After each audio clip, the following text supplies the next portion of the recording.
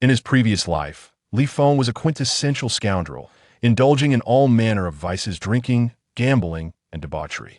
It was only when faced with the lifeless bodies of his wife and their twin children that he experienced a profound awakening. Upon opening his eyes again, he found his wife and children alive, while he remained the same despised Li Feng.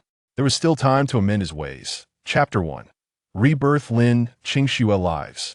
In a VIP hospital room in Jiang City, a throng of reporters clamored around the bed of a dying elderly man, frantically snapping photographs and shoving microphones toward his lips. Mr. Li Feng, do you truly intend to donate your entire fortune of 100 billion to charity? Why has such a successful entrepreneur chosen not to remarry throughout his life? Do you have any final words, Mr. Li? The frail old man's chest heaved as he struggled to speak. Bury me with my wife and children. As the light in his eyes dimmed, he could no longer see the faces before him, or hear their voices. Was this what death felt like? He was finally to reunite with Qingxue. Forgive me, Qingxue. Forgive me, my children. Brother, what if he wakes up and hurts us? Don't be afraid, Nin. I will protect you. Mama will take us away from here, and he won't be able to bully us anymore. The soft, trembling voices of the boy and girl echoed in Li Feng's ears, and tears streamed from the corners of his eyes. This was the voice of his children. With all his might, he opened his eyes, only to be met with a dusty ceiling. He sat up abruptly, scanning the dim room cluttered with various debris, the broken window sealed with a thin white film instead of glass. Wasn't this the single room he had rented in a village during his youth? How could he possibly be here if he was dead? Lost in thought, he heard the quivering voice of the little boy nearby. You can hit me, just don't harm it. Following the sound, he saw Xiao Zhe shielding his sister and in the corner, his frail body protecting hers. Though trembling with fear, he displayed a resolute expression. Li Feng approached the two children in a daze, reaching out to touch their faces, only to be scratched by Xiao Zhe's small hand. Pain? This wasn't a dream. He quickly looked down at himself, his large belly, his plump hands, and the worn-out slippers on his feet. This was his younger self. Had he been reborn? A wave of ecstatic joy surged through him. In his youth, he had been a man of indulgence, swindling money from relatives and friends, borrowing at exorbitant interest rates, and even using his wife Lin Qingxue's identity to acquire online loans. To support their children, Lin Qingxue worked 2 jobs daily. Utterly disappointed in him, she had planned to leave with the children for a job in another city, but was kidnapped by loan sharks the night before they were to depart. The next day, while leaving, she and the children were tragically struck by a truck. It was only after their deaths that he sought to improve himself, ultimately amassing a fortune of 100 billion. Yet for 52 years, he lived in regret, plagued by insomnia, consumed by thoughts of Lin Qingxue, his son Xiao Zhe, and his daughter Nin. In this new life, he vowed to cherish the 3 of them with every fiber of his being. Wait, the joy on Li Feng's face froze as he anxiously checked the date on his phone, February 4th. Wasn't this the very day Lin Qingxue was abducted? He recalled that she had been taken near their home. With a quick Xiao Zhe, take good care of your sister, he dashed away. It was already midnight. Lin Qingxue would be finishing her second job and should be heading home soon. He needed to find her quickly. Li Feng's hefty form struggled forward, panting after only a few steps. But he couldn't afford to be distracted. A singular thought consumed him. Faster! Hurry! Help! A startled cry pierced the air, causing Li Feng's heart to lurch. He clumsily rounded a corner to see 2 men dragging Lin Qingxue, their hands covering her mouth, toward a van beneath the streetlight. His heart shattered. With bloodshot eyes, he charged forward like a cannonball, seizing one of the assailants and flinging him aside, then pushing the other away before pulling Lin Qingxue into his embrace.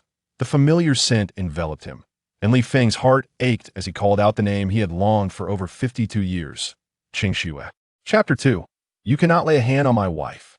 Lin Qingxue, still in shock, had a pale, frightened face, her delicate brows furrowed, and her tear-filled eyes glistening like those of a frightened little rabbit. Seeing her like this made Li Feng want to slap himself. How could he allow his wife to endure such humiliation? His eyes reddened, regret intertwining within him, the pain in his heart making him momentarily breathless. He swallowed hard, softening his voice. It's all right, don't be afraid. Lin Qingxue stiffened, then instinctively pushed him away. Li Feng, resembling a human tank, remained immovable despite her feeble attempts to shove him aside. "Let go of me," Lin Qingxue exclaimed, anger flaring. Fearing he might linger too long in this warmth, Li Feng quickly released her, but instinctively positioned himself in front of her protectively. His expression darkened. In his previous life, these two scoundrels had violated his wife, and he had cowardly failed to defend her. In this new existence, he was here to atone, even if it cost him his life. He would never allow anyone to lay a finger on Qingxue. "My wife, you shall not touch her." A fierce determination flashed across Li Feng's face. Lin Qingxue froze, unable to believe that Li Feng was standing up for her. Was he actually defending her? But in the next moment, her rationality returned. How could that be possible?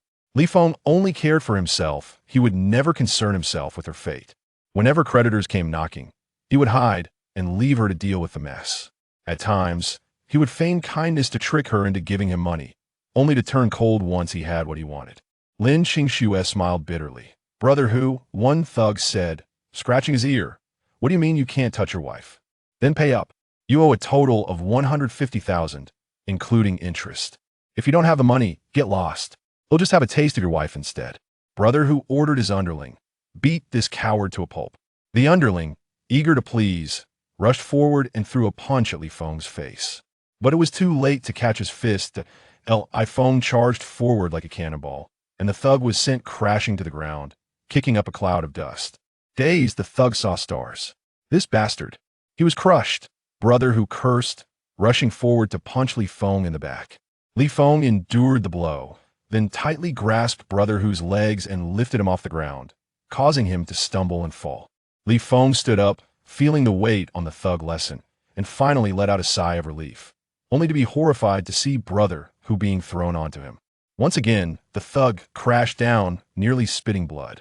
With a single stride, Li Feng sat atop Brother who, producing a steel pen from his pocket, removing the cap, and pressing the sharp tip against Brother who's eye. A mere shift of his hand would render that eye useless. A wave of intense fear washed over Brother who as he struggled to swallow. "Well, let's talk this over." Li Feng exuded a chilling aura. "Give me half a month, and I will repay the 150,000 in full." With the sharp tip so close, Brother who dared not refuse. "Fine, I'll give you half a month. If you fail to pay in that time, neither you nor your wife and children will escape." Brother who, clutching his stomach, rose with the help of his underling, glaring at Li Feng as they left. Li Feng awkwardly moved in front of Lin Qingxue, emotions swirling within him, and finally uttered a single word. Wife Lin Qingxue glared at Li Feng with a mix of sorrow and anger. "150,000. How could you? Are you trying to deceive me again for my ID to take out a loan? Li Feng, have some decency. Xiao Zhe and Yin are still so young. I need to provide for them. It's my fault. I'm a scoundrel, indulging in pleasures that have left our family in such poverty that even beggars would turn away from us," Li Feng replied, wringing his hands. Nervously, his humility at its peak. "My dear wife, I swear I will never engage in those disgraceful activities again. I will work hard to repay our debts and ensure you and the children live a good life." Lin Qingxue shook her head. "I've grown weary of hearing such words." Li Feng grew desperate. "You cannot leave. Both children are registered in Jiangsheng. If they go to study elsewhere, we must pay a tuition fee. Qingxue, you can't afford that. We can't let them drop out of school, can we?" The children were Lin Qingxue's Achilles heel. She fell silent. Li Feng pressed on. "If you stay in Jiangsheng for another half month, we can save some money. It will be easier to rent a place and afford food elsewhere." Lin Qingxue felt a flicker of hope. She could not allow her children to sleep on the streets. With a firm resolve, she said, "I will only stay for half a month. If you ask me for even a penny, I will leave immediately." Chapter 3. Assets multiplied 16-fold. Li Feng nodded repeatedly. "I promise I won't ask you for money." A profound sense of satisfaction surged within him. As he opened the door, the two children rushed in, one on each side, pulling Lin Qingxue away, their 3 pairs of eyes warily fixed on him. Li Feng silently cursed himself for his misfortunes. Seeing the 3 of them so emaciated caused him deep pain. The urgent priority was to earn money quickly, to ensure his wife and children were well fed and healthy, and to repay that high-interest loan of 150,000. He opened his Alipay account, which held a mere 246 yuan. How could he turn this sum into 150,000? As he rifled through his memories, a spark ignited in his eyes. The Winter Games. Today marked the opening ceremony of the Winter Games, the first large-scale winter sports event hosted by Huagua, attracting numerous foreign athletes. The world's gaze was upon Huagua, elevating its international standing to unprecedented heights. Following the ceremony, the mascot, Bing Dunner, would become a global sensation, with merchandise flying off the shelves.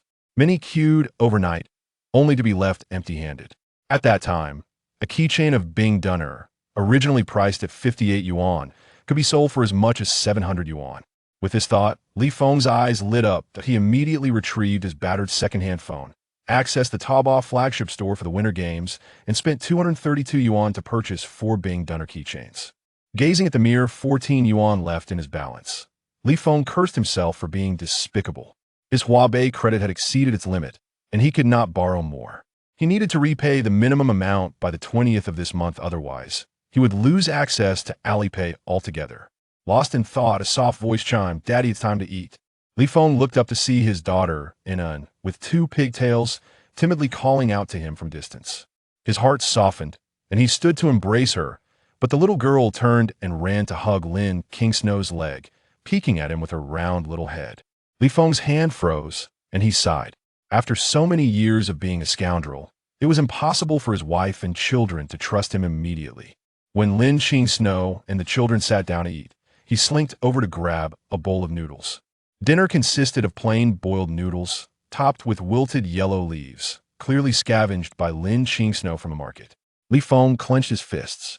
"I will never allow you to live like this again." The next morning, upon waking, he opened his phone to check the trending topics on Weibo. Just as in his previous life, Bing Dunner had taken the internet by storm. He rejoiced and checked Taobao. All Bing Dunner merchandise was sold out. Li Feng remained unperturbed. Bing Dunner is trending online. The flagship store is out of stock, and the factories are closed for the new year. So if you want it, this is the price. Before Li Feng could utter a word, the poster grew anxious. "I'm still buying. What's with your pricing?" "Hainan's Wu Yinzu. Didn't you say it was too expensive to buy?" The poster retorted, "Who said I wouldn't buy?" "Hainan's Wu Yinzu. 800 each." The poster fumed. 850. "Hainan's Wu Yinzu 1,000. Are you still in or not?" Li Feng raised an eyebrow. The price was even higher than the previous live secondhand market. Li Feng added Hainan's Wu Yinzu on WeChat, collected the payment, and swiftly altered the shipping address on Taobao, saving on shipping costs. In the blink of an eye, his balance soared from 246 yuan to 4,014 yuan. Just like that, it multiplied 16-fold. Gazing at the money in his account, Li Feng sighed regretfully. "If only I had enough capital on hand, I could earn hundreds of thousands in one go." However, he understood that wealth must be accumulated gradually. Bing Dunner had already gained immense popularity, and everyone was vying for it. It would be too slow to rely on this alone for profit. At this moment, it was time to invest in Cat Coin. Chapter 4. Are you going to sell us? Meow Coin is a virtual cryptocurrency akin to Bitcoin.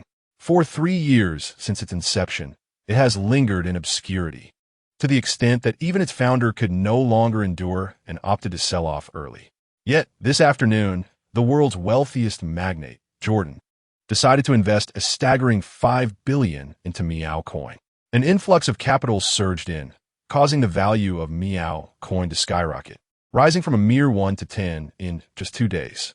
In a previous life, upon receiving a call from the police station, he was engrossed in this news, cursing those who frivolously spent their wealth on worthless virtual currency. However, in reality, this represented a genuine opportunity for him. Li Feng registered an account on a cryptocurrency exchange and invested his entire savings of 4,000 yuan into purchasing Meow Coin. Upon checking his account, he found it dwindled to a mere 14 yuan. He then ventured to the market, spending 9 yuan on lean meat and 5 yuan on green peppers, leaving his account empty once more. With nothing but oil and salt at home, he prepared a stir-fry of shredded meat with green peppers, the aroma wafting invitingly. And then, with her round, glistening eyes, stared longingly at the plate, resembling a little glutton. Li Feng beckoned to Anan. "Come, dear, it's time for dinner." With a sweet voice, Anan inquired, "Daddy, will you really let me have some meat?" Li Feng endeavored to smile gently, There's plenty for all of you. 3-year-old and hesitated, glancing at the meat and then at her usually stern father, before turning to clutch the shirt of her 4-year-old brother, Xiaozhe. I'll listen to my brother. I want to eat meat. I don't want to be hit. Li Feng's heart sank. The children were clearly frightened of him. In his previous life, whenever he bought treats, he always indulged alone. When they asked for food, it was met with harsh punishment. Now, even after attempting to make amends, the children still recoiled at his presence, too afraid to approach him.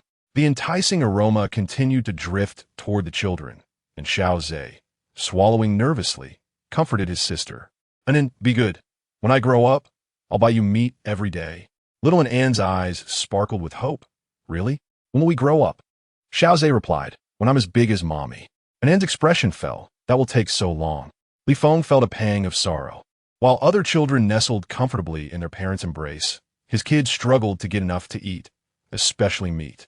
He silently chastised himself before approaching the children with the plate. He squatted down, offering a piece of meat to An. Xiaozhe, alarmed, pulled his sister behind him, his pale face betraying his fear. What are you doing? You're not going to hit An again. Li Feng, with utmost sincerity, vowed, I promise, I will never hit An or you again. Xiao Shaposhed. Taken aback, he had never encountered such a gentle side of his father. Yet, suspicion crept back in. Are you planning to sell us? Li Feng sighed. Selling children is illegal. I would end up in jail. Having not tasted meat in ages, Xiaozhe stubbornly turned his face away. And then peeked out from behind her brother, murmuring softly, it smells so good. Seizing the moment, Li Feng offered her another piece. It tastes even better. And then looked to Xiaozhe, who softened. You can have a bite. If their father were to harm An, he would protect her immediately. Cautiously, and then watched Li Feng, hesitating for a long while before finally biting into the piece of lean meat. Chapter 5. Did you really make 4,000 yuan? A pair of timid eyes peeked out, gazing at Li Feng as she chewed the meat quietly. A wave of profound satisfaction surged within him. His obedient daughter was finally willing to eat his food. Seizing the momentum, he continued to feed An, who grew bolder, standing before Li Feng and devouring piece after piece of meat. Seeing her previously gaunt face now pleasantly round and full, Li Feng's eyes sparkled with joy. He then offered Xiaozhe a piece, but the boy, with his hands behind his back, turned his mouth away. I'm not eating. The meat was indeed delicious. You really don't want to try? Li Feng guaxia. And then looked up, tugging at her brother's shirt. The meat is so good. You should eat too. Xiaozhe huffed defiantly. I don't like meat, especially not this man's meat. He would never forget the time he was thrown against the wall for wanting to eat what his father had. Just as Li Feng was about to persuade him, Lin Qingxue burst into the room, her face filled with alarm. What are you doing? In an instant, she shielded the 2 children behind her, glaring anxiously at Li Feng. If the children eat your food, I will buy it back from you. You cannot hit them. Li Feng realized she was misunderstanding him again and hurried to clarify, no. I noticed the children were malnourished, which is why I wanted to buy them some meat to nourish them. But Lin Qingxue was unconvinced. You never care for the children. Are you planning to sell them to loan sharks to pay off your debts? Her eyes widened with fear as she spoke. Since last night, Li Feng had been acting strangely different. He had suddenly become gentle, speaking softly to her and the children, as if he were a different person, making her feel uneasy. Li Feng steadied himself, looking earnestly at Lin Qingxue. I was a terrible person before, and I caused you and the children much suffering. Now, all I want is to make amends. Qingxue, today I made 4,000 yuan, and I will earn more in the future. Soon, we will pay off our debts. And you and the children will have meat to eat every day and soup for every meal, living comfortably. Lin Qingxue was taken aback. Was she dreaming? The Li Feng, who had always been self-centered, was now showing concern for her and the children, promising them a better life. In a daze, she felt a tug at her clothes. Looking down, she saw An gazing up at her with hopeful eyes. Mommy, the meat is so tasty. Lin Qingxue felt her heart swell. During the new year, their home had been filled with debt collectors, and she had been so preoccupied with begging that the children hadn't even had a bite of meat. Li Feng seized the opportunity, presenting the plate of stir-fried meat to Lin Qingxue, urging her, An wants to eat meat. You should feed her. After a moment of hesitation, Lin Qingxue, still dubious, accepted the plate. Li Feng encouraged her, hurry and feed An. With gritted teeth, Lin Qingxue fed and a piece of meat, then quickly turned to Li Feng and, seeing he and Ti reacted, felt reassured enough to feed both children. Seeing Xiao Zhe willing to eat, Li Feng felt a surge of joy and urged Lin Qingxue, "You should have some meat too. It will do you good." Lin Qingxue's eyes glistened with unshed tears. She nodded, "You should eat as well." Li Feng patted his belly, grinning, "I'm on a diet, so I want tea." With his hefty 200-pound frame, he certainly needed to shed some weight. He went to serve 4 bowls of rice, placing them on the table and calling his wife and children to eat, then began tidying up the house. Lin Qingxue watched in astonishment, forgetting to eat as she observed him bustling about. He could actually clean the house. "Did you really make 4,000 yuan?" Chapter 6. A bet. Li Feng immediately presented his findings to Lin Qingxue, opening the post with pride. "A keychain can sell for 1,000 yuan?" Lin Qingxue's ruby lips parted slightly, her face etched with disbelief. Li Feng revealed his Taobao purchase history to her. This being done is incredibly popular. Everyone is scrambling to buy it. Upon seeing the records, Lin Qingxue was utterly astonished. With a mere investment of over 200 yuan, it had morphed into over 4,000 yuan overnight. She couldn't even fathom it. Li Feng, seizing the moment, opened his cryptocurrency app to show her. "Meow coin is going to rise this afternoon, and then I'll make another fortune. Soon, I'll have enough to repay the loan sharks." Upon hearing it was virtual currency, Lin Qingxue fell silent, taking the children outside after finishing her meal. Li Feng understood that his credibility had been shattered. No matter how enticing the virtual currency sounded, it felt like gambling to her, and she certainly wouldn't believe him. By the time he finished tidying up the house, it was already 4 o'clock in the afternoon. Sweat streamed down Li Feng's face like water. He grabbed a worn towel and wiped his face briefly before opening the cryptocurrency trading app. The price of cat coin had surged to 2 yuan. The forum was ablaze with excitement. Jordan announced he would spend $5 billion on cat coin. "Is this for real? Damn it. I sold too soon. It's still rising. Should I sell my house and car? Has the guy in front lost his mind? Crazy. How could cat coin possibly reach 6 yuan? Just a few dishes, and he's like this." The threshold for trading cryptocurrencies is so low now that anyone can pretend to be a crypto god. In Hainan, Wu Yanzu remarked, "You said it, I'll buy 50,000 directly. If I lose, don't come crying to me." As dusk approached, he needed to prepare dinner for his wife and children. After searching the house, he found only a bag of rice, a bag of flour, a jar of pickled vegetables, and a plate of dried radish. Li Feng rolled up his sleeves, washed his hands, scooped flour onto the cutting board, added a pinch of salt, and mixed in water to knead the dough. With no money to buy ingredients, he could only make hand-pulled noodles. In his past life, he had a penchant for eating and was quite skilled in the kitchen, which explained why he weighed 200 pounds. Once he kneaded the dough and rolled it out, he cut into thin strips. When the water in the pot boiled, he dropped the noodles in, cooking them until they were tender, then rinsed them in cold water. After cleaning the pot, he heated it over high heat, added oil, and soon the aroma filled the small room. He tossed in a handful of pickled vegetables, and the oil sizzled as the vegetables danced in the heated oil. Once it was nearly done, Li Feng added the hand-pulled noodles and quickly stir-fried them until they became translucent. After seasoning with salt, he served the dish in a large bowl. With no thermos at home, he inverted a large bowl, placed it in a plastic bag, and set off to find Lin Qingxue.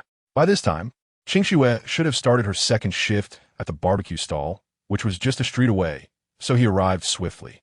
However, upon seeing him, Aunt Wang placed her hands on her hips and exclaimed, "You dog, here to beg Qingxue for money again." Chapter 7. The sun rises in the west. This barbecue stall was run by a couple in their 40s, with Aunt Wang being the female vendor. Whenever Li Feng lost a bet or had no money for food, he would come to ask Lin Qingxue for money, and if she said no, he would resort to violence. Having witnessed this behavior countless times, Aunt Wang now greeted Li Feng with a scowl. Li Feng quickly clarified, "Aunt Wang, you've misunderstood. I'm here to bring dinner to Qingxue and the kids." Aunt Wang, a fiery woman, pointed at him and scolded, "Are you trying to fool me? You bringing dinner to Qingxue and the kids?" I would write Wang backward if that were true. With nothing admirable about him, she felt justified in her harsh words. Li Feng, aware of his lack of credibility, lifted the bowl to reveal the stir-fried noodles. Aunt Wong, look, I just made this, and it's still warm. Seeing the bowl brimming with noodles, Aunt Wong's mouth fell open in shock. She instinctively pinched her thigh, wincing in disbelief. Goodness gracious, the sun must be rising in the west. This useless fellow is actually cooking for his wife and kids. Li Feng hastily continued in the past. I wronged Qingxue and the kids, but I've made up my mind to change. I owe a great debt of gratitude to you for taking care of Qingxue, so I wanted to thank you. He bowed slightly to Aunt Wong, not out of reluctance to show respect, but rather because his clumsy body made such gestures awkward. Upon seeing him bow, Aunt Wong took several steps back, patting her chest in astonishment. Goodness, he even knows to thank me now. Uncle Zhang, busy with the barbecue, impatiently called out, customers are waiting for their skewers. What are you doing just standing there? Li Feng greeted him with a quick, hello, Uncle Zhang, as a way of acknowledgement. After expressing his gratitude, he stood by the stall. Aunt Wong leaned closer to Uncle Zhang, observing Li Feng, who resembled a statue, and said, Honey, don't you think Li Feng is acting strangely today? Uncle Zhang, preoccupied, replied curtly, that's their couple's business. Mind your own, and get back to serving customers. How can I not care? Qingxue is such a good person, marrying this worthless man. She hasn't had a single good day. I think today he's just pretending to be nice to Qingxue to swindle money. Li Feng overheard every word, and he nodded in agreement. I was indeed a scoundrel, and made Qingxue suffer a great deal. Aunt Wong gasped, clutching Uncle Zhang's shirt. Did you hear that? He admits he's a scoundrel. Uncle Zhang glanced at Li Feng, whose expression was earnest. For a rare moment, he softened his demeanor towards Li Feng and said, as long as you realize your mistakes and work on changing, don't remain a scoundrel forever. A wife is meant to be cherished, not beaten. Li Feng immediately replied, I understand, Uncle Zhang. He felt profound gratitude towards the couple. In his past life, when he committed those disgraceful acts, they had protected Qingxue, and he held them in high regard now. Aunt Wong's eyes widened, and she tugged on Uncle Zhang's shirt. Did you see? He's like a different person today. Aunt Wong, holding skewers, continued to stare at Li Feng. Seeing her busy, he placed the noodles beside Uncle Zhang and rolled up his sleeves, stepping forward. Aunt Wong, let me help you. Before the couple could object, he began cleaning the dirty tables. This was originally Qingxue's task, and by helping, she would have a lighter load. She instinctively pulled her two children behind her, wary. Was Li Feng back to ask for money again? Chapter 8. Li Feng really seems like a changed man upon seeing his wife and children. Li Feng called out, I brought fried noodles for you. Hurry over and eat. Lin Qingxue paused. Fried noodles? With nothing else at home, I could only make one dish. You'll have to make do with this until tomorrow when I can buy better ingredients. Her beautiful eyes widened in disbelief. You're not here to ask for money? How could this be? Li Feng had always come to her workplace seeking money, and if she refused, he would hit her in front of customers. Even with Aunt Wong and Uncle Zhang protecting her, Li Feng always found a way to take advantage. Now, he claimed to have made fried noodles for her and the children to enjoy. Li Feng earnestly replied, I promised not to ask you for money again. A man must keep his word. He quickly wiped his hands clean and presented the bowl of noodles to Lin Qingxue, watching her with anticipation. If we don't eat soon, the noodles will cool down. It's fine for us adults to wait a bit, but it's not good for the children to go hungry. Lin Qingxue glanced back at her two little ones, her heart softening. She nodded, took the bowl, and led her children to a nearby table. You two eat well. Mommy has to go to work now. Li Feng quickly added, Wife, you mustn't go hungry either. I'll take care of your tasks. You can rest. Lin Qingxue looked at him in astonishment. You're willing to help? Isn't it only natural for a husband to help his wife? You've worked hard all day. You should eat in peace while I take care of things, Li Feng said before rushing to assist with the customers. Lin Qingxue stared at him, bewildered, and after a moment whispered, Has he truly changed? Mommy, this fried noodle is delicious. You should try it. Little and clumsily offered a piece of noodle to Lin Qingxue. She took a bite, and her eyes lit up. The noodles were chewy, and the pickled vegetables heightened the flavor, whetting her appetite. She turned to look at Li Feng, who was bustling through the crowd, sweat glistening on his round face. Li Feng truly seemed like a different person. A wave of hope surged within her, and a glimmer sparkled in her eyes. Is it good? And then asked eagerly. Yes, it's delicious, Lin Qingxue replied softly. If you like it, eat more. The little dumpling nodded vigorously and turned to feed her brother. Brother, you should eat too. Little Zay turned his face away. I don't want any. And then pouted, but it's really good. Lin Qing Snow gently stroked Xiaoza's hair and chuckled. If Xiaoza doesn't eat, and then we'll be sad. Xiaoza's small face was filled with indecision. He glanced at their busy father in the distance, and then at his eagerly waiting sister. Feeling defeated, he said, I will eat. Anan immediately beamed with joy and fed him. Li Feng, while busy, kept a watchful eye on his wife and children. Seeing them happily enjoying the noodles he had cooked, he felt a deep sense of satisfaction. It was truly a wonderful thing that Qing Snow and Xiaoza were willing to eat what he prepared. With renewed vigor, Li Feng eagerly took on additional tasks beyond just wiping tables. Just as Lin Qing Snow was about to assist a customer with ordering, Li Feng rushed over to take the task from her, saying, I'll do it, dear. You go take a break. I've got this. When Lin Qing Snow picked up a plate to wash, he snatched it away, insisting, You shouldn't do such rough work. Go play with Anan and Xiaoza. However, he had never handled these tasks before and was worried about being overwhelmed, so he explained to Aunt Wang. The barbecue stall was busy, and even a seasoned worker struggled to keep up. Li Feng, unaccustomed to the work, would surely flounder, especially considering his size made it even more challenging. Aunt Wang, raising her voice intentionally for Li Feng to hear, remarked, I see him working quite efficiently. Don't you agree, Li Feng? Yes, yes. The more I work, the more I can lose weight, Li Feng replied in agreement. Chapter 9. Sixfold Increase in One Day. Seizing the opportunity, Li Feng declared, I will definitely treat my wife well. Lin Qing Snow scrutinized him, trying to decipher his expression. Yet, as soon as Li Feng noticed her gaze, he smiled broadly. Being naturally plump, his face was round and jovial, and when he smiled, it was as if flowers bloomed upon it, radiating warmth. Lin Qing Snow was startled by her own thoughts and quickly averted her eyes. Nearby, Aunt Wang's frustrated voice broke through. Oh no, I have to write my name backward. Li Feng quipped, Your surname is Wang. If you write it backward, it's still Wang. Indeed. Haha, Wang's a good name. Aunt Wang's spirits lifted once more.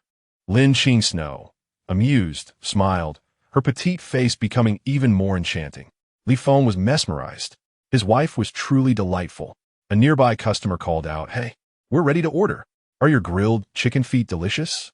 Li Feng pointed at his own body. If they weren't delicious, would I still be this big? His words were quite persuasive. The customer quickly replied, Then I'll take 5 skewers and a few more. Li Feng swiftly noted down the order and continued to promote. You must have some wine with your skewers. In this harsh winter, isn't it nice to warm up? Once he mentioned it, the customer suddenly felt the chill of winter. Though winter wasn't the best time for skewers, cravings were strong, and a drink seemed perfect. Let us get a small bottle of Maopu wine. Li Feng cheerfully responded, Just a moment, it'll be ready shortly. He then sent the order over to Uncle Jean. When he turned back to check on Lin Qing Snow, he found her squatting in a corner with the children, drawing and writing. Occasionally, she would glance at him, and their eyes would meet before she quickly looked away. Li Feng felt elated. His wife was truly adorable. The more he thought about it, the more motivated he became. Just then, amidst the hustle and bustle, his WeChat voice message chimed incessantly. Upon opening it, he saw it was from the Hainan version of Wu Yinzu. Li Feng clicked the link, and an excited young voice exclaimed from the other end, Awesome. God, it really rose to 6 yuan. Who would have thought that cat coin could increase 6-fold in a day? 6-fold. How did you know? Li Feng rablia calmly. Igasa. Haha, you're so humorous, God. The other side, didn't he believe it? How could it be so coincidental to guess it would rise to 6 yuan? Clearly, the god was being modest. Wu Yinzu from Jiangnan immediately asked, It has already reached the price you predicted. Should I sell? Without hesitation, Li Feng replied, No, I'll sell when it hits 10 yuan tomorrow. A sharp intake of breath, followed by an exclamation, came from the other end. Is it going to rise more? Really? Li Feng said, Believe it or not. There was no need to elaborate with someone he hardly knew. 10-fold in 2 days? That can't be. We're such easy profit. It sounds like a trap. Wu Yinzu hesitated. Do you have any news, God? Li Feng replia. No, juste gasas. Busu. Not chatting anymore. He ended the call abruptly. Just as a table of customers departed, he quickly began to clear it away, not wanting Lin Qing Snow to come over and take on more work. The Hainan Wu Yinzu attempted to stop him, but only heard the busy tone on the line. Truly, the god was indeed a god, not even regarding a business that could rise sixfold in a day. Hainan Wu Yinzu sighed. Rationality told him it had peaked. Yet a persistent voice urged him to take one more risk. After a moment of hesitation, he gritted his teeth and invested another 100,000. One last push. After completing the purchase, he opened a forum where various analysts began to discuss the upcoming market trends. Chapter 10. Do you lack any accessories? Hainan Wu Yinzu felt a chill run down his spine. 100,000 was not a trivial amount for him. He silently regretted his impulsiveness, wondering why he had trusted someone he had never even met. He scrolled through the forum posts, his heart sinking further with each page. When he opened the trading software, Catcoin's price fluctuated between 5 and 6 yuan without any movement. After squatting for over 3 hours with no changes, he decided to turn off his phone and go to sleep. The next day, he awoke to discover it was already 10 o'clock. He hurriedly opened his phone to check the software. Upon seeing the numbers displayed, he was astonished. 9 yuan and 54 cents. He jolted upright, rubbed his eyes, and looked again. 9 yuan and 56 cents. It was truly approaching 10 yuan. Hainan Wu Yinzu held his breath, watching the numbers climb. 9 yuan and 60. 9 yuan and 70. Rising so quickly, could it surpass 10 yuan? Just as this thought crossed his mind, a WeChat notification popped up. Order placed at 10 yuan. Another message quickly followed. The highest price is 10 yuan. Hainan Wu Yinzu stared at those words for a good 10 seconds. Aside from the market makers, who could be so certain about the peak price? He exhaled slowly and placed an order at 10 yuan on the platform. The so-called order was a way to set a price. When the market reached that price, the buy and sell orders would automatically activate. Within 5 minutes of placing the order, Catcoin's price hit 10 yuan, and his sell order was instantly executed. Soon, the price increased to 10 yuan and 2 cents. A pang of regret struck him. He sold too early. If only he had waited a bit longer. Just as this thought formed, the price plummeted to 9 yuan and 98 cents. In a state of shock, Hainan Wu Yinzu watched as the price quickly dropped to 9 yuan and 50 cents. Stabilizing there. Damn it, damn it, damn it. The highest price was indeed 10 yuan. Hainan Wu Yinzu jumped several times in his room, finally managing to calm himself. He sent a voice message, and once connected, he excitedly asked, "You're the market maker, right?" The other end replied calmly, "No, I'm just a small player." "God, you're incredible. I might as well kneel before you. How did you know this price?" Li Feng held his phone at a distance, waiting for the other side to finish their excitement before replying, "I guessed." "How could one guess so accurately?" Li Feng responded, "Just lucky. You're amazing. Do you need any accessories? I'll definitely follow your lead. If you say go east, I want to go west." Li Feng made no promises and simply asked, "How much did you earn?" The other side quickly calculated. When a unit price was 1 yuan, I bought 20,000. Later, when it increased to 2 yuan, I gambled with you and bought 5,000 more. Last night, when a unit price was 5 yuan, I bought 100,000. After deducting costs, I made 470,000, earning 470,000 in a single night.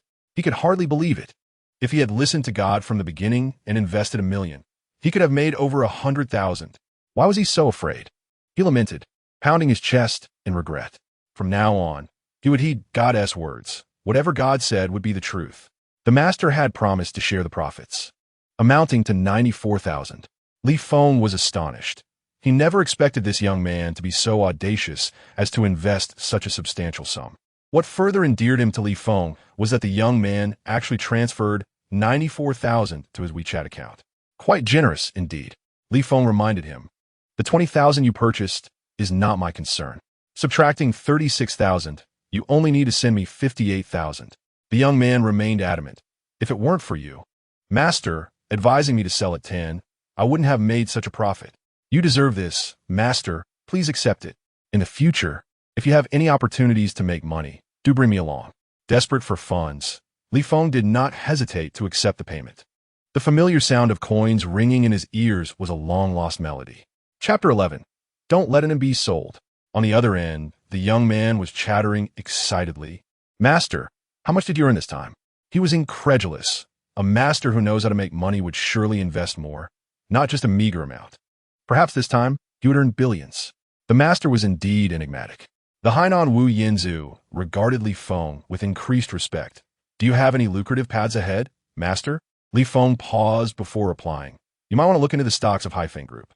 During the Olympics, a female athlete named Gu Aiai will achieve remarkable results, winning 2 golds and 1 silver. With her beauty and charm, she will soon become a top influencer. Consequently, Li Feng Group, which signed her as a spokesperson, will see a series of stock price surges. Back then, he had no money even for his family's funeral and had to borrow from everywhere. His reputation was tarnished. Relatives would not even let him in upon hearing he came to borrow money. As he wandered despondently on the street, he glanced up to see stock information on a large screen in the mall. On the other end, the young man exclaimed, "Thank you, master." After a brief acknowledgement, Li Feng hung up. To his surprise, that Hainan Wu Yinzu had truly sent him 94,000, combined with his other funds. He now had a total of 134,000. He was only one step away from repaying the 15,000 loan shark debt. At that moment, Li Feng Group stock was priced at 263 per share, with 100 shares constituting a lot. Li Feng promptly purchased 50 lots, leaving him with only 500 yuan. This would suffice for a few days' living expenses. After putting away his phone, he dutifully washed the dishes. Lin Qingshui woke early to make pancakes and rushed off to work after breakfast, leaving the dishes soaking in the pot. In an effort to lose weight, Li Feng had refrained from eating the previous night, having consumed only 1 pancake in the morning, which left him feeling quite unwell. As he approached, Xiao Zhe sprang up like a little rabbit from the stool, positioning himself protectively in front of Anin, watching Li Feng with vigilance. Li Feng made an effort to control his expression, aiming to appear amiable. "Daddy earned some money. Let's go out and buy something to eat." Anin peeked out with bright, sparkling eyes. "Really?" Li Feng promptly showed her his WeChat balance. "Daddy has money. Look, there's 500. Children of 3 or 4 have no concept of money. Neither had they attended school, so they did not comprehend the significance of 500. In their innocent minds, it was an enormous sum. Anin's eyes widened in awe. "Daddy is so rich." Seeing her adorable expression, Li Feng couldn't resist reaching out to touch her little head. As his fingers brushed through his daughter's soft hair, a surge of warmth filled his heart. This was the daughter he had yearned for in his previous life for 52 years, and he finally had the chance to touch her. Before he could fully relish the moment, his hand was abruptly suspended. Xiao Zhe, with both arms wrapped around his sister, scurried to a corner, eyeing Li Feng with suspicion while admonishing Anin. "He hasn't gone to work, yet suddenly has money. He must have made a deal to sell us. Someone has probably given him a down payment." Little Anin, frightened, clung tightly to Xiao Zhe. "Anin doesn't want to be sold. Brother will protect Anin. Stay away from Daddy." "Okay." Anin nodded earnestly.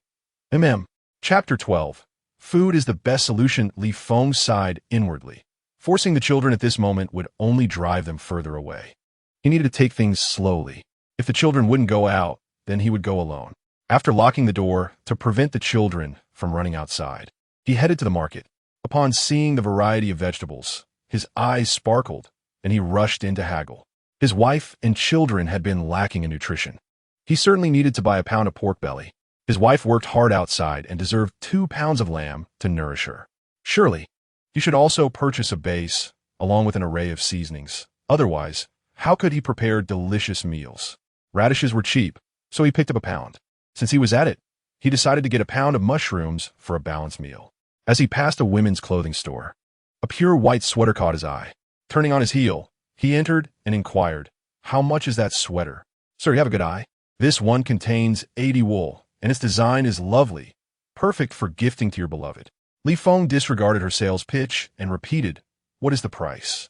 The shopkeeper, enthusiastic, replied, "It's worth more than that." Li Feng offered, "Will you sell it for 100? The shopkeeper immediately bristled. "This is a wool sweater. We can't even procure it at that price." Unfazed, Li Feng countered, 200. "If not, I'll walk away." "Please don't leave. I will sell it." With that, Li Feng walked away with an additional item in hand. Upon entering his home, he found the 2 children scurrying into a corner like rabbits, their fearful eyes fixed on him. Li Feng retrieved 2 large lollipops and handed them to Anin and Xiao Zhe. The little glutton Anin couldn't take her eyes off the candy and tugged at her brother's shirt. "Anin wants to eat lollipop. Daddy bought these for you. Take them." Li Feng encouraged. Anin tilted her head back, her round eyes looking timidly at Li Feng. Seeing this, he placed a lollipop in her small hand and offered the other to Xiao Zhe. Xiao Zhe crossed his arms behind his back, feigning defiance. I won't eat. His mouth was defiant, but his eyes kept glancing at the lollipop.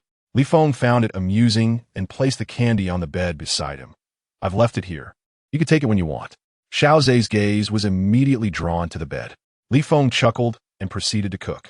He skillfully blanched the lamb, cut it into pieces, and tossed it into the pot to stew. Soon, the savory aroma filled the house. Anin, holding a lollipop larger than her face, licked her lips, exclaiming, "It smells so good." Li Feng responded with a smile. "It will smell even better soon. Today's lunch will be lavish. Save the candy for later so you can eat more meat." Upon hearing they could eat meat, Anin's eyes sparkled even more. Tempted by the delicious smell, she swayed her way over to Li Feng, reaching for the cabinet, her round little head peeking out. "Can Anin eat too?" "Anin can eat as much as she wants," Li Feng declared generously. Anin's eyes turned into crescent moons. "Can brother eat too?" "Yes, Xiao Zhe can eat as much as he wants, and mommy can eat freely," Li Feng replied, glancing at Xiao Zhe. The little rascal stood at a distance, arms crossed, eagerly watching the pot. Li Feng sighed inwardly. Food truly works wonders. Chapter 13. Where did the money come from? As soon as Lin Qingxue finished her morning shift, she hurried home. Taking a greedy breath, she rushed towards her door with the groceries. Upon opening it, an enticing aroma enveloped her. She stood frozen. The two children were busily rummaging at the stove, while Li Feng was feeding Anin a generous piece of meat. The normally irritable Li Feng was now diligently at work in the kitchen. Everything felt surreal. Hearing the door open, Li Feng turned to see Lin Qingxue standing in the doorway, her beautiful eyes wide with disbelief as she gazed at him. Lin Qingxue parted her lips, and after a while, managed to utter, "Have you cooked again?" "As my wife works hard outside, it is only right that I prepare meals at home," Li Feng responded as he shut the door and urged Lin Qingxue to take a seat at the table. And then, swaying unsteadily, approached Lin Qingxue, her cheeks puffed out like a greedy little squirrel.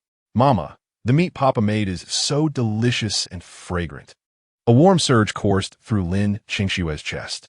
She wiped the sauce from An's mouth and inquired, "Is it really that tasty?"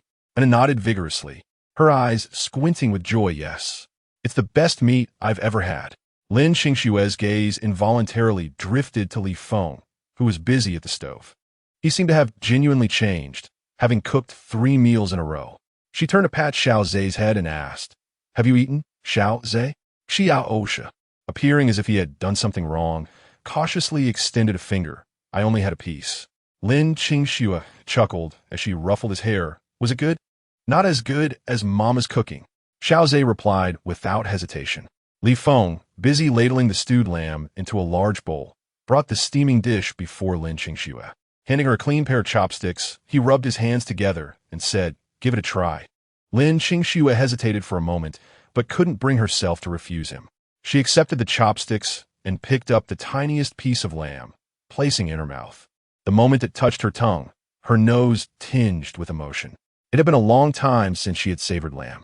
How delightful it was! She chewed slowly, reluctant to swallow. Li Feng, watching her with a hint of anxiety, asked, "How does it taste?" Lin Qingxue sniffled, "Delicious." Li Feng's spirits lifted, then "Eat more. There's steam base in the rice cooker. I'll bring it out right away." He turned his plump body towards the rice cooker, using a dishcloth to handle the plate, and brought the base to the table, quickly grabbing his earlobe as it was hot. The fragrant aroma of the base wafted through the air, making the trio unable to resist swallowing hard. Xiao Zhe tried hard to avert his gaze, but his peripheral vision kept darting towards the meat and fish. "It smells so good, I want to eat." He secretly swallowed and inched closer to his mother. Little Lin was drooling, her eyes fixed on the fish and lamb without wavering. Lin Qingxue was astonished. "Where did you get the money to buy these?" Li Feng presented a bowl of freshly cooked rice before her, smiling. "Didn't I buy that cat coin before? It has risen significantly, and I made a profit, so I used some of it to buy meat and fish for you all. Can that cat coin really make money?" Lin Qingxue was skeptical. Li Feng, fearing she might misunderstand him again, quickly clarified, "I can make money. I bought 4,000 yuan worth of cat coins yesterday, and today it doubled to 40,000. I'll sell it once it peaks. 40,000. Lin Qingxue exclaimed. You made 40,000 in one night. Not just that. I helped someone else buy cat coins too, and when he made a profit, he shared 94,000 with me. Altogether, I made 130,000. Lin Qingxue's mouth fell open in astonishment, her small face filled with wonder. 130,000 in one night? How could that be? Are you lying to me? She asked, bewildered. Li Feng quickly responded, I wouldn't dare lie to you. If you don't believe me, look at my records. He hurriedly opened his trading software. Lin Qingxue couldn't comprehend the numbers, but she clearly saw the significant profit of 3,600 displayed. Then, she watched as Li Feng opened WeChat to show her the transfer from Hainan Wuyinzu. He had indeed earned 94,000. At this point, Lin Qingxue found it hard to doubt him. Joy surged through her, illuminating her face with hope. With 130,000 already, if I can find a way to borrow another 20,000, I can pay off the high-interest loan, and then it will just be the online loans and relatives' money left. If there were no high-interest loans, the children would be safe. Seeing the sparkle in her eyes, Li Feng felt an indescribable sense of satisfaction. What a wonderful wife he had. How had he not cherished her in his past life? Overwhelmed with emotion, he said, You don't need to worry about money. Don't go asking your parents. They have it tough too. The only ones Lin Qingxue could turn to her father-in-law and mother-in-law. Lin Qingxue's expression stiffened, and she mumbled, I will pay them back. You don't need to stress about money. I will soon earn 150,000, he assured her. At this, Lin Qingxue furrowed her elegant brows. Did you buy again? No, I already sold it. I used that money to invest in stocks. Before Li Feng could finish, disappointment washed over Lin Qingxue's face. Why do you always think about getting rich quickly? Can't you just work steadily to earn money? Lin Qingxue grew increasingly agitated. I don't expect you to leave me, but you must think about the two children. Do you want them to be burdened with debt for life? Li Feng looked at her with concern. Qingxue, don't be anxious. This stock will surely rise. Who can predict the stock market? Lin Qingxue retorted, unwilling to listen to his excuses. She had thought he had changed, but it seemed he still aimed too high. Just as they were close to paying off the high-interest loan, he had invested the money into stocks again. If he lost it, they would be unable to repay the loan. Lin Qingxue sniffed, her doubt evident. Are you serious? If the stock hasn't risen by 2:30 tomorrow, I'll sell everything. If I don't keep my word, you can take the children and leave the day after tomorrow. Okay? By tomorrow morning, the stock should hit the limit up. He thought. He would show Qingxue, and she would no longer oppose him. That would be 6 limit ups. He couldn't let this opportunity slip away. Li Feng hastily said, The food will get cold. Let us eat. Lin Qingxue looked down to see her 2 children gazing at her eagerly. She picked up a pair of chopsticks and served each child a portion, saying, Eat up. Glancing at Li Feng's empty hands, she asked, Aren't you eating? Li Feng turned to wash the pot. There are still 2 dishes left to prepare. You all eat first, and I'll finish soon. Lin Qingxue, feeling sympathetic, insisted. There is enough food. Let us eat together. Li Feng was adamant. No, there are still dishes to finish. You eat first. I have time this afternoon and can eat later. Watching him busy himself again, Lin Qingxue felt a mix of emotions. He seemed different from before. The lamb was tender and savory, the steamed base refreshing and smooth, paired with fragrant rice that kept the 3 of them from stopping. After serving up the braised pork and stir-fried greens, Li Feng finally dished himself a small bowl of rice to eat with them. Lin Qingxue savored a large bowl of rice before reluctantly setting down her chopsticks to head off to work. Anin and Xiao Zhe were both full, waddling around the room, cradling their bellies. The only one who hadn't eaten enough was Li Feng. He had no choice. Being overweight meant he needed to diet. After cleaning up, his phone began to ring incessantly. Picking it up, he was unsurprised to see Hainan Wuyinzu's message. Master, you need to check the cat coin forum. Chapter 15. Still addicted. My mom's mom. Brother, do you have insider information? Did it really rise to 6 yuan last night? Just a lucky guess? Who could predict so accurately? What about that Hainan Wuyinzu? Did he make any money? 470,000? Impressive. That's more than my 2 years' salary. 47,000 in one night. Wow. How much did you invest to make that much? Hainan Wuyinzu. Just around 600,000 capital. Mainly, I listened to the master and sold at 10 yuan. making a huge profit. He even sent a laughing emoji with his hands on his hips. 10 yuan. Sold at the peak. Did the master predict it would rise to 10 yuan? A true expert. This is a genuine master. How come I didn't see the master say it would rise to 10 yuan? Hainan Wu Yinzu. The esteemed master privately informed me that I have already transferred the 94,000 that needed to be paid. I can only hope that the master will take me under his wing more often in the future. Amidst the flattery, there are certainly many skeptics regarding Li Feng. What master? It all seems like a fade to me. Numerous accounts come to make predictions, and those that turn out to be inaccurate are promptly deleted, leaving only the occasional accurate one. Those who can precisely forecast the price levels are nothing but charlatans. Are these two in cahoots, deliberately coming to our forum to deceive and exploit us? Hainan Wu Yinzu. I wish I were in league with the master. Would he even entertain such a notion? Subsequently, Hainan Wu Yinzu found himself embroiled in a dispute with those individuals. He sent several messages on WeChat. The essence of his messages was a demand for Li Feng to prove himself. Hainan Wu Yinzu, indignant. Their reckless statements are slanderous. This cannot be tolerated. Li Feng, uninterested in typing, opted to send a voice message. They are right. Anyone capable of accurately predicting price increases is invariably a fraud. One must respect and trust the market. Soon after, Hainan Wu Yinzu responded with his own voice message. Master, you urge me to trust the market, yet you turn around and predict a peak? This is unacceptable. I cannot allow them to slander the master. I must confront them. He proceeded to screenshot his buy and sell points and attach them to the thread. Still feeling inadequate, he also shared a screenshot of his payment record to Li Feng.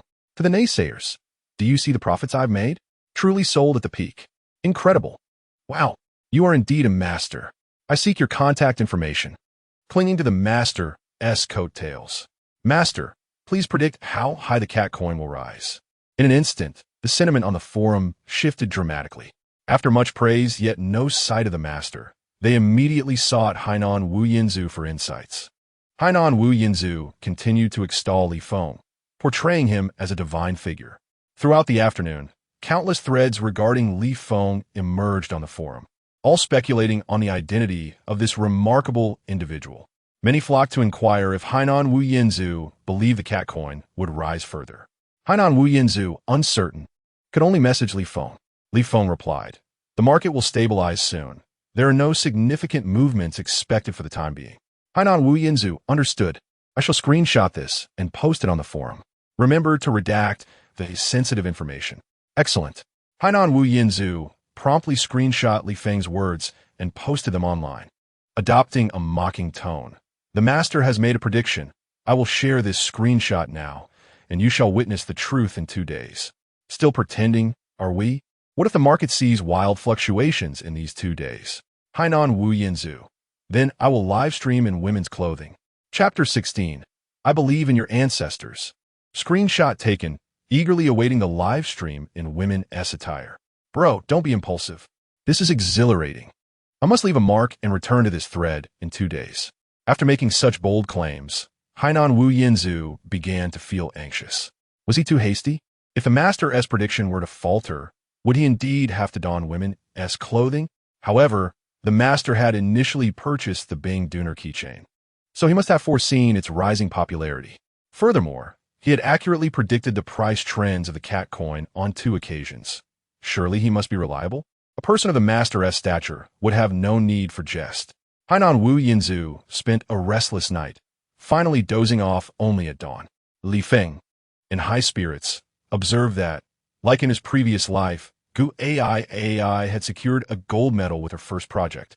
He awaited the surge in stocks from Li Feng Group the following day. After putting away his phone, he prepared dinner, ensuring the children were well fed before bringing a meal to his wife.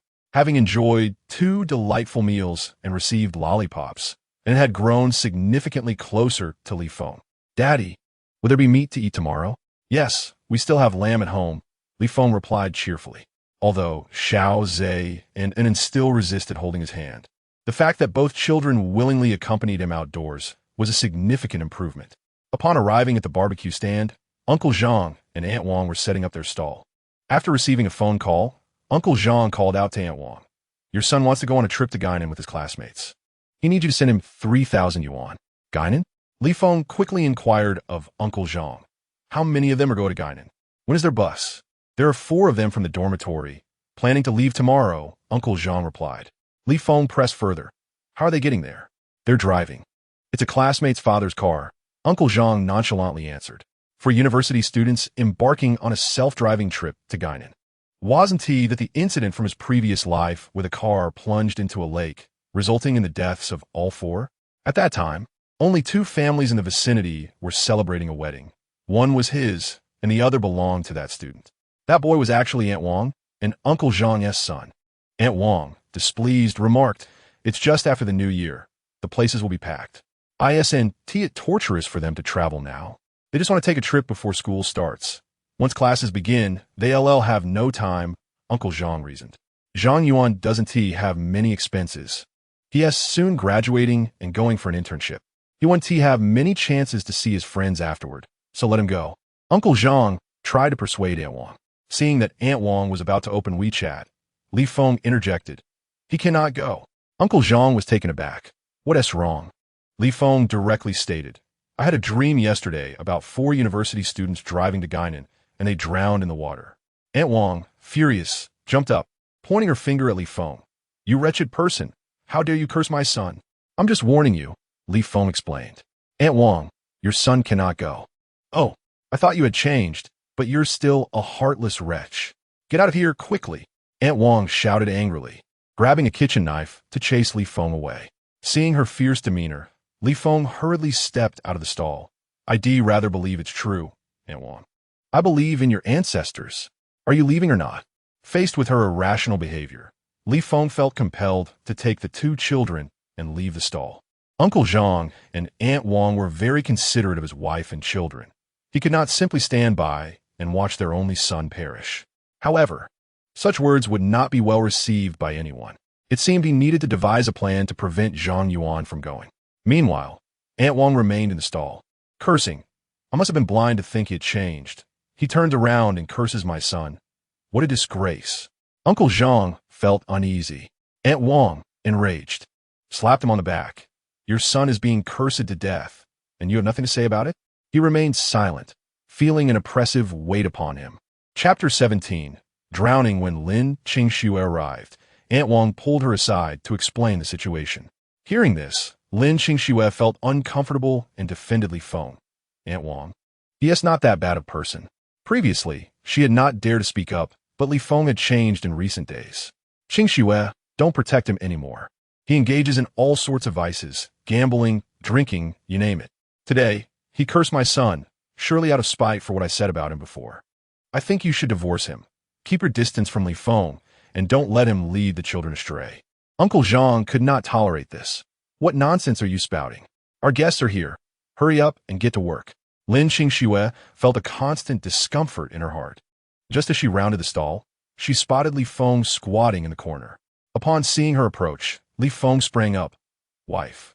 Lin Qingxue was startled and couldn't help but glare at him. Why are you squatting here? He took Lin Qingxue's canvas bag and urged her to leave. Lin Qingxue felt a warmth in her heart.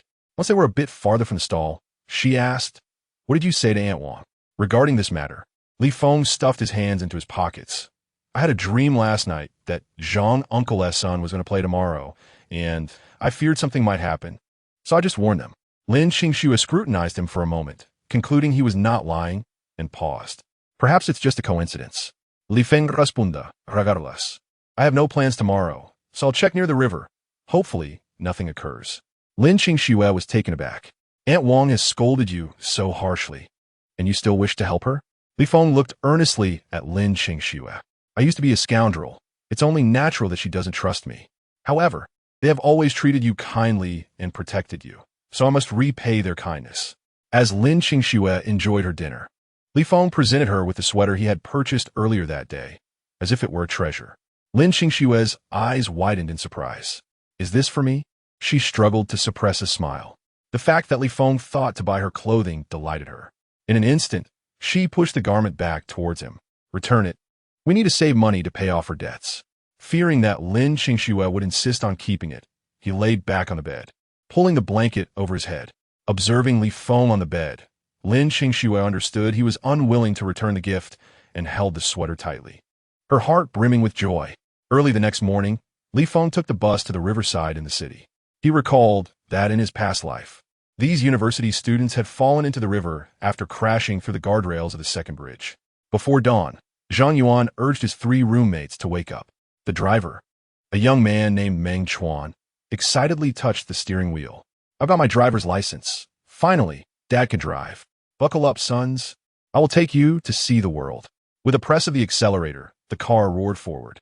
Suddenly, Meng Chuan panicked and slammed the brakes, causing the vehicle to come to a jarring halt, leaving the passengers disoriented. Zhang Yuan was the first to react. "Do you even know how to drive?" "I am officially certified. I have my driver's license." Meng Chuan retorted, displeased, and started the car again. As he nervously navigated the road, sweat poured down his forehead. "Why are there so many cars? We're going to crash." Zhang Yuan, seated in the front, began to panic. "Just drive straight. Don't cross the lines." "I'm driving straight," Meng Chuan protested. In an effort to prove himself to his friends, he pressed the accelerator, heading straight for the second bridge. "We're going to crash. Turn right.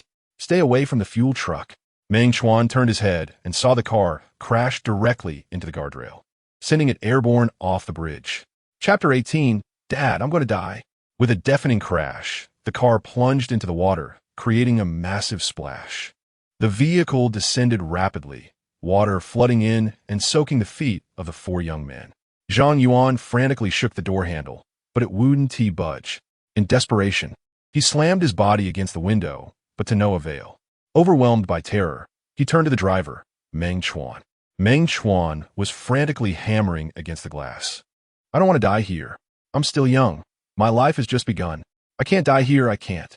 The fear of death engulfed the cramped vehicle, causing the typically fearless group of young men to behave like madmen, desperately striking the car. Zhang Yuan, in despair, declared, "It's useless. The pressure outside the car is greater than inside. We can't break free. There must be a way. I can't die. I'm still a virgin." A classmate in the back seat wailed. The water continued to rise, now reaching their calves. Zhang Yuan had lost all hope. Trembling, he retrieved his phone and dialed his father. Zhang Shu, who usually fell asleep as soon as he hit the bed after work, could not rest that night, feeling as if a heavy stone weighed on his heart. When he saw his son's call, he rushed to the bathroom. As soon as he answered, he heard his son cry out, "Dad," followed by uncontrollable sobs. Zhang Shu's heart raced. "What's wrong, son? What happened?" Hearing his father's voice only intensified Zhang Yuan's cries. "Dad, I'm going to die." The car fell into the river, the door open, and the water is up to my knees. Boom! Zhang Shu felt darkness envelop him, his body swaying as he struggled to maintain balance. "Where are you? Son, where are you?" "On the second bridge, Dad. I'm going to die. I want to be able to help you and Mom in the future. You'll have to take care of yourselves." Zhang Shu trembled violently. His son could not die, he must not. In his frantic state, he recalled Li Feng's words from the day before.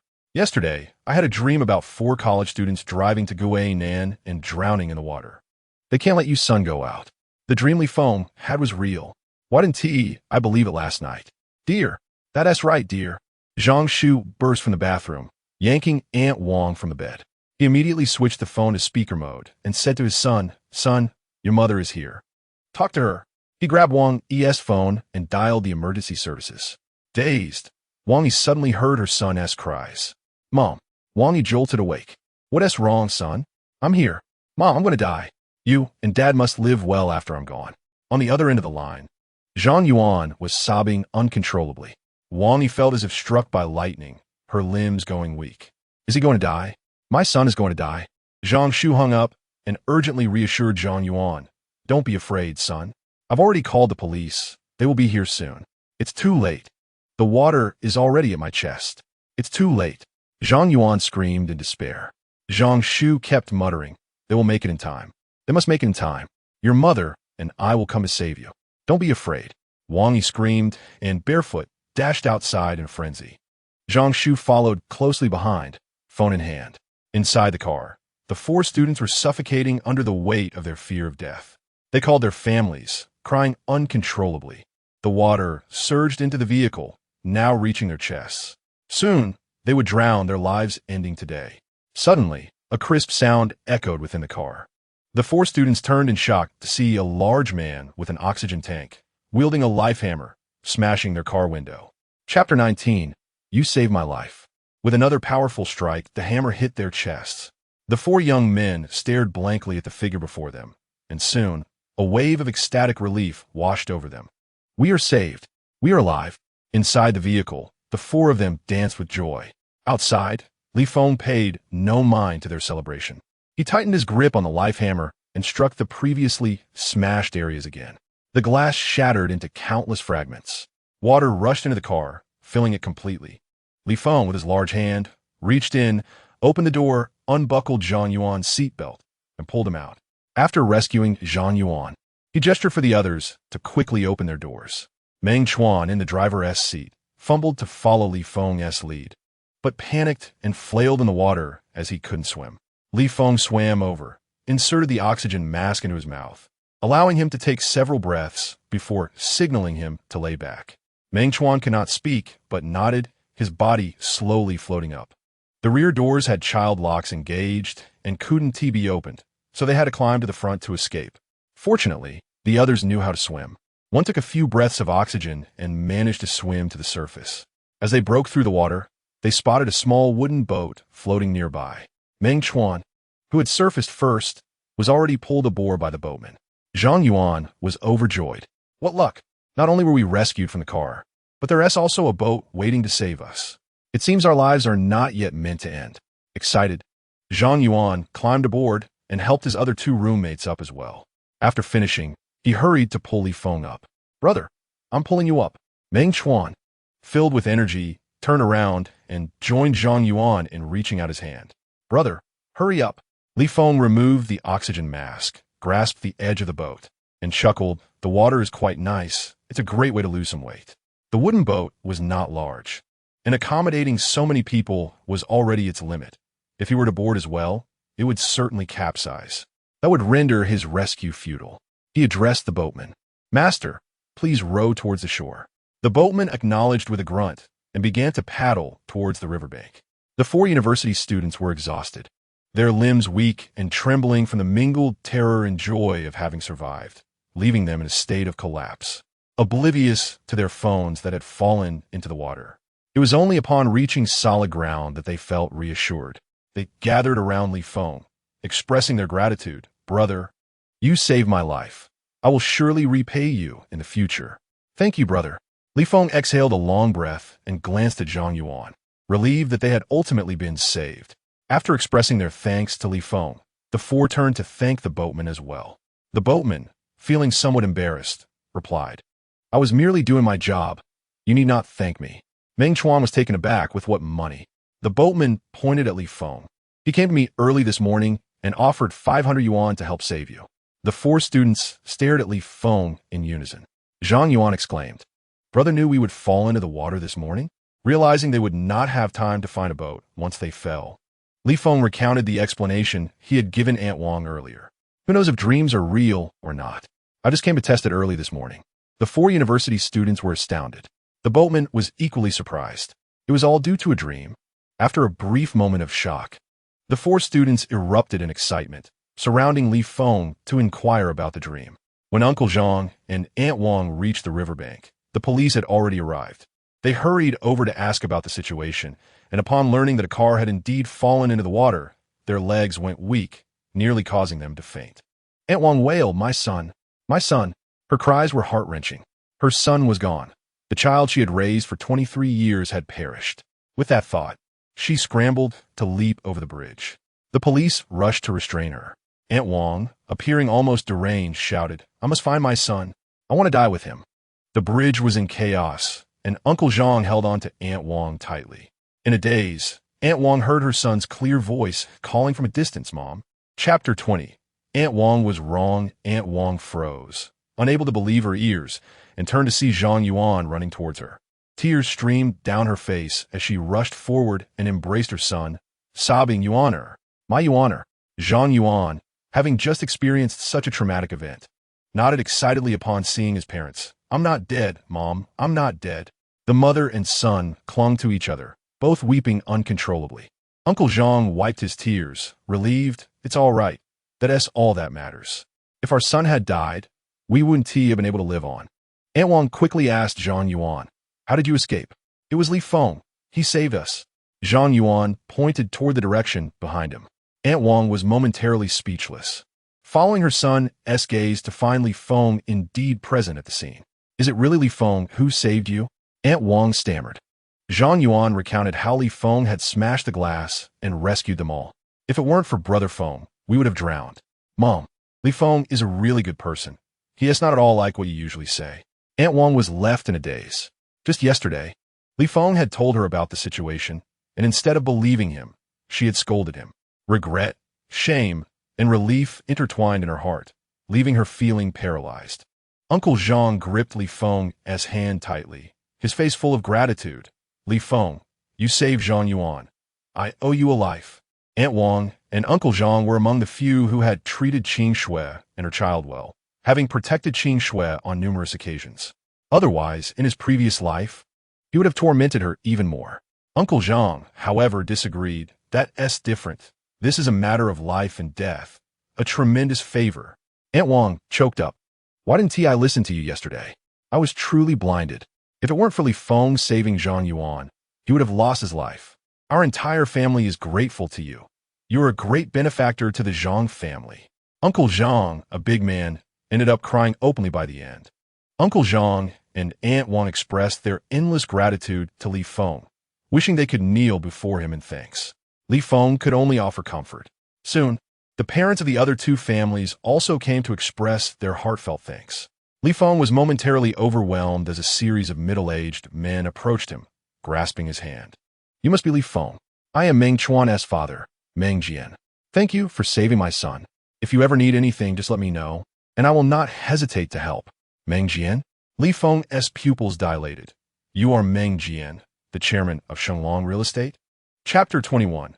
The heart of humanity is concealed. Meng Jian was taken aback. Mr. Li knows me?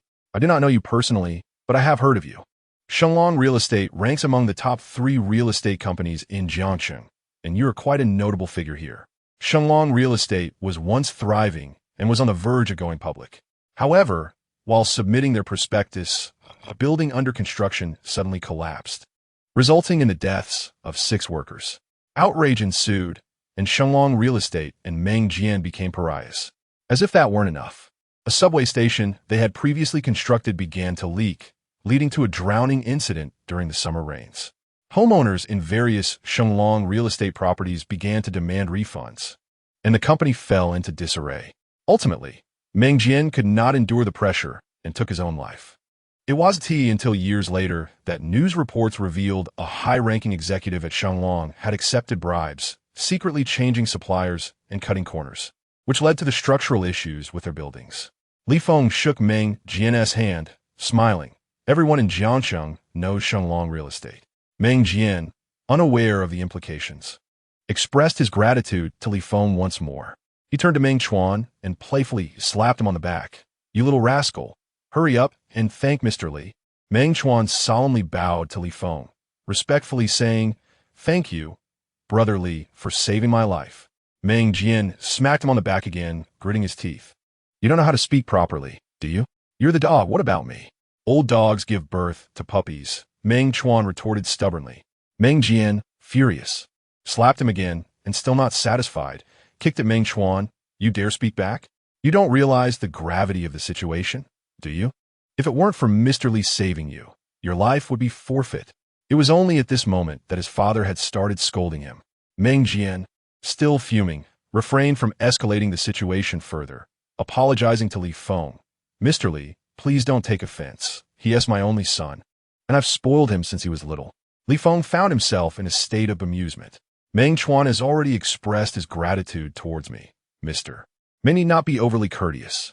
This is a life-saving favor, and mere words of thanks are insufficient.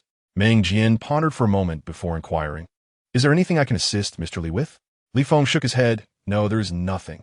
Instantly, Meng Jian regarded Li Feng with newfound respect. It was evident from his attire that Li Feng did not hail from a wealthy background. Had it been someone else, they would have already been demanding cars, houses, and money upon learning he was the president of Shenglong Real Estate. Yet this Mr. Li Feng asked for nothing at all. For him, matters that could be resolved with money were hardly significant. However, Li Feng's refusal of monetary compensation left Meng Jian deeply indebted to him. Meng Jian paused and retrieved a business card from his bag, handing it to Li Feng with a reassuring pat on his chest. This card bears my phone number. Should Mr. Li require my assistance, do not hesitate to call.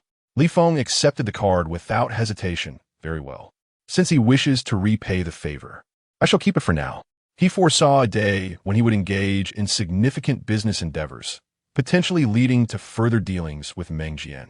Casting a glance at Meng Jian, he remarked, Mr. Meng seems to be in high spirits. Has your business been flourishing recently? Just minor ventures, nothing grand. Meng Jian chuckled ambiguously. Though he spoke humbly, the pride etched upon his face was undeniable. Li Feng cautioned, while Mr. Meng's countenance glows with vitality. There is an undercurrent of darkness. Be wary of your employees.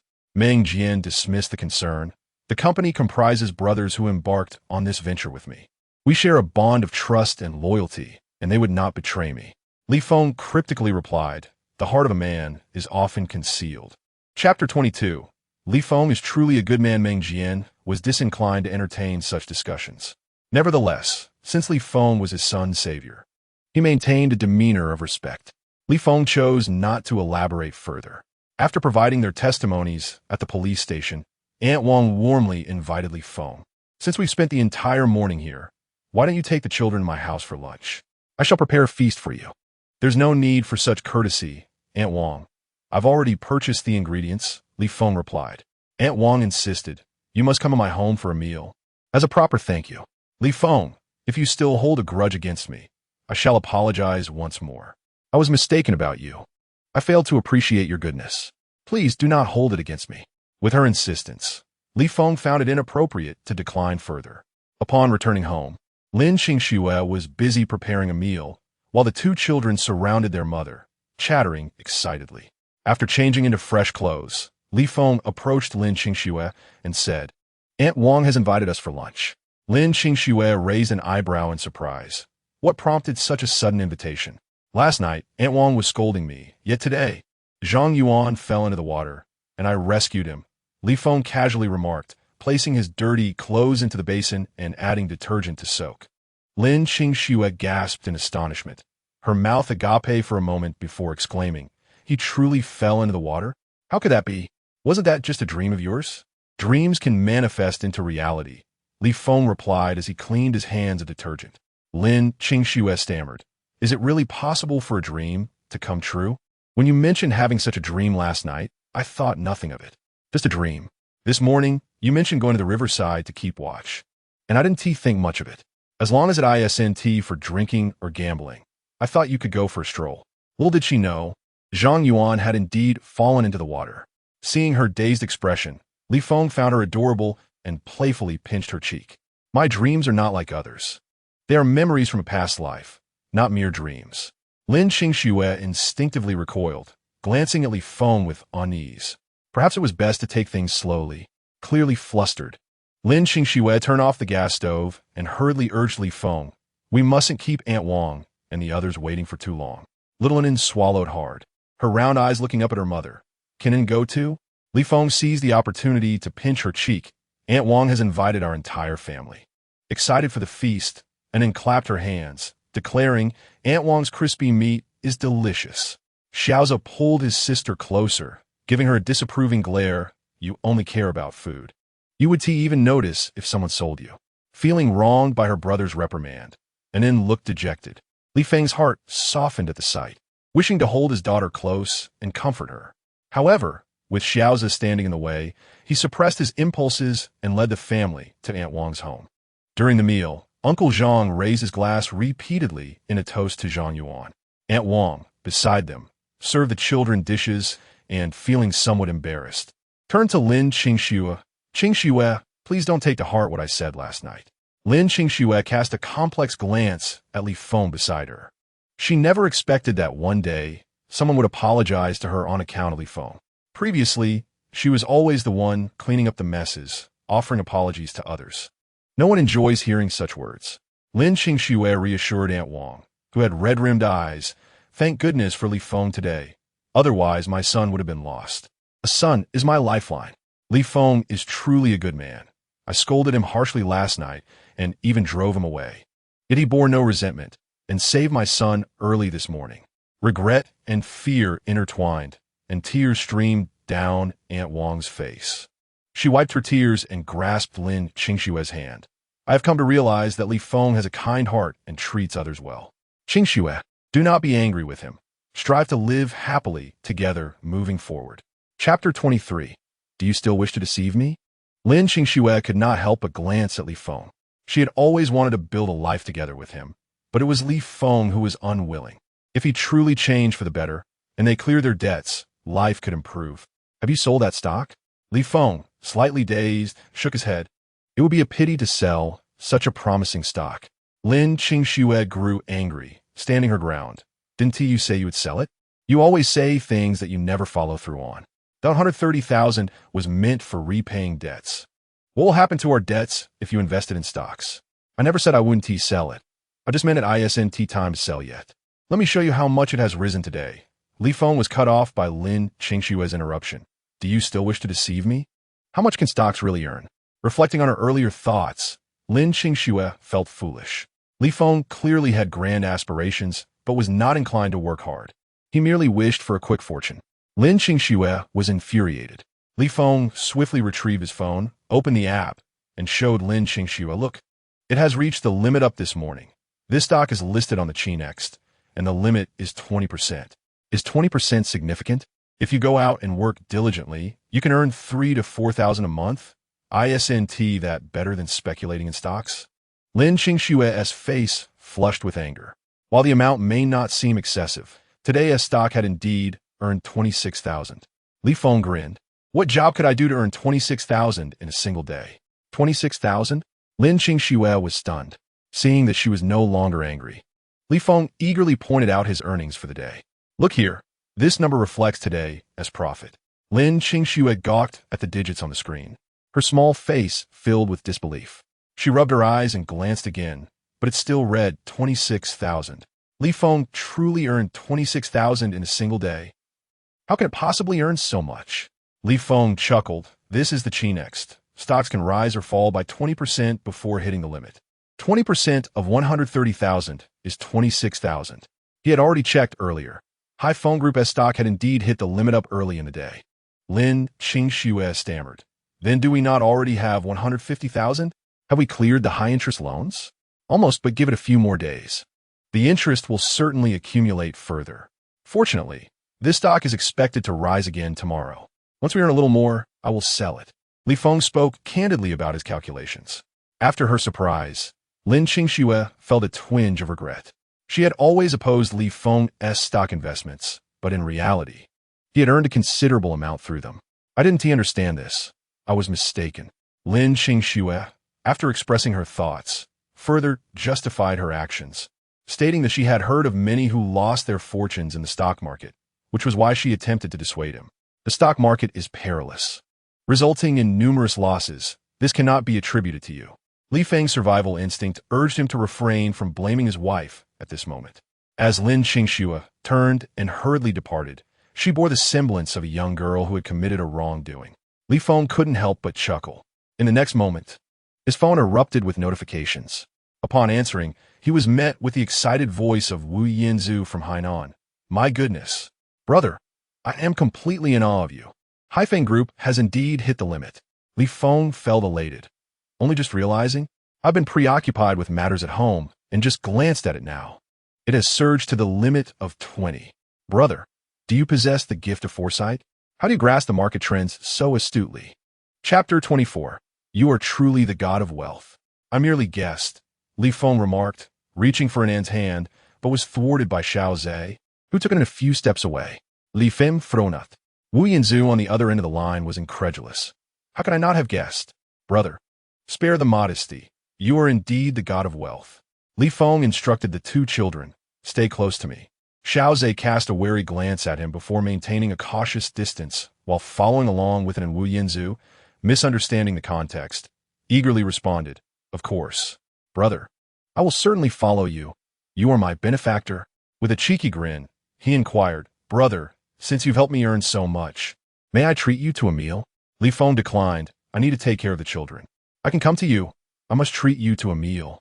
Otherwise, I will feel guilty, Wu Yinzu insisted fervently. Li Feng recognized his desire to meet, given their previous collaborations had indeed yielded substantial profits for him. Thus, he acquiesced. I am in Jiangsheng. Jiangsheng? I am in Jiangsheng too. Which district are you in? I'll come right over. Since they had never met in person, Li Feng would not invite him to his home. He provided the location of a nearby park instead. To his surprise, Wu Yinzu exclaimed, I am right around the corner.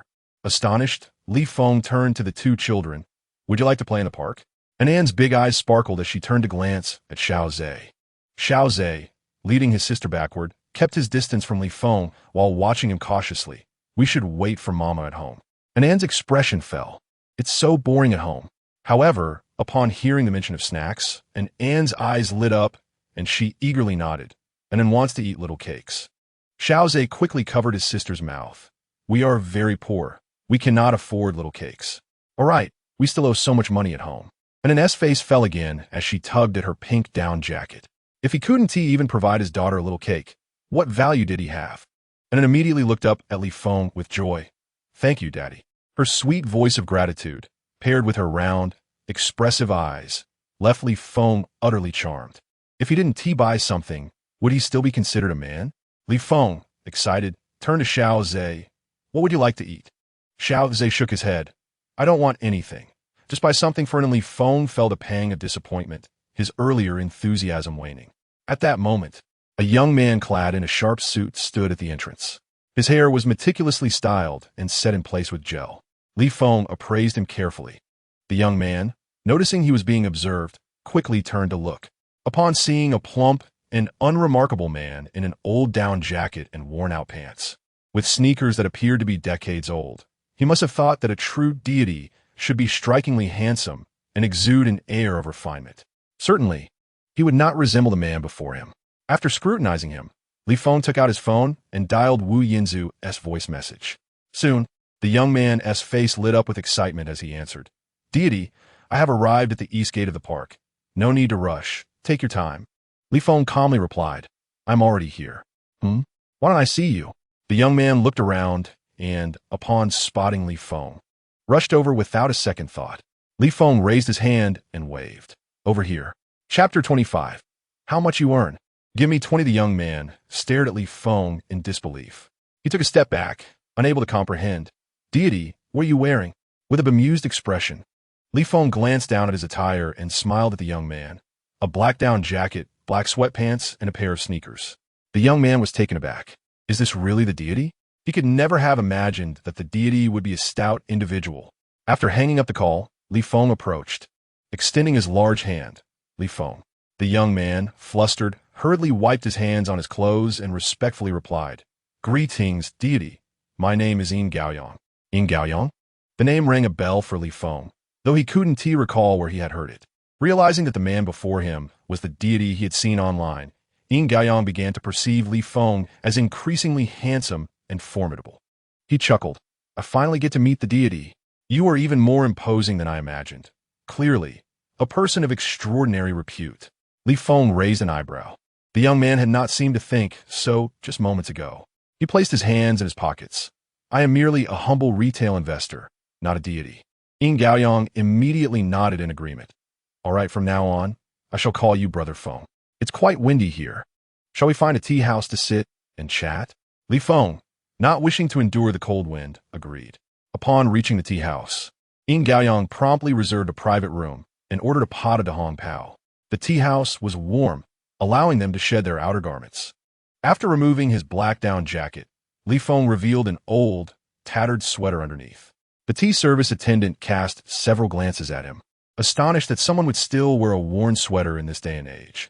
She regarded Li Feng with disdain, then respectfully served tea to Yin Gaoyang. Li Feng paid her no mind and smiled. When one has wealth, it is only right to provide for one's wife and children. A man can endure hardship. Brother Feng not only knows how to make money, but is also so devoted to family. You are truly a role model for us. Ying Gaoyang exclaimed sincerely. The attendant paused, astonished at Li Feng's words.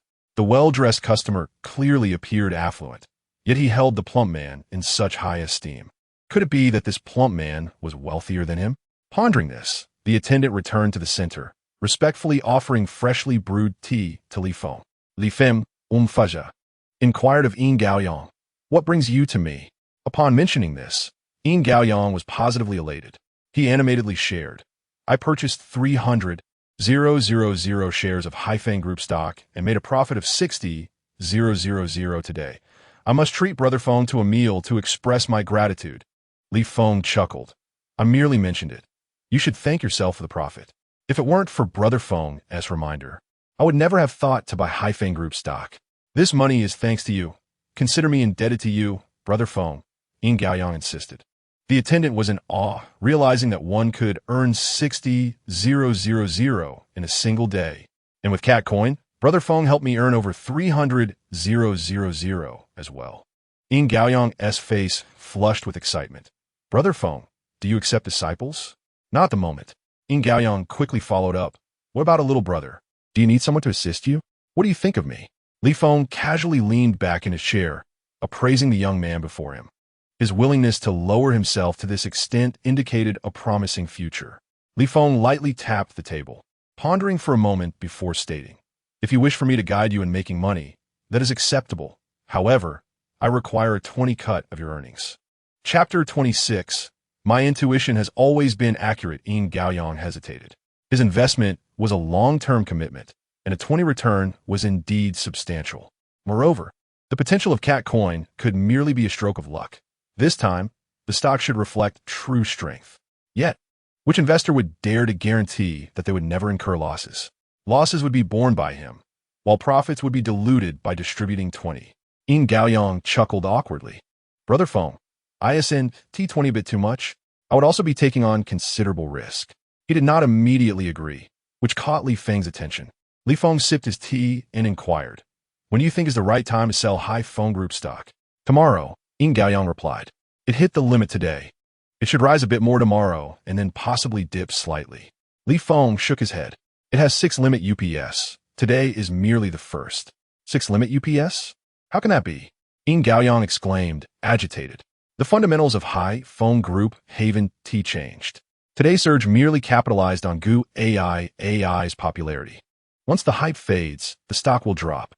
Such enthusiasm can only last 2 or 3 days at most, which is insufficient to support 6 limit ups. This defies basic logic. Li Feng remained calm. "If AI maintains her popularity, do you think Li Feng Group stock will continue to rise? She has already secured 1 gold medal. Can she really win a second?" "Yes," Ying Gaoyang pressed. "What makes you so certain?" "Winning a gold medal in the Olympics is a significant achievement. To win consecutive medals is exceedingly rare. No matter how talented AI is, her youth might lead to an unstable mindset. A single misstep could result in missing the podium." "Intuition," Li Feng smiled. "My intuition has always been accurate." Ying Gaoyang paused. He still held admiration for Li Feng, but this seemed excessively risky. Trading stocks solely based on intuition. Could he gamble on that with Li Feng? After a moment of contemplation, he declared, "If there are indeed 6 limit ups, I will completely concede to you, Brother Feng." Li Feng chuckled. "We shall see. If I recall correctly, AI is set to win another gold medal tomorrow." After sipping his tea, Li Feng stood to leave. Ying Gaoyang quickly rose. "Brother Feng, do you have other matters to attend to?" "I need to buy a small cake for my daughter," Li Feng replied. Ying Gaoyang did not attempt to stop him, allowing him to depart. Ying Gaoyang clenched his teeth. "I refuse to believe there can be 6 consecutive limit ups." Li Feng, bundled in a down coat, entered an elegantly decorated cake shop. He perused the counter, selecting 2 delectable-looking small cakes. As he paid, he felt a pang of regret for 2 palm-sized cakes. The price was 63 yuan, quite expensive. Today was just the opening, and he noticed An sliding down from a chair, hands clasped in front of her, gazing at him eagerly. In that moment, Li Feng felt the expenditure was worthwhile. He gently shook the beautifully wrapped cakes, and then, "Daddy bought you small cakes," and then squealed with delight, bounding over like a little rabbit, clutching Li Feng's leg. "Daddy is the best." Li Feng's heart melted. He handed the small cakes to An. who, with her short arms, dashed to the table, struggling to place the cakes down. After her efforts, she climbed onto a chair, unwrapping the cakes to discover 2 different flavors. In a sweet voice, she asked her brother, "Which one do you want, brother?" Xiaozhe swallowed hard, turning away. "Anin can eat it herself. I won tea. But there are 2. Anin can't finish them." Anin tugged at Xiaozhe's shirt. Xiaozhe shook his head. "Then you should eat with Daddy." "This is for Anin. I don't want it." Just then, a large box was placed on the table before him. "This is for you." Xiaozhe turned to see a remote-controlled car, the very one he had longed for. He quickly looked up at Li Feng, who smiled. "Go ahead and play with it." "Why did you buy this for me?" Xiaozhe asked, conflicted. Li Feng replied matter-of-factly, "You are my son. It is only natural for me to buy you a toy when I have the means." After a moment of internal struggle, Xiaozhe could not resist the allure of the remote-controlled car. He tore open the packaging and began racing it around their cramped apartment. Li Feng chuckled at the sight and pulled out a bear stuffed toy, half the height of an inn. Anin gasped in delight, clutching the bear and refusing to let go. Witnessing his children's joy, Li Feng's earlier discomfort over the purchases dissipated. Fortunately, Uncle Zhang had reimbursed him for the oxygen tank and the boat fare. Otherwise, he would have been unable to afford such gifts. In the following days, Ying Gaoyang kept a vigilant eye on the stock market. The next morning, Li Feng Group fluctuated as he had predicted. He sighed in relief, thinking, how could anyone predict the market so accurately? However, by noon, the stock surged unexpectedly. He quickly checked the news. Gu AI had secured another gold medal. Li Feng's words echoed in his mind. If Gu AI maintains her popularity, do you think Li Feng Group will continue to rise? It has 6 limit UPS.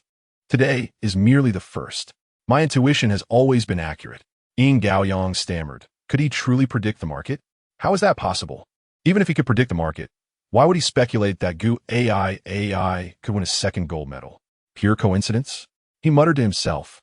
Yet, a voice within him insisted, there is no such thing as coincidence. In disbelief, he watched as Li Feng Group hit another limit up, the 2nd limit up, then the 3rd, 4th, and 5th, until the 6th limit up. Ying Gaoyang was stunned. There truly were 6 limit ups. On the 7th day, although Li Feng Group saw a slight increase, it did not rise significantly. The 6 limit UPS were spot on. Dazed, Ying Gaoyang once more summoned Li Feng to the tea house. His expression was complex. How could you predict so accurately? Li Feng simply replied, intuition. Ying Gaoyang remained skeptical. Leaning closer, you can't possibly calculate such things, can you? Not at all, Li Feng admitted, having no understanding of the I Ching or similar concepts. Ying Gaoyang murmured, incredible, truly remarkable. Li Feng took a sip of tea, asking, have you sold? Not yet. Ying Gaoyang straightened up. I'm waiting for Brother Feng's guidance. Li Feng advised, you should sell. This stock has no further momentum. Ying Gaoyang eagerly agreed and promptly placed a sell order. Soon after, his stocks were sold, netting him 890,000 yuan. After deducting the 300,000 yuan cost, he made a profit of 590,000 yuan. In just 7 days, he had earned 590,000 yuan without lifting a finger. Ying Gaoyang was thoroughly convinced by Li Feng's prowess. He immediately transferred 180,000 yuan to Li Feng via WeChat, stating sincerely, Brother Feng, I admire you greatly. From now on, if you tell me to go east, I will not go west. I will follow you. In the future, I will bear my own losses, and you shall receive 20 of the profits. Li Feng glanced at the transfer, then looked at Ying Gaoyang with newfound respect. To transfer 180,000 yuan without hesitation demonstrated true boldness and an astute sense of timing. Li Feng accepted the money without reservation, assuring Ying Gaoyang, you won't regret this. Ying Gaoyang raised his teacup, earnestly stating, from now on, I will rely on Brother Feng to lead me to wealth. Li Feng nodded, agreed. In an instant, he shifted the conversation. Didn't you want to create a game? Chapter 28. Father of Games Ying Gaoyang was astonished. How did Brother Feng know?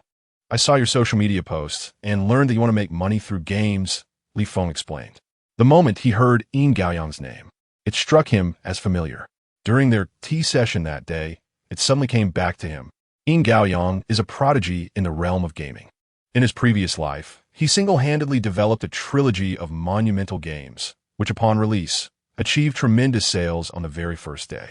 Subsequently, he created a tower defense online game domestically, renowned for its exceptional character design, dazzling skins, and robust competitive gameplay, which captivated the hearts of players across China, generating over $1 billion in daily revenue.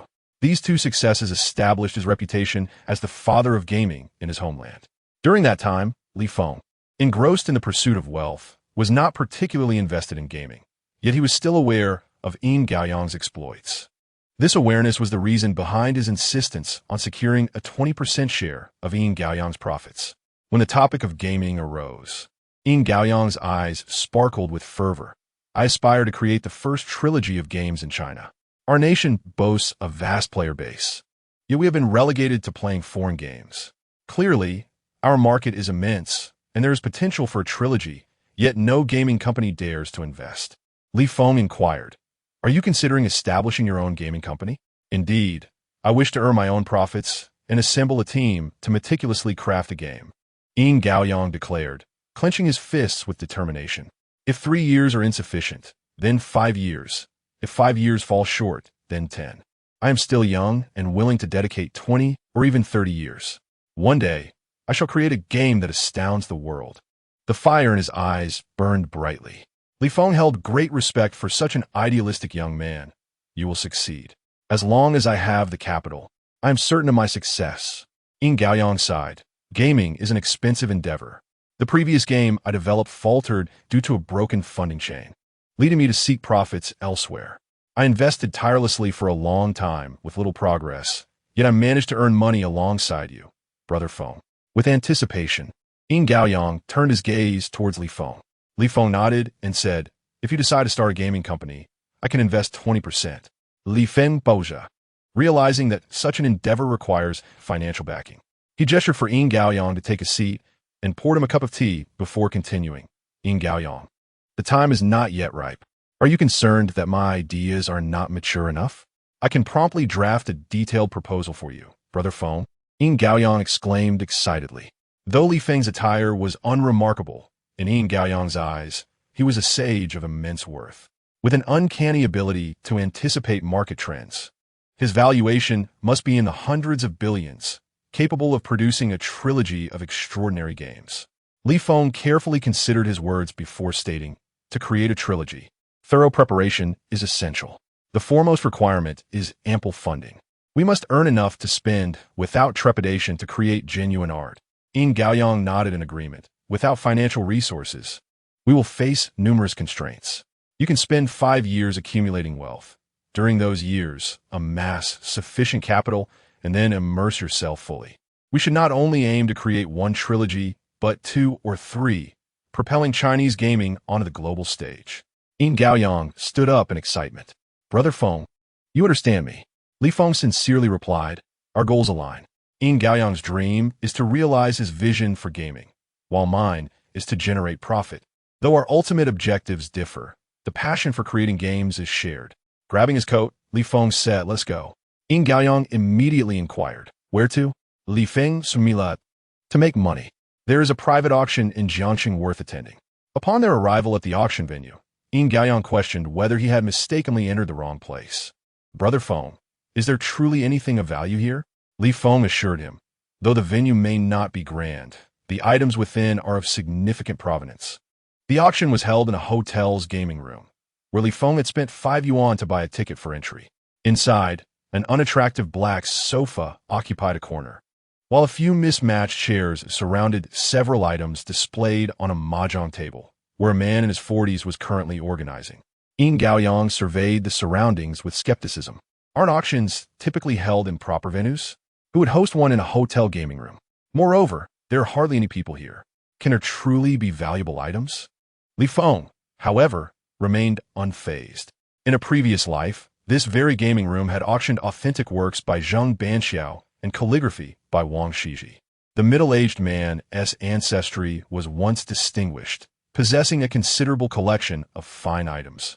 Regrettably, the descendants squandered their fortune on indulgence, leading to the depletion of their family wealth.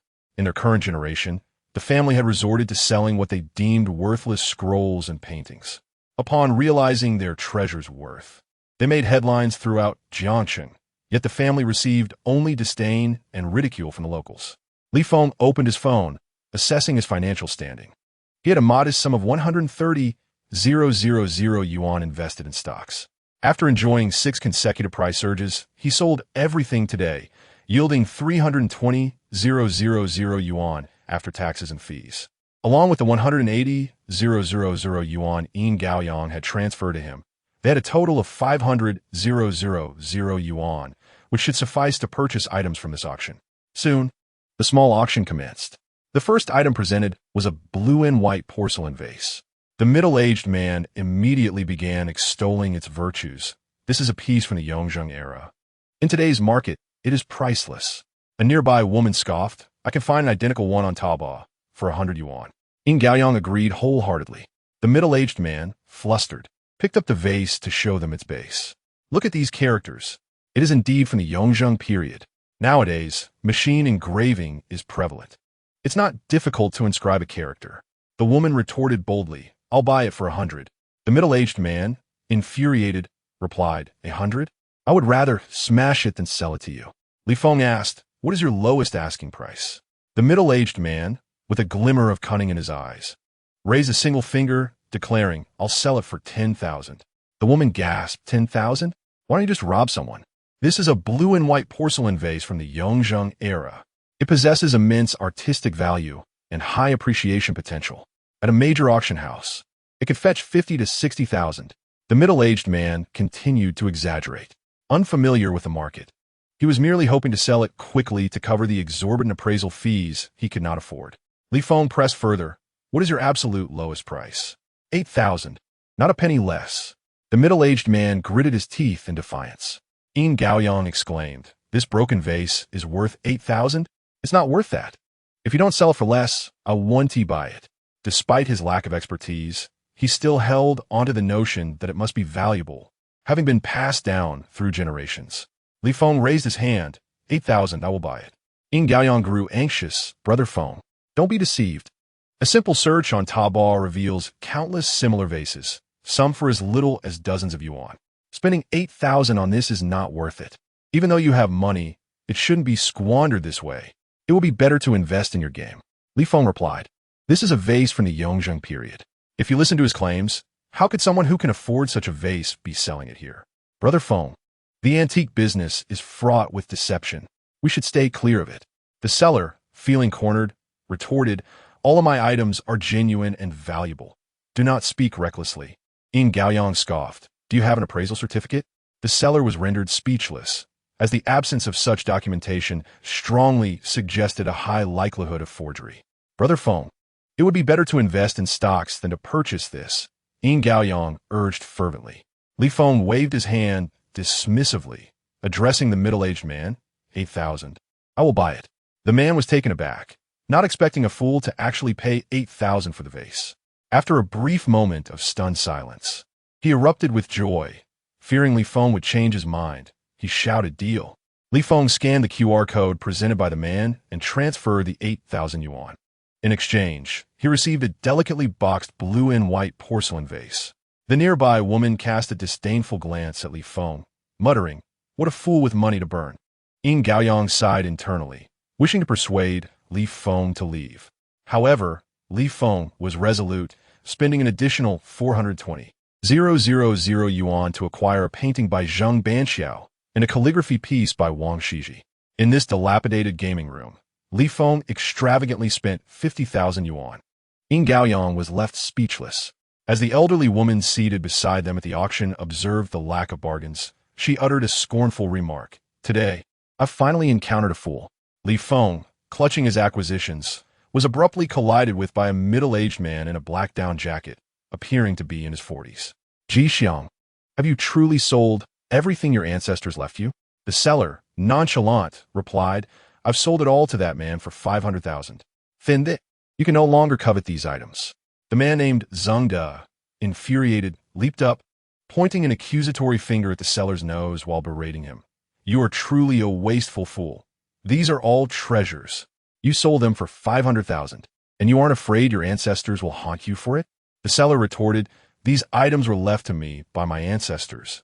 I can sell them as I please. And what business is it of yours? If I had said 500,000 to you, you would have hesitated. What? Do you expect me to give them to you for free? Li Feng, disinterested in the altercation, turned to Yin Gaoyang and said, "Let's go." Yin Gaoyang responded with a brief acknowledgement and was about to depart when Zheng De bellowed, "You shall not leave." He rushed over, blocking the path of Li Feng and Yin Gaoyang. 500,000. I will buy all 3 items. Yin Gaoyang gasped in shock, realizing there was yet another willing to pay 500,000 for such trinkets. Li Feng raised an eyebrow. Having purchased them for 500,000, how could I possibly sell them for less? Zheng De gritted his teeth. How much do you want for them? 8 million, Li Feng replied nonchalantly. What? Yin Gaoyang gasped in astonishment. Zheng De trembled as he pointed at Li Feng. You bought them for 50,000 and now wish to sell them for 8 million? Li Feng countered, they are mine now. I can set any price I desire, can't I? The elderly woman watching the commotion was left dumbfounded. My heavens!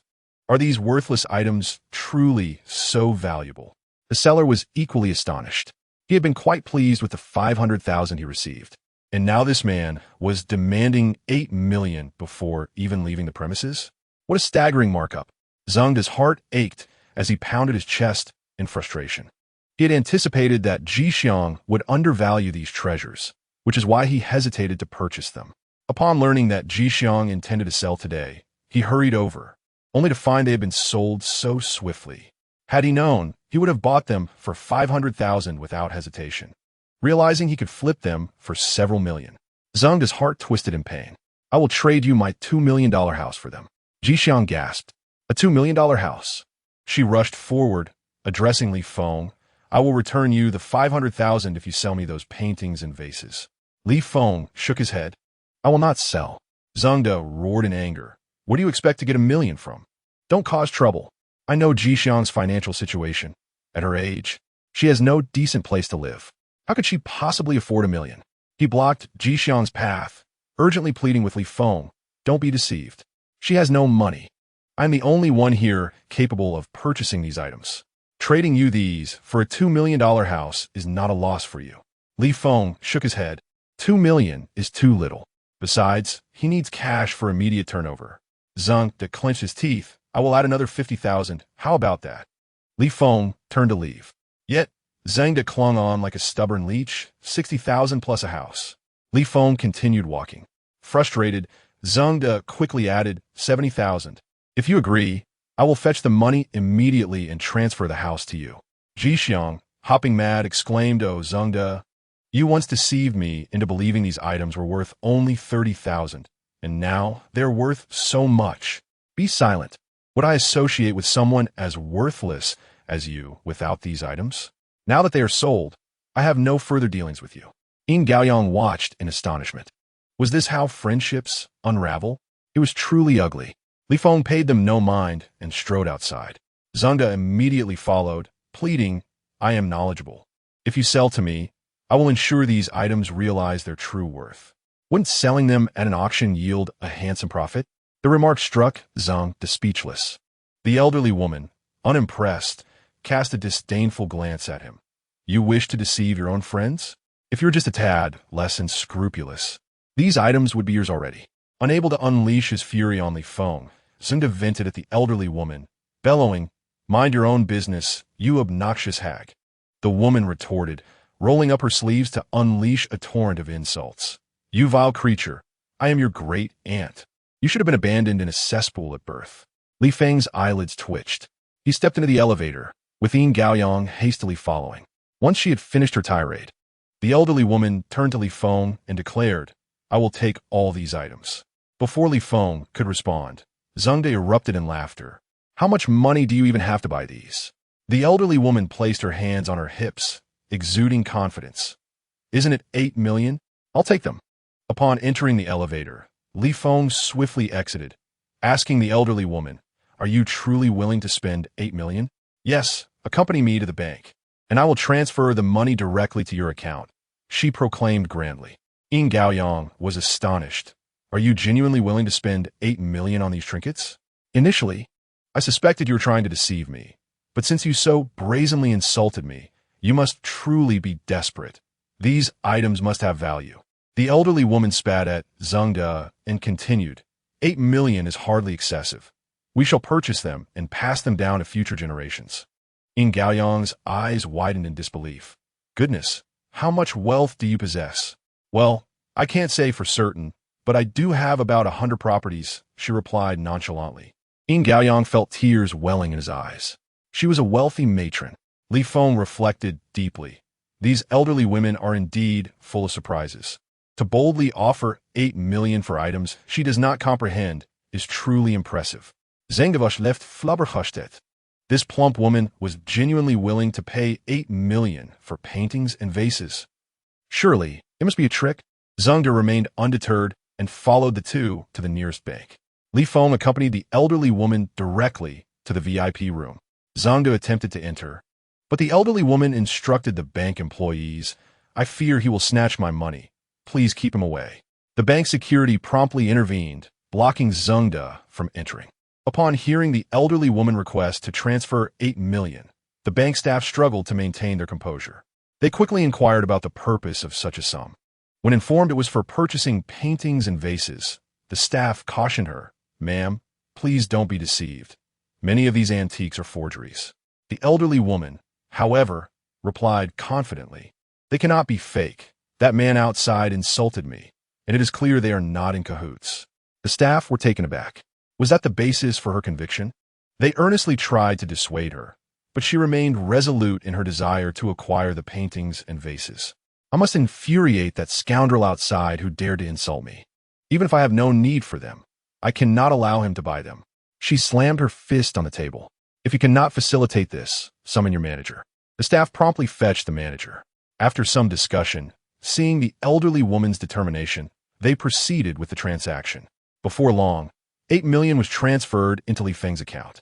He handed over the paintings and vases to the elderly woman. Since he had profited handsomely from this transaction, he kindly advised her, Make sure to sell these at a reputable auction house. You won't receive less than 8 million. Yin Gaoyang, still in shock, asked, So, you are a dealer of such items? Li Feng clarified, Not exactly. I often misjudge items and typically buy inexpensive goods to resell at auctions. Sometimes I profit. Sometimes I incur losses. I may not be astute with items, but I am adept at reading people, and I seldom misjudge character. The elderly woman asserted, These items are undoubtedly valuable. Otherwise, that man outside wouldn't be in such a frenzy. Li Feng chuckled, bidding farewell to the elderly woman before departing the bank. After walking a considerable distance, Yin Gaoyang was still grappling with the revelation. You made millions just by flipping these items? Li Feng replied, These are all quality goods. The elderly woman will not regret her purchase. In a past life, these items fetched an astonishing price of 12 million at the auction house. However, to gain entry into such an establishment, one must first verify their identity. Given his indebtedness to loan sharks and a sordid history of indulgence in vices, he would find it impossible to enter the auction house. Furthermore, the auction house would take a commission and impose taxes, leaving little profit in the end. Most importantly, major auction houses operate on a timeline, and with his funds tied up for so long, it simply wasn't worth the effort. Selling to a local vendor for immediate cash would be far more prudent. It was only at this juncture that Li Feng let out a sigh of relief. With 8 million in hand, his family could finally live without the constant pressure of financial strain. After recovering from his initial shock, Yin Gaoyang erupted in ecstatic joy. Brother Feng, you are incredible. You spent 500,000 to acquire all of this and immediately turned it into 8 million. That's far more lucrative than stock trading. You truly are remarkable. He continued to praise Li Feng as they walked. What are your next steps, Brother Feng? Li Feng pondered briefly before responding, Buy a house. Yin Gaoyang was taken aback. A house? But the real estate market is plummeting. It hardly seems like a wise investment at this moment. The economy has been poor for the past 2 years, and property prices are continuously falling. Who would even consider buying a house now? Li Feng raturta. Do you trust Brother Xin? Of course. If there had been any lingering doubts before, after today, Yin Gaoyang held Li Feng in genuine admiration. Li Feng continued, Since you trust me, gather all the cash you can access, and we shall purchase a house this Saturday. Why Saturday? Yin Gaoyang inquired curiously. With a mysterious smile, Li Feng replied, Because my wife has the day off, and I want her to choose the place. Yin Gaoyang clutched his chest, exclaiming, "I've just swallowed a mouthful of dog food." Li Feng felt elated. In recent days, Qing Xue and the children had become much closer to him, and he anticipated that they would be willing to accompany him this Saturday. They had been residing in a damp rental unit, which was detrimental to the children's health. Additionally, he needed to find a way to persuade Qing Xue to stop working for Aunt Wang. When he arrived at Aunt Wang's stall, he noticed his sister-in-law, Lin Qingming, engaged in conversation with Lin Qingxue. Upon seeing him approach, Lin Dongyu immediately shielded Lin Qingxue, fuming, "You're here to bully my sister again." Chapter 33. If you truly care for her, you should divorce her. Lin Qingxue tugged at Lin Dongyu's arm. He hasn't. Before she could finish, Lin Dongyu interrupted angrily. "You're still defending him. Sister, just look at the life you've led since marrying him.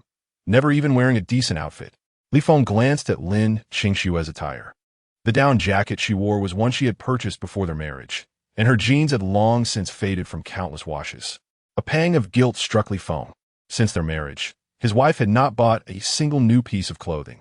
Lin Qingxue attempted to clarify, "Your brother-in-law bought me a sweater, but I couldn't bring myself to wear it." "You're still defending him?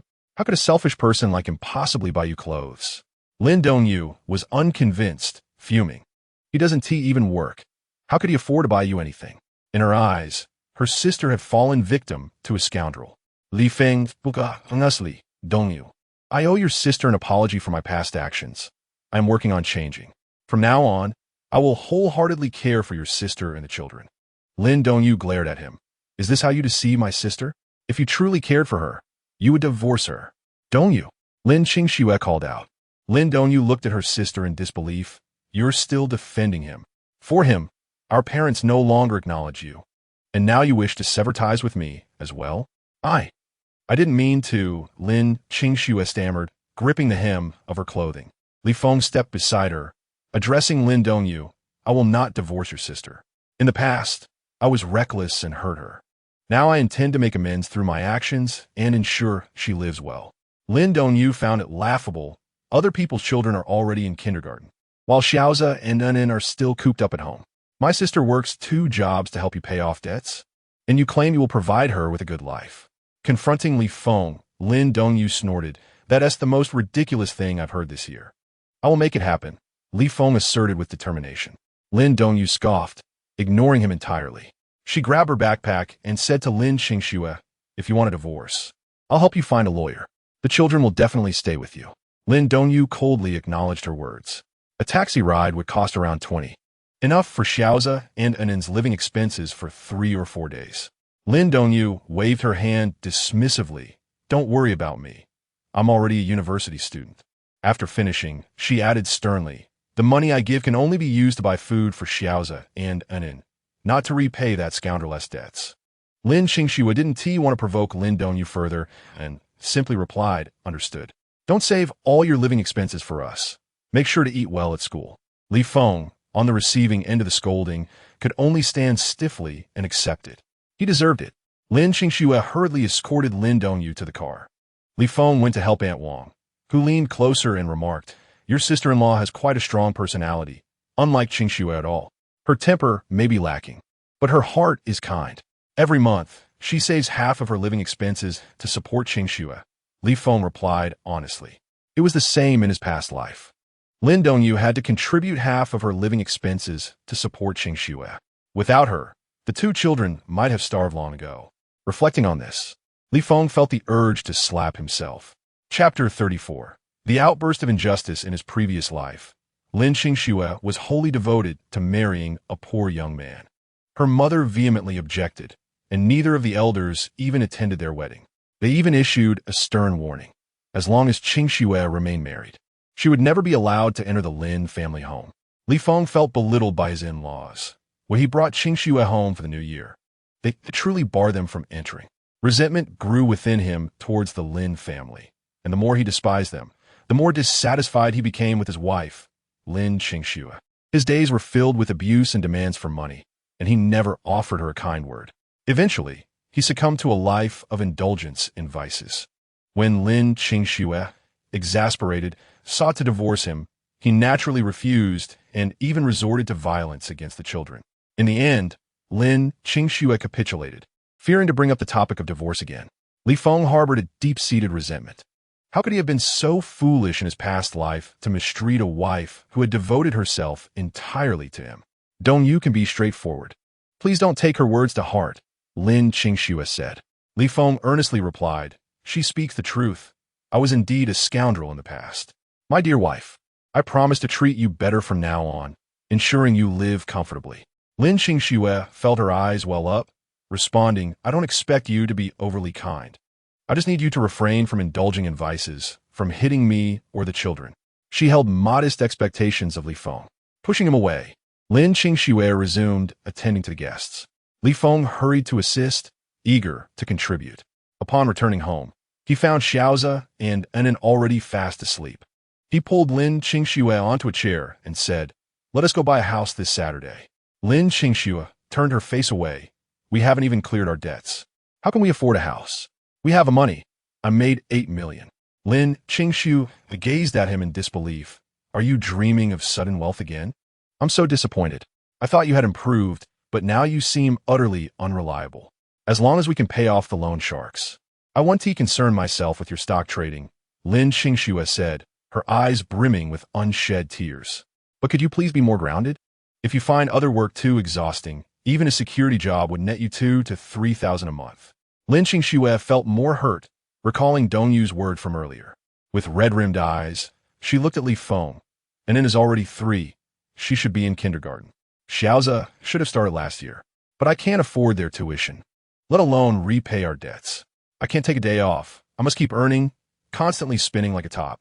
Yet I still can't scrape together their school fees. I want the children to grow up well, but no matter how much I care for them, they remain smaller than their peers because they lack proper nutrition. At this point, Lin Qingxue broke down in tears, the weight of years of grievances finally erupting forth. Li Feng's heart ached painfully. He raised his hand and slapped himself. I am truly worthless. After cursing himself, he embraced Lin Qingxue. She struggled fiercely, attempting to break free from his grasp. Li Feng allowed her to hit him, refusing to let go. Lin Qingxue clenched her fists and pounded his back. Let go of me. I want to let go, not even if it cost me my life today, he retorted bitterly. Chapter 35. His son is truly a devoted child. Xiaoze was awakened by the sound of crying. Rubbing his eyes, he looked over to see his mother in tears. Alarmed, he quickly rolled off the bed and hurried to Li Feng's back, raising his fist to strike him. You bully! You're hurting mommy. Li Feng, feeling helpless, replied. I did not bully your mother. You're lying. You made mommy cry. Xiaoze would not believe his father, who was notorious for his wrongdoings. He struggled to pry Li Feng's hands apart, but finding himself too weak, he bit Li Feng's arm instead. Li Feng winced in pain. The commotion roused Anan from her sleep. She was frightened by the scene before her, memories flooding back of when her father had struck her mother and brother. With a wail, she began to cry, pleading with Li Feng. Daddy, don't hit mommy. Don't hit brother, you bad daddy. With 2 women in the house crying, Li Feng felt a mix of amusement and frustration. Realizing the chaos in the house, he finally released Lin Qingxue. Xiaoze immediately ran to embrace Lin Qingxue. Mommy, don't cry. Xiaoze will protect you. This only made Lin Qingxue feel more aggrieved, and tears continued to flow. Unable to comfort the older one, Li Feng attempted to console the younger. However, as he approached the bed, Anan shrank back into the corner, clutching her head and trembling. Li Feng baozha, scratching his head and uttering dryly, don't cry. In response, Anan's cries grew louder. Xiaoze, like a little wolf cub, shouted at Li Feng, you are not allowed to bully Anan. Li Feng felt utterly helpless. Could he truly bully anyone? Frustrated, he sat on his bed, casting glances at his wife and Anan. In his ears, Xiaoze's comforting words echoed. Mommy, don't cry. Xiaoze will defeat the bad guy. Then came Anan's timid voice. Don't be afraid, brother will protect you. Anan looked at Li Feng with teary eyes and slipped off the bed to hide behind Xiaoze. Daddy is bad. Don't be afraid. Brother will grow up soon, and then he will fight him. Sitting on the bed, Li Feng thought to himself. His son is truly a devoted child. Feeling like the family's public enemy, he dared not speak nor move, merely curling up under the blanket, sleeping against the wall. After venting her emotions, Lin Qingxue felt embarrassed and wiped her tears. She patted Xiao Zai's back and reassured him, "Mommy is fine." After observing that his mother had stopped crying, Xiao Zai declared, "If Mommy is bullied, tell Xiao Zai. I've grown up now and can protect Mommy." Lin Qingxue felt warmth in her heart and gently stroked Xiao Zai's little head. "Our Xiao Zai has already protected Mommy today." And then sniffled, "Brother is the strongest." Li Feng, lying on the bed, felt quite dejected. In this family, no one cared for him. He could only pull the blanket over his head and listen to the mother and children conversing. After Lin Qingxue had cleaned the children, they all snuggled up on another bed, sleeping soundly together. Alone on the cold, large bed, Li Feng felt even more grieved. He really earned 8 million. Yet his wife did not believe him. After all, he had never been reliable. Who would believe that he had transformed into a different person in such a short time? They had to buy a house, especially since property prices in that area were bound to rise soon. Chapter 36. Paying off the usury. Li Feng was awakened by someone shaking him. Upon opening his eyes, he saw 20 burly men standing in the room. The one gripping his collar was Hu Ge, the same man he had previously confronted. With one hand, Hu Ge tried to pull Li Feng up, but failed. He immediately used both hands to grasp Li Feng's collar, straining mightily, but still unable to lift him. He released Li Feng's collar, straightened up, and rudely tugged at his own clothes. "Li Feng, it's time to repay the money you owe." Li Feng glanced at the men in the room, surprised that they had brought so many to collect a debt. They truly held him in high regard. Lin Qingxue trembled as she spoke. "We agreed on 15 days for repayment. It's only been 10. Hu Ge curled his lower lip, his face fierce. "I want to give you 15 days, but our boss doesn't want to wait. You need to pay now." He tilted his head, arrogantly looking at Li Feng while pointing towards Lin Qingxue and the 2 children. "If you can't pay, your wife and children will belong to us." Anan's face turned pale with fright. Grabbing hold of her brother with one hand and her mother with the other, she clung tightly. Lin Qingxue, in a panic, pulled the children behind her to shield them from the loan sharks. Li Feng remained calm. "I will pay. I knew you couldn't pay, but hey, it's fortunate you have a beautiful wife and 2 decent-looking children. They could fetch quite a price," Hu Ge sneered. Noticing something amiss, he questioned Li Feng. "What did you say?" 150,000. "I will pay it now," Li Feng stated confidently. He stood up, towering over Hu Ge, who was already shorter and leaner than him. Hu Ge was momentarily taken aback, but then burst into laughter. "You're bragging. Do you really think you can pay?" Hu Ge cursed, and his subordinates joined in mocking laughter. They had years of experience in debt collection, and someone like Li Feng, without any background, could never repay their exorbitant interest. In the end, it always came down to taking the wife and children as collateral. Li Feng bent down, pulled out his phone, unlocked it, and coldly stated, "Give me your account number. Once the money is paid, we're done, and you won't bother me again." Hu Ge eyed him suspiciously. The look on his kid's face suggested he might actually have money. Glancing back at his companions, Hu Ge's eyes flickered, and he said, "We are loan sharks, and we've added 10 more days. With interest, that makes it 250,000. Lin Qingxue was furious. 10,000 a day in interest? You're shameless. Hu Ge mockingly approached Lin Qingxue, raising his hand to touch her face, but she slapped it away. Unfazed, Hu Ge pulled out a dagger, tapping it lightly in his palm. "Sister, I'm a loan shark. If I don't charge more interest, how do I survive?" Li Feng narrowed his eyes, his expression darkening. "So it's 250,000, right? I'll send it to you now." Hu Ge, astonished, turned to him, then burst into laughter again. "Fine. Let us see if you really have the money to pay." He provided an account number. Li Feng entered the account details and immediately transferred 250,000. Within 5 seconds, there was a ding from Hu Ge's phone.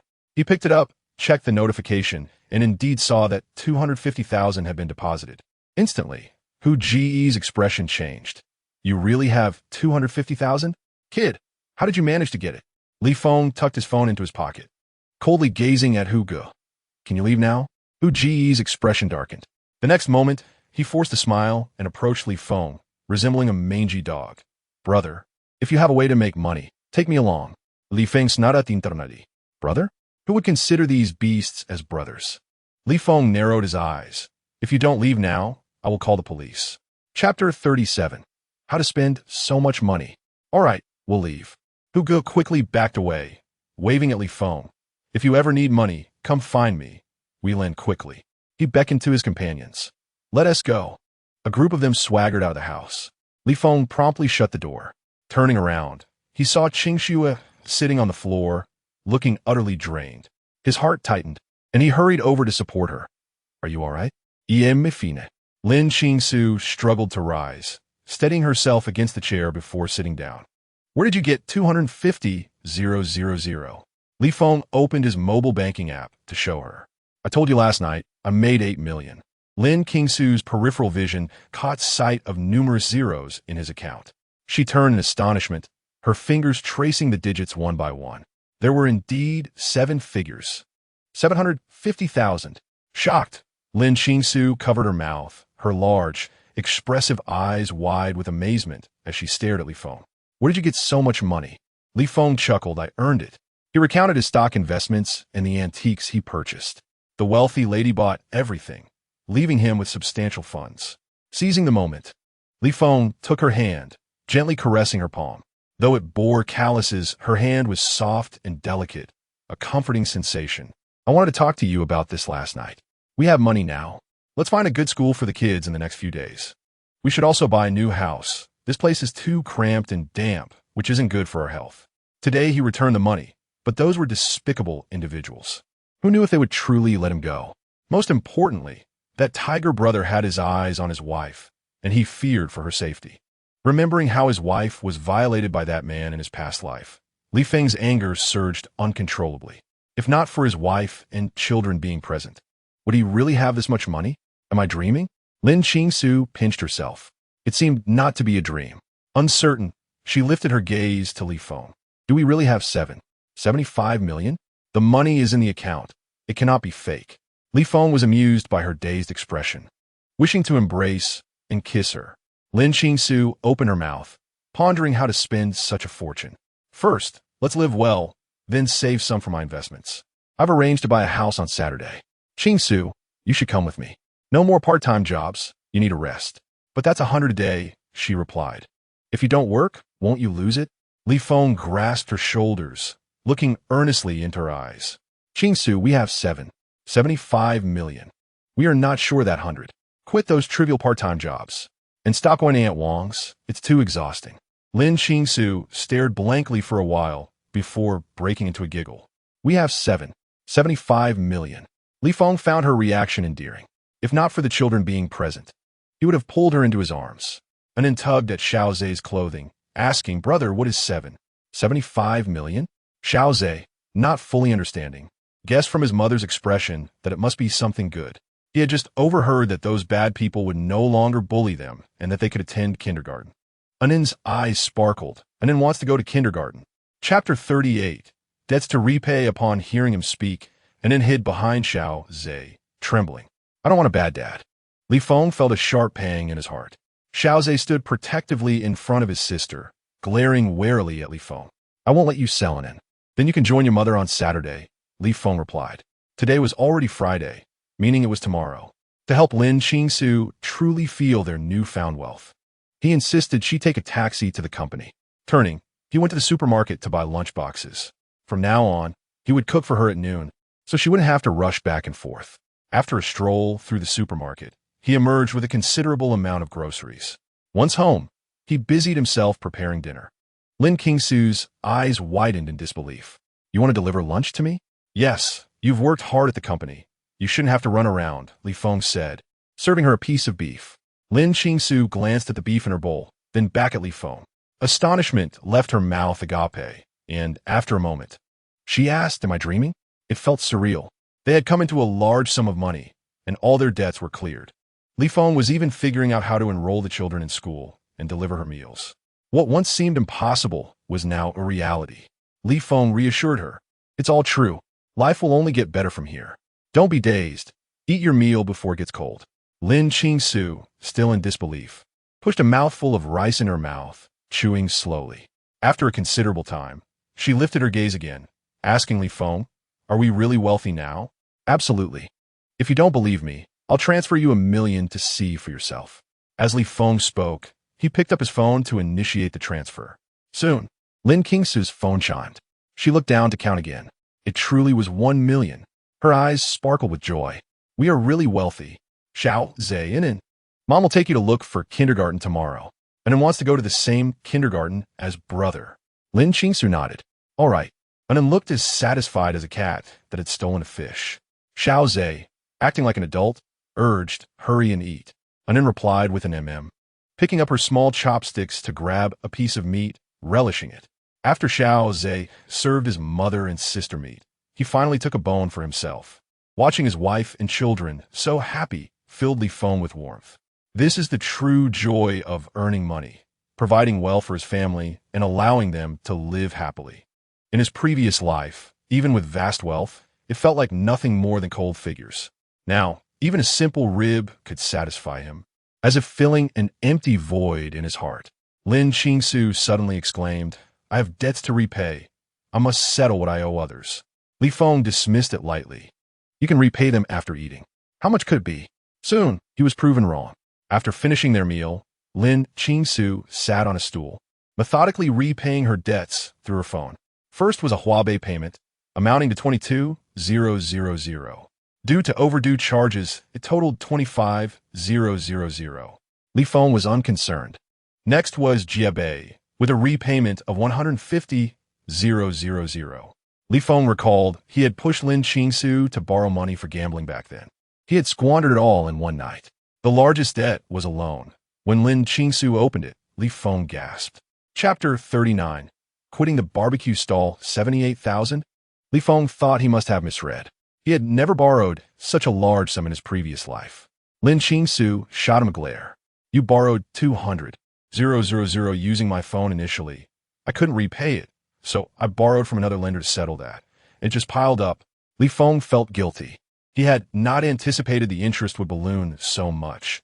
Borrowing only 200,000 in just a year had escalated to 780,000. Those involved in online lending were truly usurious. After clearing all her miscellaneous loans, Lin Qingsu was left with only 20,000 from the initial million. Frowning, she remarked, I still haven't repaid some debts for my friends. Li Feng winced. Let's just settle all the debts today. He transferred another million to Lin Qingsu, saying, It's not good to keep borrowing from friends. You should repay them. Constantly borrowing without repayment makes one feel inferior when meeting friends. Now, he not only wanted to ensure his wife and children had enough to eat and drink, but also to allow them to hold their heads high in front of others. Lin Qingsu stared in disbelief at the second million that arrived. Lowering her head, she murmured, Thank you. Li Feng felt a twinge of discomfort. These are debts I owe. It's only right. Why are you thanking me? Lin Qingsu said nothing, picked up her phone, and stood. I need to get to work. Can a person truly change overnight? He hasn't struck the children or her in over 10 days, and he is diligently earning a living for the family. Today, he even repaid some debts. Yet, in the depths of her heart, a voice screams, Don't trust him. A leopard cannot change its spots. Lin Qingsu tightened her grip on her clothes, lowered her head, and hastily departed. While assisting Aunt Wang at her stall after work, Lin Qingsu found Li Feng already bustling about at the stand. Xiao Zhe and Nen were playing nearby. Upon seeing her, Aunt Wang pulled her over, her face filled with regret. Li Feng just told me that you won't be helping at my barbecue stall anymore. Lin Qingsu was taken aback. He said that? Yes. He mentioned that he made a bit of money from his investments and has paid off some high-interest loans. Aunt Wang felt a mix of joy and sorrow.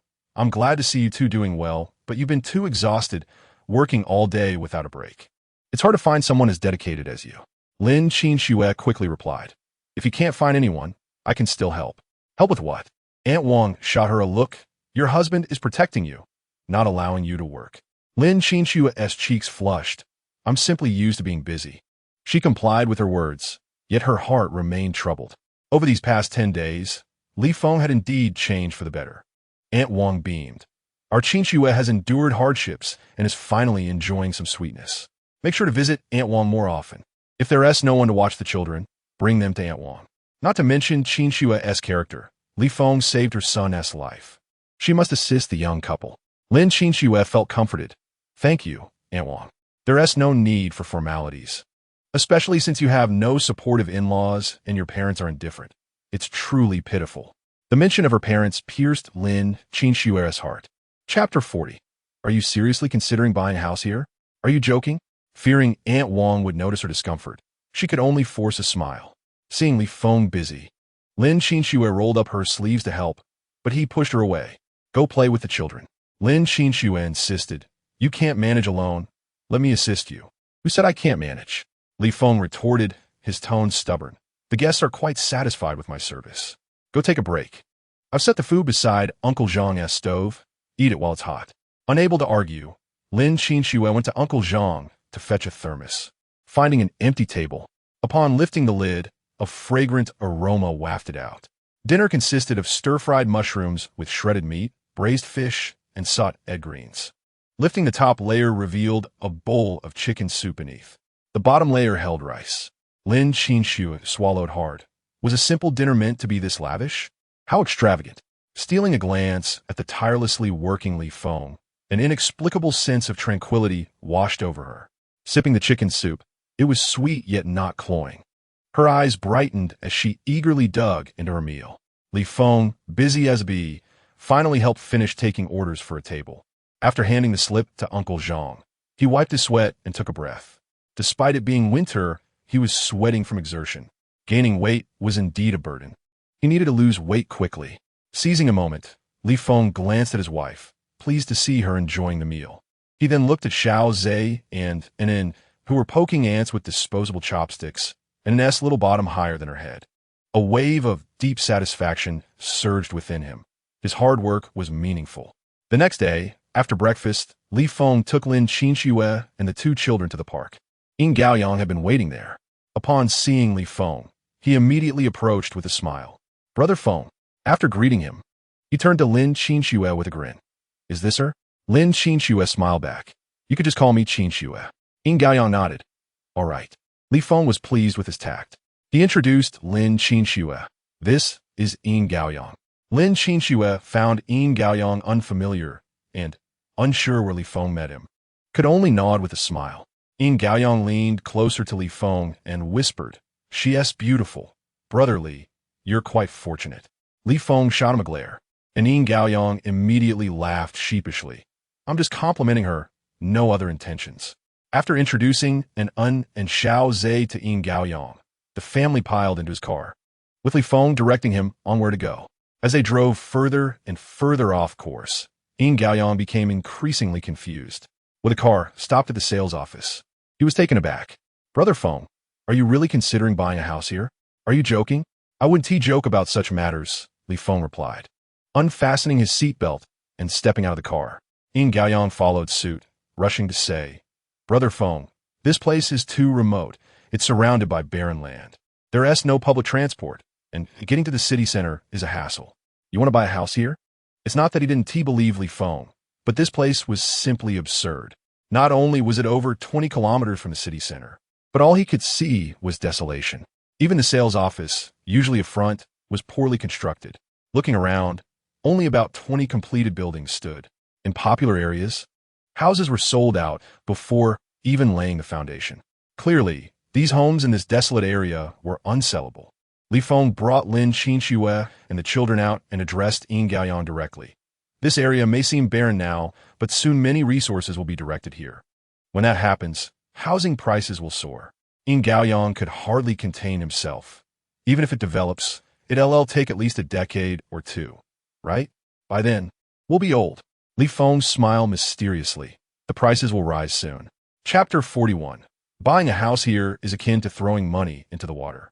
This community is called Ziyuan Mingdu, constructed by a small developer in Jiangxing. In a previous life, this area was too remote and no one bought it, until there was no land left in the city center, and this area, with its ample space, became the focus of government development. They constructed subways, built prestigious schools, and transferred renowned teachers to the schools here. Suddenly, Ziyuan Mingdu became the talk of the town. The once desolate sales office was now bustling with hundreds of people scrambling for a single unit, and housing prices surged against the trend. All of this would ignite in 2 days. Ying Gaoyang was unaware of this. He desperately tried to dissuade Li Feng. Buying a house here is like throwing money into the water. One should invest in properties near the city center and subway lines. Ignoring his advice, Li Feng took his wife and children straight into the sales office. At that moment, the office was deserted except for a few salespeople distracted by their phones. They wandered around without being attended to, and Yin Gaoyang grew increasingly dissatisfied. He bluntly said, "Brother Feng, there's no atmosphere here. Let us not waste our money." Li Feng disregarded him and turned to Lin Qinxue. "Qinxue, what do you think of this place?" Lin Qinxue, suppressing her excitement, nodded repeatedly. "It's quite good. Compared to that shabby, damp rental where we couldn't even open the windows, having a place of our own feels like a dream come true. So what if it's a bit remote? At least it's our own home." Yin Gaoyang was astonished. "You genuinely like it here?" Lin Qinxue touched her chest. Her face flushed. "This place is wonderful," Yin Gaoyang remarked. "I've heard rich people prefer living in the suburbs. It seems to be true.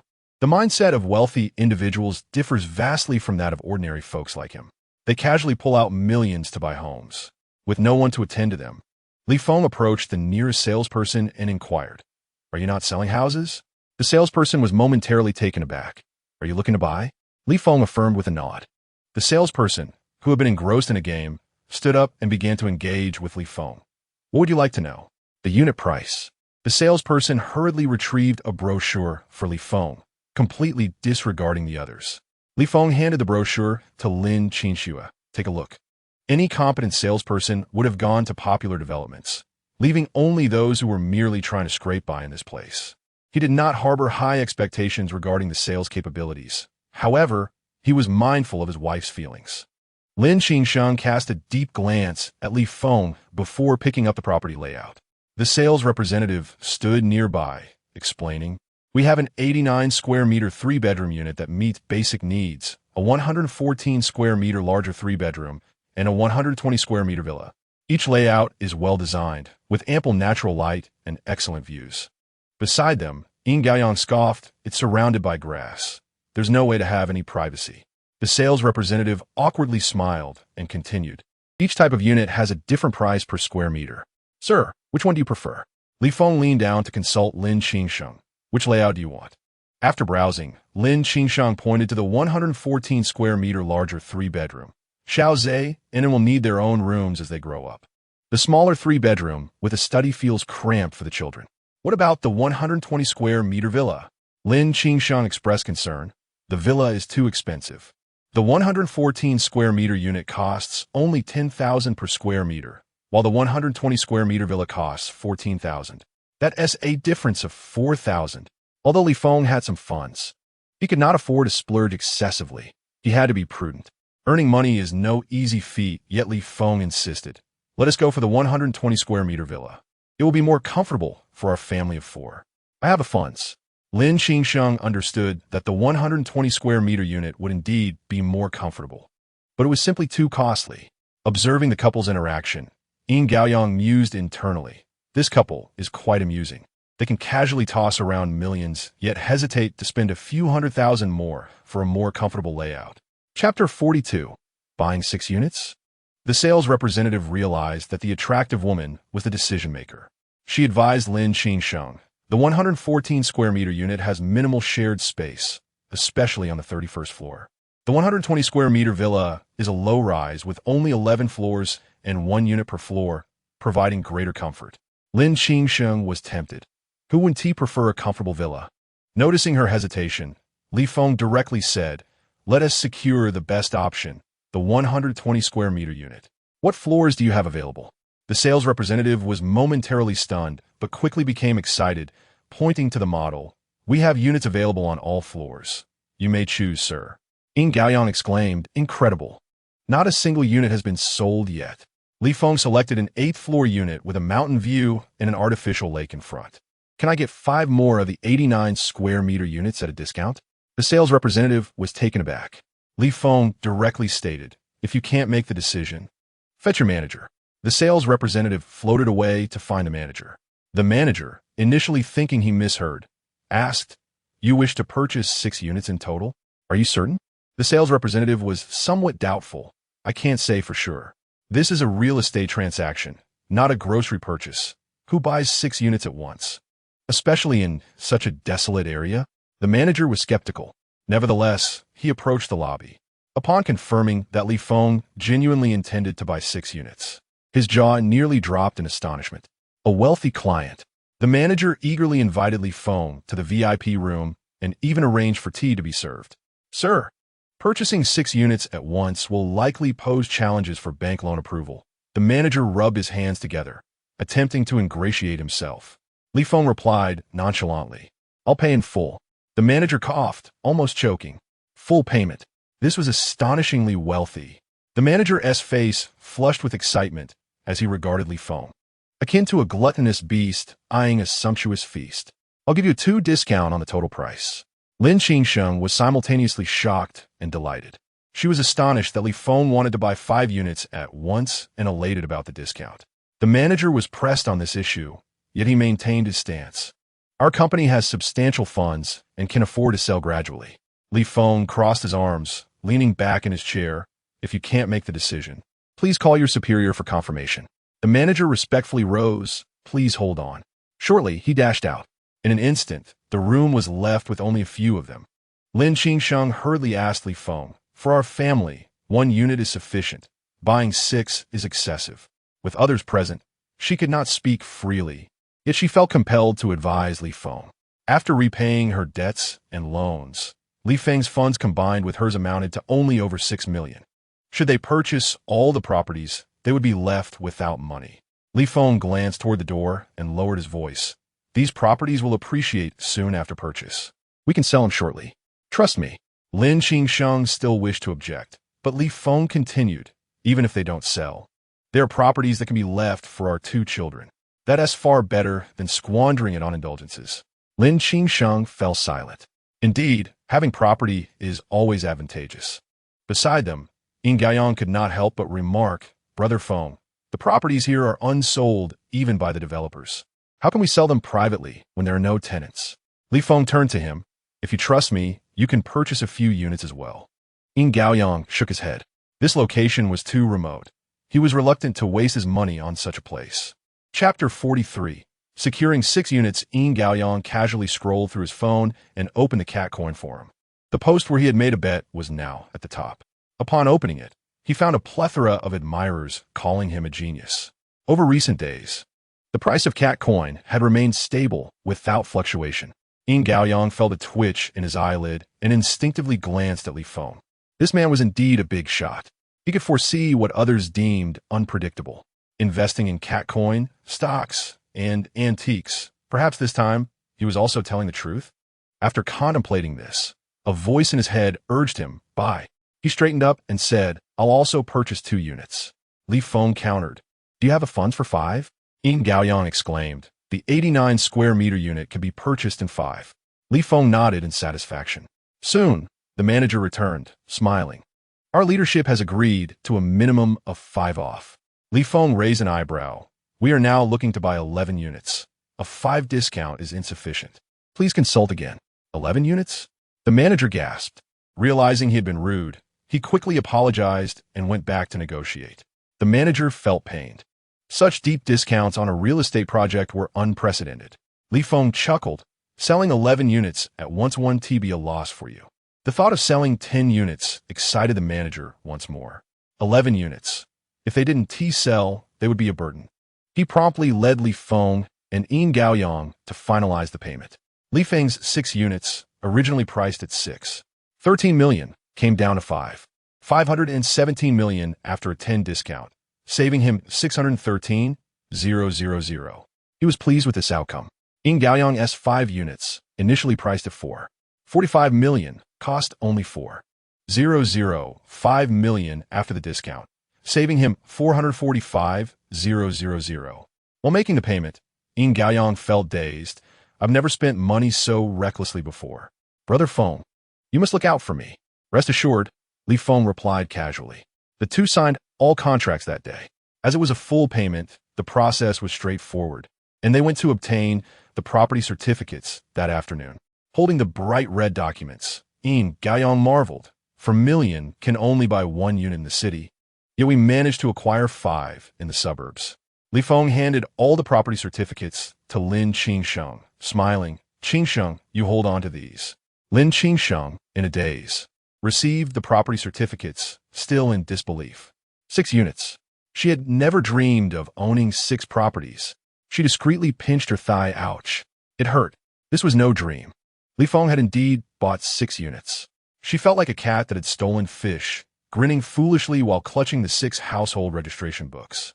Li Feng seized the opportunity to gently pinch her cheek, which was soft and warm, evidently flushed with excitement. Such a little money lover. Xiao Zhe and Anin joyfully gathered around their mother, pointing at the red booklets and inquiring, "Mom, what is this?" Lin Qingshue's eyes sparkled with delight, curving into crescents as she replied, "It's our family's house. Is it something wonderful?" Xiao Zhe looked at her with eager anticipation, his young mind entirely oblivious to the significance of a home. Lin Qingxue nodded vigorously. "Indeed, it is a marvelous thing." She offered a metaphor. "It's even better than your remote-control car." Immediately, Xiao Zhe cast a look of astonishment toward the red booklets, and then asked, "What about compared to a small cake? Better than a small cake?" "Wow!" Anin exclaimed, her eyes wide with excitement as she gazed at the booklets. Li Feng felt a sense of ease and turned to Yin Gaoyang. "Can you help us enroll in a good kindergarten?" Lin Qingxue swiftly turned to him. "Are we going now? We must not delay matters concerning the children." Chapter 44. Is this the world of big shots? Yin Gaoyang drove them directly to the second-ranked bilingual kindergarten in Jiangcheng. In his mind, only such a prestigious institution would befit someone of Li Feng's stature.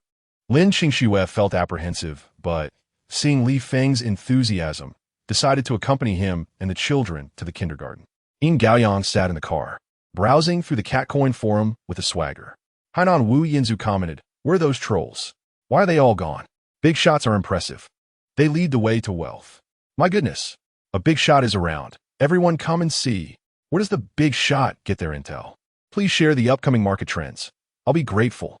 Hainan Wu Yinzu replied, "I don't know. I only listen to my big brother. He points east, and I dare not go west. Is there another big shot behind the big shot? Which godly figure is this? Please guide us."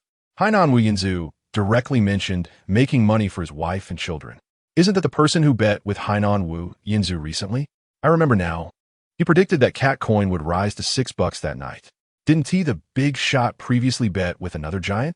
Are they already on familiar terms?" Hainan Wu Yinzu responded, "That was how we met. Now I'm with my big brother. I want to bet with the giant too. Who wouldn't? Giant, take me along." Hainan Wu Yinzu, seemingly unfazed, sent a smiling emoji. "Just bought 5 houses with my big brother. My goodness, is this the world of big shots? So enviable. I can't even afford 1 house. Those ahead, hurry and get to work. Playing with coins leads to folly." The forum buzzed with discussions, speculating about who the wealthy individual supporting a wife and children might be. Numerous users tagged Li Feng, and many sent him private messages. Such a big shot, if one could connect with them, could lead to prosperity. Meanwhile, Li Feng was undergoing an enrollment interview with the principal. The moment the principal spoke, he demanded to verify their assets. "Our kindergarten places great importance on the qualifications of our students' parents." The principal scrutinized the family of 4 with a serious demeanor. Their attire was indeed lacking, especially the portly father whose down jacket was tattered. How could such a family attend their kindergarten? Li Feng furrowed his brows. "You need to see the accounts?" The principal adjusted his glasses. Yes. Had kindergartens truly begun to impose such peculiar requirements? Li Feng's frowned up and at. "I only have a few $100,000 in the account, but I do own several properties. Can that be counted?" The principal regarded him with skepticism. How could someone dressed like this possibly own several houses? Nevertheless, he decided to give Li Feng a chance. "That could work. Please show me." Li Feng turned to Lin Qingxue, calling out, "Dear, please bring out the property certificates." Lin Qingxue opened her modest canvas bag and laid out 6 property certificates on the table, instantly occupying a third of the surface. The principal was taken aback, adjusting his glasses and rubbing his eyes. Indeed, they were brightly colored property certificates. "You carry property certificates with you?" Li Feng raplia. "We just bought the houses and brought them along." "Principal, do you think this is sufficient?" The principal exclaimed, "You just bought 6 houses? You speak of it as casually as purchasing cabbages." He could hardly believe it. Inspecting one and noting the date was today, after checking all 6 with matching dates. The principal managed a strained smile. "Mr. Li, your financial power is indeed astonishing. To acquire 6 houses in one go is impressive. They are all in the suburbs and not worth much, Li Feng humbly remarked. The principal's eyelids twitched. He recognized that these houses were in the suburbs. But the fact that Mr. Li could effortlessly purchase 6 of them while remaining so nonchalant indicated significant financial strength. The principal wore a more accommodating smile. Mr. Li, your financial capability is remarkable. I must have underestimated you. Li Feng, indifferent, responded, has my asset verification passed? Yes, Mr. Li. A wealthy individual like you will surely raise exceptional children. Chapter 45. Raising a wife and children is expensive. Lin Qingxue let out a sigh of relief. Yet, the next moment, her heart sank again. Our kindergarten requires 30,000 a year, and during the winter and summer breaks, there will be international children's exchange activities. Conservatively estimating, one child will cost 50,000 a year. The principal adjusted his glasses, smiling. Of course, there are also some additional courses that may incur extra fees. Lin Qingxue instinctively clutched Li Feng's sleeve. 50,000 a year for one child means 100,000 for 2. 100,000 for just 1 year of kindergarten is exorbitant. Li Feng gently patted her hand to reassure her. He inquired with the principal about the differences between their kindergarten and others, and then proceeded to tour the classrooms, sleeping quarters, and the children's meals. Finally, he intentionally observed how the teachers conducted classes from outside the window. After the visit, he decisively stated, "We will enroll here. Quality comes at a price." The teachers here are all distinguished educators, with foreign teachers for English instruction. Each caregiver looks after only one child, ensuring excellent conditions. The principal respectfully invited Li Feng to his office, where the couple filled out detailed forms. Li Feng promptly paid a 20,000 enrollment fee, with the remaining costs to be settled gradually after the children began attending. Xiao Zhe and Nen were thrilled, exploring every nook and cranny. As they exited the kindergarten, they were captivated by their peers playing on the merry-go-round. Lin Qingxue felt a pang of sorrow. 20,000 had just slipped away, and this was merely the first expense for kindergarten. There would be several more years of such costs, which their family could hardly bear. In the car, with Yin Gaoyang present, she held her tongue. We could find a regular kindergarten. Both children could still attend. Li Feng scratched his head. But that school offers a comprehensive curriculum, quickly identifying the children's interests, allowing us to nurture them in that direction. It doesn't need to cost this much. $1 million a year is enough to buy another house. Lin Qingxue frowned, distressed. Li Feng chuckled. In a few days when the house prices rise, we can sell and make a good profit, more than enough to cover the children's education.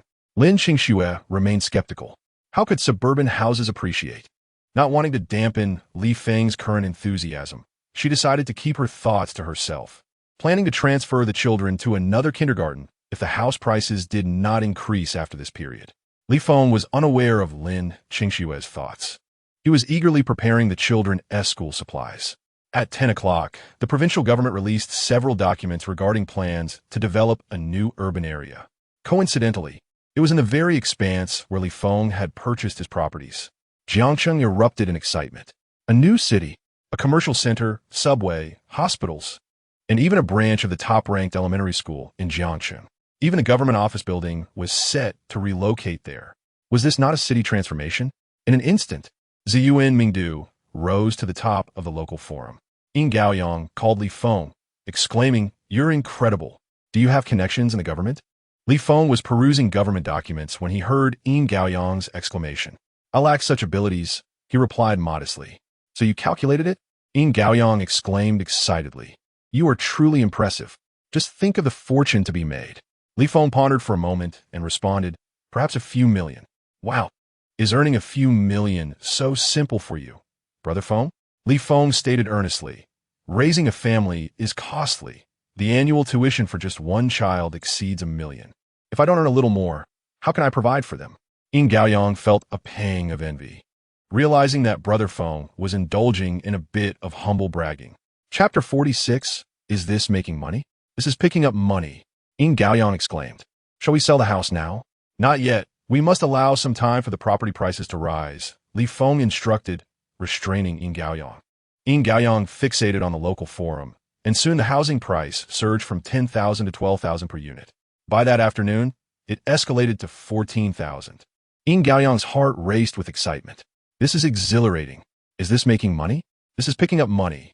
As the residents of Jiangcheng witnessed the frenzied price increase, various real estate companies were in disarray. Among them was Meng Jian, the chairman of Shenglong Real Estate, who pounded his fist on his desk in frustration. Why didn't we purchase land in that area earlier? His finance director, Wang Jie, couldn't he help but inquire. Didn't he, the chairman, receive any news? None. Meng Jian lamented. Such a significant event cannot be decided in a day. How could there have been no whispers at all? Meng Jian, already agitated, became even more irritable hearing his subordinates' lamentations. He waved them away dismissively. The executives and managers exchanged glances, shaking their heads in dismay. Meng Jian hurriedly called an old acquaintance and soon received the news. The urban area cannot be developed further. Jiangcheng must shift its focus. Meng Jian quickly interjected, "Brother, why didn't you give me a heads up? We didn't dare auction that vast plot of land. Had I informed you, you wouldn't have been able to buy it anyway. That money isn't for you to earn. Just focus on running your company." The voice on the other end sounded somewhat unconvinced, adding a warning: make sure to oversee your company's project quality. Do not let any mishaps occur. If something goes wrong, I want to assist you. Meng Jian had just acknowledged this when the call abruptly ended. Frustrated, he paced his office, feeling the weight of others' connections to power, while he struggled to find a way in. Why is it so difficult to navigate the back door? He muttered. My project quality is impeccable. What could possibly go wrong? Leaning back in his chair, he suddenly recalled Li Feng's words. He mused, why has everyone been bringing up project quality? Just then his phone rang. It was his wife. Dear, my niece wants to buy a house in Ziyuanmingdu. Can you help her secure a unit? Ziyuanmingdu again. Meng Jian's temper flared. We have plenty of houses at Shenglong Real Estate. Why is she fixated on Ziyuanmingdu? It's different, his wife insisted. It will be the new city center, and buying now means it will appreciate. Why is she so stubborn? Meng Jian shouted. She could go and fight for it herself. Why do you have to meddle? His wife retorted, if she goes, it's useless. The sales office is overcrowded. I heard the developer has halted sales, waiting for prices to soar. Meng Jian pounded his chest in frustration. Why doesn't anyone want to buy our houses? He lamented. It's all fate. All fate. His forehead throbbed with veins. With no money made and having to plead for help, he wondered where he could seek justice. After searching on WeChat for a while, he finally found the head of Ziyuanmingdu and sent a message. Old Lu, are you busy? Chapter 47. Meng Jian stared at the screen as if he could burr a hole through it. Before, Old Lu would seek him out for investments, calling him brother, but now he was met with outright refusals. Meng Jian felt his dignity was being trampled. Years of experience in business had made Old Lu quite the savvy operator. Meng Jian sent a voice message, cheerfully stating, Old Lu, your project is in a prime location, and everyone is clamoring for your houses. My niece is specifically requesting a unit in Ziyuanmingdu instead of our properties. Understanding Old Lu's financial struggles, Meng Jian realized the man's company had been barely profitable in the tough real estate climate.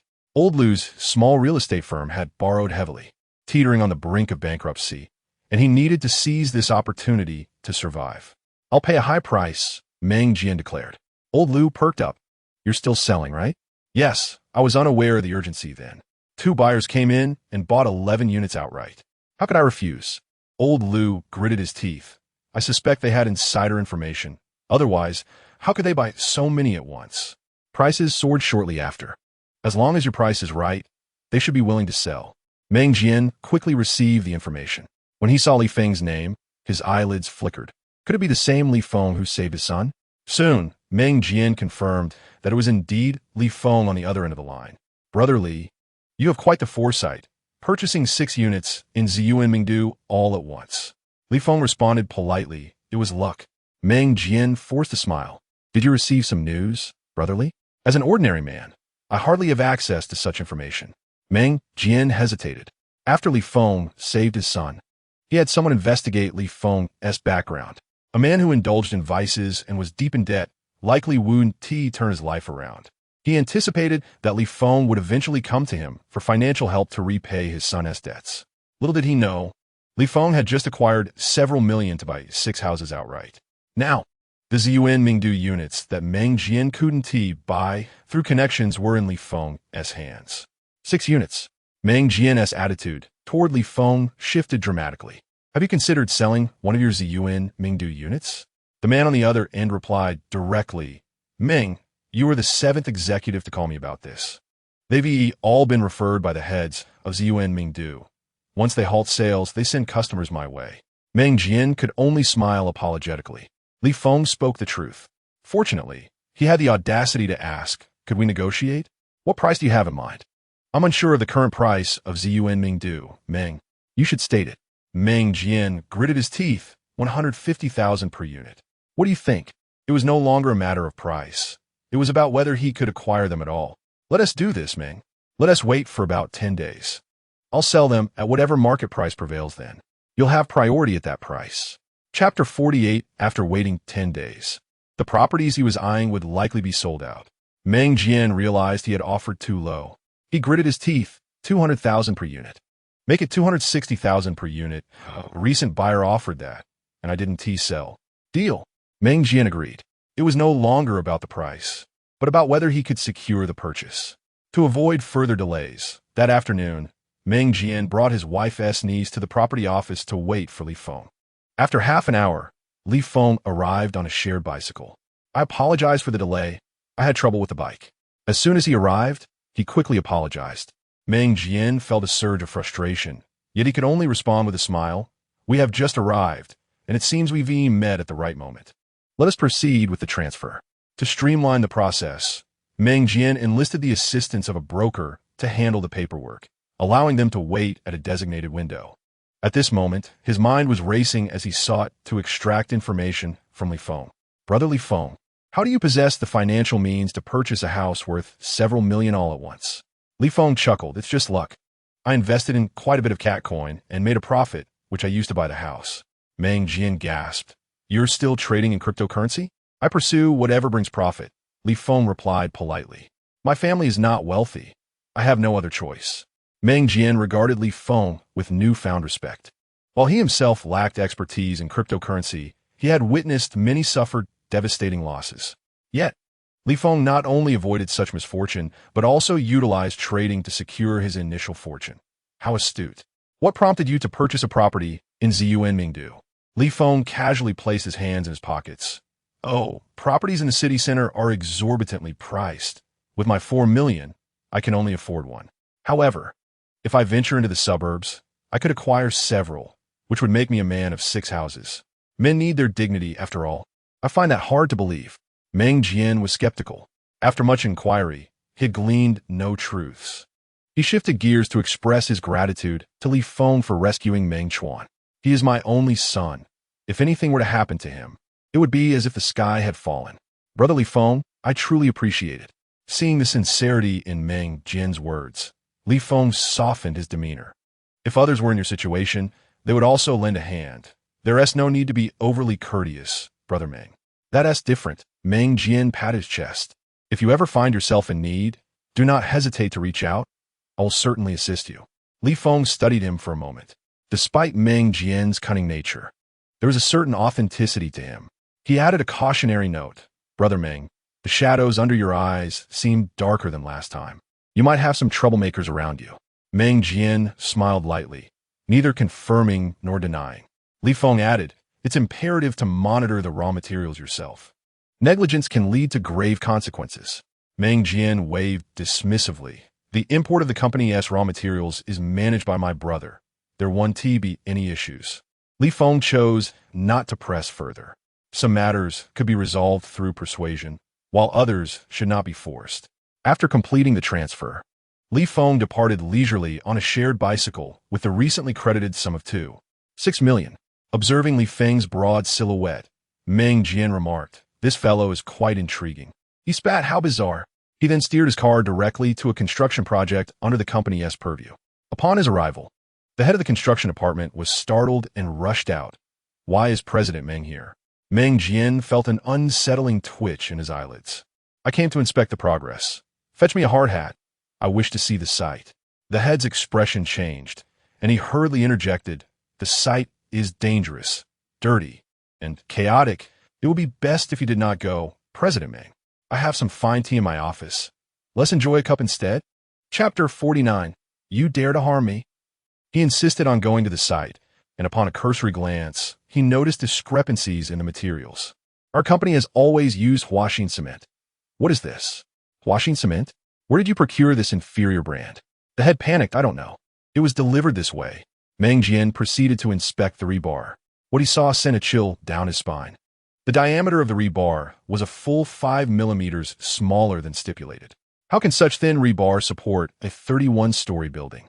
If it collapses, it could kill someone. Cold sweat poured from Meng Jian's brow. He dared not contemplate further. Taking out his phone, he photographed the materials and moved on to the next project. Shenglong Real Estate had numerous projects, including some government contracts. All the constructions were rife with substandard materials. They were completely non-compliant. If it were merely 1 or 2 projects, it could be attributed to the subordinate's negligence. However, with so many projects exhibiting the same issues, it could only indicate a problem at the corporate level. As he reviewed the evidence presented to him, Meng Jian's countenance darkened. Very well, very well. He promptly contacted the authorities, submitting all the evidence. Soon, the director of the materials department was taken into custody. To his surprise, the director implicated the financial department head, Wang Jie, as the mastermind behind the scheme. Wang Jie rushed over, kneeling and pleading with Meng Jian. Meng Jian kicked him aside, furiously shouting, "How dare you? You scoundrel!" If he had merely embezzled a small amount within the company, Meng Jian might have turned a blind eye. But this was a project, an actual project. Did I not provide you with funds? Did I not grant you shares? And yet you greedily tampered with the materials.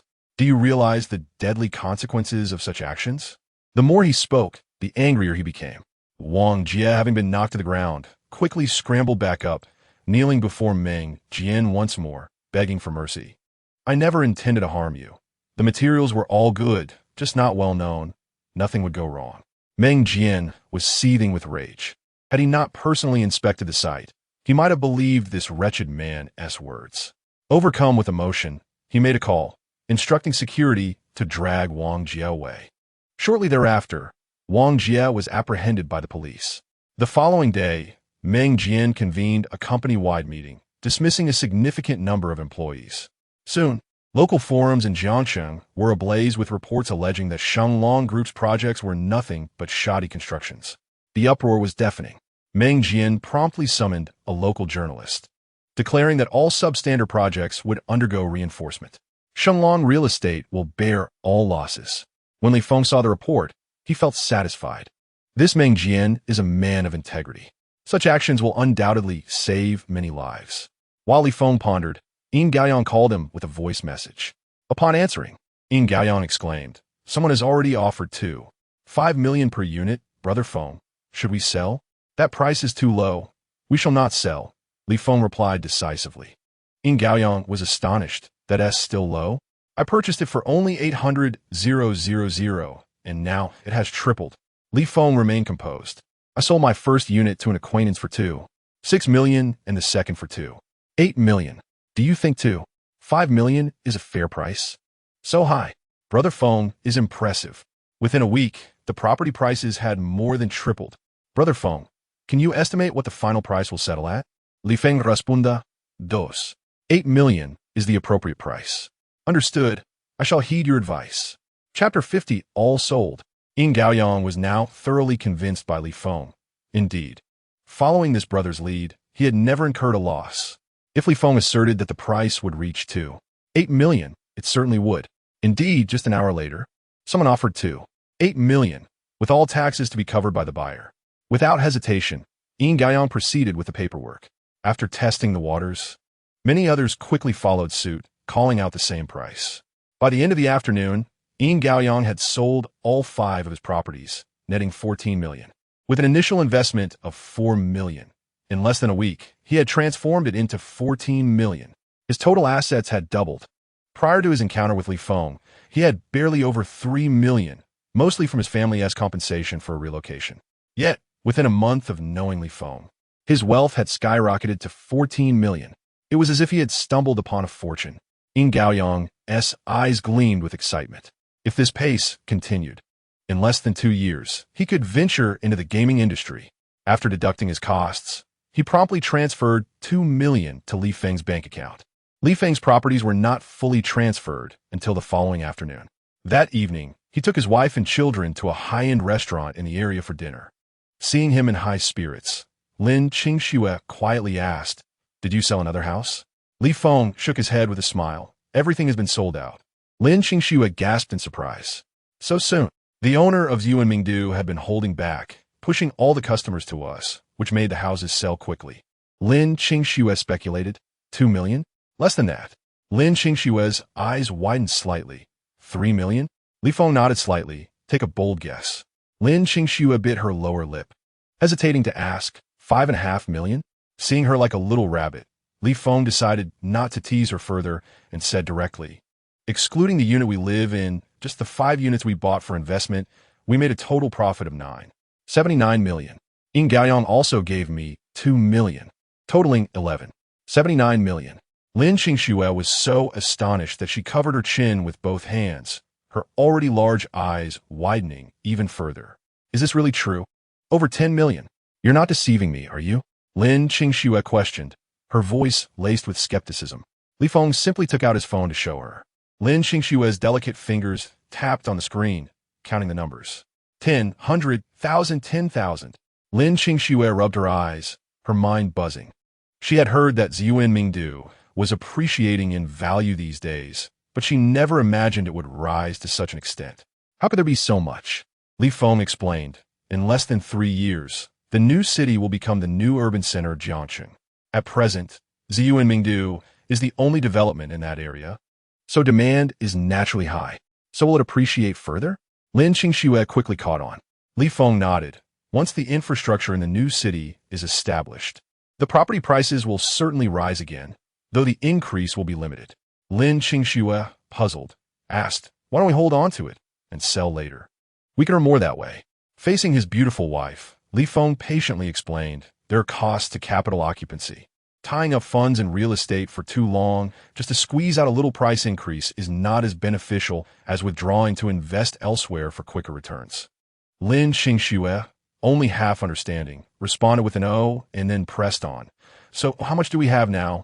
Li Feng smirked, 16 million.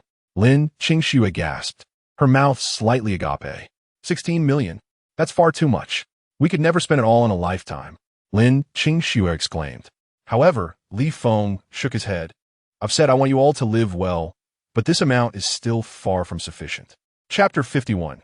Do Not Touch Me directly transferred 2 million to Lin Qingxue's phone, saying, "You've suffered these years. Go buy yourself some clothes and bags." At this point, Li Feng felt a pang of guilt. "I heard those bags cost tens of thousands each. This amount won't even buy you a few. It's already a lot. Who would spend 2 million on clothes and bags?" Lin Qingxue took the money but felt uncomfortable. "You've earned a lot, but you can't spend it recklessly," she admonished, glaring at Li Feng. "Building a family is like picking at dirt. Squandering is like water pushing sand. Money may seem abundant, but if not saved, it will quickly vanish." Seeing her sulking demeanor, Li Feng felt a stirring in his heart. Unable to resist, he reached out and pinched her delicate face. Lin Qingxue, annoyed, slapped his hand away. "I'm speaking seriously, don't touch me." Yes, my wife is right," Li Feng acknowledged with utmost sincerity. His wife was truly a diligent and frugal woman. He would be foolish to argue with her. Li Feng quickly added, "I just saw you and the kids wearing old clothes and felt sorry for you. So I want to get you all some nice outfits." Seeing his sincere attitude, Lin Qingxue's anger subsided somewhat. However, she felt she couldn't let him off so easily and feigned annoyance. "If we have money, we should buy quality, but we also can't spend it so freely." "You're absolutely right. I'll be more careful in the future." With that, Lin Qingxue could no longer maintain her facade. She looked at Li Feng and said, "Your clothes are too old. You need to get some new ones." Li Feng looked down at his worn-out down jacket, inhaling sharply. "I think it's just fine." He was quite indifferent to his appearance. "I've been losing weight recently, and new clothes wouldn't fit for long." With a significant weight loss from his previous size, he had reduced 10 pounds after cutting his meals in half and walking for hours outside. Losing weight was painful at that moment, While Xiao Zhe and En were happily eating, he could only watch and occasionally take a bite. Lin Qingxue insisted, "You still need to buy new ones. When you go out, your clothes should look presentable." Unable to resist her, after finishing their meal, Li Feng took his wife shopping. Lin Qingxue, accustomed to shopping online, was taken aback at the mall when she saw that even a simple down jacket cost around 1,000 to 2,000. She felt reluctant to spend that much. Seeing her about to leave, Li Feng pulled her further inside. Xiao Zhe and En, oblivious to adult matters, tugged at Li Feng's hand. "Let go of Mommy." "Bad Daddy, don't bully Mommy." Li Feng gritted his teeth. "I'm being good to your mother." Having finally changed Lin Qingxue's opinion of him, he wouldn't dare to bully her. Xiao Zhe complained, "You pulled Mommy." And then looked up with her little head. "Mommy doesn't want that." Just then, a furious voice rang out from nearby. "Li Feng, are you bullying my sister again?" Li Feng turned to see his sister-in-law, Lin Dongyu, storming over, followed by a vibrant female classmate. Li Feng felt helpless. Even being good to his wife led to scolding. The misunderstanding was far too great. As soon as Lin Dongyu arrived, she pulled Lin Qingxue behind her and anxiously asked, "Sister, are you all right? Is he bullying you again?" Mifine, Donju. Li Feng didn't bully me. Before Lin Qingxue could finish, Lin Dongyu interrupted, "Don't defend him. When will you wake up?" Chapter 52. Just you? Lin Dongyu, exasperated, exclaimed, "How can you be so spineless, clinging to that scoundrel?" "No, Li Feng has changed. He just wanted to take me inside to buy clothes.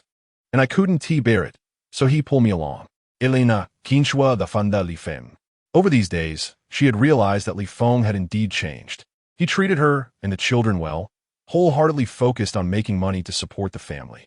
Although she didn't understand how he had suddenly transformed, she had witnessed his efforts. Even if her heart couldn't fully accept him yet, she couldn't let his hard work go to waste or allow him to be misunderstood continually. Lin Dongyu, however, was unconvinced. "How can you be so foolish? Still covering for him?" "I'm not." Lin Dongyu directly asked the children, "Xiao Zhe, did Daddy bully Mommy?"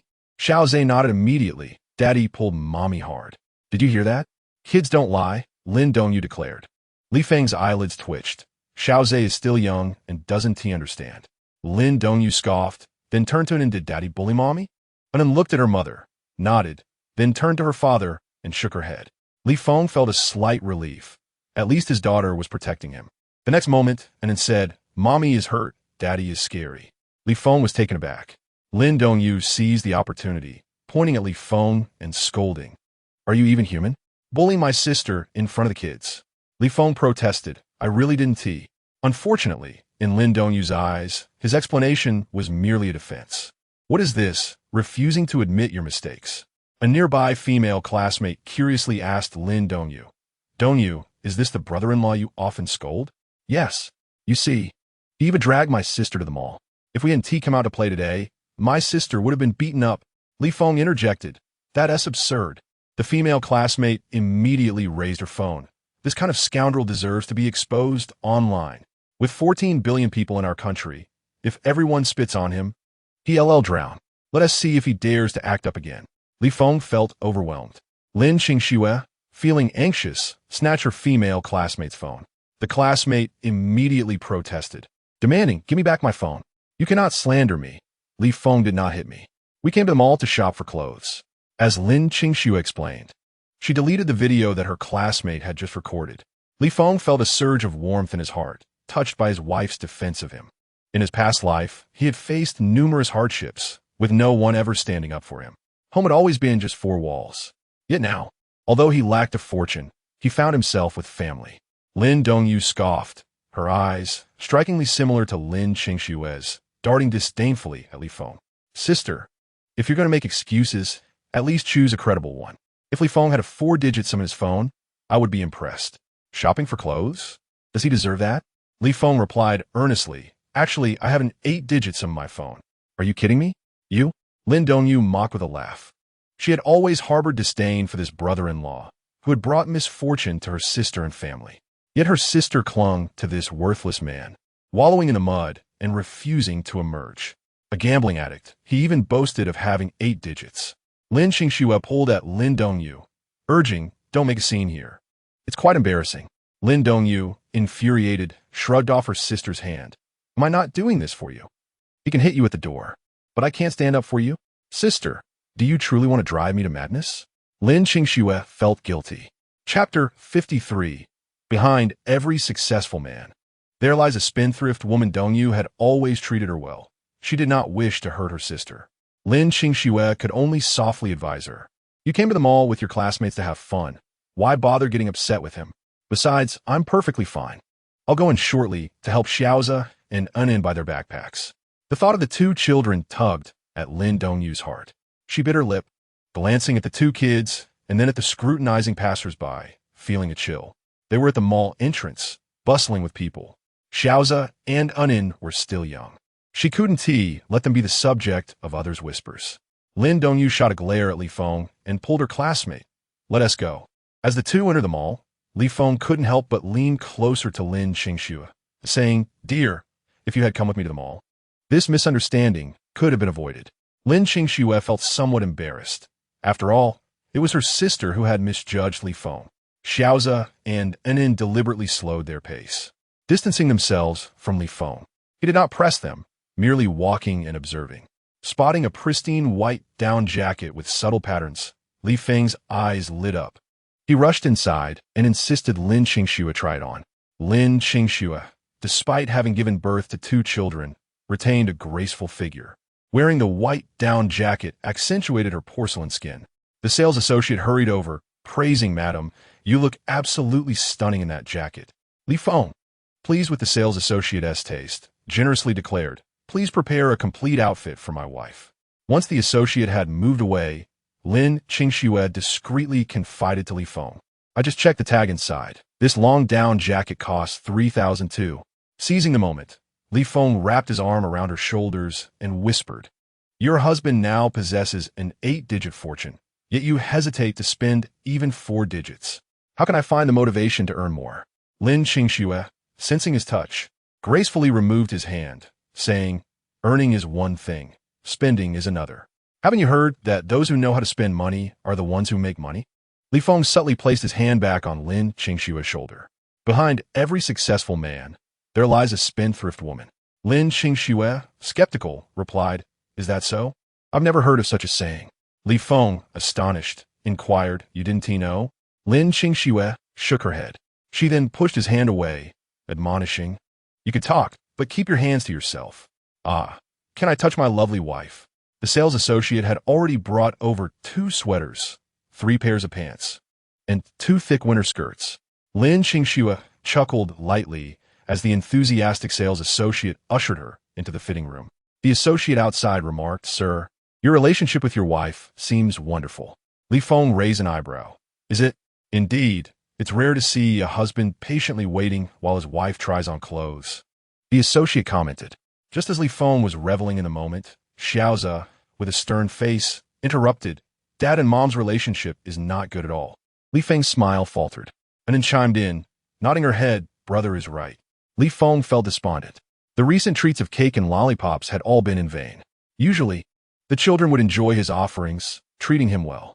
However, the moment any tension arose between him and Qingxue, they would instantly turn into his adversaries. The sales associate awkwardly laughed. Both children are quite adorable. You've done a great job raising them. Xiaoza frowned. Mom taught us well. Unin eagerly followed her brother's lead, adding, Bad Dad. Chapter 54. If you cannot afford it, why try it on? The sales associate laughed awkwardly, pretending not to hear. Lin Qingxue emerged from the fitting room, looking stunning in every piece she tried on. Li Feng instructed the sales associate to package everything. The associate beamed. This single transaction alone was worth over 10,000, equivalent to her earnings for an entire day. After respectfully sending the family off, Li Feng led them straight into the children's clothing store. Upon exiting, each child had bought 3 outfits. When it came time for his own purchase, he hesitated. Lin Qingxue insisted, and he reluctantly bought himself a decent outfit. Curious, Lin Qingxue glanced over. At first sight, she froze. Dongyu?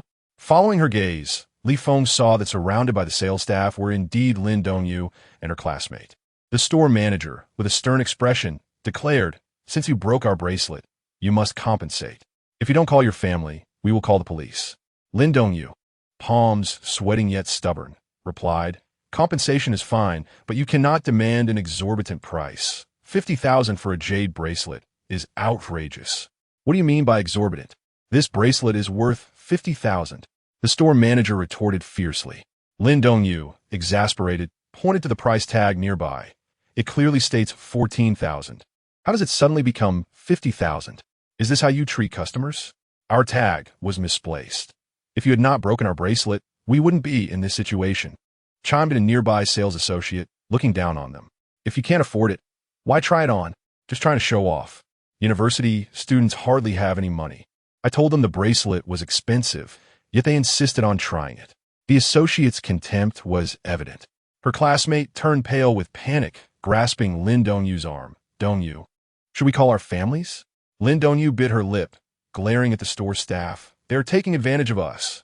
It's absurd to demand 50,000 for something priced at 14,000. She was not a fool. Why should she pay such an amount? I will only pay 14,000. Anything beyond that is out of the question. 14,000? This is an authentic emerald jade bracelet. Where can you buy it for that price? The manager turned to the staff. Call the police. At the mention of calling the police, Lin Dongyu felt a chill run down her spine. Her limbs felt weak. Suddenly, a familiar voice broke through. Dongyu, what's the matter? Turning to see her sister approaching. She panicked, quickly responding, nothing. Noticing her sister's distress, Lin Qingxue hurried over, concern etched on her face. What happened? Do you know her? The store manager's eyes brightened upon seeing Lin Qingxue. For such a stunning woman was indeed a rarity. Lin Qingxue furrowed her brows and replied, I am her sister. The manager promptly stated, since you are her sister, it will be easier to discuss. She broke one of our store's valuable bracelets. Would you prefer to compensate directly, or should we call the police? Lin Dongyu pushed Lin Qingxue towards the exit, urging her to leave, saying, this is none of your concern. The force of the push caused Lin Qingxue to stagger back several steps, ultimately colliding with a chubby figure. Chapter 55. Call the police, please in her husband's embrace, unfortunately. Li Feng's hands were full, leaving him unable to hold her securely. He could only exclaim, be careful, as he shielded Lin Qingxue with his arm to help her regain her balance. Seeing her sister almost toppled over by her own actions, Lin Dongyu felt a moment of regret. Clenching her fists, she declared to the manager, this matter has nothing to do with her. I was the one who broke the bracelet. Please call the police. The manager skeptically questioned her. Are you certain? Your family has arrived. Isn't this a good opportunity to discuss compensation? Lin Dongyu impatiently insisted. She has no money. Just go ahead and call the police. Lin Qingxue quickly interjected. Wait, how much do I need to pay? Lin Dongyu, exasperated, replied, why are you asking this? Just leave. I will help you pay. Lin Qingxue offered. Lin Dongyu exploded with anger. That worthless bracelet demands a compensation of 500,000. Only a fool would pay that. Let them call the police. I refuse to believe the officers will be unreasonable. 500,000. Lin Qingxue was taken aback. What kind of bracelet costs 500,000? The manager finally seized the opportunity to present the now shattered bracelet, which had split in two. Here it is, an emerald. It's not something that comes cheap. Li Feng set down the bags in his hands and stepped forward to examine it. Having encountered numerous exquisite items in his past life, he could immediately ascertain its authenticity. Lin Dongyu retorted, your price tag clearly states only 14,000. The manager crossed his arms, his eyes fierce. You may take it for appraisal. No need for appraisal. He isn't lying. Li Feng interrupted the manager. Lin Dongyu, incensed, shouted, what does it have to do with you? Li Feng turned to her. I am your brother-in-law.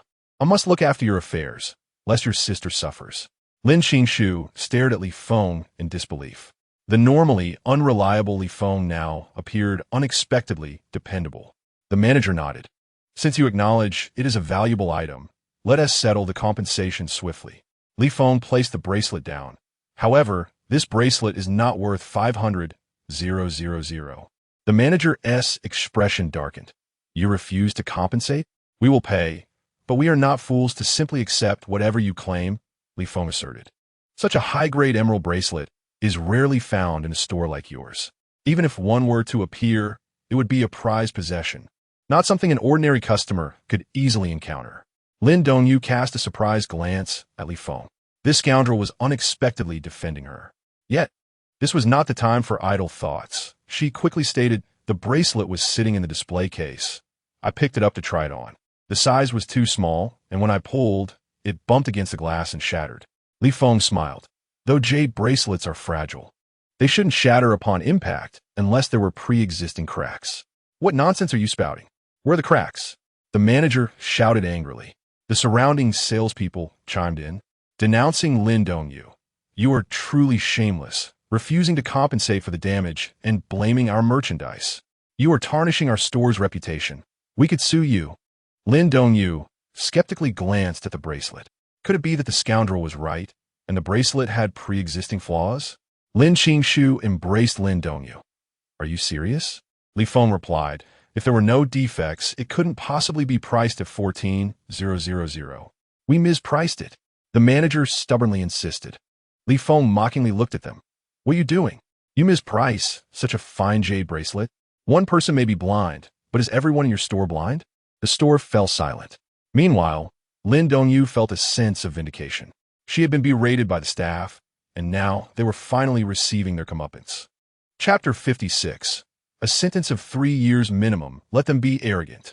The manager quickly interjected, "We haven't even had a chance to inspect it. Is there a problem? Are you implying that we are passing off inferior goods and framing your sister?" A salesperson angrily retorted. Others chimed in, "Mistakes happen in the workplace. You are just shamelessly avoiding compensation." The harsh words made Lin Dongyu's expression darken once more. "Li Feng Donda. Do you not know that cracks inside a jade bracelet differ from those caused by impact?" The manager felt a pang of uncertainty. Could this guy truly see the internal flaws? He instinctively glanced at the jade bracelet. Li Feng declared, "If you are willing to accept the compensation of 14,000, we can settle now. If not, we will call the police and request an expert appraisal." "Then let us have the appraisal." The manager ground his teeth. Even if the appraisal revealed cracks, they would still owe 14,000.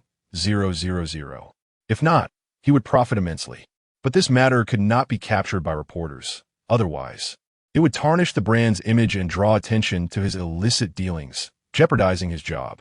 Lin Dongyu seethed, "You are just trying to extort us." The manager ignored her and addressed Li Feng. "Let us settle this." Li Feng scoffed. "Do you think this matter will end here? Merely compensating 14,000 is insufficient." "Insufficient?" Li Feng turned to Lin Dongyu, apologized to her. The manager could hardly believe it. "You want me to apologize to her?" Li Feng narrowed his eyes.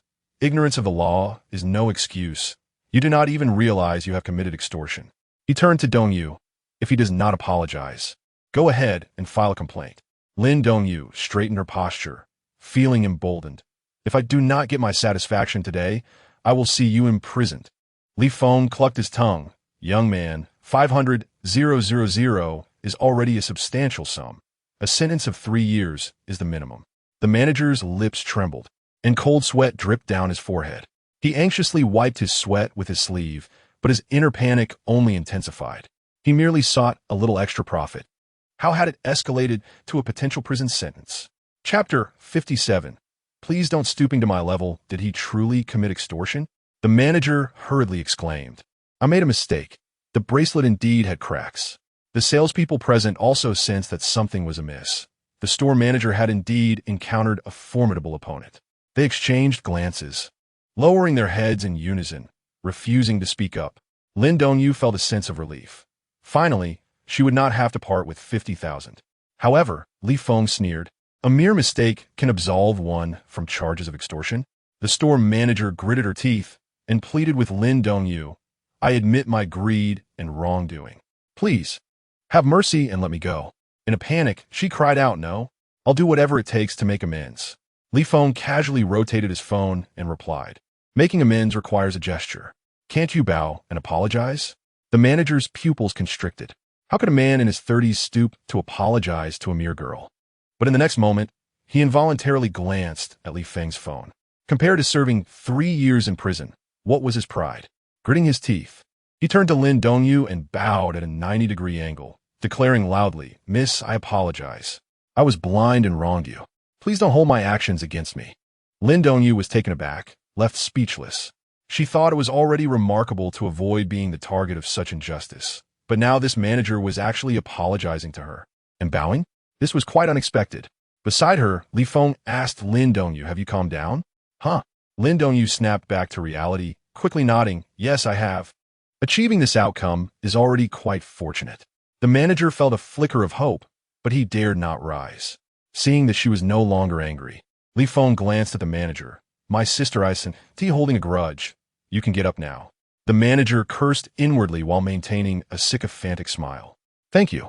After Li Feng paid 14,000 and took the broken jade bracelet, Lin Qingshue's eyes sparkled with excitement. In the past, Li Feng and T have even glanced at such matters, let alone intervened. Yet today, he had resolved the issue and helped Lin Dongyu regain her composure. Li Feng gathered the various bags from the floor, smiling at Lin Qingxue. "Dear, shall we depart?" Lin Qingxue agreed and pulled Lin Dongyu away. Once outside the store, Lin Dongyu immediately asked Li Feng, "Where did you get 14,000? Li Feng replied, "I earned it." Unfortunately, Lin Dongyu did not believe him. In her mind, this useless brother-in-law must have won a small sum from gambling. The thought of using his gambling money filled her with disdain. She gritted her teeth. "I will pay you back." "No need, you're still a student. Focus on your studies," Li Feng said. To him, that amount was insignificant, and he didn't want his sister-in-law, who hadn't yet earned money, to feel obligated to repay him. However, this sentiment sounded particularly harsh in Lin Dongyu's ears. "Even if I cannot repay it, my parents will. I will definitely return this money to you. Today, you helped me, and I am grateful." Li Feng felt helpless. He did not sense her gratitude at all. "Don't you?" Lin Qingxue held her back. "You should express your thanks properly." Lin Dongyu huffed. "I have already thanked him. Our parents taught us to be grateful since childhood. Why don't you listen?" Lin Qingxue said, feeling helpless. Lin Dongyu shrugged off Lin Qingshue's grip. "Mom and Dad also told you not to marry this scoundrel, yet you didn't listen either. Why are you criticizing me?" Chapter 58. You have become quite impressive. Lin Qingxue felt a pang in her chest. Compared to Dongyu, she was indeed the more disobedient one. Lin Dongyu did not wish to engage further with Lin Qingxue and called out to a female classmate before leaving. As she brushed past Li Feng, she intentionally bumped into him. To her surprise, Li Feng stood firm, unfazed, while she stumbled and hurt her shoulder. Lin Dongyu clutched her shoulder and ran off, with her classmate hastily following. Lin Qingxue, feeling guilty, turned to Li Feng and said, "Dongyu has always had a stubborn personality. She knows in her heart, but she is just too shy to thank you. Please don't hold it against her."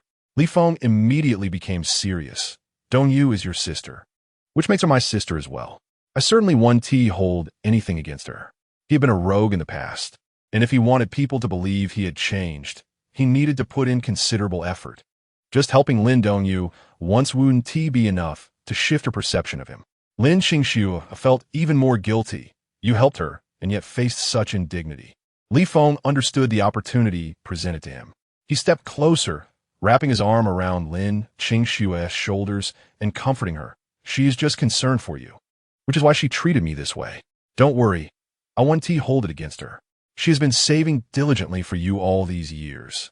If I were to hold her actions against her, that would be inhumane." Lin Qingxue looked at Li Feng in surprise. Seeing the sincerity on his face, she nodded. "That's good. By the way, I'll thank you on behalf of Dongyu. We are family, so there is no need for formality. It's just 14,000. It's not a big deal." Li Feng winked. Having experienced much in his past life, he knew that Lin Dongyu's hostility was trivial in comparison, and it was, in fact, beneficial to him. After all, had his wife not embraced him? More instances like this would be ideal. Lin Qingxue felt touched and responded with a soft then suddenly recalled something, asking Li Feng, "How did you know that the bracelet had cracked beforehand?" "I was just guessing," Li Feng replied earnestly. Lin Qingxue looked at him in astonishment, but said nothing more. As Li Feng was enjoying a tender moment with his wife, he heard a small voice from an "Mommy," and wants to eat a lollipop. He looked down to see and gazing longingly at a nearby candy stall. The sight of his little girl's eager face softened Li Feng's heart. He bent down and picked her up. "Daddy will take you to buy some." And then was about to protest, but upon hearing the promise of candy, she instantly forgot her struggle. Her round eyes sparkled as she exclaimed, and then wants to eat lots of lollipops. Li Feng agreed and strode forward with her in his arms. Xiao Zhe hurriedly followed, his eyes vigilantly fixed on Li Feng, as if fearing he might sell in a way. As soon as Li Feng approached, he allowed Unin to choose whatever she desired. Lin Qingxue intervened. Children shouldn't have too much candy. She playfully glared at him. Too much sugar is bad for their teeth. Just a taste is enough. Having finally eased the tension with his wife, Li Feng found it difficult to confront her directly and could only helplessly say to Unin, "If Mommy doesn't agree, what should we do?" Unin looked dejectedly at the colorful candies on the stall, then let us just buy one lollipop. Seeing her pitiful expression, Li Feng's heart melted, and he allowed her to choose her favorite. "What about Xiao Zhe? Which one do you like?" Xiao Zhe stared blankly at Li Feng, taking some time to realize his father was genuinely asking him. He hesitated for a moment before pointing to a lollipop wrapped in sour plum. Li Feng purchased 2 lollipops, handing one to each child before turning to leave. Suddenly, a teasing voice called out from behind, "Haven't seen you in days, Li Feng. You've become quite the gentleman." The sarcastic tone darkened Li Feng's expression. Chapter 59. Sister-in-law is becoming more beautiful upon seeing the bags hanging from Li Feng's arms. A flicker of surprise crossed his eyes. This kid had struck it rich, able to shop for branded goods at the mall, and he had quite the haul. Lin Qingxue instinctively reached for Xiao Zhe, her mind flooded with unpleasant memories, causing her to tremble uncontrollably. The greedy gaze of Tiger swept over Lin Qingxue, a wicked grin plastered on his face. "Haven't seen you in a few days. You're looking even better." A surge of murderous intent rose within Li Feng. He stepped forward, blocking Tiger's gaze from lingering on his wife. Tiger clicked his tongue in disappointment and turned to Li Feng. "Struck it rich lately?" Li Feng suppressed his inner fury and replied flatly, "Why would you care if others are thriving when you're in the business of loan sharking?" Tiger blocked his path, glaring at him. "Did I give you permission to speak?" Tiger couldn't stand his demeanor, no matter how much he disliked it. He had to accept that Li Feng was no longer the same person he once was. Just look at the goods in his hands. He had made quite a fortune. Tiger G's gaze wandered over Li Feng's bags. Then with a forced smile, he added, "Li Feng, if you have any lucrative business ventures, do share with us, brothers." Li Feng regarded them with a hint of amusement. "Aren't you no longer in the loan sharking business? If we weren't, we'd be out of luck, unlike you, who struck it rich in just a few days." Tiger forced a smile across his ruddy face. Li Feng replied coolly, just jesting, frustrated by the lack of conversation. Tiger maintained a strained smile. "If you ever find yourself in need of cash, come to me. I can guarantee you instant transfers without any collateral." Li Feng skufa internadi. While banks require collateral to secure loans, these loan sharks aim to seize not just possessions but families. He simply replied, "There won't be a next time." As one of Tiger G's lackeys prepared to speak, Tiger silenced him with a significant glance at Li Feng, then led his men away. Once they were out of sight, the lackey exclaimed, "Boss, why didn't you let me teach that Li Feng a lesson? He doesn't owe us anything now, so we would need a reason to retaliate." Tiger shot him a look. "Do you want to get detained for brawling in the street?" The lackey hesitated, feeling resentful. He used to beg us for mercy, and now he struts around like he owns the place. Just because he made some money, he forgets his place. Tiggy sneered coldly. Remembering the night, Li Feng nearly blinded him, his face contorted with fury. How dare he raise a hand against him and expect to walk away unscathed? Follow his family closely. I want to see how he amassed such wealth. Tiggy commanded. His lackeys eagerly complied. Tiger bared his teeth. Those who leave the gambling den think they can return ashore? It's not that simple. One lackey speculated. Does the boss mean to drag it back down? Tiger nodded approvingly. Li Feng has struck it rich by chance. If we don't seize that money, I won't sleep a wink at night. Upon hearing this, the lackey's eyes lit up, each determined to make a big score. Meanwhile, Li Feng's anger burned fiercely. This Tiger had to be eliminated. Chapter 60. The dog smells meat before he could make a move. Tiger acted first. On Monday, as he stepped out, he sensed someone trailing him. The provocative expression on their face suggested they anticipated Li Feng would do nothing. What infuriated him further was that these individuals dared to follow his wife and child. Anin clung tightly to Lin Qingxue's leg, sobbing, "There are bad people." Anin shook her head. The bad people who came to our house smiled at in and outside the kindergarten. They looked so ugly. Lin Qingxue gritted her teeth and looked at Li Feng. We have already repaid the loan sharks. Why are they still after us? The dog sensed the meat and will pursue from afar. Li Feng's anger surged. These scoundrels had even found their way to Xiao Zhe and Anin's kindergarten. He raised his gaze to Lin Qingxue. Have they been following you two? Lin Qingxue's delicate features hardened. There's someone who has been loitering outside my office building, closely tailing me during my commutes. Indeed, they were targeting his wife and child. Li Feng clenched his fists. These scoundrels had tormented his wife in his past life, leading to his family's ruin. In this life, they dared to come back. In a few years, they would surely face their downfall. But now, their audacity to follow his family was a grave threat. He needed to act swiftly to dismantle their operation. Li Feng turned to Lin Qingxue. Tomorrow, I will go to the kindergarten to apply for boarding for Anin and Xiao Zhe. This kindergarten offers accommodation. The teachers there would take excellent care of the children. However, Lin Qingxue and Li Feng were reluctant to let their children stay overnight and had previously opted for day schooling.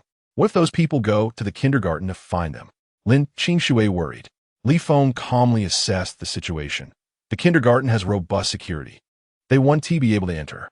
As long as we don't pick up the kids, the kindergarten won't let anyone else take them. A prestigious kindergarten in Jiangsheng, it had a stellar reputation for safety. Lin Qingxue, though hesitant to part with her children, ultimately agreed for their safety. Seeing her distress, Li Feng added, I'll buy each of them a smartwatch. If you miss them, you can call. He produced 2 watches, one pink and one blue. Lin Qingxue felt a surge of resentment towards Li Feng. If it weren't for him, these people wouldn't have targeted them. As a mother, her greatest fear was the safety of her children. But when she saw Li Feng take out the watches, her heart softened.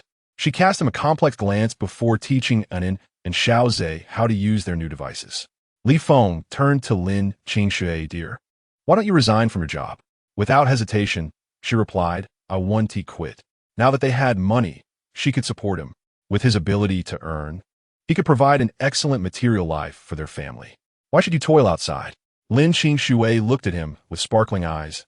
I don't find work arduous. Li Feng was taken aback. Lin Qingxue pressed her lips together, determination shining in her eyes. A career reflects self-worth. I want to lose myself just because you can earn. After a pause, she continued. Although I don't earn as much as you, I contribute to society. Your investments are unstable. Today you profit, tomorrow you may incur losses. If you lose everything, I still have my salary, and we want to go hungry. Chapter 61. Buying a car. Li Feng gazed at Lin Qingxue in astonishment. She met his gaze without flinching. After a moment, he felt uplifted. His wife truly embodied the ideals of a modern woman. He felt incredibly fortunate. All right, I want to pressure you to quit, Li Feng declared. With his memories from 52 years and a keen market sense, he was confident he wouldn't face ruin. However, Lin Qingxue didn't share this understanding. To her, stability was paramount. Lin Qingxue breathed a sigh of relief. Li Feng then suggested, tomorrow, I'll buy a car to drive you to and from work. Lin Qingxue hesitated, but eventually nodded. But do you know how to drive? I've had my license for ages, but I've never had a car. Speaking of this made Li Feng feel sour. He had obtained his license in college, but had never driven until now. Even Lin Qingxue was unaware of this fact. In his previous life, he had crashed the first car he drove into a telephone pole. Nevertheless, he loved driving and continued to do so well into old age. The following morning, Li Feng took a taxi to drop Lin Qingxue at her company before driving the children to kindergarten. After filling out 2 forms, his children officially enrolled as boarders. Li Feng specifically instructed the principal, no one else is to see the children. The principal smiled reassuringly. Rest assured, we take this matter very seriously. There will be no incidents. As a kindergarten catering to affluent families, he could not afford any negligence. By the way, I must thank Mr. Li for selling me a property in Ziyuanmingdu.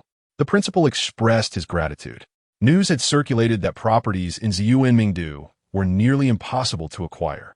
His son was eager to buy there, prompting him to seek connections. He remembered the 6 property certificates Li Feng had presented to him in quick succession. It wasn't merely his good memory. The sight of those 6 certificates had made a lasting impression. He intended to ask for more details, but was surprised when Li Feng directly sold them to him for $2.8 million.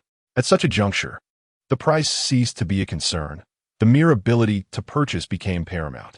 Li Feng nodded, saying, "Principal, you need not be overly courteous. I am merely hoping you will look after my 2 children in the future." "Absolutely, rest assured, Mr. Li," the principal assured him. After establishing this understanding, Li Feng wasted no time and headed directly to a Citroën dealership, skipping any lengthy sales pitch and opting straight for a striking ice blue Citroën NC5 Aircross. This had been his first vehicle in a past life. Although it bore some imperfections, it was an enjoyable ride to which he held a deep emotional connection. Even after upgrading to many luxurious cars, he occasionally reminisced about that blue one. The sales associate was taken aback by the speed of the sale and couldn't help but ask, "Sir, would you not like to take it for a test drive?" "No need. I urgently require the vehicle. Please expedite the paperwork," Li Feng replied.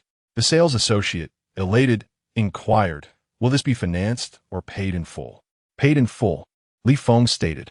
The associate's demeanor stiffened, and he quickly advised, "Our company offers a zero-interest loan of $70,000.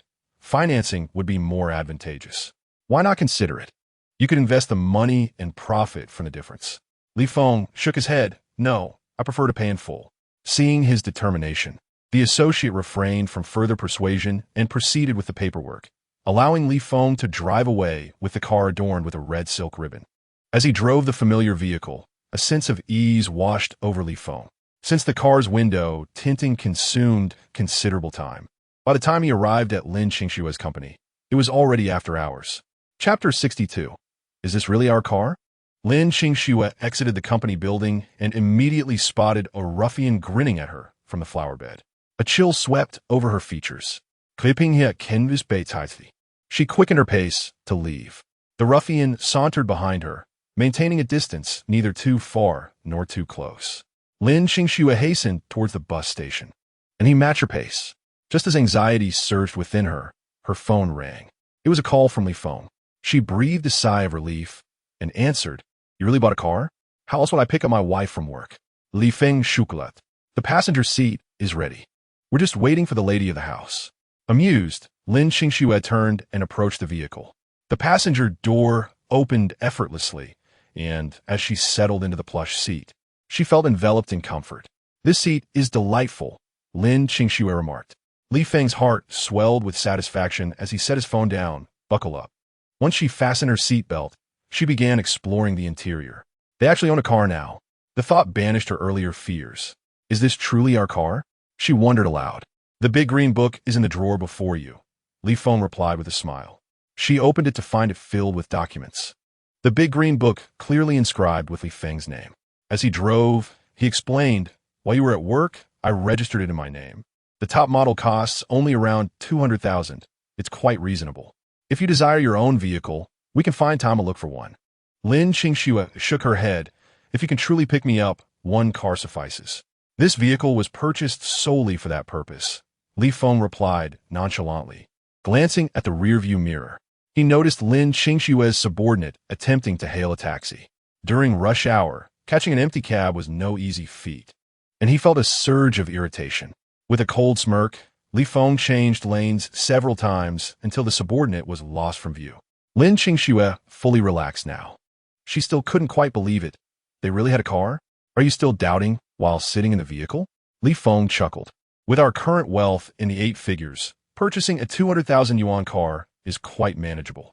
This prompted Lin Qingxua to recall, "When you go out for business, why not buy a more expensive car?" Li Feng replied, "The money saved can be invested to yield even greater returns, allowing us to upgrade to a better vehicle in the future. Why rush?" Lin Qingxua found herself persuaded and even thought, "This car is rather attractive." Li Feng, thrilled, began to extol the virtues of his new acquisition, remarking on its charming rear and unique rounded design. Influenced by his enthusiasm, Lin Qingxua also found the car appealing. As she caressed the faux leather interior, she marveled, "I never imagined we would one day own a house and a car." Just 20 days prior, she had been pleading with debt collectors.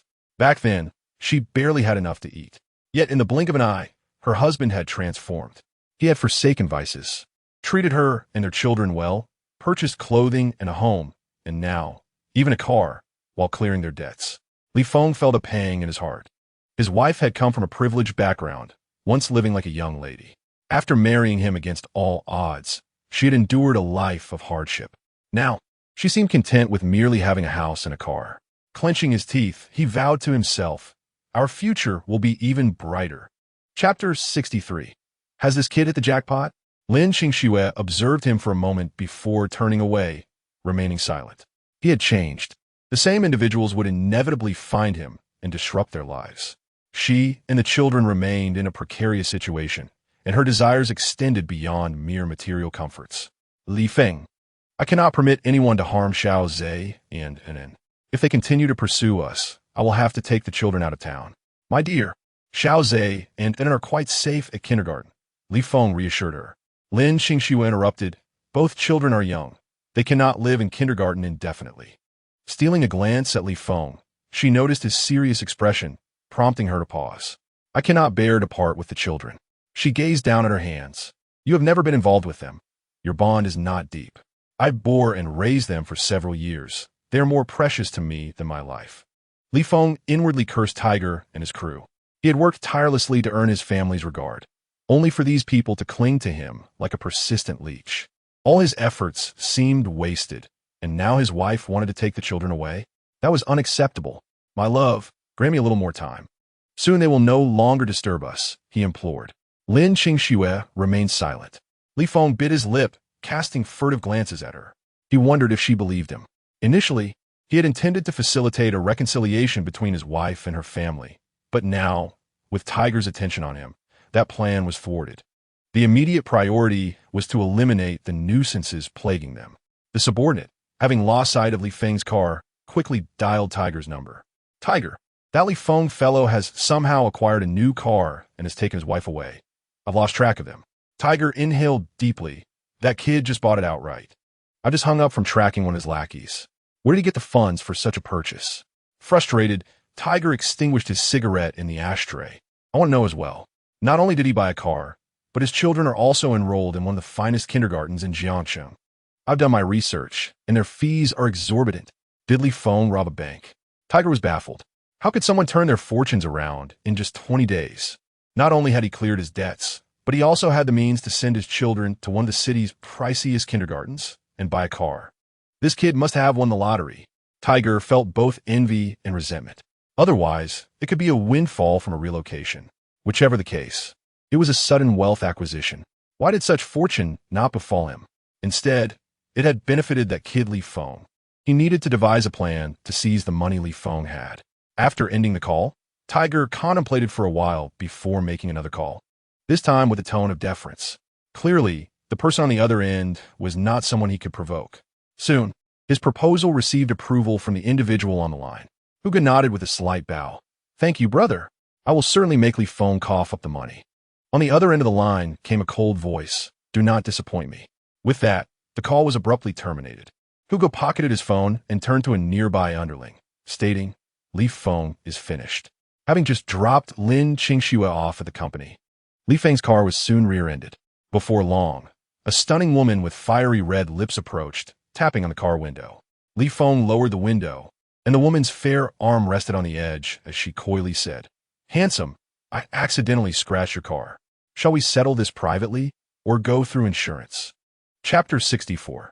The beauty scheme upon seeing this woman. A playful smile crept onto Li Feng's face. He recognized her as part of Hu Ji's entourage. In a previous life, when Hu Gu and his crew were imprisoned, this woman had been apprehended alongside them for human trafficking. When debts from loan sharks could not be collected, they resorted to selling the wives and children of borrowers. The actual borrowers suffered even worse fates, often being taken to northern Myanmar to have their organs harvested. Despite her beauty, she was as venomous as a viper. The fact that Hu Gu could recruit her indicated he held him in high regard. Do you wish to settle privately or go through insurance? The woman flirtatiously twirled her voluptuous hair, exuding charm, as she added, Aren't you going to step out and see the damage?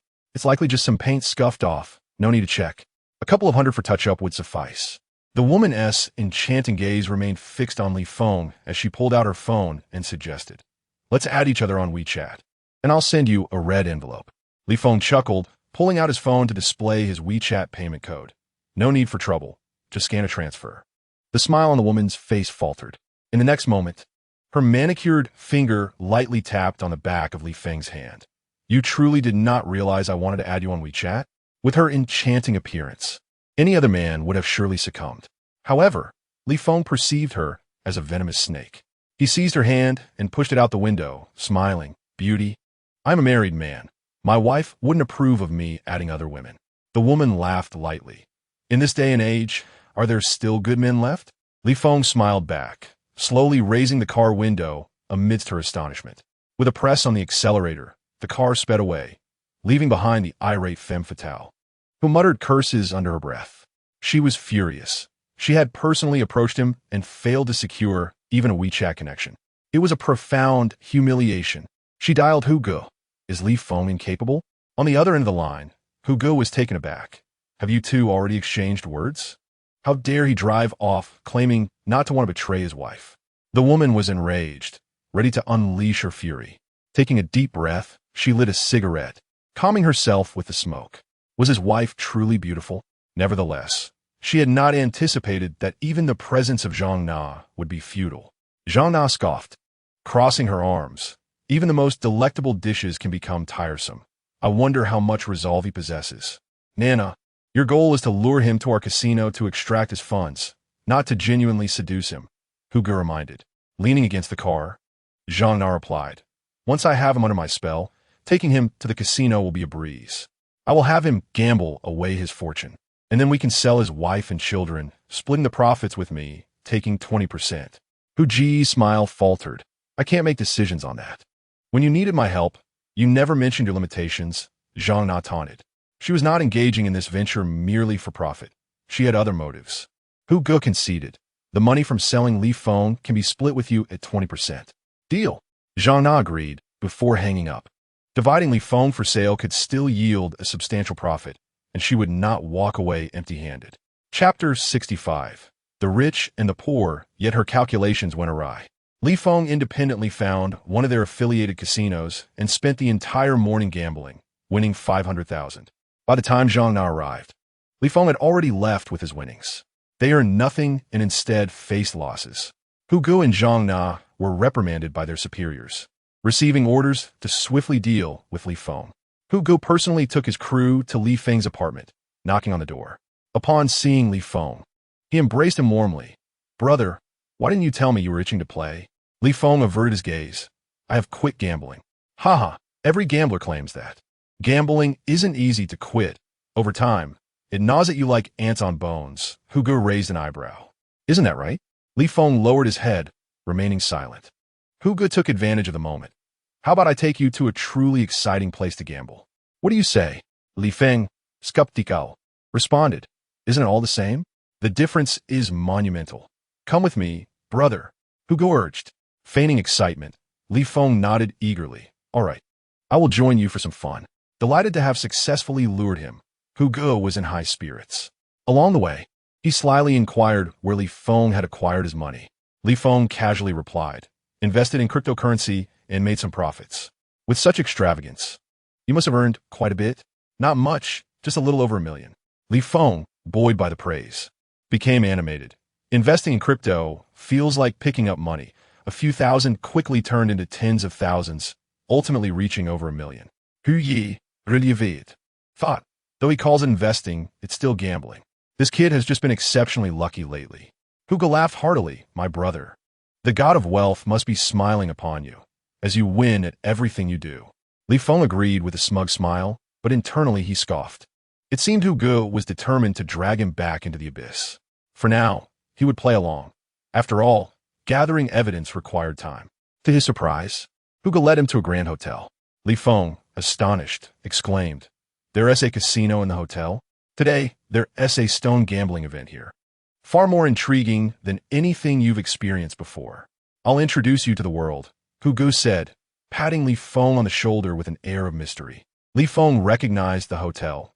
In his previous life, many had gambled stones there. Today's event was being discussed widely online, as it promised numerous valuable finds.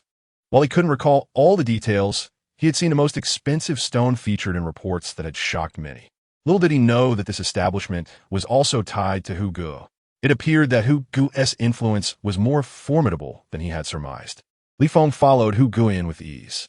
Once inside, he was immediately swept up in the atmosphere. After all, this was stone gambling. One could go from rags to riches in a single cut. Hu Gu, noting Li Feng's excitement, remarked, "Isn't this place far more exhilarating than where you played before?" Li Feng nodded absent-mindedly. "Today has certainly been eye-opening. However, I've never played stone gambling, and I'm unsure how it works. What if I lose everything? Stone gambling is purely a game of chance. With your recent luck, you certainly won't lose," Hu Gu laughed. "Here, many spend tens of thousands to purchase a rough stone, only for it to be worth millions after a single cut. In this place, becoming wealthy is effortless," Hu Gu enthused. Li Feng rubbed his hands together, his eyes darting around. "I'll give it a try." Chapter 66. Bidding higher, what a naive fool. Hu Gu inwardly scoffed. Soon, the stone gambling commenced. One by one, rough stones were auctioned off. Some were bought for tens of thousands, which upon cutting turned into millions, while others, purchased for millions, revealed only thousands in value. The atmosphere fluctuated between elation and despair. Brother Hu sat with Li Feng for half an hour, watching as Li Feng hesitated to make a move. Growing impatient, he urged, "If you don't act soon, the raw materials will all be snatched away, and our trip today will be in vain." Li Feng, breathing rapidly, replied, "Just a moment longer. I have a feeling there are better ones coming up." Brother Hu was inwardly cursing. He advised Li Feng, "You need to be bold. Sometimes luck favors the daring." Li Feng, anxious, gasped, "If I lose this time, my good days will be over." Brother Hu countered, "But think about it. If you win, you could buy a nice house and leave this shabby rental behind. Plus, you could choose a luxury car, Land Rover, Bentley, Porsche, whatever you desire." At this, Brother Hu felt a stir of excitement himself. Indeed, that's the life worth living. As they conversed, the 15th raw stone was brought up. The sight of the material silenced the crowd. Li Feng's eyes lit up. Such a large piece must have a higher probability of containing jade compared to smaller ones, right? Brother Hu, seeing the stone, inwardly scolded Li Feng for his naivety. Gambling on stones isn't about size, he thought. Besides, the longest side of this stone was nearly 3 meters long. It was clearly an ordinary rock, likely meant to deceive fools, like Li Feng. Brother Hu cast a disdainful glance at the excited Li Feng, but played along, saying, "Of course, a big piece will yield more jade than a smaller stone." Li Feng nodded decisively. "I've made up my mind. I'll buy this one." Finally, he had taken the bait, and Brother Hu perked up. "Let us secure this piece." He lowered his head, sending a message.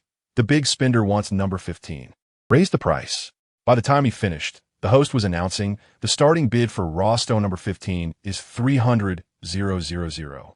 Li Feng, like an eager novice, quickly shouted, 310,000. The other buyers in the room were taken aback. Initially priced at 800,000, it had dropped with each failed bid until it reached 300,000. They had assumed no one would buy it, yet here was a bid. 310,000 is a waste, they murmured, recognizing Li Feng as a newcomer who had yet to pay his tuition. The crowd buzzed with intrigue. Li Feng ignored them. This massive stone was undoubtedly the highlight of the day. He would buy it without hesitation, even for 1 million. As expected, a middle-aged man behind him quickly countered. 400,000. Trying to inflate the price?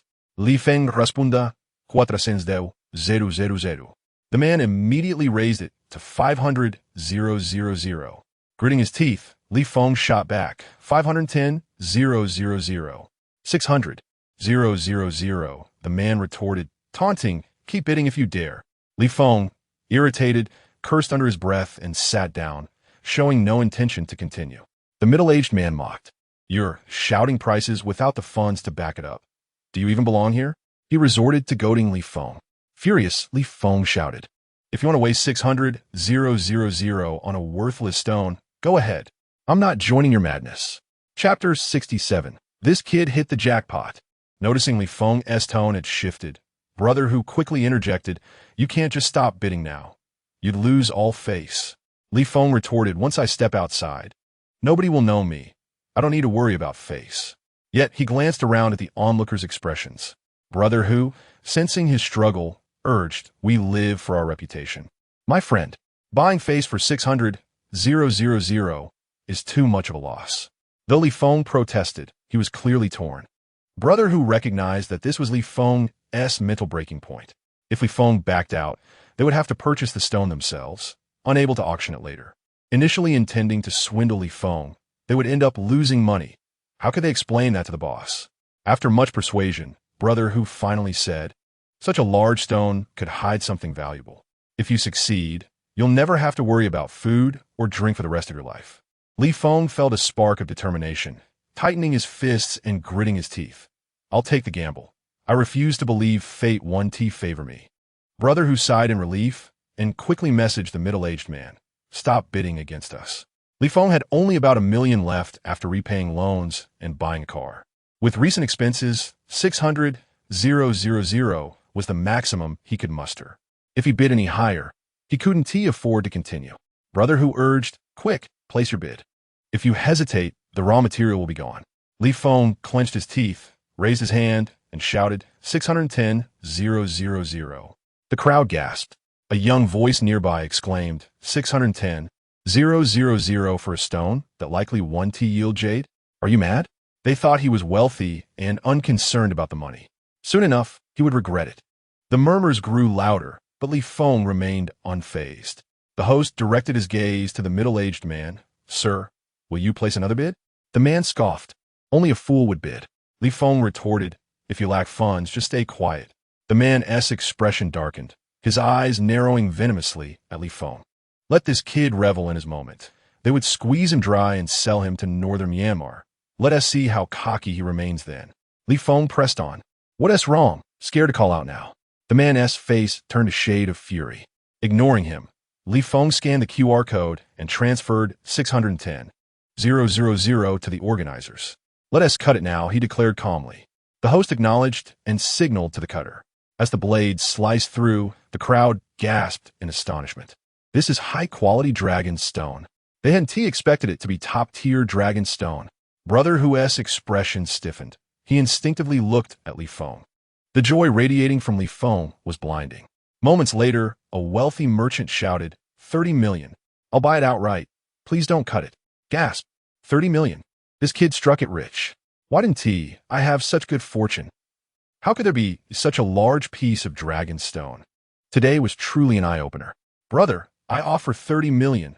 Please sell it to me. The room erupted in a cacophony of voices. Brother Hu felt as if he might vomit blood. Stumbling back, he nearly fainted. How did this kid manage to uncover such a massive piece of dragon stone? What incredible luck. Chapter 68. A priceless deal. Recalling how hard he had worked to persuade Li Feng to buy that raw material, Brother Hu felt like slapping himself. Not only him, the middle-aged man who had just bid was also seething with frustration.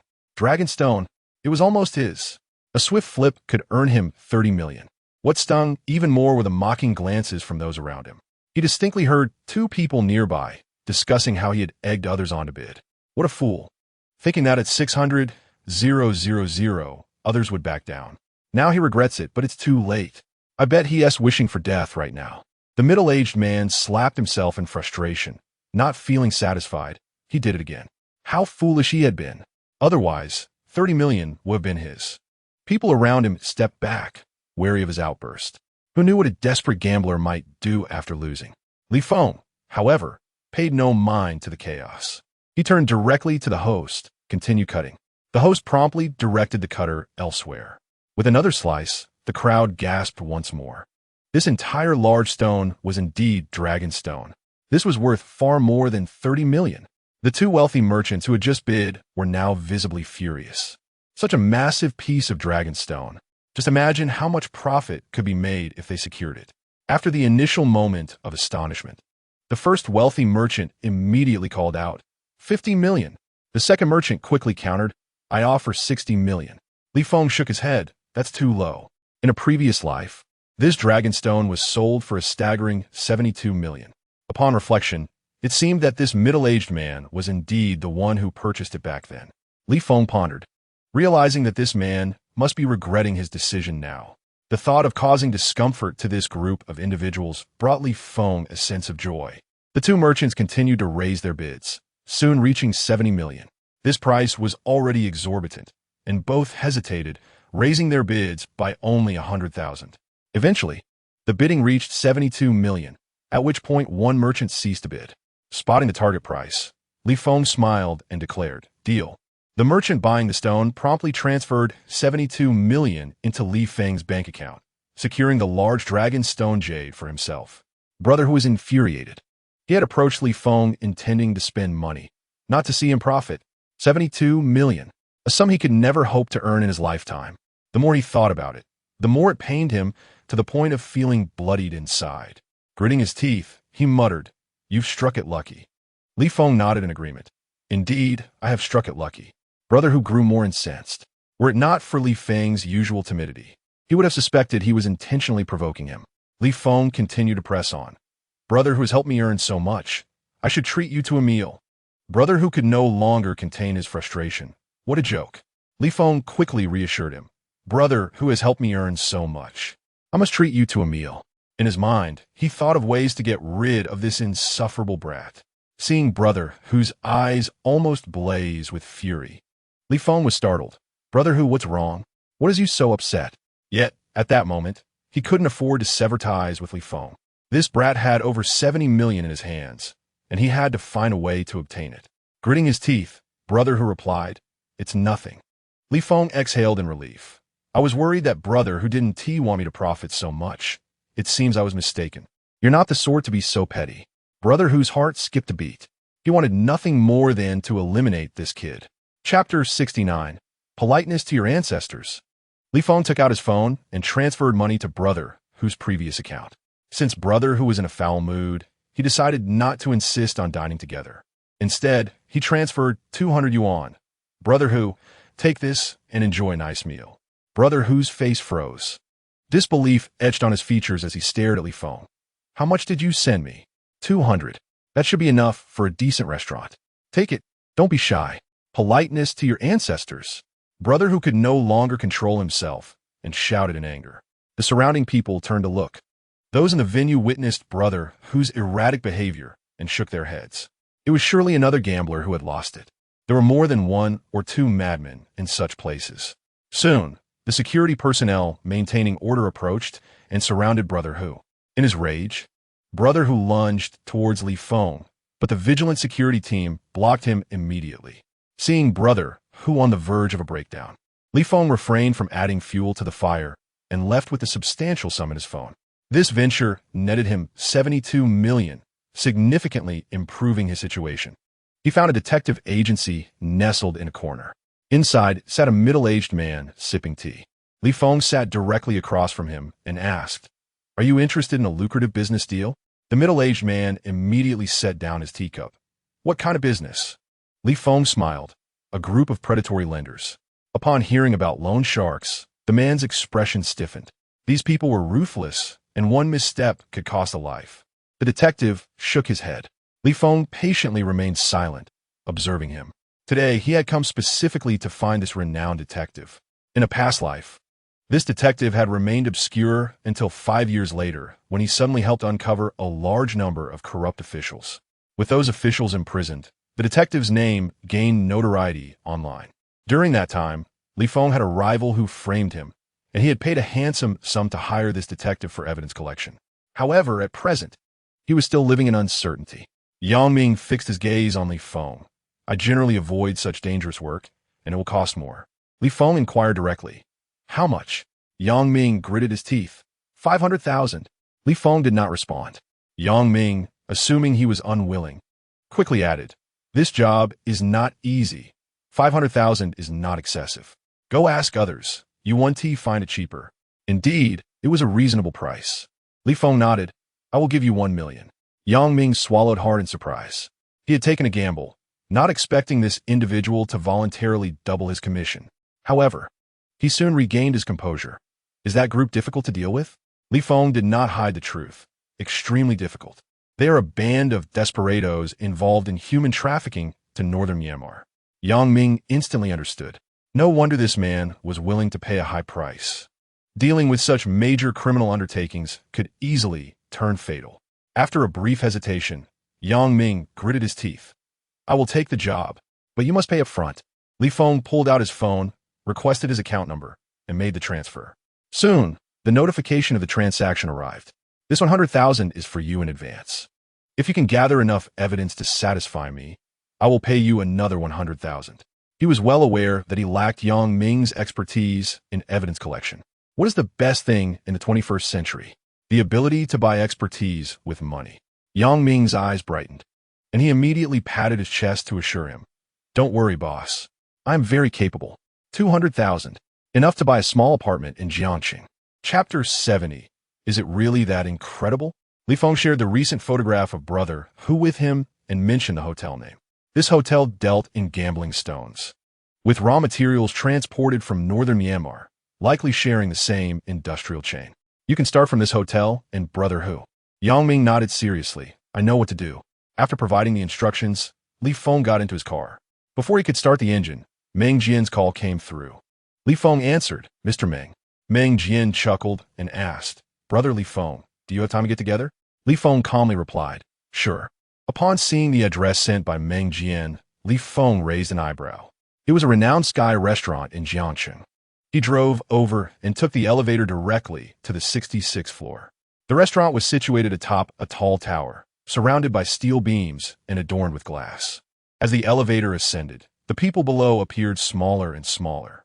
The elevator halted on the 66th floor. He stepped out, and the entire restaurant was circular, encased in a glass dome. The tables were arranged along the curved outer wall, and upon turning his head, he could see the entire Jiangxing. Meng Jian waved with a smile. Brother Li Feng. Li Feng walked straight towards him. As he approached, he noticed that at the table, besides Meng Jian, there was a middle-aged man in his 40s. The man was well-groomed, clearly a successful entrepreneur. Meng Jian enthusiastically introduced. This is the brother Li Feng I mentioned to you. He turned to Li Feng and added, This is Mr. Zhao Siyuan from Yuntian Technology. Zhao Siyuan stood up and extended his hand. Brother Li Feng, a pleasure. His demeanor was indifferent. Li Feng casually shook his hand. A pleasure. Zhao Siyuan seemed taken aback by Li Feng's cold attitude. Meng Jian invited both to sit down and discreetly gestured to Zhao Siyuan. Brother Li Feng is quite impressive. He dreamt that my son's car would fall into the river. And early this morning, he went to guard against it, saving my son. That is a life-saving grace, wouldn't you say? When he saw me, he mentioned that there were ill-intentioned individuals around me. I didn't believe it at first, but upon checking the project, I found it was all made from inferior materials. Recalling the events of that time, Meng Jian felt a surge of trepidation. Had it not been for Brother Li Feng's timely reminder, he might have been the first to suffer the consequences. Zhao Siyuan cast a skeptical glance at Li Feng. Is it truly that remarkable? Li Feng replied nonchalantly, just fortunate. That's all. I think so too, Zhao Siyuan remarked without reservation. Meng Jian furrowed his brow. He had clearly forewarned Zhao Siyuan, yet upon encountering Li Feng, the skepticism persisted. He hastily attempted to mediate. Shall we order first? The two men readily agreed. Zhao Siyuan picked up the menu, glanced through it, and then raised an eyebrow toward Li Feng. This is a French restaurant. I doubt Brother Li Feng knows how to order. Would you like me to assist you? After Meng Jian had mentioned Li Feng's situation, Zhao Siyuan had conducted his own investigation. He deemed Li Feng to be nothing more than a wastrel indulging in vice. Certainly not the sage Meng Jian described. He intended to expose Li Feng's true nature today. Li Feng opened the menu without lifting his gaze. No need. Zhao Siyuan, amused by the unfolding drama, opted to remain silent. At this moment, Meng Jian felt it inappropriate to interject, yet he harbored a growing dissatisfaction with Zhao Siyuan. Today, he was the host inviting Li Feng. After all, Li Feng had been a benefactor to both him and his son. Even if Zhao Siyuan doubted Li Feng's credibility, he ought to extend him some courtesy. Meng Jian shot a glance at Zhao Siyuan, who closed the menu and inquired, I am curious, Mr. Li. How did you discern that there were issues with Meng Jian's company? Do you possess some prophetic insight? Chapter 71. A fire in the backyard. I am aware not only of the troubles at Mr. Meng's company, but also of the issues plaguing yours, Mr. Zhao. Zhao Siyuan's expression momentarily faltered before he regained his composure. Every company has its challenges, he replied. Li Feng chuckled and called over a waiter, expertly and elegantly placing his order. Observing Li Feng's ease, Meng Jian began to scrutinize him further. Based on his findings, Li Feng should not have had the opportunity to frequent such an upscale restaurant. Yet, he appeared at ease, well-versed in dining etiquette, as if he were accustomed to such environments. Dismissing the thought, Meng Jian shook his head. There was no way Li Feng could afford such a restaurant. He feigned curiosity, smiling as he asked, "I'm intrigued about the issues at Mr. Zhao's company." Li Feng, wiping his hands with a steaming towel, remarked, "Mr. Zhao's company is likely experiencing cash flow problems. The latest round of financing has not been successfully negotiated." He was aware of Yuntian Technology, the leading internet company in Jiangxing, known for its significant presence among the majority of internet firms in the region and its influence in Huagua. However, 2 years prior, Yuntian Technology had made overly dispersed investments, leading to numerous failed subsidiaries and substantial losses. 2 months later, this colossal entity would crumble. Zhao Siyuan's expression shifted. This information was known only to the upper echelons of his company and a few friends. Instinctively, he glanced at Meng Jian. "Did you inform him?" Meng Jian shook his head. He had initially intended to introduce Zhao Siming to Li Feng. If Li Feng could not discern Zhao Siming's predicaments, there would be no point in questioning him about solutions. Indeed, Meng Jian had not fully placed his trust in Li Feng. Rescuing his son could be deemed mere chance, and his assertion of the presence of schemers could also be coincidental. Zhao Siyuan was correct. Every company had its share of parasites. Given Zhao Siyuan's recent troubles, he had brought him to meet Li Feng. Zhao Siyuan immediately turned his gaze back to Li Feng. "How do you know?" Li Feng humbly replied, "Just a wild guess." "Brother Li Feng, you are too modest. How could a mere guess be so precise?" Meng Jian chuckled. "Sometimes, luck allows one to stumble upon the truth, Mr. Zhao need not take my ramblings to heart." Li Feng smiled. Zhao Siyuan frowned. "Is there more?" Li Feng glanced around, a smirk playing on his lips. "Would you like me to continue?" Zhao Siyuan gritted his teeth. "Speak freely." Li Feng lowered his voice, smiling as he warned Zhao Siyuan. "You should keep a watchful eye on your backyard. It may be on fire." With a resounding clap, the menu was slammed onto the table, and Zhao Siyuan, infuriated, demanded, "What do you mean by that?" The loud noise resonated sharply in the otherwise serene environment, drawing the attention of several diners. Meng Jian hurriedly attempted to defuse the situation. "Brother Li Feng is merely joking. Please don't take it to heart, Mr. Zhao." However, Zhao Siyuan could no longer contain himself, standing abruptly. "I cannot eat this meal. He is nothing but a swindler. It is likely that he has ulterior motives in probing into Mr. Meng's affairs." "Mr. Meng, do not be deceived." Meng Jian could not confront Zhao Siyuan directly in such a manner. The only recourse was to mediate. Yet, Zhao Siyuan refused to remain. "I cannot eat this meal. Mr. Meng, let us gather another time." With that, he stormed out. Meng Jian felt unable to pursue him and could only helplessly tell Li Feng, "Mr. Zhao has a good relationship with his wife. He cannot tolerate such disparaging remarks." Chapter 72. One cannot deceive their wife. Li Feng chuckled nonchalantly. "I understand, but wishes to wear the green hat." Not wishing to dwell on the matter further, he cheerfully remarked, "I have heard that this restaurant's cuisine is exceptional. I shall indulge." Meng Jian concurred. "At last, I can treat Brother Li Feng to a meal. Please do not hold back." Li Feng smiled. "Then I shall take full advantage." His wife and child had yet to experience this restaurant. He could bring back some desserts for them to enjoy. Once he finished his meal, he packed 3 portions of dessert and waited in the parking lot outside Lin Qingshua's company. Upon seeing her emerge, he promptly alighted from the car. Hurrying over to take her backpack, Lin Qingshu sidestepped his hand, saying, "I can carry it myself." Li Feng did not press the matter, and, once inside the car, retrieved the packaged desserts. Noticing the exquisite wrapping, Lin Qingshu exclaimed, "How did you buy such expensive desserts?" "Someone treated me, so I ordered an extra 3 portions. I'll give the other 2 to Xiao Zhe and Anin," Li Feng explained. Lin Qingshua's eyes lit up. "Are we going to see the children?" "I missed them." Li Feng attempted to fasten her seatbelt, but she blocked him, insisting, "I can do it myself."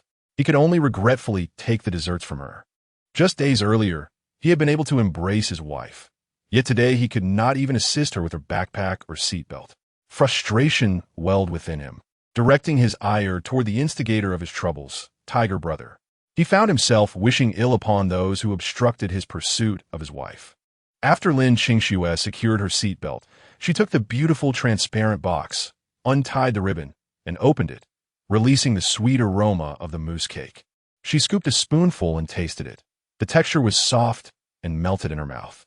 With just one bite, her fatigue vanished. Lin Qingxue squinted in satisfaction. Resembling a contented cat. This mousse cake is delightful. Where did you buy it? Li Feng provided the address. ISNT, that place quite expensive? Lin Qingxue asked, surprised. It should be, but I didn't pay, Li Feng replied with a smile. I'm curious. Does someone really treat you to such an expensive restaurant? Aren't all your friends the type to gamble away every penny? Do you know Mr. Meng from Shenglong Real Estate? Li Feng inquired. Lin Qingxue was taken aback. How do you know such an executive? He wanted to share another piece of news with Lin Qingxue. Guess how much I earned today? Lin Qingxue scooped another spoonful of cake in her mouth. 1 million? Li Feng shook his head. Less. Lin Qingxue tried again. 2 million? Aim higher, he encouraged. 10 million, she declared, summoning her courage. Li Feng continued to shake his head. Still not enough. Her voice trembled slightly. It wouldn't be another 11 million, would it? Unable to wait any longer, Li Feng simply revealed, I earned 71 million today. Another million has already been spent, so it doesn't count as profit. Just as Lin Qingxue was about to savor her cake, she was startled, causing her hand to tremble. And the small spoon left a long trail of cake upon her rosy lips. How much is that? 71 million.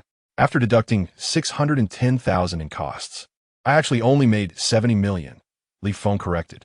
I can't possibly deceive my wife, can I? Chapter 73. Who do you look down upon? You truly haven't deceived me? Lin Qingxue still found it hard to believe. Li Feng took down his phone, which was currently navigating, and opened his mobile banking app to show her. Lin Qingxue, filled with skepticism, tapped on numbers one by one. 80 million. Being able to share the fruits of labor with others brings joy. Lin Qingxue confirmed the figures twice before accepting the reality. How could you earn so much in a single day? Li Feng responded tactfully. I came across a stone that had a pleasing texture today, so I purchased it. Shortly after, a prominent businessman expressed interest in buying my stone, and he offered a high price, allowing me to profit. Lin Qingxue was incredulous. What stone could possibly be so expensive? Jade, what we commonly refer to as jadeite. Lin Qingxue abruptly turned to Li Feng. Did you engage in stone gambling? Li Feng choked on his own saliva. Fortunately, being a seasoned driver, he managed to keep the car steady. Li Feng looked at Lin Qingxue in shock. You know about stone gambling? Who do you look down upon? Lin Qingxue glared at him. You've been gambling for so many years. I've watched a great deal about these things. Li Feng felt a twinge of guilt, my wife. You are quite knowledgeable. I not only know about stone gambling, but I also understand that it is purely based on luck. This time you won, but next time, you might lose everything. Lin Qingxue's frown deepened upon learning it was stone gambling. She turned to Li Feng. You earned so much this time.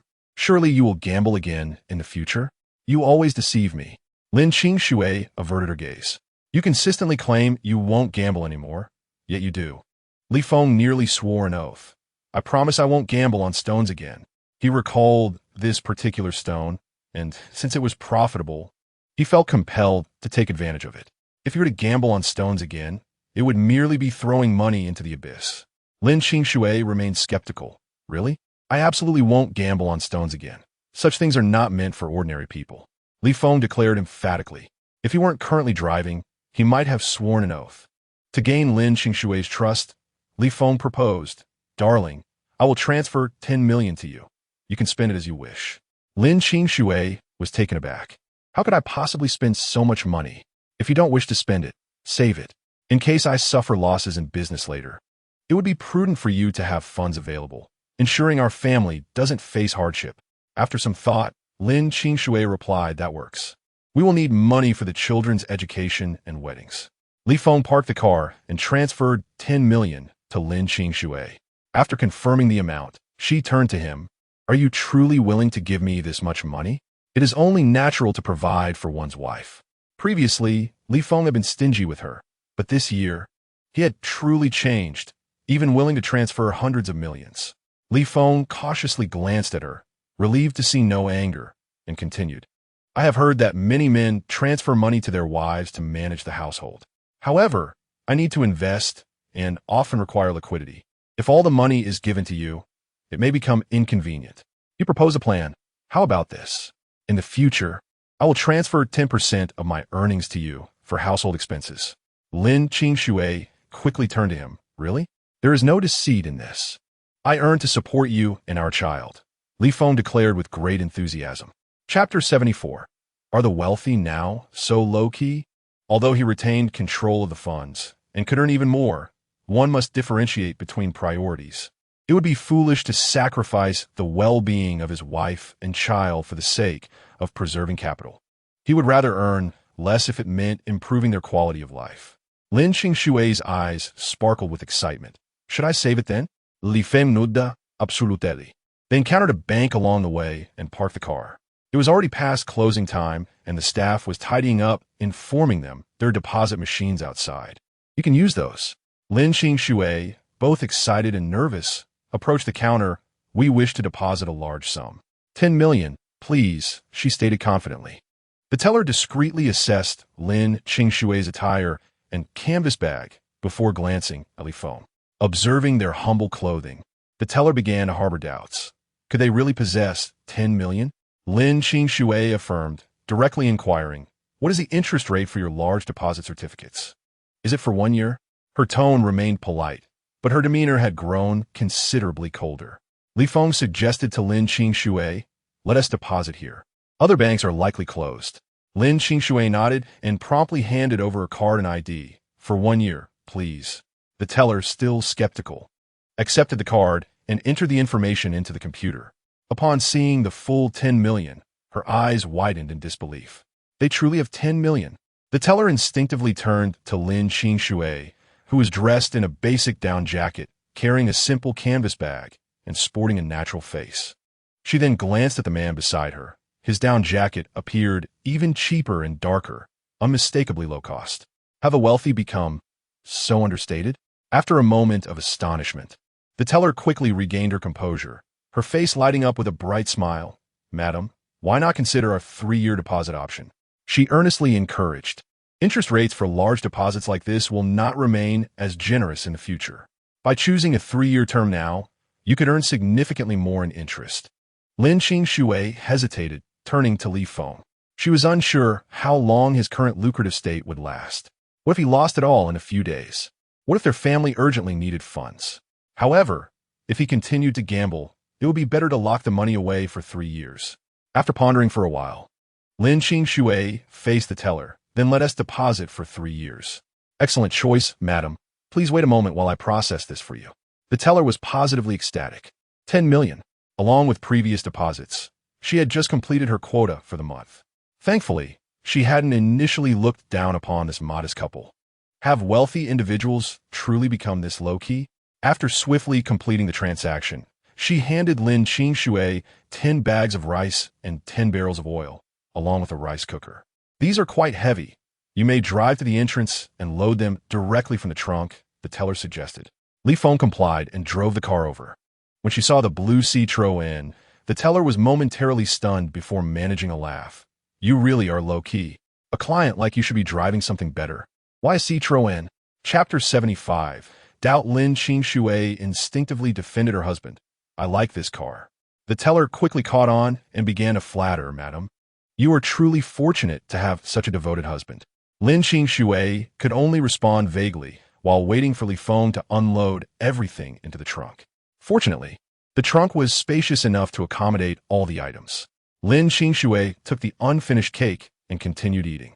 With this 10 million deposited, the interest alone will amount to 420,000 a year, which is sufficient for our family's living expenses.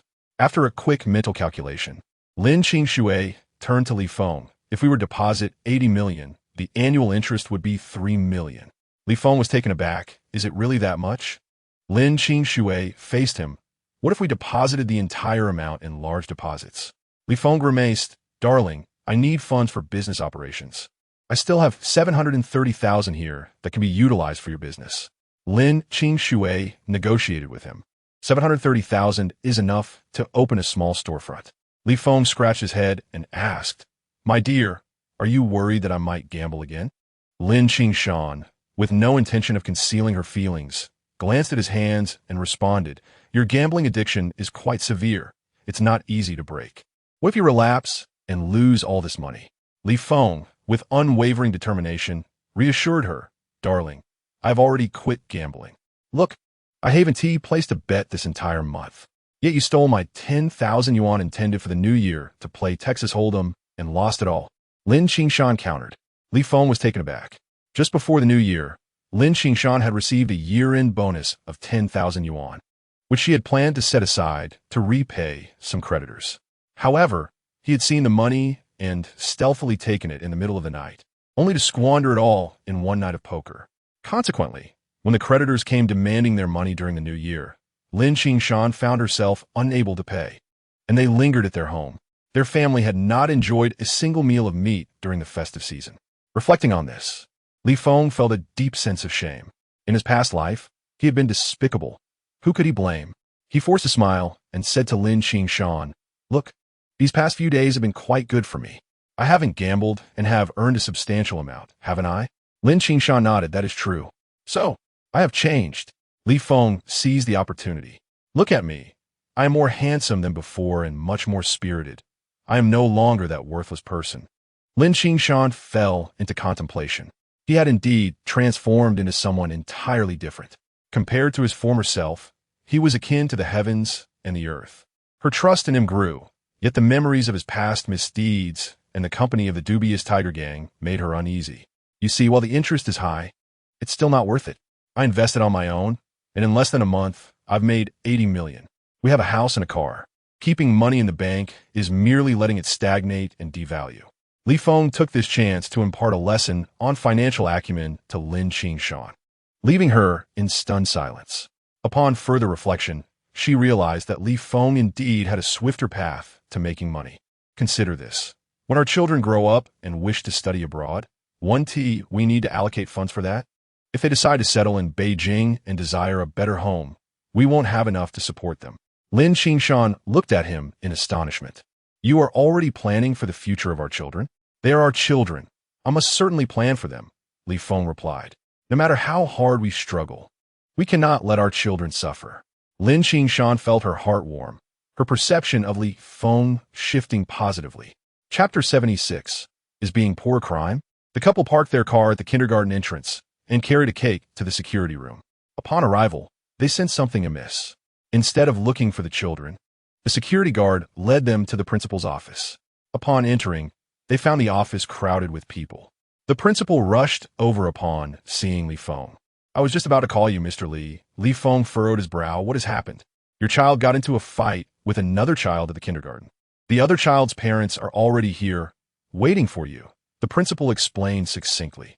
Lin Qingshan's heart raced upon hearing about the fight.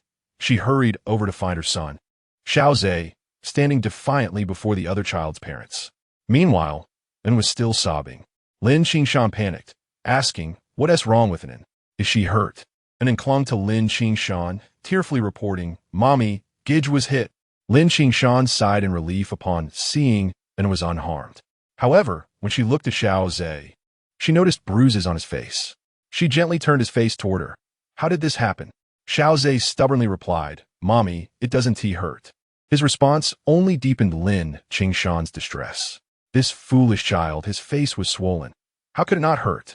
A woman holding a bag glanced disdainfully at Lin Qingshan's canvas bag and scoffed, "Principal, what kind of people are you admitting to your school these days?"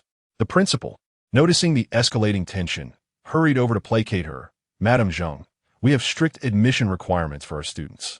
Sun Rong, with a dismissive glance at Lin Qingshan, retorted, "How can someone with such a shabby bag meet your admission standards?" Lin Qingshan's face flushed with thinly veiled anger.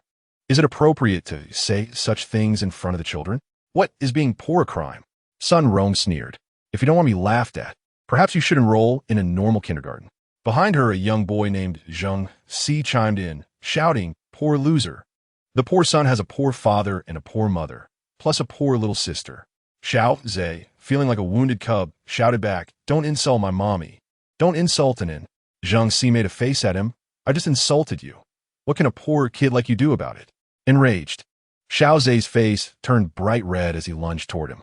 Lin Qingshan quickly embraced him. "Xiao Zhe, don't fight." Sun Rong turned to the principal, exclaiming, "Did you see that? He tried to hit my son. This is right in front of us. I told you. The children of the poor have no manners. Didn't I say so?" The principal frowned. "Madam Zheng, we cannot blame Li Zhe entirely for this incident. Zhang Si has gone too far. There is no justification for insulting other children. How can you not blame him? Look at my son.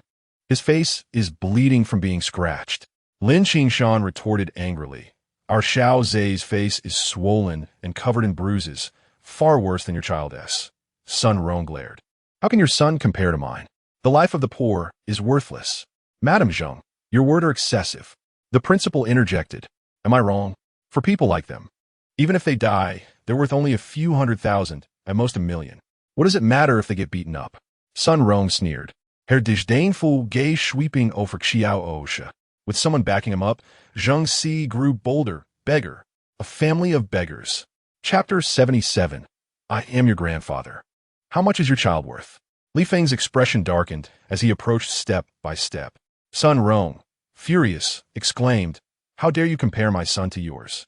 Of course, your son is not worthy of such comparisons." Li Feng retorted, stepping protectively in front of his wife and children. Mocking, "Who do you think you are?" Sun Rong cursed back. Li Feng's face remained grim. "I am your grandfather." Sun Rong's pupils dilated in shock, momentarily rendered speechless. Behind the imposing figure of Li Feng, Lin Qingshan gazed at him with a complex expression. This man was now capable of shielding her and their children at any moment, and with that thought, a sense of safety surged within her. Initially dissatisfied with Li Feng for his association with the Tiger Gang, her feelings began to waver. Xiao Osha, fuming, declared. He touched An's face and wanted to kiss her. When I pushed him away, he called us poor and insulted mommy. He hesitated to express the harshness of the insults, but quickly added, "It was really mean." The principal felt somewhat embarrassed. When he had rushed over, Zhang Si and Li Zhe had already been separated by the teachers. Yet Zhang Si continued to insult Li Zhe, finding it futile to reason with Zhang Si's mother. He turned to Zhang Si's father. "Mr. Zheng, children need to be taught from a young age. They must not be allowed to use foul language. It's quite unpleasant." Zhang Si's father, Zhang Baoshi, reluctantly shifted his gaze from Lin Qingshan and dismissively replied, "Zhang Si only said a few bad words." That Li Zhe came to hit him. "Principal, you should keep an eye on that Li Zhe." He glanced at Li Feng with quiet pity, thinking, how could such a beautiful woman be with this destitute loser? With support behind him, Zhang Si grew more arrogant. "So what if I called your mom a slut? If she hadn't slept around, you two wouldn't be in the same kindergarten as us." Slap. A resounding slap landed on Zhang Si's face, sending him crashing to the ground. After a moment of stupefaction, she burst into tears. Sun Rong screamed and rushed to embrace the child. Zhang Si felt a numbing pain on the right side of his face, clutching Sun Rong's leg as he cried out, "Mommy, it hurts." Sun Rong, filled with maternal anguish, lifted Zhang Si and stared incredulously at Li Feng. "How dare you strike my son?" Zhang Si wailed even louder, tears and snot streaming down his face. "Hit him! Mommy, hit him!" Sun Rong jumped up, shouting at Zhang Baoshi, "Are you still a man? Your son has been struck, and you want to retaliate." Zhang Baoshi, intimidated by Li Feng's imposing physique, hesitated to act. He could only vent his frustration at the principal. "Principal, will you not expel such a person?" The principal hurriedly intervened. "Mr. Zheng, this matter can be mediated." "How can we mediate? A grown man strikes my son. Can I not retaliate against his child?" Zhang Baoshi shouted. Li Feng shook his hand dismissively, his expression dark enough to draw water. "You may try. How dare this little brat kiss, isn't it?" He couldn't even get close. And this Zhang Si dared to. Furthermore, he insulted his wife. It was indeed an uncultured child who deserved a beating. Zhang Baoshi was momentarily startled by the size of his fist. However, the next moment he steeled himself. How could he fear such a poor wretch? Zhang Baoshi shouted, "If you dare strike my son, I will make you pay. Which company do you work for? I will call them right now and have you fired." You drive a shabby Citroën and dare to act tough with me. Sun Rong stoked the flames further. If you dare offend us, prepare for unemployment. Chapter 78. Are you not man? The principal sensed the escalating tension and quickly stepped in to calm the situation. Parents, please remain calm and do not escalate matters. Zheng Baoshi turned to the principal to complain. Did you see that? A grown man struck my son. My son is only 5 years old, and he could actually do that. While it was true that Li Zai's father was in the wrong, there were circumstances that warranted consideration. We cannot solely blame ourselves. What wrong have we done? Zheng Baoshi adjusted his glasses. How can such impoverished individuals enroll in this kindergarten? The principal defended Li Zai's parents, asserting they were not poor. Zheng Baoshi scoffed. Look at his attire, and then at his wife and child. Are they not poor? Could someone not poor drive a shabby Citroën? Sun Rong immediately retorted. Now even those who drive a Citroën can send their children to your kindergarten? She exclaimed. Principal, we heard your school offers elite education, which is why we enrolled our child here. The principal frowned. When Li Zai's parents enrolled, I verified their assets. How much? Is it not a deception? Zheng Baoshi cast a doubtful glance at Li Feng. At present, he dared not confront Li Feng directly. This brute only knew how to resort to violence, unable to engage in reasoned discourse. It was better to communicate with the principal. The principal hesitated. He had indeed only examined the property deed at that time and had not checked the bank statements. However, he owed Li Feng a favor and could not afford to embarrass him at this moment. He straightened his face and said to Zheng Baoshi, our school has enrollment requirements.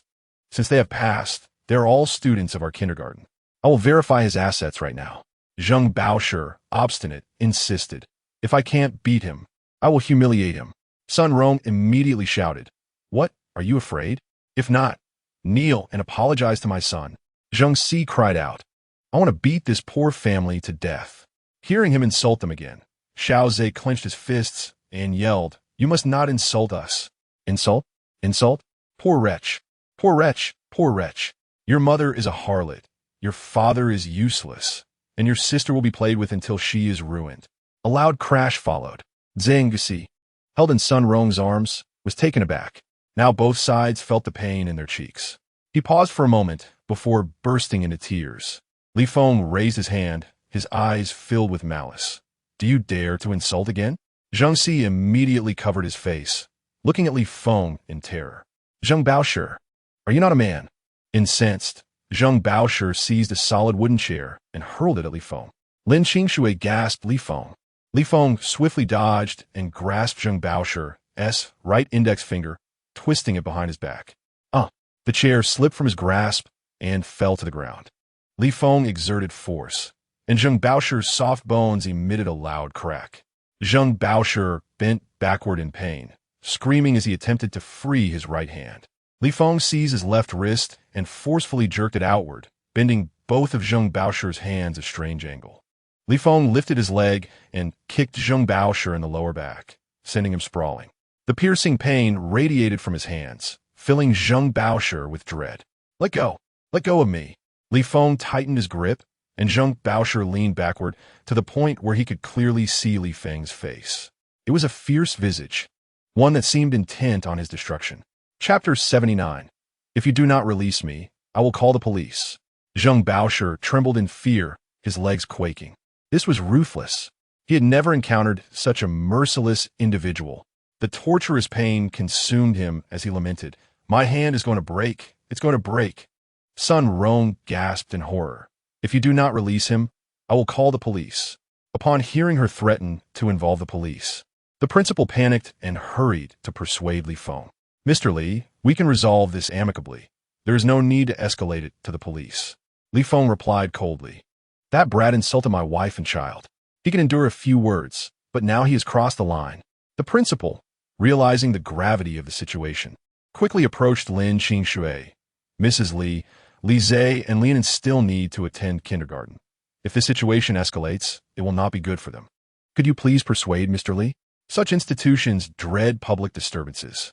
Lin Qingshui, still startled by Li Feng's earlier reaction, began to worry upon hearing the principal mention the children. Yet she knew Li Feng would not heed her. Lin Qingshui steeled herself and approached Li Feng. Why not let him go? Li Feng turned to her. Are you certain? Lin Qingxue quickly replied. If this goes to the police, it will not be beneficial for the children. In agony, Zhang Baosher cried out, this is intentional harm. I can sue you and have you imprisoned. With a forceful grip, Li Feng elicited a pained scream from Zhang Baosher, silencing any further protests. His anguished cries left Zhang Si and Sun Rong pale with fear. Sun Rong, in a panic, implored, please release my husband. If you want me to release him, you must apologize to my wife and child. Sun Rong's pupils constricted. Why must I apologize? Li Feng smirked. If you had not been gossiping at home, your son would not be able to utter such words. Seeing Sun Rong unwilling to relent, Zhang Baosher roared, do you want me to die? Hurry and apologize. With no other choice, Sun Rong clenched her teeth and reluctantly said to Li Feng, I'm sorry. Li Feng shook his head. You need not apologize to me. You must apologize to my wife and child. Sun Rong's face turned ashen, and just as she was about to refuse, the agony-stricken Zhang Baosher cried out, I'm dying from the pain. Hurry up. Under such pressure, Sun Rong could only grit her teeth, holding her child as she approached Lin Qingxue, stiffly stating, I'm sorry. Lin Qingxue's eyes widened in disbelief, instinctively glancing at Li Feng. He had genuinely compelled someone to apologize. Li Feng sneered, I see no sincerity. Sun Rong's expression darkened further. I have already apologized. What more do you want? If you do not release my husband, I will call the police. In response, the only thing that met her was Zhang Baosher's more agonized screams. This truly frightened Sun Rong. She quickly turned to Lin Qingxue, saying, I'm sorry. I should not have spoken recklessly. Please do not hold it against me. Li Feng noted her softened demeanor and turned to Lin Qingxue. Dear, have you calmed down? Lin Qingxue's expression darkened, and she promptly replied, she should not teach her child to insult our Xiao Zhe and Nen. Did you hear that? First, apologize to my son and daughter. Enduring the humiliation, she approached Xiao Zhe, lowering her proud head. I apologize on behalf of Zhang Si. He did not mean it. Xiao Zhe gazed in astonishment at the adult apologizing before him. Could it be that adults, too, would apologize to children? Do they make mistakes? His small eyes were filled with shock. In the next moment, he turned to Li Feng, his anger replaced by delight. A profound sense of satisfaction and security blossomed within Xiao Zhe, and he strove to conceal his joy, adopting a little adult demeanor as he addressed Sun Rong. I forgive you. Chapter 80, Daddy is amazing. Sun Rong's face darkened. However, she still needed to approach the youngest. And then, with a swift thought, she devised a way to placate her. You're an N, right? You must be a good child, yes? You can't let adults apologize to you, can you? Little N, with her big eyes, innocently asked, but Daddy asked you to apologize to me. She had seen how happy her brother was when an adult apologized to him, and she wished to feel that joy as well. Sun Rong glared at her, but with Li Feng watching closely, she had no choice but to apologize to N. I'm sorry, my son should not have scolded you. N pointed at Zhang Si. He wanted to kiss me with his stinky mouth. Sun Rong was furious enough to spit blood. Taking a deep breath, she tugged her beloved son towards N, forcing him to apologize. Zhang Si's face was in agony, and being pulled by his mother made him cry out in distress. Sun Rong felt her dignity had been utterly lost, and snapped, Why are you crying? What were you doing kissing her? Apologize. Zhang Si, through tears, said to N, I will never kiss you again. N patted her little chest, relieved. That's good, that's good. She turned and wobbled over to Li Feng, hugging his leg excitedly, exclaiming, Daddy is amazing. This marked the first time Li Feng had received such affection since his rebirth. He pushed Zhang Baosher aside, scooping his daughter up in his arms and planting a kiss on her small face. After days of tender care, Anand's face had grown chubby. The kiss was accompanied by a delightful scent of milk. Li Feng could not resist kissing her again. Anan struggled to push his face away, her tiny brows furrowed. Daddy's beard is prickly. Li Feng was charmed by her cuteness and deliberately rubbed his unshaven chin against her small face. Anan immediately stretched her short arms towards Lin Qingxue. Mommy, hug.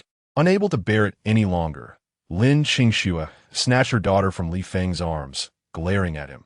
You've hurt Anan. Meanwhile, Xiao Zhe hesitated, taking a few steps closer. Once near Li Feng, he turned his face away and quietly thanked him. To his surprise, Li Feng ruffled his hair. Why be so polite with your father? Xiaozhe was taken aback, then turned and dashed behind Lin Qingxue. Li Feng gritted his teeth in frustration. Indeed, his son was not as soft and endearing as his daughter. While she had eagerly come to hug him, this little rascal still ran away at the sight of him. As this family enjoyed a warm moment, the other family was in chaos.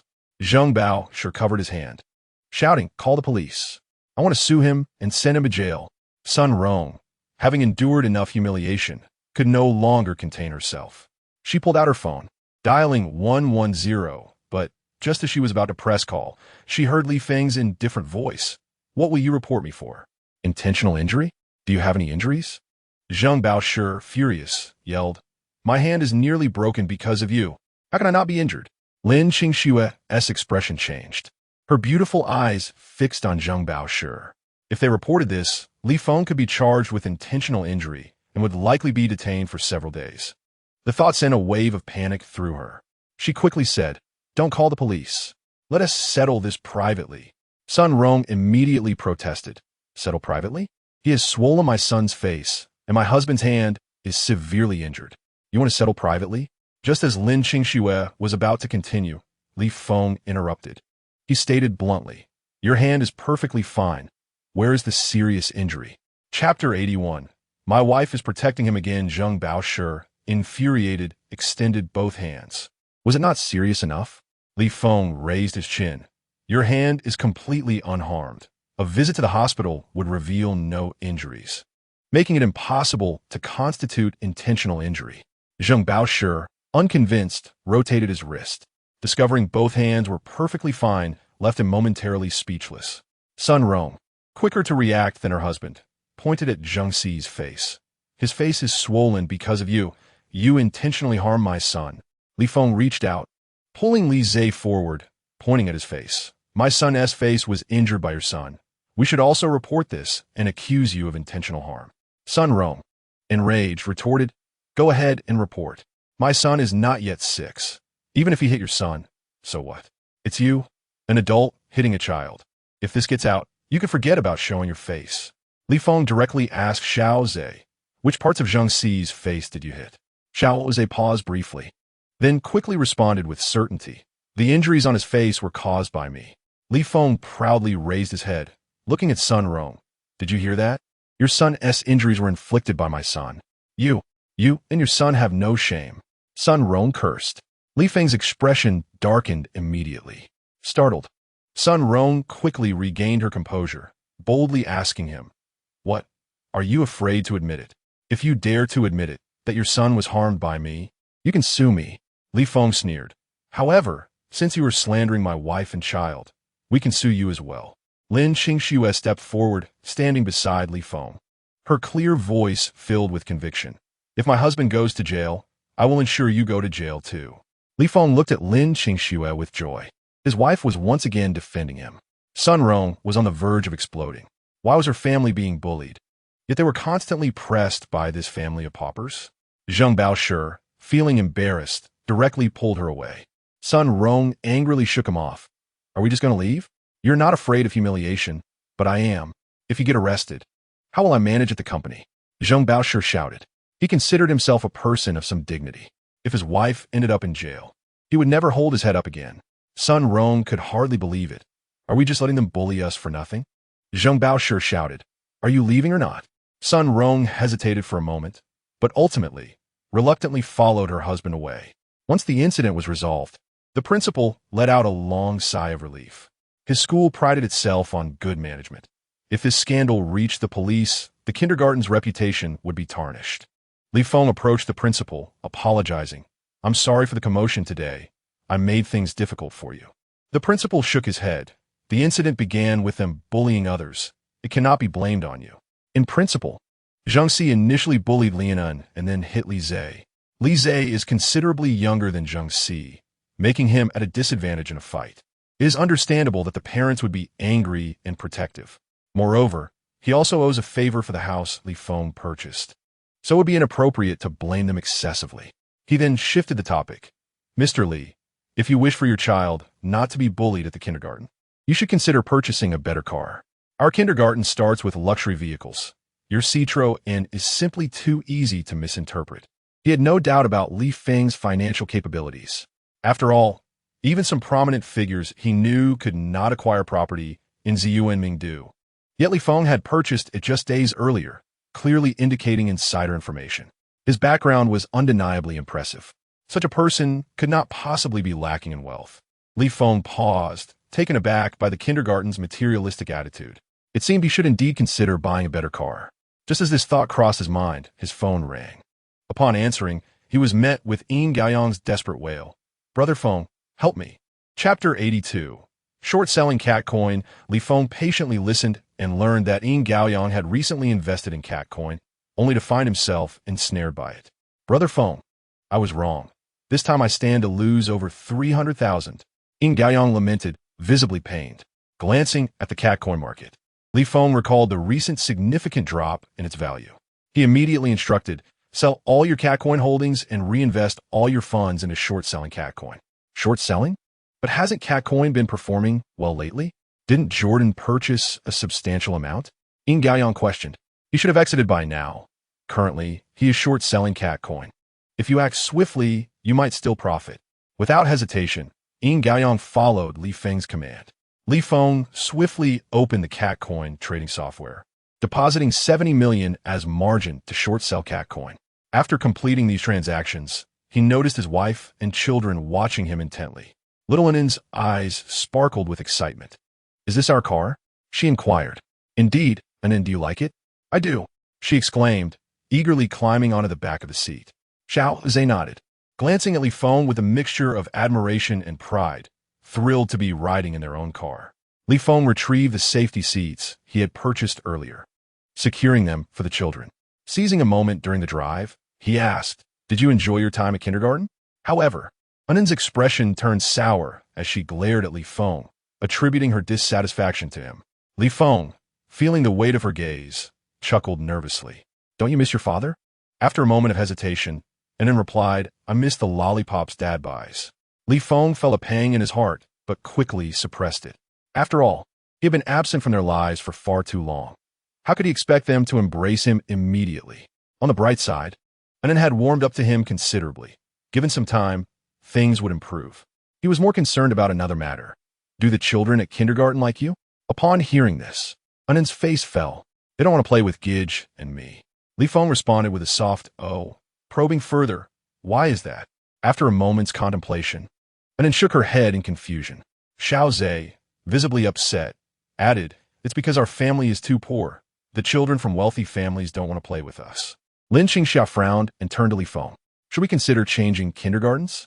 It's not good for the children to feel rejected at school." Chapter 83. Anin wants to go home. Li Feng pondered for a moment before replying, "No need. I'll just switch cars in a couple of days." Lin Qingxue interjected, "But you just bought this car. Isn't it a waste to change it again? One cannot frivolously spend simply because of financial gain." Li Feng explained, sensing her misunderstanding. "I intend to buy you a car for your convenience in commuting." The thought of him considering her needs warmed Lin Qingxue's heart, prompting her to soften her tone. "I don't need a car. I could drive you to work." "It would be better if you had your own car for convenience," Li Feng insisted. "I've checked online. The teachers at this kindergarten are highly qualified. If they possess such capabilities, why not create better conditions for the children? A car can easily resolve this issue." Lin Qingxue hesitated. "Is this for the children's benefit?" He quickly clarified, "It's for the children's pride and for your commuting ease." Lin Qingxue fixed her gaze on him, and after a moment, she sensed his sincerity. Feeling a sense of warmth, she didn't reject Li Feng's proposal. "Then go ahead and buy it. You can use it for business as well." Li Feng felt elated at her response. His wife was considering his reputation. Lin Qingxue gently patted Anin's head.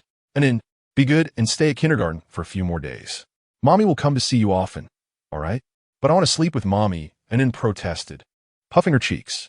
Lin Qingxue hesitated, her heart aching. The children had been away for days, and she was deeply concerned, finding it hard to sleep at night. But it was too dangerous now. Every night, there were strangers lurking near the rented house.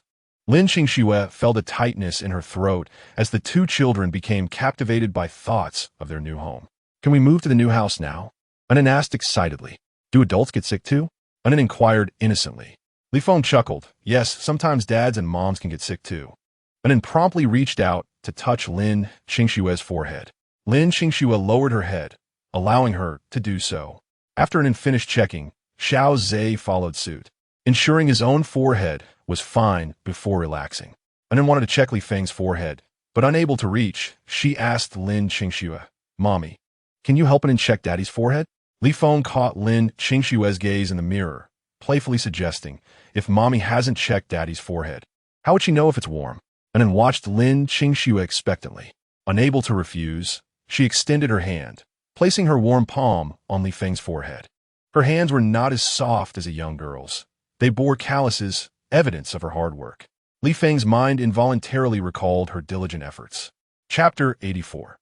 The price of oil and gold will surge. Soon her hand were the result of labor. Lin Qingxue dismissed her discomfort and reassured Anan, "Daddy is not sick." Anan breathed a sigh of relief, her adorable expression uplifting Li Feng's spirits. He promptly sought out an upscale restaurant, ordering several dishes he deemed delightful. Anan and Xiao Zhe had never enjoyed such exquisite meals, and they happily indulged. Li Feng served each of them, ensuring they were well fed. Stealing glances at Li Feng, Lin Qingxue caught his eye, and he cheekily served her favorite dishes. Embarrassed at being caught, she shot him a glare, which only pleased Li Feng further. While they were enjoying their meal, the table was accidentally bumped by another patron. "Apologies, I had a bit too much to drink," the individual said sheepishly. Upon recognizing the man, Li Feng called out, "President Zhao." Zhao Siyuan, somewhat dazed, looked up and realized it was Li Feng, whom he'd met earlier that day. "Oh, it's you. What brings you here for dinner again?" Li Feng replied nonchalantly, "The children were hungry, so I brought them for a meal." "What about you, President Zhao?" Zhao Siyuan replied vaguely, "Just here to discuss a business deal. I won't interrupt your family dinner." As he swayed slightly while trying to leave, Li Feng added, "If you're looking to make some quick money, consider keeping an eye on crude oil futures." Zhao Siyuan paused, intrigued. "What's the scoop?" "In a few days, the prices of oil and gold are set to surge." Zhao Siyuan shook his head and waved his hand as he turned to leave. He was currently facing financial difficulties and couldn't even manage the crisis at hand, let alone dabble in futures trading. Moreover, he dismissed Li Feng as a mere small player. What inside information could he possibly possess? Li Feng did not press the issue. Having met only once, a gentle reminder was sufficient. As the crowd dispersed, Lin Qingxue turned to Li Feng and inquired, "Who is he?" "Zhao Siyuan, the CEO of our parent company," Li Feng replied. Lin Qingxue was taken aback. "How do you know him?" "Zhao's business is quite expansive. I've heard his wealth is substantial. Such prominent figures are not typically acquainted with ordinary folks like us." Li Feng explained, "We had a meal together today. He is experiencing issues with his financial chain and is unable to repay his debts." Realizing the implications of recent events, Lin Qingxue murmured, "No wonder someone came to our company today to collect debts." Li Feng reassured her, "It's normal for people like him to rise and fall. There's no need to dwell on it. Even if he were to collapse, it wouldn't significantly affect us." With that, he lay down and fell asleep, seemingly unfazed by Li Feng's words. In the days that followed, he sought investments daily, often becoming inebriated. Meng Jian sighed, "In other circumstances, I would definitely help you, brother. But our company's projects are all stalled. We don't even have enough funds on the books to assist." He too is facing difficulties. Zhao Siyuan waved his hand dismissively. "I understand your situation. I don't blame you." Meng Jian suddenly suggested, "How about I invite Li Feng out again? You can have a few drinks with him, and perhaps he can offer you some guidance." Zhao Siyuan chuckled bitterly. What advice could he give me? He is after money. Meng Jian insisted, "Do not underestimate him. He possesses a certain knack." He continued, "Not to mention, he saved my son's life. Just before the incident, he warned someone about a car that was about to fall into the river. Isn't that a mere coincidence?" Zhao Siyuan remained skeptical. "These events don't prove anything."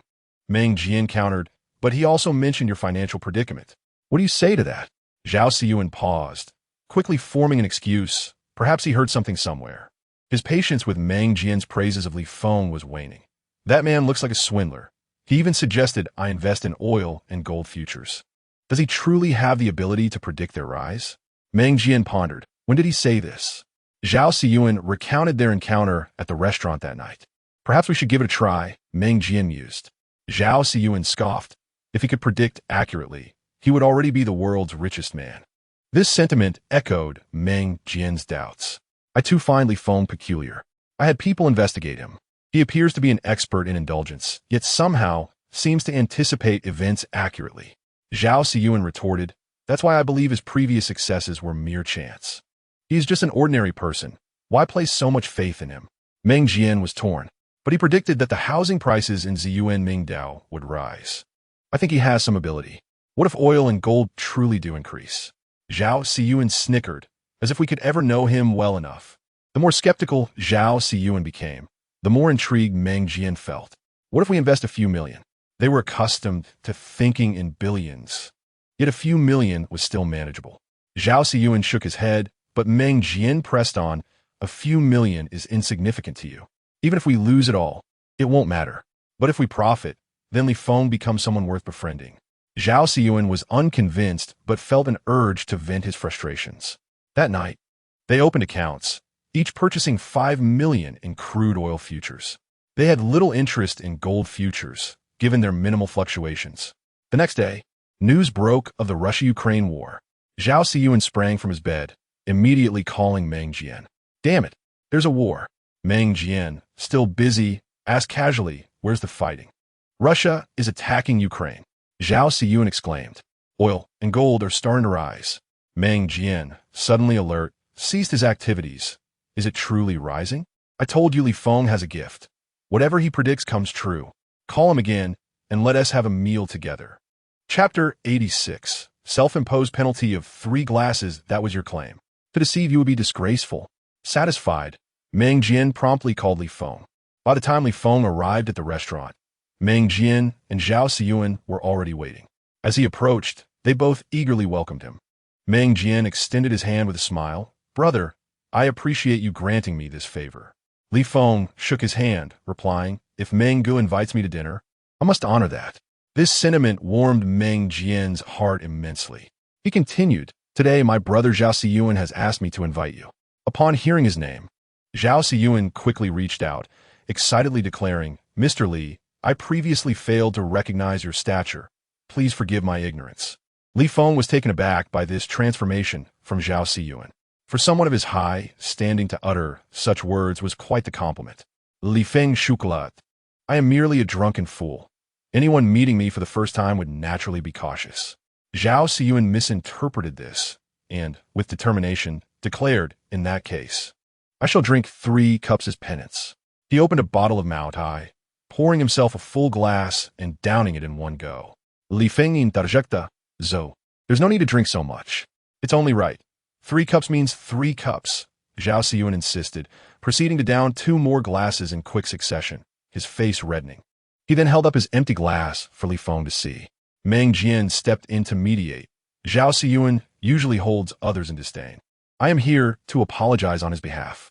With the matter laid bare, it was indeed a significant concession. Li Feng readily responded, we are all brothers here. It's a trivial matter, nothing to fret over. With his words, both men breathed a sigh of relief. Zhao Siyuan hastily stuffed his mouth with food to regain his composure. Meng Jian then asked Li Feng, how did you know that oil and gold would rise? Li Feng replied, surprised, you weren't aware that the U.S. predicted Russia would attack Ukraine? Zhao Siyuan interjected directly, I'm a straightforward person. Initially, I found it hard to believe you could predict these futures. Seeing their skepticism, Li Feng chose not to elaborate further and simply stated, it's intuition. Meng Jian and Zhao Siyuan exchanged glances, deciding to let the topic pass. To be honest, we initially thought this investment was akin to losing money outright. So we each only purchased 5 million in crude oil futures. Since then, it has risen by 20%. Should we sell? Zhao Siyuan's gaze was fixed on Li Feng. Li Feng shook his head. No need to sell. It will continue to rise. Russia has already destroyed Ukraine's military bases in under 80 minutes. I doubt Ukraine can hold out for even a day before surrendering. At that point, the prices might drop. Li Feng continued, this conflict will persist. Oil futures will rise further. If you purchase conservatively, consider increasing your stake. Meng Jian felt Li Feng lacked an understanding of the two countries and proceeded to educate him. Russia possesses formidable military strength and its overall capabilities far surpass Ukraine. Once engaged, Russia will likely aim for a swift resolution, compelling the Ukrainian government to make concessions. Prolonged conflict would strain Russia's economy. Chapter 87. Can I still profit from entering now? Zhao Ziyuan remarked. Indeed, just look at Russia's assault on Ukraine. In a little over an hour, they obliterated Ukraine's air force bases, clearly demonstrating a blitzkrieg strategy. Meng Jian responded, once this conflict concludes, oil prices will plummet. If we invest heavily, we might incur catastrophic losses. Regardless of whether you believe it, my intuition tells me that there is still more to come between Russia and Ukraine. And oil prices will rise. Li Feng insisted, you're all tight on funds, aren't you? If you take a gamble and win, you could navigate through this crisis. In a previous life, this war lasted far longer than anyone anticipated, leading to a series of economic repercussions. He recalled how oil prices soared, provoking widespread public outcry. Meng Jian was about to speak when Zhao Ziyuan shot him a glance. Zhao Ziyuan inquired, how much crude oil futures have you purchased? My funds are entirely tied up in shorting cat coin. I have not invested in crude oil futures, Li Feng replied directly. Zhao Ziyuan fell silent. He sensed that while Li Feng anticipated a rise in oil and gold prices, he had not acted on it. Was he leading them into a trap? After all, they were seasoned in the market, not naive. Meng Jian, however, had fewer reservations and asked Li Feng outright, brother, don't take offense, but if you believe oil is profitable, why haven't you bought any? Li Feng was unperturbed. Having experienced life twice, he had seen much and his mindset had evolved. It was refreshing to hear such straightforwardness from Meng Jian. He confessed, to be candid, while oil can be lucrative, the cycle is lengthy. Unlike cat coin, which has recently plummeted from $10 to $3. Zhao Ziyuan pulled out his phone to check the cat coin market. He was taken aback to see the prices in free fall. Li Feng casually remarked, it's not bad. I've made over 200 million, considering my initial investment was modest. Over 200 million. And this was achieved with a relatively small capital. This business is indeed faster than oil and gold futures. Zhao Ziyuan gasped, immediately pressing. Can I still profit if I enter now? Li Feng shook his head. It's too late. This surge was primarily driven by the world's richest man, Jordan, entering the market, boosting cat coin, and then gradually offloading. A few days ago, he went short and leaked his exit, which triggered this drastic decline. Jordan is the one truly reaping the rewards. I merely sip from a soup. Merely sipping from a soup. Watching such a substantial opportunity slip away, Meng Jian felt for his brother. Why didn't you bring me along for such a great business? Li Feng chuckled and shook his head. Trading cryptocurrencies requires a discerning eye. Meng Yi, you are better suited for the steady profits of real estate. Who wouldn't want more money? Brother, if you find a good opportunity, count me in. Meng Jian urged. Li Feng, you must see that oil is an imminent opportunity. Had it not been for the overlapping timing of cat coin and oil, he would have willingly invested in crude oil futures. Zhao Ziyuan's breath quickened. He unbuttoned his shirt anxiously and implored, Li Feng, to be honest, I stand on the precipice. One misstep and I am doomed. I only need your word. Can I stake my entire fortune? Chapter 88. This is a gamble for life. Meng Jian was taken aback and grasped Zhao Ziyuan. Are you insane? This is a gamble for your life. Zhao Ziyuan's face was a mask of desperation. I still have one last chance to gamble. If I wait any longer, even if I wish to gamble with my life, it will be too late. But this is an investment. No one can guarantee the outcome.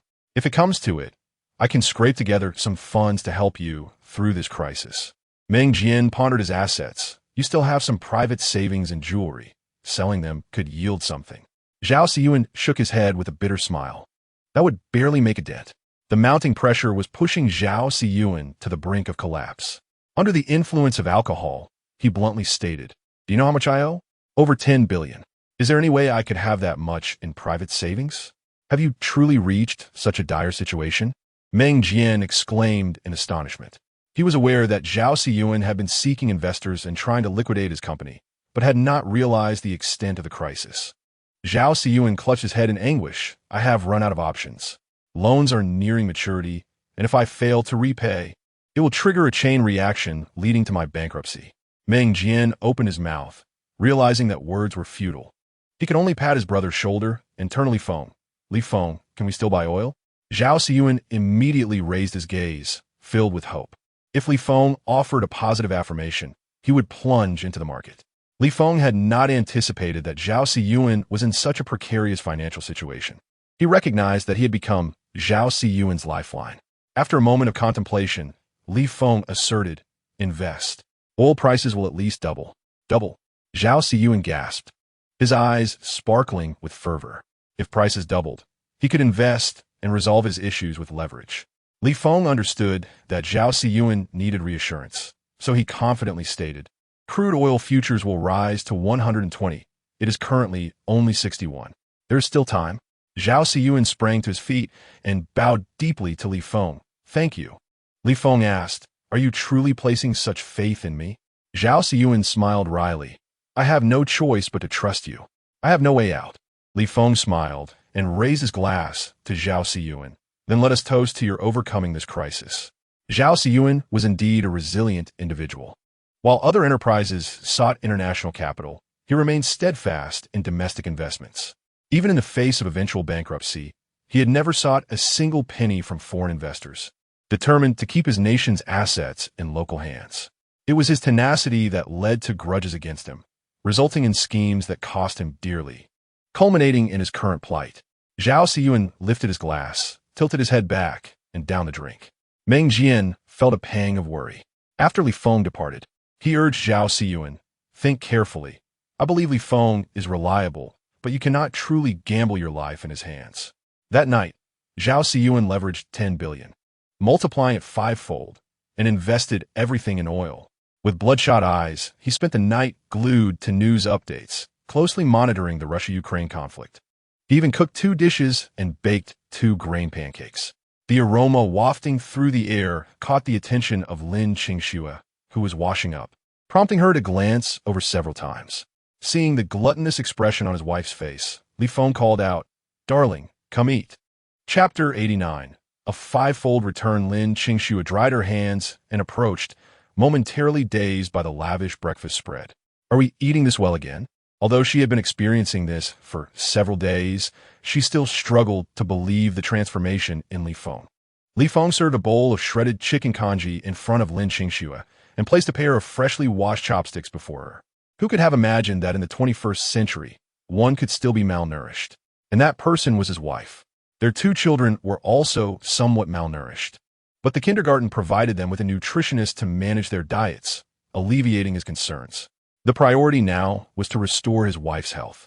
Lin Qingxue sat down in a daze, noticing Li Feng's eager gaze as though he awaited her to pose a question. She lowered her eyes and finally satisfied him. "Are you happy today?" Finally prompted, Li Feng exclaimed with excitement, "Darling, this morning cat coin has dropped to $2. Lin Qingxue was taken aback. "Wasn't it $10 before? Has it decreased? Does that mean a loss?" Li Feng quickly clarified, "I am shorting cat coin. The more it drops, the more I earn. Even in a decline, you can profit." Lin Qingxue struggled to grasp the concept, having little exposure to such matters. Lin Qingxue finally understood. "So you are doing the opposite of what others are doing?" "Precisely." Lin Qingxue asked bluntly. "So how much did you earn?" Li Feng leaned closer to her, locking eyes with Lin Qingxue. "Guess," he replied.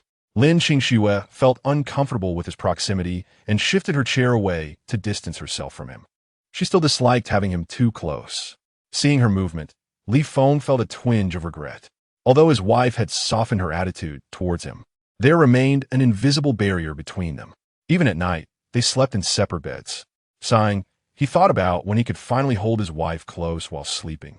With such a wonderful wife, how could he not embrace her? The joy of earning money had vanished in an instant.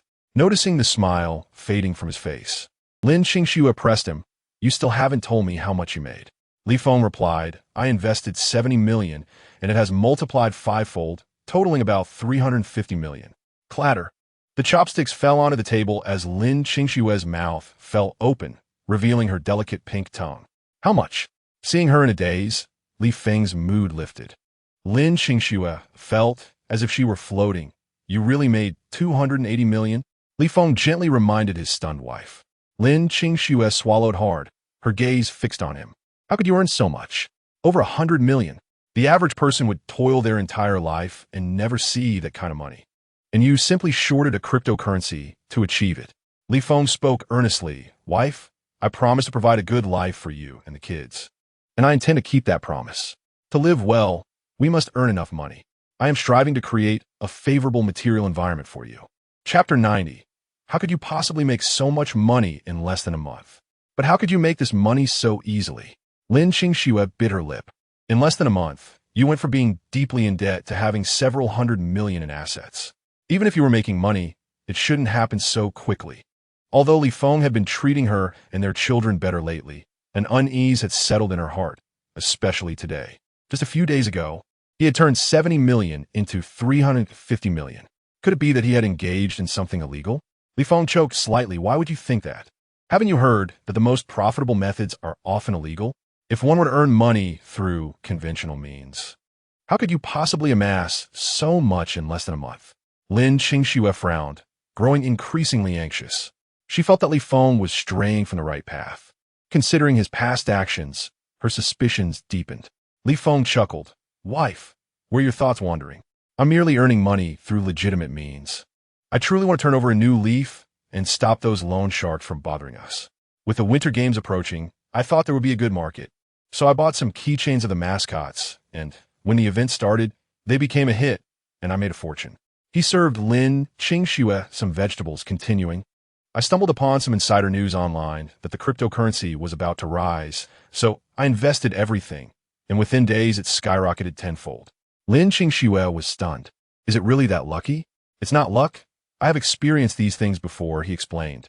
Perhaps it's because you've suffered too much with me in the past that even heaven took pity on us and allowed me to earn some money. The past still stung like a thorn in Lin Qingxue's heart. Her expression turned cold. And then, I decided to invest in stocks related to the Winter Games and hit 6 consecutive limit ups. Li Feng continued with a smile. I thought about providing well for you all. So I considered buying a house, and now that property prices have risen, we made another profit. Lin Qingxue felt dazed. Are you really on a streak of good fortune? Li Feng mused, I suppose so. A fortune teller once told me I would become immensely wealthy in this lifetime. He was being quite charming. In the past, he had relied on his wit and charm to win Lin Qingxue over. Lin Qingxue raised an eyebrow. Skeptical. Why have I never heard you mention this fortune teller before? Back then, I was in such dire straits, and I let you suffer alongside me. I certainly thought he was a charlatan. Now that I'm having some luck, I recalled him, he explained. Lin Qingxue remained doubtful. What else did he say? He also mentioned that I would marry a beautiful wife who would wholeheartedly love me. I initially took her for granted, but one day I would suddenly realize my mistake and treat her with double the affection, and she would be cherished for life. Li Feng chocolate. Lin Qingxue didn't believe a word of it. It sounded utterly fabricated. Did he think she was foolish? She lifted her bowl and drank the congee. The sweet aroma of the chicken congee filled her mouth, and her eyes sparkled slightly. She had never realized how skilled Li Feng was in the kitchen. Seeing that he couldn't fool his wife, Li Feng temporarily gave up. His previous wife had been easily deceived. She believed everything he said, regretting his past misdeeds. He took out his phone and transferred 50 million to Lin Qingxue, stating, Wife, take this money and spend it. I'll use the rest for business. Lin Qingxue looked at the newly credited 50 million and nodded. She would save it well, even if Li Feng's fortunes fell. It would be enough for their family to live comfortably for a lifetime. Chapter 91. Not giving brotherhood any face? However, after some thought, she solemnly warned Li Feng, just don't engage in illegal activities. Li Feng's eyes brightened. Are you worried about me? I just don't want a father of our 2 children to get into trouble. Lin Qingxue said, sipping her congee nonchalantly. When they grow up, if they wish to take the civil service exam, they will need a political background check. Li Feng felt a pang of disappointment. He silently calculated, feeling somewhat relieved. After finishing breakfast, he cleaned the dishes and took his wife to work. From a distance, he spotted brother Hu squatting by his car with 2 thuggish companions. As Li Feng approached, the 3 stood up lazily. He turned to look at Lin Qingxue, who wore a face of disgust. Li Feng was infuriated. He had finally made some progress with his wife, and now these loan sharks had shown up. Brother Hu spat on the ground and glared at Li Feng. Li Feng, you're doing quite well for yourself, huh? 1 car isn't enough. I heard you ordered a Bentley? Li Feng stepped in front of Lin Qingxue, forcing a smile. I made a bit of money, so I thought I should enjoy it, right, brother Hu? You become prosperous. Don't forget your brothers. From a broken Citroën to a Bentley, you've really upgraded, brother who sneered, spitting again. Damn it, I was nearly beaten to death. And this little brat is living the good life. If I weren't bettered in these past few days, I would have dealt with him this morning. How dare he earn so much money in my territory without giving me face? Oh, now you're a good husband, even dropping your wife off at work? Brother who looked at Li Feng with a fierce expression. Lin Qingxue was even more disgusted by his demeanor and retorted, "We have already paid off our debts. If you come to us again, I will call the police." These people had caused her to be unable to see her children. Brother who laughed heartily. Call the police on us? You think we have a reputation to worry about? What crime have we committed? Lin Qingxue clenched her lips in frustration. Seeing her like this only made brother who more eager. Ignoring Li Feng's presence, he leered at Lin Qingxue. "If I look at you a few more times, you're going to call the police? What if I were to touch you? Would you kill me?" Lin Qingxue's face flushed with anger. A murderous glint flashed in Li Feng's eyes. He stepped in front of Lin Qingxue, blocking brother who's lewd gaze, and stated firmly, "Brother who? If you speak about my wife like that, don't blame me for being rude." "Rude, huh? Sure, let's proceed without formality." Brother who patted his own face in front of Li Feng. "Come on." Li Feng squinted his eyes, ready to take action. But his arm was suddenly grasped by a pair of delicate, feeble hands. Lin Qingxue, irate, exclaimed, "Ignore them." In front of his wife, Li Feng restrained himself somewhat, directly taking Lin Qingxue's hand and escorting her to the passenger seat. He then circled around to the driver's side, intending to close the door. However, brother who held the door open. Li Feng coldly glared at his hand, saying, "Let go." "In a hurry to leave? I've been waiting here for an hour. You just say you're leaving without giving me any face?" Brother who remarked with an exaggerated sigh, patting Li Feng's chubby face. "That's more like it. All right, let us get your wife settled first, and we'll be waiting for you at the foot massage parlor up ahead." Chapter 92. They won't last much longer. A burning fury seethed within Li Feng, yet he maintained a smiling facade. "All right, brothers, let all expenses for food and drink be on my tab. I'll settle the bill later." Upon hearing this, brother who was satisfied and released his grip, allowing Li Feng to close the door. Once the car was in motion, he turned to his two subordinates with a grin, saying, "Let us go enjoy ourselves too." The three of them eagerly headed to the adjacent foot massage parlor. Inside the car, Lin Qingxue was furious. "Shall we move? Moving won't help. They've been following us continuously," Li Feng replied, glancing at the rearview mirror and spotting a pickup truck tailing them. He recognized this pickup well, as it had been shadowing him for some time. This was also the reason he remained in this rental unit. At least here, he wouldn't arouse suspicion from this pack of brutes. Lin Qingxue, still angry, insisted, "Then let us leave Jiangsheng and find somewhere else to live." Li Feng turned to her. "Are you willing to leave your parents?" Lin Qingxue paused, feeling deflated like a punctured balloon. "But they keep harassing us," she complained. "It's all right. They won't last much longer. People like them value money over life. If they do anything to Xiao Zhe and." The thought of it choked her words. Noticing her distress, Li Feng took her small hand and reassured her, "Don't worry. The crackdown on organized crime has intensified recently. They won't be able to hold on for long." Lin Qingxue had seen this news as well. After struggling for a moment, she said, "Then let us wait for another month. If they continue to harass us, we'll leave Jiangsheng. For the children's sake, we must depart." Li Feng observed the struggle on her face, remained silent for a moment, and then agreed, "Fine. Within a month, we need to eliminate this gang. Otherwise, it will be difficult for my wife to be happy leaving the city where she grew up." Time was of the essence, and the task was daunting. After dropping off the young lady at her workplace, he promptly called a private investigator. "How is the evidence collection coming along?" "Boss, these people are despicable. The deeper we dig, the more we uncover, and there's a protective umbrella behind them." Li Feng had anticipated this and directly inquired, "Who have you identified?" "A former official who has retired." "That's about right.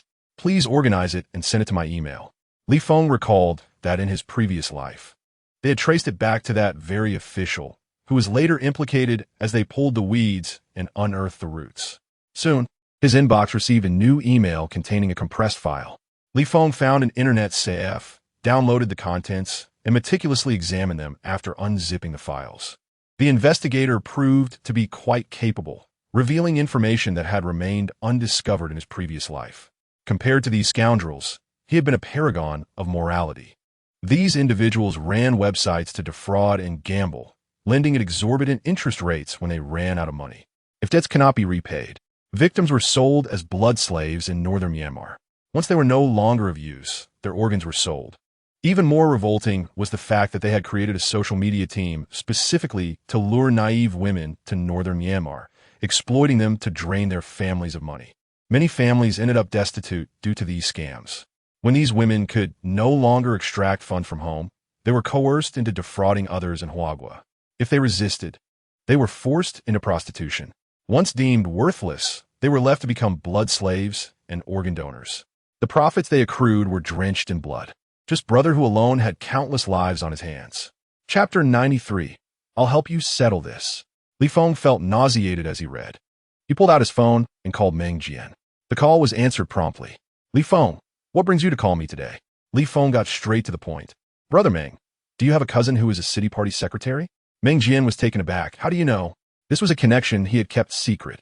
His cousin was known for his integrity in office and was wary of family members using his name for deceitful purposes, having cautioned him repeatedly not to disclose their relationship. Even Zhao Siyuan was unaware of this matter. Li Feng replied, just a guess. Brother, you're scaring me, Meng Jian said, skeptical. However, he didn't dwell on it. Are you in some sort of trouble and need my help?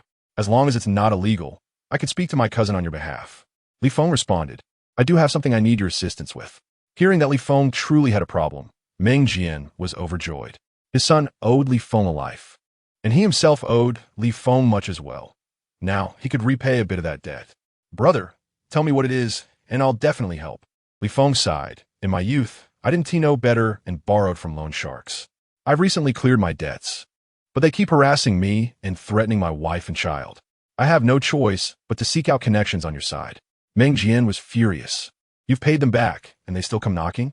How shameless. My wife and child are terrified of these people, Li Feng admitted. Meng Jian was enraged. Tell me who they are, and I'll help you settle this. They dare to bully my brother? They've got guts. Li Feng revealed Brother Hu's name, thanking him. No need for pleasantries. Just wait for my good news, Meng Jian assured him before Li Feng hung up. He recalled that in his previous life, this city party secretary had made significant contributions in apprehending these criminals, but by then, it was after they had already fallen and everyone dared to take action. Now, Brother Hu and his gang were in their prime, backed by powerful connections. He wasn't sure if the city party secretary would dare to act against them. Had it not been for Brother Hu provoking him today, he wouldn't have resorted to Meng Jian's connections.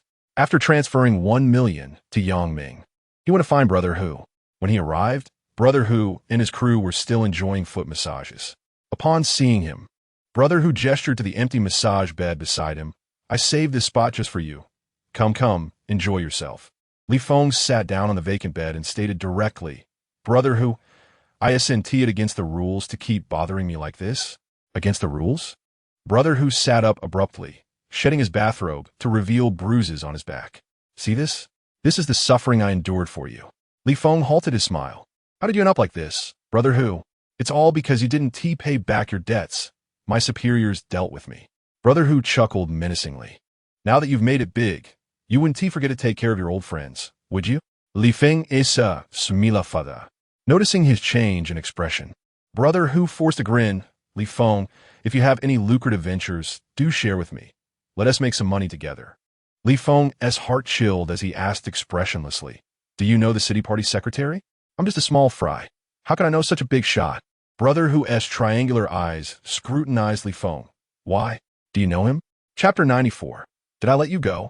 Brother Hu laughed heartily. You little rascal. Now you're trying to fool me? You know that kind of big shot? His people were always keeping an eye on Li Feng. If he were really dining with the city party secretary, Brother Hu would be the first to know. It is rather peculiar that every day I observe Li Feng escorting his wife, yet I have never seen him engage in any work to earn a living. One cannot help but wonder where his wealth originates.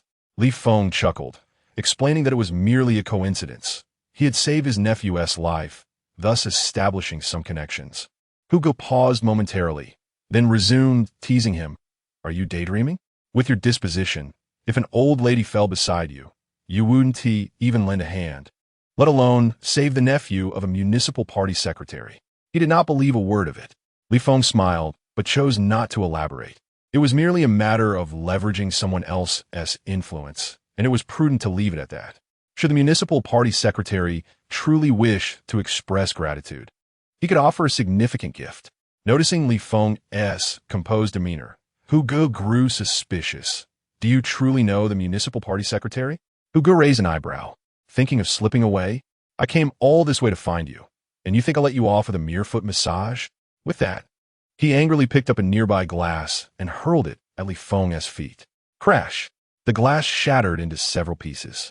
A fierce glint flickered in Li Feng's eyes. Did I give you permission to leave? Li Feng steadied his mind and turned around. Is there something you wish to discuss? I came to find you today, and you must accompany me. I'm merely warning you, otherwise, your wife might find herself dragged into a restroom against her will at any moment. A surge of wrath coursed through Li Feng. He picked up a shard of glass from the ground and advanced toward Hu Ge. The sight of his fierce demeanor made Hu Ge panic, instinctively rising to throw a punch. A kick to his chest left Hu Ge feeling a sharp pain. In the next moment, he was forcefully pulled out and slammed to the ground. A wave of intense agony shot through his back, and his vision darkened. Li Feng placed a foot on his chest and pressed the shard of glass against Hu Ge's neck. With a forceful thrust, the sharp edge pierced Hu Ge's skin, crimson blood oozing from the wound. Hu Ge gasped, every hair on his body standing on end. The moment he moved, that shard would plunge deeper, severing his carotid artery. The technician nearby was rendered speechless, collapsing onto the floor in a daze. Li Feng cast a cold glance at her. Leave. The female technician attempted to rise, but found her limbs weak.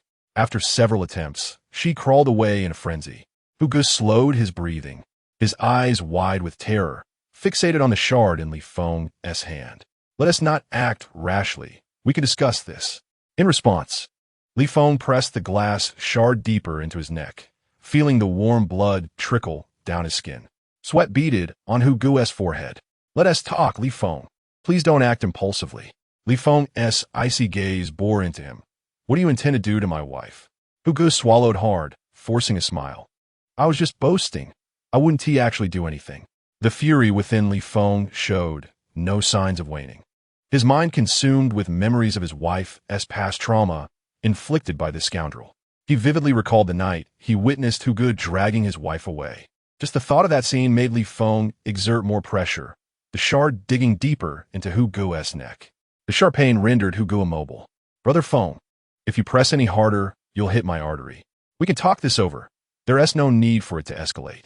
Chapter 95. It was my foul mouth. I deserve a beating. He was genuinely frightened. Li Feng appeared ready to fight to the death. I've told you before, do not touch my wife or child. Yes. Yes. My mouth is filthy. I'll slap myself for it. Brother Feng, please don't hold it against me. Hu Ge unconsciously realized that his demeanor had completely shifted in Li Feng's presence. Li Feng bared his teeth. This matter cannot simply be overlooked. Hu Ge's heart raced. The fear of death gripped him like a vice. One misstep, and his heart could burst. Hu Ge was drenched in cold sweat. At that moment, he could no longer care about pride, raising his hand to slap his own face twice. It was my foul mouth. I deserve a beating. After 2 slaps, Li Feng remained impassive. Hu Ge gritted his teeth and struck himself again. Li Feng's eyelids flickered, casting a glance at Hu Ge. Yet he still restrained his anger. It was not worth risking his own life over a dog's worth. If he were to meet his demise, no one would care for his wife and child afterward. Li Feng withdrew the glass shard and took a step back. As soon as the shard left, blood flowed more profusely from Hu Ge's neck. Hu Ge frantically pressed his hand against the wound. When he looked at Li Feng again, terror had consumed his eyes. He had just felt that Li Feng was genuinely prepared to kill him. Had he not struck himself a few times, he might have already lost his life. The fear of death closed in on him, making it difficult to breathe. Li Feng lowered his hand, his fingers casually gripping the glass shard. His gaze toward Hu Ge devoid of warmth. If you ever dare to lay a hand on my wife or child again, do not blame me for taking your life. Li Feng's words were spoken in a calm tone, yet Hu Ge was chilled to the bone. He did not see Li Feng's words as mere threats.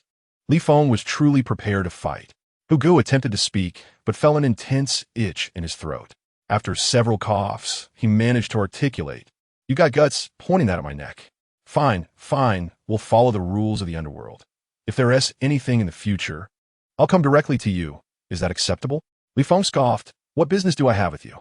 Hu Gu felt a pang of bitterness.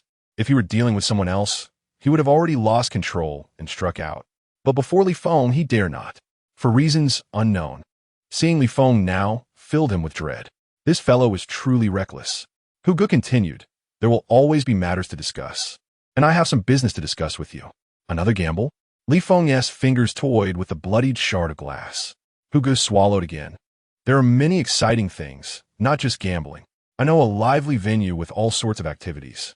Don't you enjoy playing Texas Hold'em? There are plenty of players there. Recalling his original purpose for coming today, Hu Gu eagerly attempted to persuade Li Feng. Some people can win or lose tens of millions in a single night. It's exhilarating. Li Feng coldly interrupted him. I'm not interested. He tossed the shard to the ground, thrusting his hands into his pockets. I've already left that life behind. I wish to live peacefully with my family from now on. Should anyone dare to disrupt that, I will repay in kind. His final words were articulated with clenched teeth, each word punctuated with resolve. There was no doubt in Hu Gu's mind regarding his determination. After Li Feng spoke, he lost interest and turned to leave. Once he exited the room, Hu Gu exhaled a long breath. As he relaxed, he grew furious with Li Feng again. How dare you lay hands on me? You're asking for a beating. Just after he finished cursing, his phone suddenly rang. Chapter 96. Get him to cough up all his money quickly. Upon seeing the incoming call, Hu Gu's expression shifted, and he answered, lowering himself, Boss. The man on the other end of the line spoke. Have you not yet brought Li Feng to the casino? Hu Gu's back stiffened. That Li Feng refuses to come with us. Are you not able to deceive him? Are you incapable of coercing him? Do I need to teach you this? The voice on the other end was now filled with anger. Hu Gu hurriedly complained, Boss, that Li Feng is tough. He nearly killed me just now and told me to leave. Are you telling me that so many of you cannot handle a single person? Hu Gu touched his painfully throbbing neck, not daring to respond further. After a moment of silence, the voice stated, Get him to cough up all his money quickly.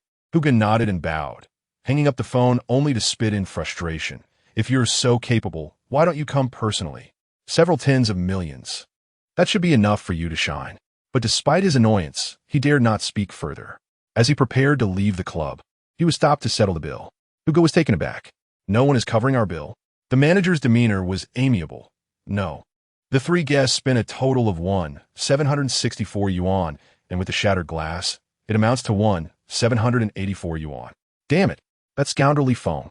No matter how formidable he is, he wouldn't dare to evade the bill at the club. Gritting his teeth, he settled the account and stormed off, seething with calculations. Li Feng must be on some kind of reckless medication, living carelessly every day. It seems I can no longer have any solitary interactions with him. After some contemplation, Hu Gu ultimately concluded that his focus must shift to Lin Qingxue. As they reached the entrance, they noticed Li Feng arriving with two burly security guards. Hu Gu was taken aback. His two subordinates couldn't help but exclaim, Damn, he can afford bodyguards. Hu Gu slapped his palm against his face in frustration, exclaiming, He has pocketed tens of millions from us. What's a bodyguard to him? His subordinates dared not voice their indignation. Merely watching as Li Feng and the bodyguards escorted Lin Qingxue into a car and departed. Inside the vehicle, Lin Qingxue appeared slightly dazed. Who are these two? Li Feng replied, I hired them as your bodyguards. They are both retired special forces, skilled and perceptive. With their protection, you need not fear Hu Gu and his ilk. After Li Feng finished speaking, the two guards nodded in acknowledgement to Lin Qingxue. She returned the gesture and lowered her voice to inquire. Was it a considerable expense? Not overly so. Each of them cost 20,000 a month. That's 40,000 in total. Lin Qingxue felt a twinge of concern. That's quite a significant cost. Li Feng dismissed her worries. 40,000 a month for your safety is a worthwhile investment. Previously, he had refrained from pursuing this option due to financial constraints and the lack of serious threats from Hu Ji's group. Today was different. Hu Gu had openly threatened Lin Qingxue, necessitating measures for her safety. Lin Qingxue felt warmth spread through her heart. You have truly changed. In the past, Li Feng was a source of danger to her and their children, never once considering their safety. Yet now, he proactively sought bodyguards. Have you not noticed how different I am from before? Li Feng smiled. Lin Qingxue was indeed aware of his transformation. Initially, she had been cautious of him, fearing he might be attempting to deceive her for financial gain. As time passed, she found herself nearly convinced until she saw Li Feng mingling with Hu Ji's group again. To her surprise, he had managed to send their children to preschool. Now he was willing to spend money on bodyguards for her safety. He truly cared for her. Lin Qingxue nervously fidgeted with her clothing, her voice barely above a whisper. Thank you. Chapter 97. I Can Earn. Li Feng gazed at Lin Qingxue with delight. What did you just say? Lin Qingxue's cheeks flushed as she turned her gaze to the window. Irritated. You heard me perfectly. I was focused on driving and didn't catch that, Li Feng replied, feigning ignorance. Lin Qingxue felt warmth at the back of her neck. She shifted uncomfortably. I won't say it again. Why do you speak in half measures? Li Feng desa. Lin Qingxue, exasperated, retorted. Thank you for hiring the bodyguards. Li Feng leaned forward, enjoying the moment, and urged her to repeat it. I won't say it again, she countered angrily. He was doing this on purpose. He had clearly heard her the first time. Unfazed, Li Feng continued to prod. Wife, say it once more. Lin Qingxue was incensed by his antics. Were it not for the two others in the back seat, she might have pushed him away. Gritting her teeth, she urged, concentrate on driving, otherwise, we might all be in danger. One of the burly bodyguards in the back with a square face offered, I can drive for the boss. His colleague kicked him, signaling him to mind his own business. The boss had insisted on driving himself from the start, clearly wanting to impress his wife. They couldn't be so oblivious to the situation. As expected, Li Feng replied, I can handle it myself. The front seat is more comfortable than the back. I prefer my wife sits in the front. He had no desire for his wife to sit beside another man. With that distraction, he brought up another topic. I've thought it over. Let's heed your advice and move. Lin Qingxue was surprised. Did you not say moving was pointless?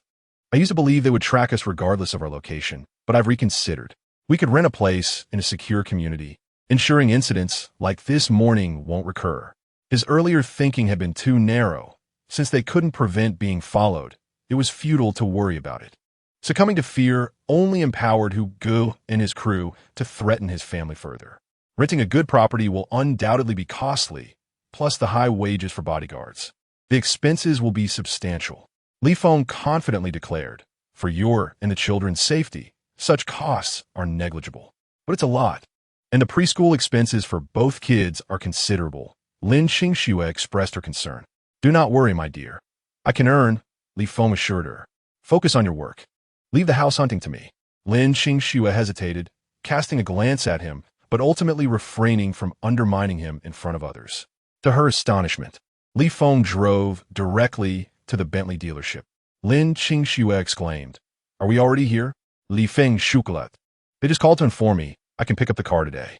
The couple, accompanied by their two bodyguards, entered the dealership. Upon seeing them, the receptionist promptly summoned a sales representative.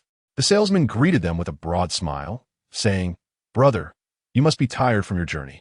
Why not take a moment to rest and enjoy some tea? Lin Qingxue, feeling somewhat out of place, followed Li Feng upstairs. She realized how inexperienced she still was. Taking a deep breath, she quickened her pace to catch up with him. Chapter 98. The hearts of capitalists are corrupt once seated. A beautiful waitress approached with a tea menu for them to select from.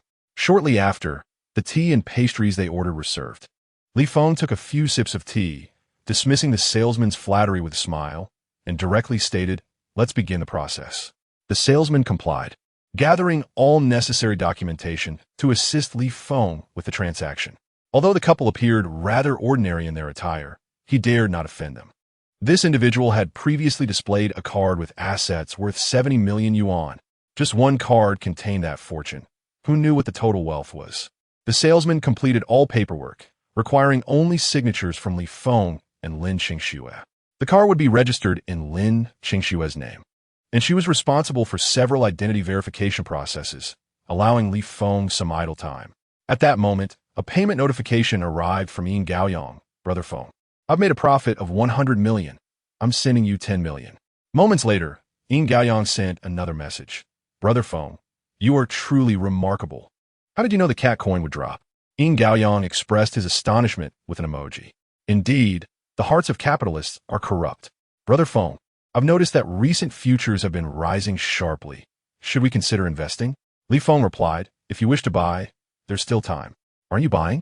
Yin Gaoyang inquired. In a few days, there will be other futures that have greater potential for growth. I prefer to keep my funds liquid for now. Yin Gaoyang immediately grew curious. What are you planning to invest in? It's too early to say. We will know in a few days. I must keep this under wraps for now. Sensing the confidentiality, Yin Gaoyang refrained from pressing further. Brother Feng, I have some friends in the investment circle who would like to visit you. Would that be acceptable? Are they familiar? Li Feng, mostly acquaintances from online discussions. You helped me invest in Catcoin before, which yielded significant returns. Recently, they shorted Catcoin and made another profit. They hold you in high regard and wish to pay their respects. Do not mention Li Feng. Even he has now become a figure of great reverence. Whenever he makes an appearance on the forum, a throng of individuals rushes to seek his guidance. This is the essence of clinging to greatness, and it is truly exhilarating. Recently, with so many affairs demanding his attention, he finds himself unable to meet anyone. Yin Gaoyang suggested, then I shall inform them to reschedule.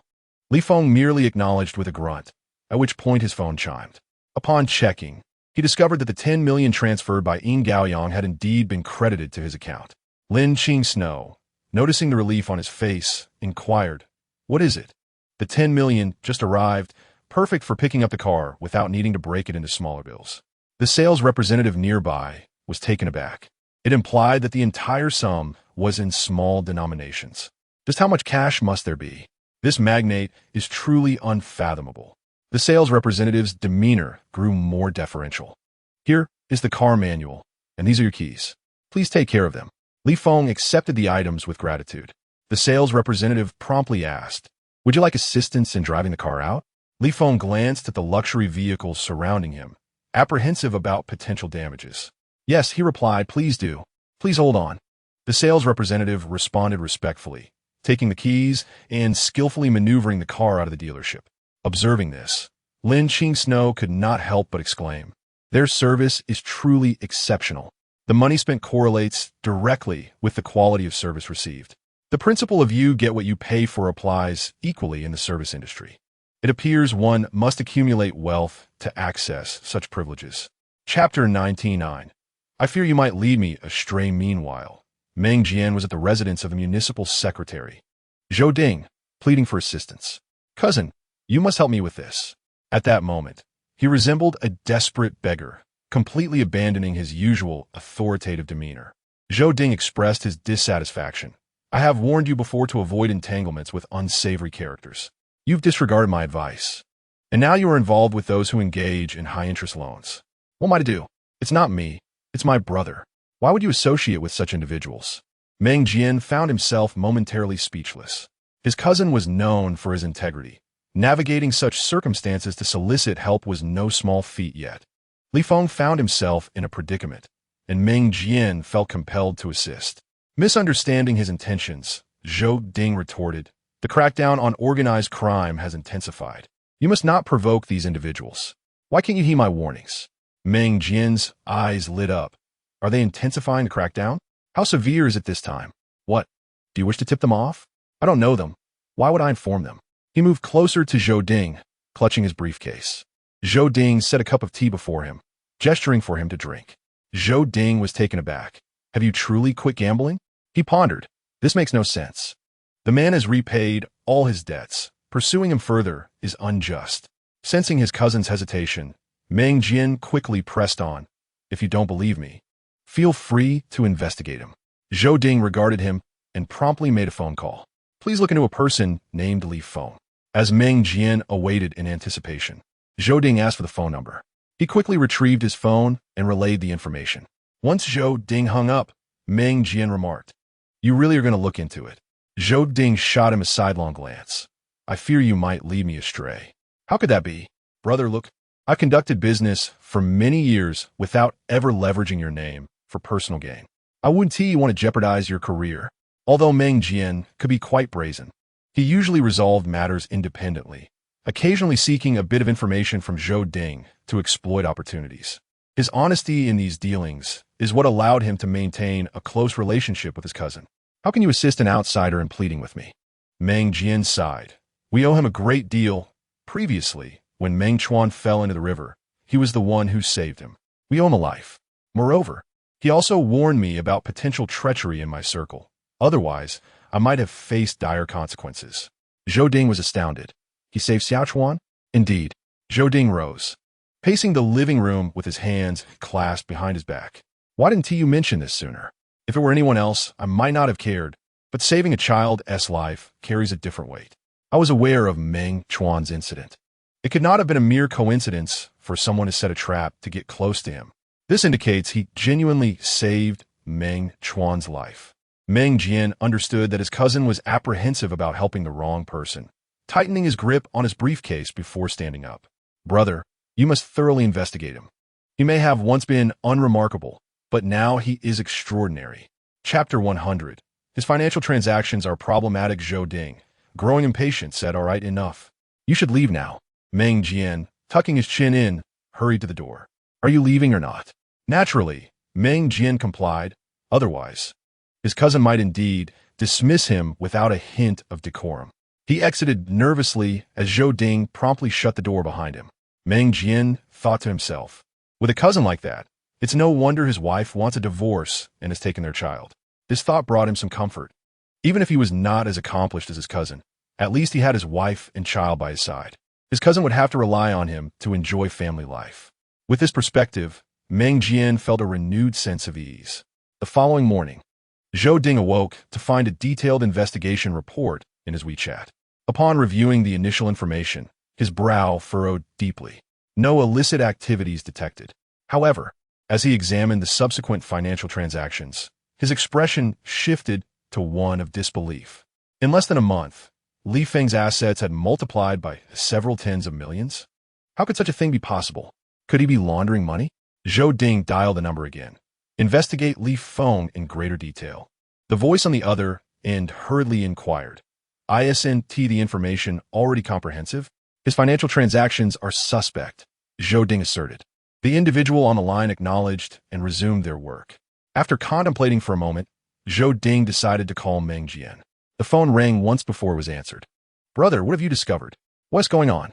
How did he go from being deeply in debt to accumulating billions in assets in less than a month? Not surprising. He is like a stock god. Whatever he predicts rises. Zhou Ding remained skeptical. Are you certain he isn't deceiving you? If deception could yield such profits, I would gladly have him deceive me for life. Meng Jian was unfazed. The funds in his account were indeed tangible. Realizing he could extract no further information from him, Zhou Ding decided to end the conversation, offering a few perfunctory remarks before hanging up. Soon, he received a detailed transaction report regarding Li Feng's finances. Upon seeing how his funds surged from a mere 200 to over 3 billion, Zhou Ding was rendered speechless. He must have been picking up money faster than anyone. No wonder people were fixated on him. Zhou Ding exhaled in relief. Li Feng's money was clean. Given this, aiding him would be akin to repaying a favor. Once Meng Jian learned of Zhou Ding's acquiescence, he eagerly called Li Feng. At the time, Li Feng was out inspecting properties. On the other end of the line, Meng Jian exuberantly declared, Brother, my cousin has agreed to help you find someone to discuss this matter. Li Feng sighed with relief. Thank you. No need for thanks. It's the least I can do. Li Feng smiled. It's not easy to receive a word from him, is it? This sentiment resonated deeply with Meng Jian, who sighed, to be honest, last night I had to plead quite earnestly. He was convinced I was in league with those involved in high-interest loans and gave me quite a lecture. You know how officials fear their family members misusing their name for illicit activities. Chapter 101. People may not look at the monk, but will regard the Buddha, Li Feng replied with profound insight. I have long heard that our municipal secretary is known for his integrity. Meng Jian sighed. Others with a relative in office find business considerably easier. In my case, the business landscape is much more challenging. Good officials, who act in the public's interest, are often the first to reign in their own families. Li Feng paused for a moment and asked, surely, a person like him has no rapport with those individuals. Would they truly grant him such respect? Meng Jian waved his hand dismissively. Remembering that Li Feng could not hear the conversation on the other end of the line, he continued, "After all, he is the city committee secretary. Those individuals might not regard the monk, but would certainly respect the Buddha. If it were someone else, he would undoubtedly do his utmost to give Zhou Ding face." However, in the face of Li Feng, Meng Jian chose to speak candidly.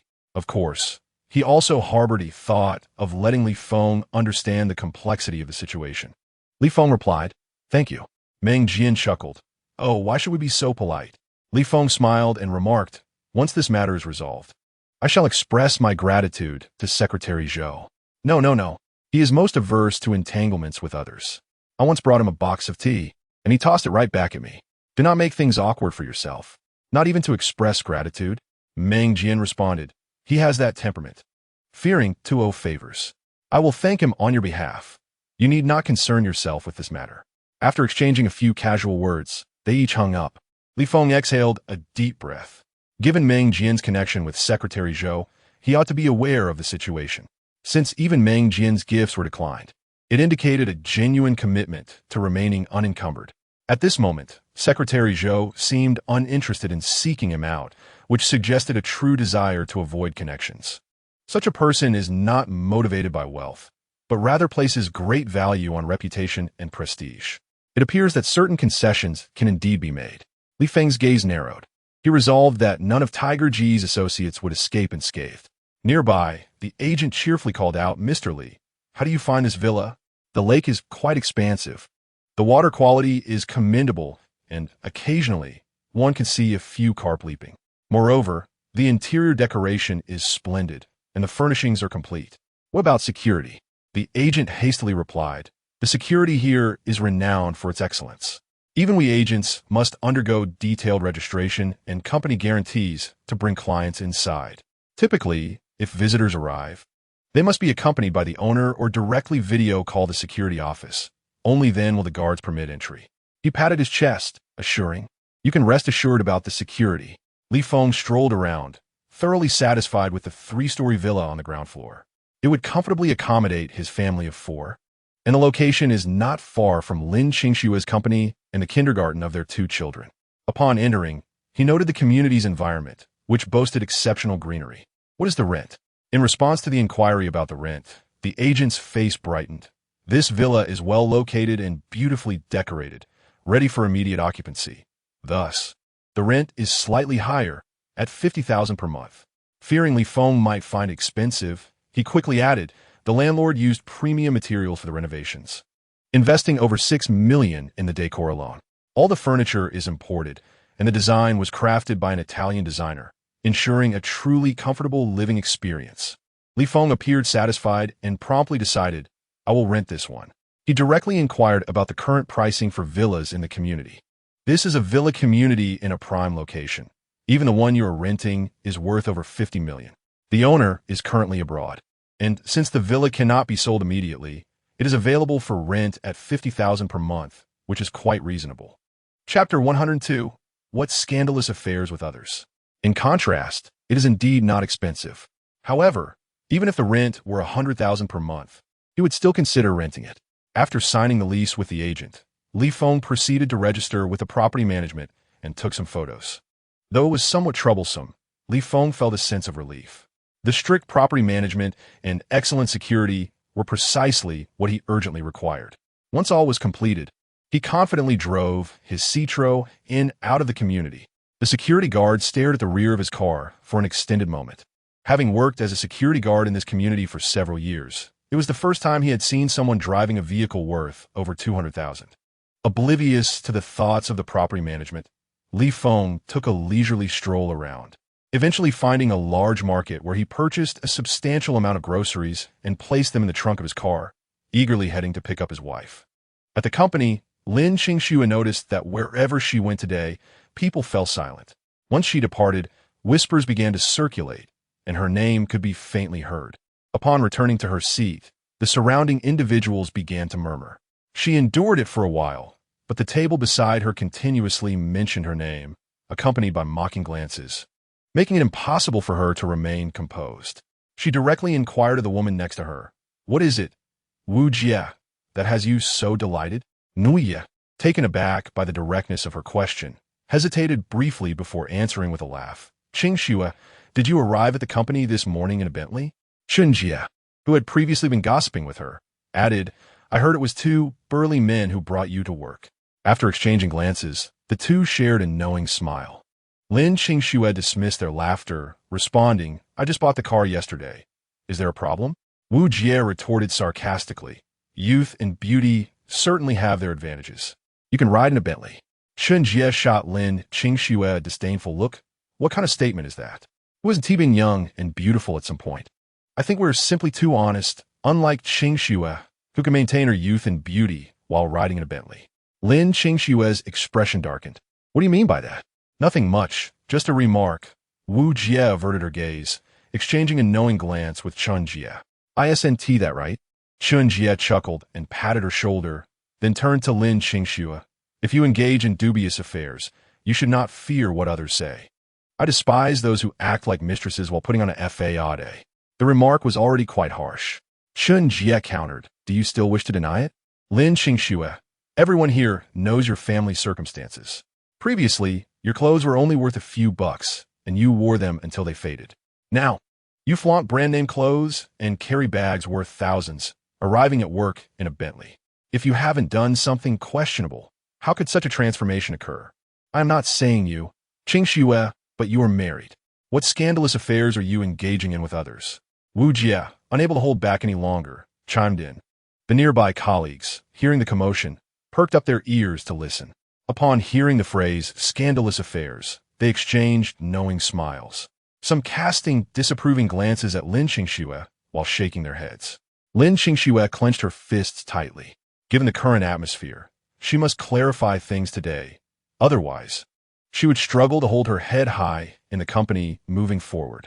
Taking a deep breath, Lin Qingxue declared earnestly, I swear on my character that I have never engaged in any scandalous affairs. All these clothes and bags are gifts from my husband, as is the car. As soon as her words left her mouth, the office erupted in laughter. Chapter 103. Your gambling husband can afford Bentley? Who are you fooling? Your gambling husband can afford Bentley? Lin Qingxue, even if she were to lie, should at least craft a believable story. Such absurdity is truly remarkable. A wave of indignation surged within Lin Qingxue's chest, and she retorted angrily, My husband is no longer that person. He is now devoted to our family, caring for me and the children, and brings me meals daily. Can your husbands and wives do the same? She was already irked by the insinuations of her infidelity. Who wouldn't feel hurt when falsely accused? Yet, these individuals dared to mock her husband? Yes, Li Feng had once been unworthy of her esteem, but now he had changed and was genuinely protective of their children and her. Although he spoke nonchalantly about earning money, she understood the difficulty of making a living. Those were merely his reassurances. Just a few days ago, he had even fought for Xiao Zhe and Nen. The old Li Feng would never have acted in such a manner. These changes were unmistakable. Li Feng had truly transformed. The office staff was taken aback by her sudden outburst. Soon, someone remarked, I have noticed that a man has been coming to deliver meals to Sister Qingxue lately. Someone nearby scoffed. Do you know that is her husband? I have seen him before. It is him. Even if it is indeed him, it could very well be a disguise. My family is preoccupied with work. Who has the time to bring meals? Could it be a scheme to swindle money? Lin Qingxue chuckled in exasperation. Whose money would he be swindling? Has he ever spoken to you? Even if Li Feng is unreliable, he has never deceived my colleagues. Has he? What right do you have to maliciously speculate about him? Some of her colleagues with thin skins were momentarily silenced by her retort. However, Sister Wu countered, Of course, he couldn't deceive us. Perhaps he is here to deceive you. Buy a Bentley to trick me? My financial situation couldn't even afford a single tire. Lin Qingxue exhibited no shame in confessing her poverty. With a monthly salary of merely 10,000, she could hardly afford to maintain a car. Who knows if your husband rented a car to deceive you? Sister Wu dismissed her claims outright. Lu Jie chimed in. Many scammers today use rented cars to pose as wealthy individuals just to con money from young women. He might not be trying to trick you, but rather another young lady. Absolutely. I've seen news stories like that, where men present themselves as affluent, juggling numerous affairs, only to be exposed as frauds living off rentals. Sister Wu felt satisfied as others echoed her sentiments. Looking at Lin Qingxue, she wore a look of disdain. What if she was beautiful and young? She was still married to such a useless man. How can she be any better? Her husband is busy every day making money for the household. Sister Wu spoke from experience. Qingxue, women are better off marrying well. You're still young and beautiful. If you divorce now, you could easily find someone better. Even if it's a second marriage with 2 children, you can still bear more. There's certainly better men out there than Li Feng waiting for you. Lin Qingxue was infuriated. She promptly opened her insurance documents to show her. This car is in my name, and I purchased the insurance. Take a look. Sister Wu glanced at it, and, finding it truly in her name with a detailed model listed, sat up straight, intrigued. Lin Qingxue did not withdraw the documents, but rather presented them to her. After verifying it was not a trick, Sister Wu fell silent. If she could buy insurance, then the car must be in Lin Qingxue's name, not a rental. Chapter 104. Who says her husband is useless? This is an extravagant display. Seeing her silence, Lin Qingxue turned to Lu Jie, who also fell silent after glancing at the documents. A Bentley. Lin Qingxue owned an actual Bentley. How could this be? How could her seemingly useless husband afford such a luxury? The office erupted in astonishment. Not a rental? My goodness, Lin Qingxue bought a Bentley. Who said her husband was useless? This is simply extravagant. I always said, given Lin Qingxue's beauty, her husband couldn't be a mistake. But I never imagined he would be this wealthy. Those rumors must have been false. Who spread them? No way. Lin Qingxue has always dressed modestly, hardly resembling a wealthy lady. Lu Jie's eyes lit up, and she leaned closer to Sister Wu, whispering, could it be that another man bought it for her? And she pretends it's from her husband to avoid gossip? Upon hearing this possibility, Sister Wu immediately believed it. She scoffed, Qingxue, this wealthy benefactor of yours treats you well, even buying you a Bentley. Lu Jie quickly added, regardless, it's better than her current husband. If she exchanged her body for a Bentley, it would be worth it, wouldn't it? That depends on the person. I certainly couldn't do something so shameless. Sister Wu replied. Previously, she had maintained some sense of dignity, but jealousy now surged within her, overshadowing all else. She had often criticized Lin Qingxue for being foolish, marrying such a useless man, burdened by family responsibilities and constant debt collectors. If it were her, she would have divorced long ago and found a better man. Having said such things repeatedly, witnessing Lin Qingxue's turnaround left her feeling utterly uncomfortable. She was determined to undermine Lin Qingxue once more. Lin Qingxue tucked her phone in her pocket and mocked, Sister Wu, can't you stand to see others thrive? The exposed Sister Wu, flustered, retorted, what nonsense are you spouting? If it weren't true, why would you spread rumors? Never a kind word for me. Lin Qingxue, typically gentle, was no pushover when provoked. Compared to the fierce figures like Hu Ge, these office workers were nothing. She straightened her posture and declared, recently, my husband picks me up and drops me off at work every day, even bringing me lunch. I spend all my time with him outside of work. Where would I find another man? It seems she was always with her husband. If she were her husband, seeing such a sudden change would raise suspicions too. I believe she isn't lying. That car was indeed purchased by her husband. That is even less likely. Her husband couldn't possibly afford that much. This is a Bentley. Can just anyone buy one? Others in the office chimed in, their opinions shifting towards Lin Qingxue. Driving a Bentley worth millions, she had evidently made it big. Hearing this, Sister Wu grew more irritated and sought excuses, but Lu Jie stopped her, signaling her to refrain from further comments. Lin Qingxue shot them a glance and resumed her work. She had said all she needed to. If others did not believe her, there was nothing more she could do. Sister Wu, frustrated by being restrained, protested, why are you holding me back? Lu Jie whispered back. She just said it was her husband who bought it. What else is there to say? You were just mocking her, and now you're trying to silence me. Sister Wu was discontented. Lu Jie gestured discreetly toward Lin Qingxue, whispering, I used to think she was just showing off with that car. But now that it's truly hers, what does that signify? Her benefactor must value her. Chapter 105. Buying a Bentley is just to show off. You think you can offend her, and not her powerful benefactor? Lu Jie spoke mysteriously. Sister Wu picked up on the implication. Do you know who her benefactor is? How could I know? It must be someone we can't afford to cross. Anyone who can casually buy a Bentley for someone, someone to mess with. As Sister Wu contemplated this, a shiver ran down her spine. However, she quickly reverted to her mocking tone. It's not like they're our boss. What is there to fear? Lu Jie considered this too, and the two resumed their speculation. The incessant chatter floated into Lin Qingshue's ears. Even when she was in the car with Li Feng, her expression was far from pleasant. Li Feng asked with concern, "What's wrong?" Lin Qingxue casually deflected, "Nothing. Just work-related matters." Encountered some difficulties at work? Lin Qingxue replied vaguely, "Yes. I know your manager Zhao. If there is anything, I can have a word with him." Li Feng offered, "It's just trivial matters. No need to trouble him." Lin Qingxue declined. It was merely gossip, not causing any real harm. Furthermore, she had witnessed the interaction between Zhao Siyuan and Li Feng and noted that their relationship did not seem particularly amiable. Why should she trouble Li Feng over such minor issues?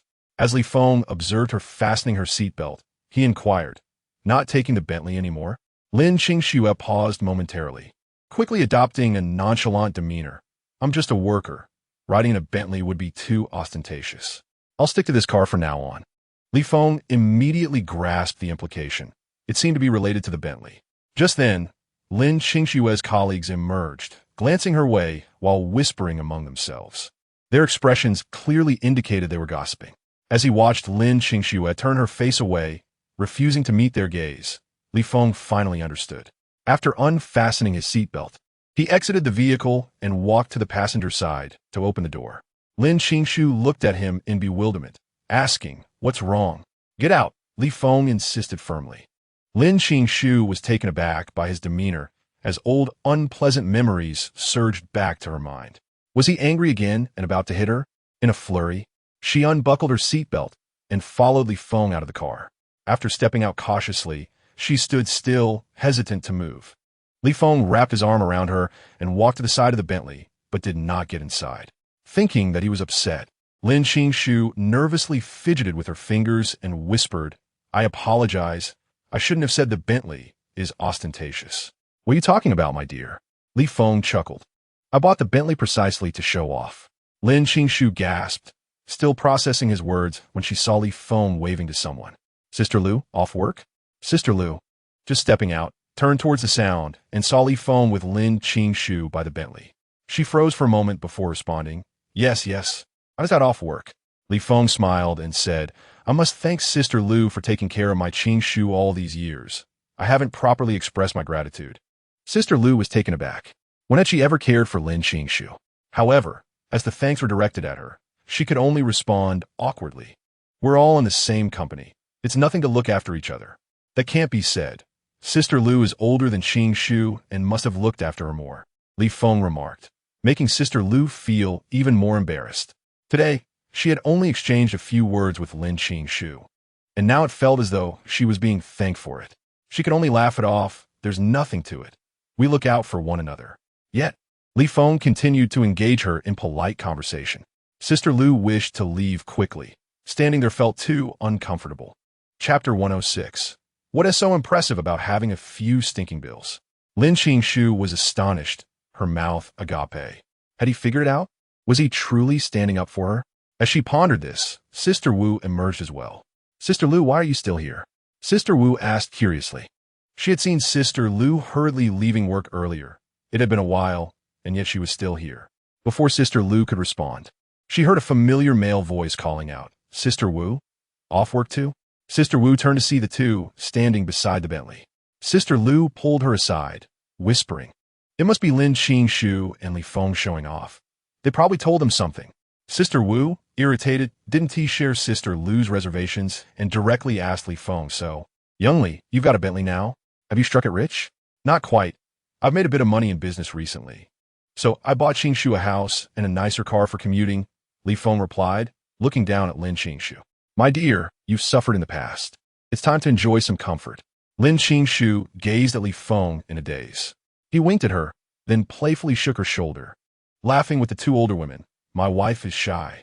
Sister Wu, curious, pressed further, "What kind of business are you in?"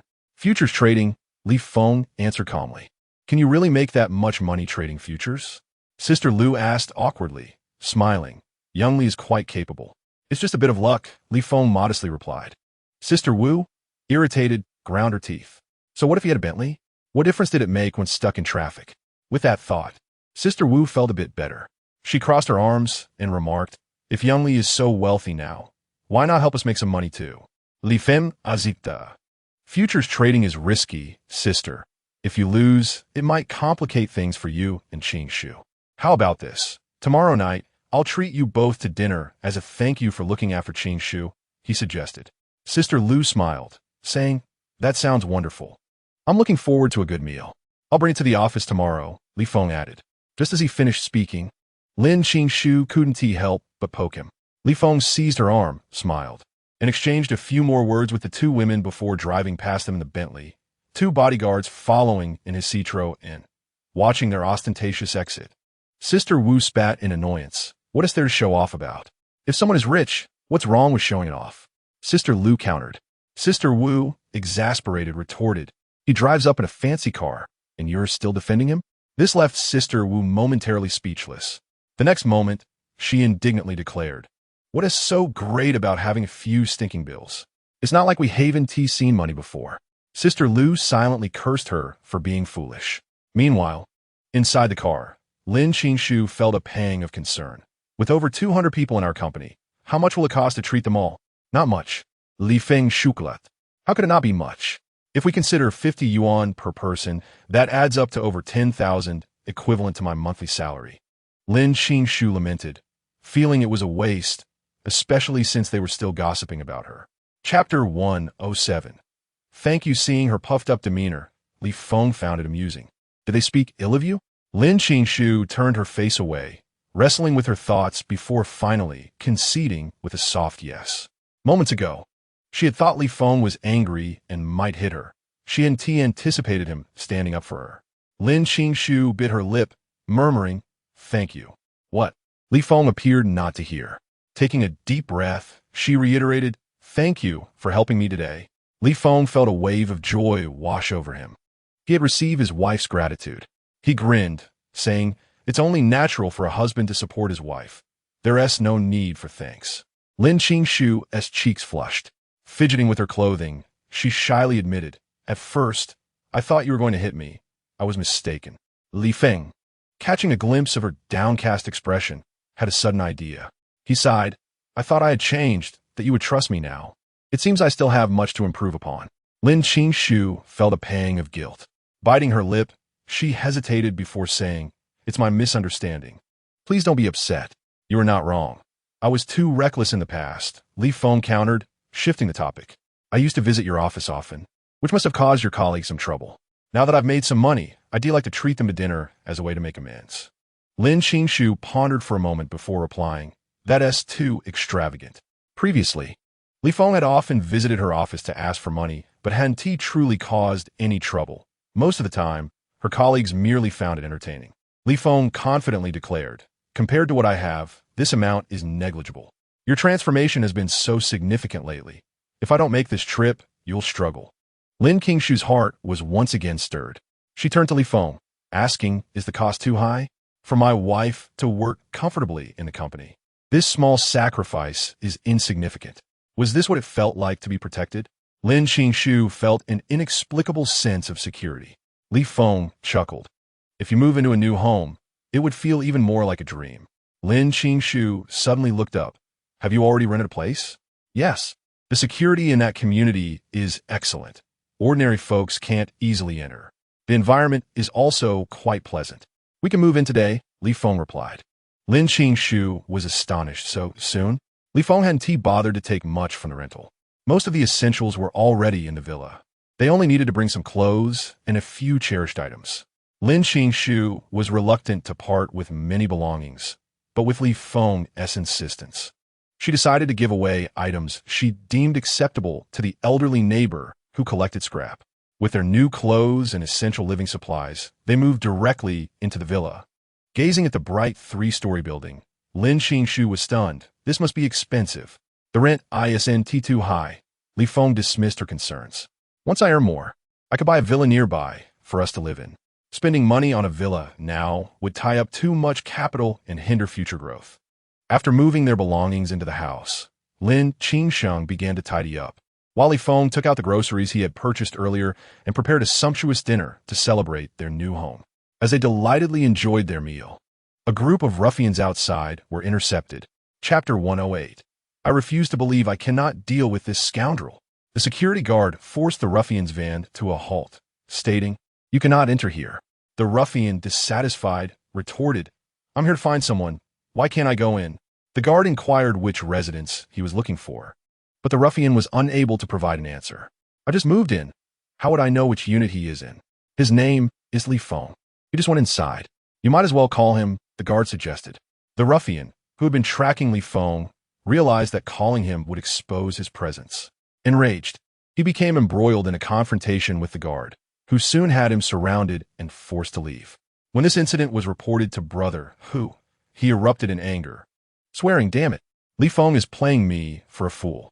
One of his subordinates asked, "What should we do now?" Unable to access Li Feng's residence, they decided to station themselves at his wife's company, deploying several men to apprehend him the moment he arrived.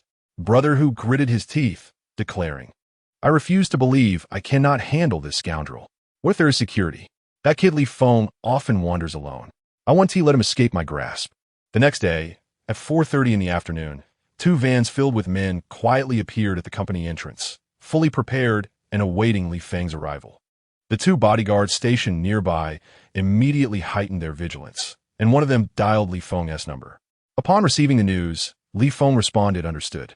After hanging up, he directly called Lin Qingsheng. At the company, Lin Qingsheng saw Li Feng's call and answered promptly. "Sister Wu just came by and asked when you would arrive." "I can't go for the time being," Li Feng lamented. Those men were lurking outside, and he knew that showing his face would lead to capture. Lin Qingsheng felt an inexplicable sense of disappointment. However, she quickly replied, "Perhaps it's for the best. It will save quite a bit of money." Li Feng chocolate legally. "I have already ordered dishes from a wonderful restaurant. They will be delivered shortly. Just wait to sign for them." Lin Qingsheng acknowledged, clutching the phone, hesitating before asking, "Why aren't you coming over?" Li Feng paused momentarily before grinning. "Is my wife concerned for me?" "It's just a question." Lin Qingsheng attempted to feign indifference. Li Feng found her stubbornness amusing. To ease her worries, he reassured her, "I have some urgent business to attend to, but I will come to pick you up after you finish eating." Lin Qingsheng sighed in relief, about to speak when a voice from outside called out, "Is Lin Qingsheng here?" Turning her head, she saw 7 or 8 men wearing uniforms from the Xiangxiang restaurant standing at the company entrance. The receptionist, upon noticing them, joyfully exclaimed, "Lin Qingsheng, someone is looking for you." Lin Qingsheng answered and quickly informed Li Feng, "The food has arrived. I'll hang up now." Li Feng hurriedly reminded her, "Wait for me to pick you up." Lin Qingsheng bit her lip and replied, "All right." In the next moment, she swiftly hung up and dashed towards the delivery personnel, instructing them to place the food in the conference room. The meals were individually packaged and kept warm. The group began transporting dishes meant for over 200 people into the conference room. Witnessing this scene, the office erupted in excitement. Someone could not contain themselves and rushed over to Lin Qingsheng, asking, "Your husband is really treating the entire company to dinner?" Lin Qingsheng smiled and replied, "He insisted on treating us." Although this statement was meant to highlight Li Feng's generosity, to her colleagues, it sounded like blatant boasting. After they had gossiped about Lin Qingsheng the previous day, her husband was now treating the entire company to dinner, sending a clear message that no one should bully his wife. Chapter 109. This is a slap in my face. And it was indeed the Xiangxiang restaurant, where the average meal cost 150 yuan. 150 yuan per person? For over 200 of us, that must cost several tens of thousands. Lin Qingsheng's husband was truly generous. In the morning, when Sister Wu mentioned that Lin Qingsheng's husband was treating the entire company to dinner, I was skeptical. Was it worth treating us all over a few casual comments? He must be wealthy and unconcerned about such expenses. I really should work on building a good relationship with Lin Qingsheng. Everyone engaged in lively chatter. Meanwhile, Sister Wu, sitting nearby, clenched her fists in frustration, wishing she could pummel the keyboard beside her. Seeing her distress, Lu Jie advised, "Why get upset over a free meal? We should just enjoy it. This is a slap in my face." Sister Wu bit down in anger. Upon arriving at the company today, she had gone around announcing that Li Feng was treating everyone. She couldn't believe that the typically financially strapped Lin Qingsheng would actually host such an extravagant meal for the entire office. If she didn't show up for dinner, all the gossip from the previous day would turn into a joke. She was eagerly awaiting the spectacle. However, as the restaurant staff continued to bring in dish after dish to the large office, they were clearly not from a cheap establishment. It left her with no opportunity for ridicule. Just then, a young colleague approached excitedly, calling out, "Lu Jie, Sister Wu, everything is almost ready. Let us go eat." Lu Jie responded and pulled Sister Wu towards the office. The large office was overcrowded, so they redirected to a smaller office, which was also packed. Lu Jie felt a surge of urgency. She regretted listening to Sister Wu, as now she had nowhere to eat. If they missed out, it would be a great loss. Thinking this, Lu Jie began to complain to Sister Wu. "Why are you in such a huff? Now we can't even enjoy a meal." Sister Wu shrugged off Lu Jie's grasp and turned to leave. "I'm not obligated to this meal." Lu Jie, feeling annoyed, scoffed and turned to squeeze into the dining area. Typically, Lu Jie would look down on Lin Qingsheng, but as she ate, she laughed and praised her. "Qingsheng, you are so generous. This meal must cost quite a bit." "It was all arranged by Li Feng. I'm not sure how much it really is," Lin Qingsheng replied. Lu Jie exclaimed, "This young Li is quite capable. He can handle everything. He even said it was to thank us for taking care of you. We are colleagues, and looking out for one another is only natural." Having spent the money, Lin Qingsheng knew she could not undermine the gesture now. She smiled. "If I ever falter in my duties, I hope everyone will be understanding, as we are all enjoying this meal together." Everyone politely agreed, and the atmosphere was harmonious.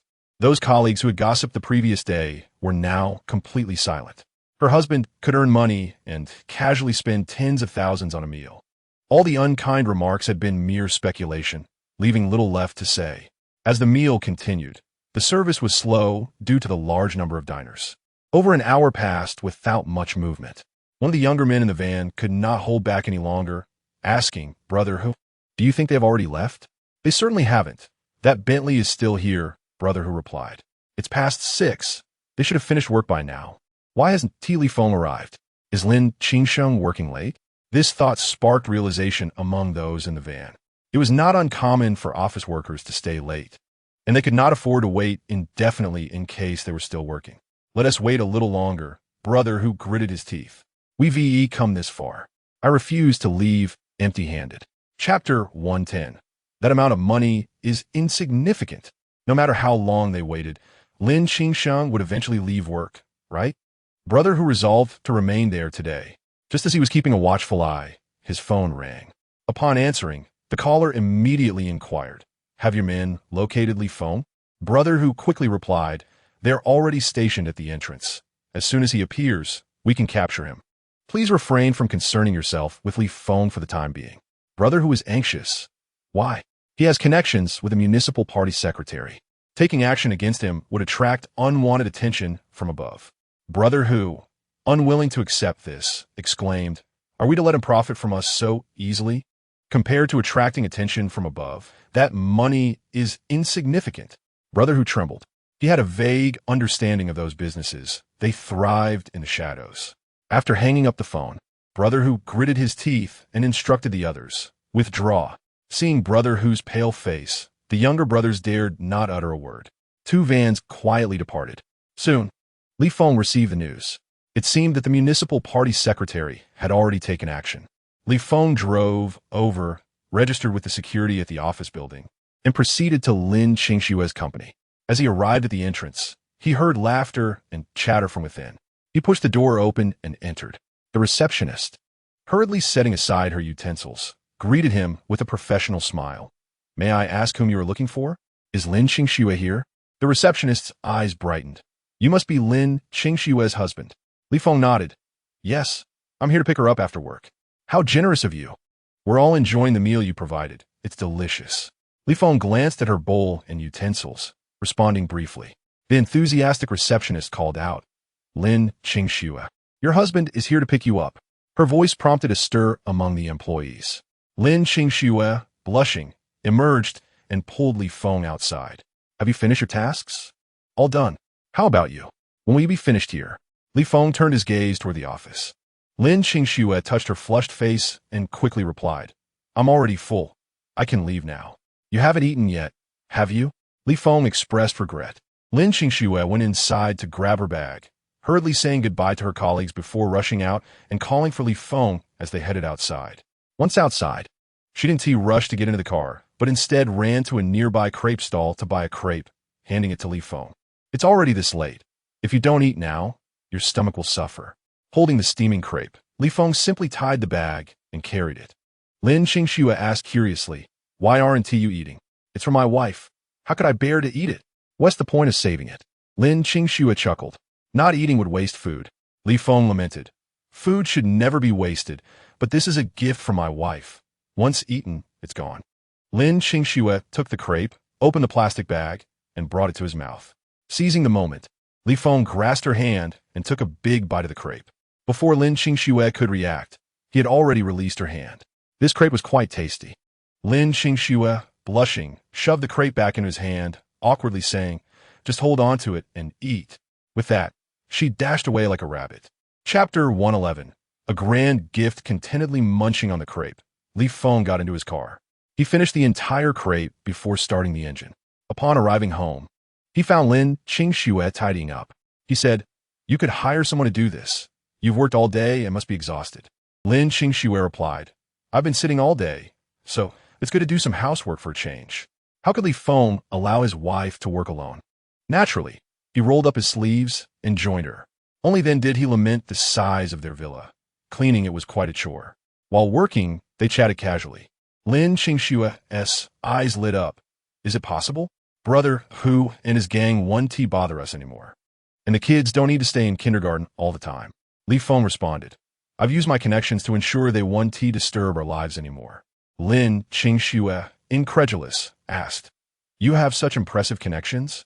"One of the 4 college students I saved was named Meng Chuan. His uncle is the municipal party secretary, so I've managed to establish some rapport." Li Feng stated nonchalantly, "The municipal party secretary? That's a high-ranking official." Lin Qingxue gazed at Li Feng, her beautiful eyes fixed on him. She realized she could no longer see through him. His transformation that day was profound. Initially, his attitude towards her and their children changed. He could think of them, and earning money seemed effortless. In just a month, they not only acquired a house and a car, but also enrolled their 2 children in the top kindergarten in Jiangxing. As if that weren't enough, he even had connections with high-ranking officials. "Are you still the same Li Feng?" Li Feng narrowed his eyes, moving closer to Lin Qingxue. "Would you like to see if I'm still your husband?" Seeing his expression, Lin Qingxue understood his thoughts. Her face flushed crimson. She stammered and fled. Li Feng sighed. When would he be able to sleep beside his wife? The nights alone were far too difficult to endure. After his lament, he resigned himself to mopping the floor. After all, he needed to lose weight, and doing housework counted as exercise. Zhou Ding finished his takeout casually and continued working. His secretary hesitated before entering. "Is there anything else, Secretary Zhou?" Zhou Ding immediately understood and replied, "Nothing more. You may leave for the day." "Secretary Zhou, aren't you finished yet?" The secretary glanced at the time on his phone. "It's already 9 o'clock." The secretary respectfully acknowledged and exited the office. In an instant, the entire office building was empty except for Zhou Ding. He casually opened his unread emails. One email stood out with a striking subject line. "Secretary Zhou, here's a grand gift for you." He frowned as he opened the attachment. The attachment was a compressed file that could not be previewed online. He clicked to download it. After extracting the files, he discovered an array of video files. Zhou Ding clicked on one at random, and immediately, a sobbing woman appeared on screen, pleading for mercy, while a man beside her slapped her across the face. "Shut up." In the next moment, the man brandished a knife and severed the right hand of the struggling, crying woman. Chapter 112. Sin crimson blood splattered everywhere. The woman screamed and cried, writhing in agony. The men showed no mercy, viciously gripping her chin, forcing her to face the camera. "Tell your parents to bring the money. Hurry." The young woman's face twisted in pain, her wails echoing as if to shatter the roof. She cried, her nose and tears streaming together, desperately pleading with the camera. "Mom, save me. Dad, save me." One man wearing a horse mask adjusted the camera, ominously stating, "Prepare 500,000 Otherwise, you'll never see your daughter again. At that moment, the video abruptly ended. Zhou Ding's expression hardened. He straightened up and immediately clicked on the second video. Unlike the first, this time it featured a young man bound to a bed. His mouth taped shut, struggling desperately, his eyes filled with pleading. A needle was inserted into his arm, connected by a plastic tube to a transparent bag. The bag was already full, and a young man approached, removing it and replacing it with an empty one. His skilled movements indicated this was not his first time. The man on the bed stared in horror at the bag of blood being taken away, emitting muffled, pitiful sounds. What was meant to be a plea was met with a punch to the face. "Shut up. Otherwise, we'll drain you dry today." The man was engulfed in despair. The young man carrying the blood bag exited the frame, but the microphone captured his conversation with a companion. "He*s in good shape. He should be able to draw for a few more days." A voice from his companion responded, "I've already made arrangements. The kidney can sell for this amount." Zhou Ding, unaware of the actual worth, was horrified simply by their casual mention of organ trafficking. Yet the video was not over. "A good price. Are we still drawing blood? Don't stop today. Keep drawing, and tomorrow morning we'll sell the kidney." "Only the kidney?" Haven T. We negotiated the prices for other organs. Others were preparing to sell to another person who offered a higher price. They casually discussed the trade of organs, their tone as nonchalant as if they were debating what to have for lunch. Meanwhile, the man on the bed was enveloped in sheer terror, his face a portrait of despair. Zhou Ding closed his eyes momentarily and clicked on the third video. He had thought the first two videos were already inhumane enough, but the third one struck him like a slap to the face. A girl, no older than 5 or 6, had her mouth pried open, and a ball the size of a pigeon egg was forced into it, unable to swallow. The girl cried in pain as a man beside her pressed a spoon down her throat. Despite her suffering, they continued to shove white balls into her mouth one after another. The little girl gagged, her hair being yanked by the leading man, forcing her to tilt her head back. "If you dare to spit it out, I'll cut open your belly," she cried, her face flushed and tear-streaked, repeatedly calling for her mother. The leader threatened, "If you don't transport this poison, I'll kill your mother." They were actually making such a small child transport drugs. The preceding videos had already been gruesome, and Zhou Ding nearly could not bear to watch. He closed his eyes and clicked on the next video. When he recognized a familiar face within, he gasped and covered his mouth. "This is..." The next moment, he sat up straight, scanning through the footage. His former colleagues were sitting in a luxurious hotel, chatting and laughing with prominent figures from Jiangqing. Judging by the quality and angle, it appeared to be a covert recording. Their conversation was even more shocking. Chapter 113. I have breached trust. They spoke of profit transfer and disregard for human life, as if everything was merely business. How could there be such scoundrels within the organization? Zhou Ding took a deep breath, suppressing his anger, and began to examine the evidence piece by piece. In addition to the video recordings, there were numerous documents. After a night of sleeplessness, Zhou Ding dispatched several individuals the following morning to investigate those specific locations. However, the information he received left him astounded. Right under his nose, there existed such egregious crimes. When Meng Jian called, he was still meticulously reviewing the gathered information. He answered, irritated, "What is it?" Zhou Ding paused. "Wait, when are we having dinner? Whenever Brother Gu is free, I'll discuss it with him. How about tonight? Let us not go out. Just come to my place, and I'll have my sister-in-law whip up some home-cooked dishes," Zhou Ding suggested. Meng Jian readily agreed. "All right, I'll let him know." After hanging up, Meng Jian called Li Feng. "It's settled. We're having dinner at my place tonight." It seemed he could only postpone it. Li Feng replied, "Okay, that's fine. Why mention this? You saved Chuan. We were planning to treat you to a meal anyway." Li Feng remarca. "Does Secretary Zhou drink tea?" Upon hearing this, Meng Jian became vigilant. No. Please don't bring anything. Otherwise, my brother will turn against you on the spot. He would never agree to such a dinner under normal circumstances. Perhaps he is only willing to come because he is grateful you saved Meng Chuan's life." To ensure Li Feng understood the gravity, Meng Jian added, "My brother's mood is quite poor and likely has some troubling matters. Be careful not to provoke him." Given his caution, Li Feng agreed. Not bringing anything made things easier. After hanging up, he called Lin Qing Snow to inform her about the dinner at Meng Jian's. He wouldn't be able to pick up Xiao Zhe and in today. A wave of disappointment washed over Lin Qing's snow, but she quickly rallied. It's fine, you go ahead. I can pick them up tomorrow. Hearing the disappointment in her voice, Li Feng felt guilty. Wife, I have breached trust. Lin Qing Snow forced a smile. It's all right. It's not urgent. After so many days without seeing the kids, missing one day doesn't matter. As Lu Jie passed by, she teased Lin Qing Snow. On the phone with your husband? Lin Qing Snow managed a weak smile and nodded. Oh dear, you seem upset. Did you have a quarrel with your husband? Lu Jie inquired, noticing something was off. Lin Qing Snow forced another smile. We didn't argue. Lu Jie, understanding, patted her shoulder. Quarreling is common in marriage. There's nothing to be embarrassed about. Qing Snow, Shaoli's a good man. Talk things through. Fearing Li Feng might misunderstand, Lin Qing Snow hurriedly said, I have to hang up now, and quickly ended the call. Seeing her demeanor, Lu Jie felt even more certain of her suspicions. Chapter 114. The two children yearn to go home every day. If you ask me, your Shaoli truly cares for you, Lu Jie remarked, leaving Lin Qing Snow feeling quite bashful. Her cheeks flushed. She said, Lu Jie, I need to get back to work. Go on, Lu Jie urged. Lin Qing Snow scurried away like a rabbit, utterly embarrassed. Previously, when Li Feng needed money, he would simply send a voice message, and since their marriage, they had never discussed such trivial household matters over the phone. Lin Qing Snow touched her warm cheeks, trying to calm her emotions. Li Feng glanced at his phone and sighed, scratching his head. Is my wife upset? He checked the time. It was still early, only 3 o'clock. There was still time. Li Feng drove his Citro in to wait outside Lin Qing Snow's office. 2 bodyguards were resting beneath a tree, and upon seeing him approach, they hurriedly greeted him. Mr. Li, Li Feng replied, I'll take the Bentley. Leave the Citro in for you.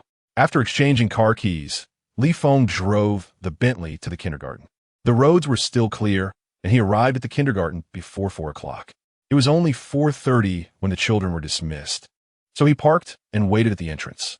The gatekeeper respectfully invited Li Feng to sit on the sofa, serving him a glass of water while engaging in casual conversation. Li Feng was surprised. You know me? He smiled. You have a good memory. At our kindergarten, every parent needs to be somewhat familiar with the children's faces. Otherwise, if someone else picks up the child, it could lead to a serious issue. Li Feng grew intrigued. So, you must remember which children are day students and which are boarders? His heart ached. They wait at the gate every day? The gatekeeper sighed. Yes, such small children cannot bear to be away from their parents. Your daughter, Lianin, always waits until the last child leaves before she is willing to go, saying she fears her mother won't find her. Li Feng was taken aback. He had only considered the safety of the 2 children and had not thought about their feelings. More parents began to gather outside. As soon as it hit 4:30, the children joyfully rushed out under the teacher's guidance. The gatekeeper quickly said, Mr. Li, I need to get busy now. Li Feng understood, of course. The gatekeeper hurried out to help the teachers maintain order. Parents collected their children and drove away, while 2 small figures lingered at the back, standing alone amid the crowd, enviously watching the other children being picked up, and then asked in a sweet voice, Brother, will Mama come to pick us up today? Xiao Zhe tightened his grip on his sister's hand. If Mama is free, she will come and get us. What if Mama is busy? And then pouted. Xiao Zhe lowered his head in disappointment. Then we will wait for Mama to pick us up tomorrow. And then sniffed sadly. I miss Mama. I miss Mama too. Xiao Zhe admitted, losing his usual bravado. From the gatekeeper's room, Li Feng watched, his heart aching. In the next moment, his expression darkened. Zheng Si bounded over, taunting Xiao Zhe and Anan. Your parents don't want you anymore. You're orphans. Urbans. Chapter 115. Are you asking for trouble again? Xiao Zhe retorted angrily. Don't say that. I'm not lying. We're your parents. Zheng Si gloated. Xiao Zhe clutched in Anne's hand tightly. Dad and Mom didn't come. Zheng Si felt triumphant. You can't call anyone because your parents don't want you anymore. You're lying. You live at school every day. Zheng Si retorted. And then, feeling obstinate, replied that was in the past. Your parents haven't come today either. You are truly pitiable. Her eyes reddened with anger as she exclaimed, We are not pitiable. You are the pitiful ones. Enraged, and then pushed Zheng Si forcefully. Zheng Si stumbled to the ground, stunned for a moment, then got up and attempted to push him back. Xiao Zhe held him back. Zheng Si and Xiao Zhe grappled with each other. Sun Rong, who had come to pick up Zheng Si, screamed and rushed into the kindergarten, swiftly throwing Xiao Zhe aside and enveloping Zheng Si in her arms. Are you hurt? Did they hit you? With the support of his mother, Zheng Si felt emboldened and immediately shouted to Xiao Zhe and "This is my mom. Where is yours?" Faced with an adult, and felt a twinge of fear and hid behind Xiao Zhe. Xiao Zhe, with a small stature, defiantly glared at Sun Rong, a nearby teacher. Sensing the situation escalating, hurried over to protect the two children. Zheng Si's mother, it's normal for children to quarrel.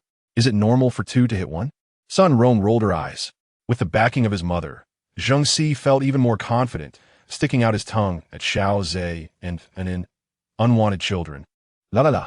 Xiao Zhe clenched his small fist in frustration. He clearly had parents. The teacher, with a serious tone, admonished Zheng Si, children shouldn't speak like that. It can hurt others. Sun Rong blocked Zheng Si and cast a harsh look at the teacher. What benefits has his father given you that you keep defending them? I am merely guiding the children. What guidance? You're just siding with those siblings and blaming my son. Did my son provoke you? Sun Rong pressed on relentlessly. The teacher was taken aback. She was only trying to guide the children and hadn't said anything inappropriate. Sun Rong's voice grew louder. What is your name? I will file a complaint against you. The kindergarten had a clear policy that complaints from parents would result in wage deductions. The teacher quickly pleaded with Sun Rong.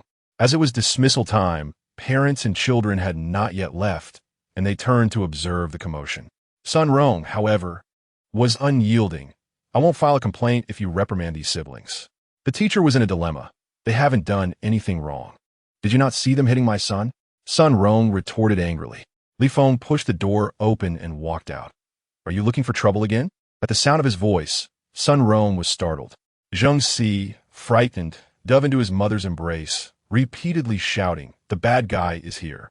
The bad guy is back." Li Feng stood before the two children, narrowing his eyes as he directed his gaze at Zheng Si. Did you say my son and daughter are unwanted? Zheng Si tightly shut his mouth, not daring to meet Li Feng's eyes. Sun Rong was equally frightened by Li Feng. She hastily defended herself. My son hasn't said anything. Chapter 116. I have no such thoughts. Li Feng shot her a glance and coldly said, If I hear you insult my children again, I will cut out your tongue. For some reason, Sun Rong felt he could indeed follow through on that threat. Her face turned pale as she pulled Zheng Si away, leaving the scene in defeat. Observing this, Xiao Zhe's expression softened, and then, excited, was about to leap toward Li Feng, but was held back by Xiao Zhe. Confused, and then turned to Xiao Zhe, only to see him shaking his head. Li Feng grunted, Thank you, teacher, for standing up for them. The teacher, a girl in her 20s, beamed with two dimples showing, It's my duty. The teacher nodded. At their age, children need parental companionship. Even if work is busy, one must strive to spend time with their children. I understand. Thank you, teacher. Li Feng acquiesced. Xiao Zhe stubbornly turned his head away. I just want mom to pick us up. Li Feng pressed his temples. This stubborn son of his was so wary, even now. He feared being sold away with an end. The teacher patiently asked him, Did you have a disagreement with your father? No. Xiao Zhe averted his face, responding with just that. The teacher tried several times to coax him, but Xiao Zhe remained tight-lipped. Li Feng chuckled. He thinks I'm going to sell him and his sister, so he is afraid to come with me. The word struck a chord with Xiao Zhe, who tightened his grip on an An's hand, and then with her round, wide eyes, stared nervously at Li Feng. Is Dad really going to sell us? No, I have no such thoughts. Li Feng reassured emphatically, almost swearing to the heavens. The teacher found it amusing, squatting down to comfort Xiao Zhe. Dad won't sell you. Let's go home with him, all right? Xiao Zhe remained unconvinced. He and it had nearly been taken away by those bad people. He took a few steps back with an seeing this. Li Feng turned to the teacher. You may go about your business. I will talk to him. The teacher, understanding, didn't press further. After giving Xiao Zhe and in a few parting words, she left. Once she was gone, Li Feng crouched down and first looked at Anin. Anin, does Dad treat you well? Anin nodded, but then shook her head as if recalling something. Xiao Zhe leaned closer to Anin, covering his mouth with a small hand, earnestly advising, Don't be fooled by him. Anin flinched at his words and moved even closer to Xiao Zhe. Li Feng mused. A son is indeed the greatest obstacle to a father trying to embrace his daughter. Realizing Xiao Zhe's wariness of him, he understood that aside from forcibly taking them away, other methods were unrealistic. With no other choice, Li Feng decided to video call Lin Qingxue. She answered in a low voice from the stairwell. "What's wrong?" Lin Qingxue brightened. "Did you go to the kindergarten? I'm with Xiao Zhe and Anan. Do you want to see them?" "Look!" Lin Qingxue exclaimed excitedly. Li Feng handed over the phone. Xiao Zhe instinctively retreated, but Anan shouted excitedly, "Mom!" Chapter 117. It's possible he rented it for show. The exuberance on her face was a stark contrast to her earlier wariness towards Li Feng. Lin Qingxue's eyes lit up upon seeing Anan, and she bombarded her with questions about her well-being. "What about Xiao Zhe?" Anan took the phone from Li Feng and aimed it at Xiao Zhe. "Brother is here." Xiao Zhe's eyes brightened upon seeing his mother. "Mom." Lin Qingxue's face broke into a wide smile as she asked, "How is Xiao Zhe doing in kindergarten?" "The teachers are very nice. Don't worry, Mom." Li Feng looked at Xiao Zhe in surprise. Just moments ago, he had been eagerly awaiting his mother's arrival, and now he was reassuring Lin Qingxue not to worry about him. This child truly understood. Lin Qingxue smiled. "Xiao Zhe, shall we go with Dad to find Mom?" Xiao Zhe glanced at Li Feng, then whispered into the phone, "I'm afraid he will sell me, and in covering your mouth does nothing." "He can hear you clearly," Li Feng remarked. Lin Qingxue chuckled and reassured him several times until he believed that Mom had sent Dad to pick him, in and up. Xiao Zhe frowned. "Why isn't Mom coming?" "Mom is still at work. Dad will drive you to her, all right?" After some hesitation, Xiao Zhe finally agreed. "All right." After settling the arrangement with his mother, Xiao Zhe returned the phone to Li Feng. Li Feng sighed. "Thank you, dear." Lin Qingxue smiled back. "No problem." After ending the call, Li Feng extended his hand to Anan, and then glanced at Xiao Zhe, and, seeing he did not object, she reached out her soft little hand. After holding his daughter's hand, Li Feng reached out to Xiao Zhe, but Xiao Zhe held onto Anan's other hand. Previously, the car was driven by adults, and the child's seats were in the trunk. It took a little time to install the safety seats. In the meantime, Sun Rong had already driven by. Upon seeing Li Feng busy with the Bentley, she was taken aback and slammed on the brakes. "A Bentley? Isn't this poor guy driving a Citroën?" As she pondered, she witnessed Li Feng placing the two children in the back seat of the car before driving away. It was inconceivable. How could this man possibly afford a Bentley? While deep in thought, she called her husband. As soon as the call connected, she hurriedly exclaimed, "Darling, I just saw Li Feng driving a Bentley." "Which Li Feng? Impossible. How could he afford a Bentley?" "I swear, I saw him picking up the kids in a brand new Bentley." Zheng Baosher found it hard to accept. Yet, the thought of Li Feng being a mere pauper, struggling to make ends meet, filled him with a sense of superiority. But now, how could that destitute man be driving a car superior to his own? This was unbearable. Zheng Baosher racked his brain and soon came up with a possibility. He might have rented it to impress others. "Take a picture of his license plate. I'll have someone check the owner." After Sun Rong sent the license plate, Zheng Baosher swiftly used an app to investigate.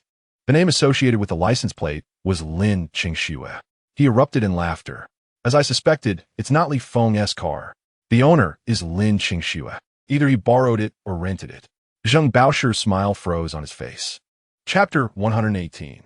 Only he was out of harmony. Li Feng was completely unaware that he had unintentionally hurt someone.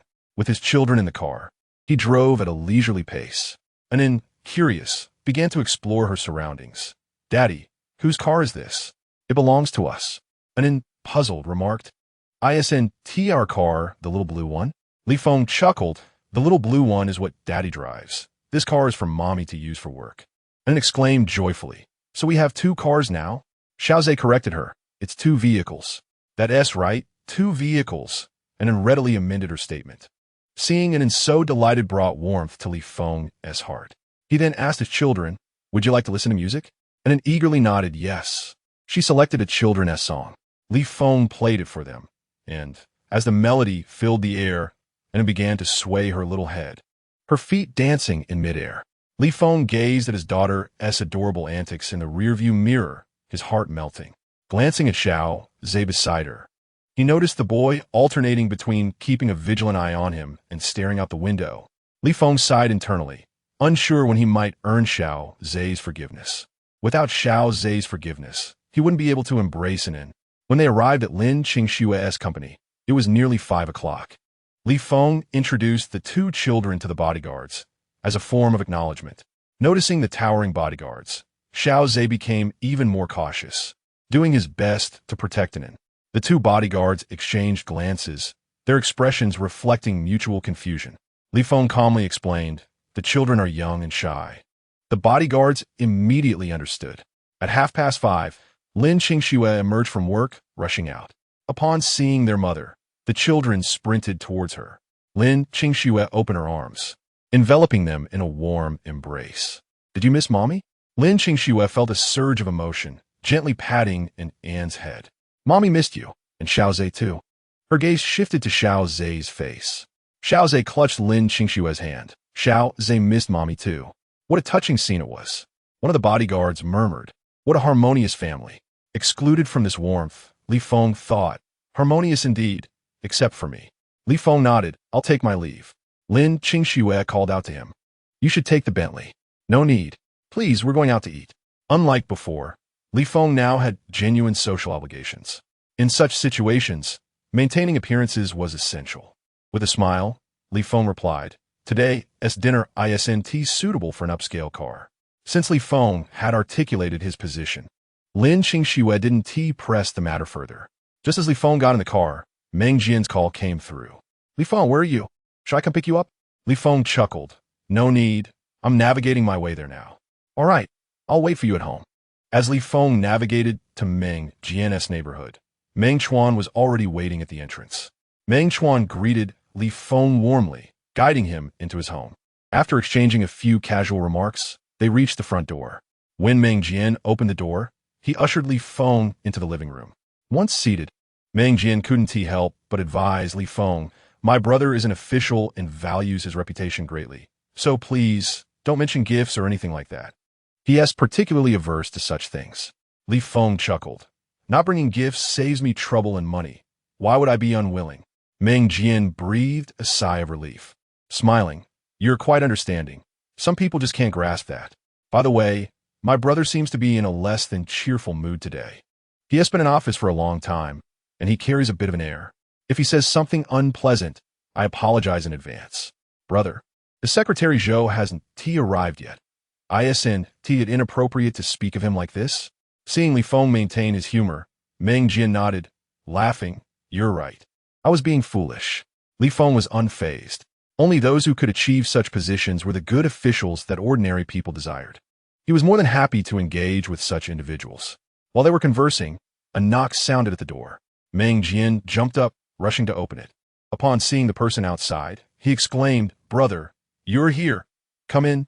He stepped aside to let Zhou Ding enter. As Zhou Ding walked in, he spotted Li Feng standing beside Meng Jian.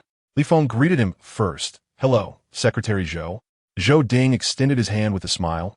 "You must be Li Feng." Li Feng shook his hand and replied, "Yes, thanks to Secretary Zhou's assistance, I can enjoy this meal peacefully." Zhou Ding smiled and turned to Meng Jian. "Close the door, please."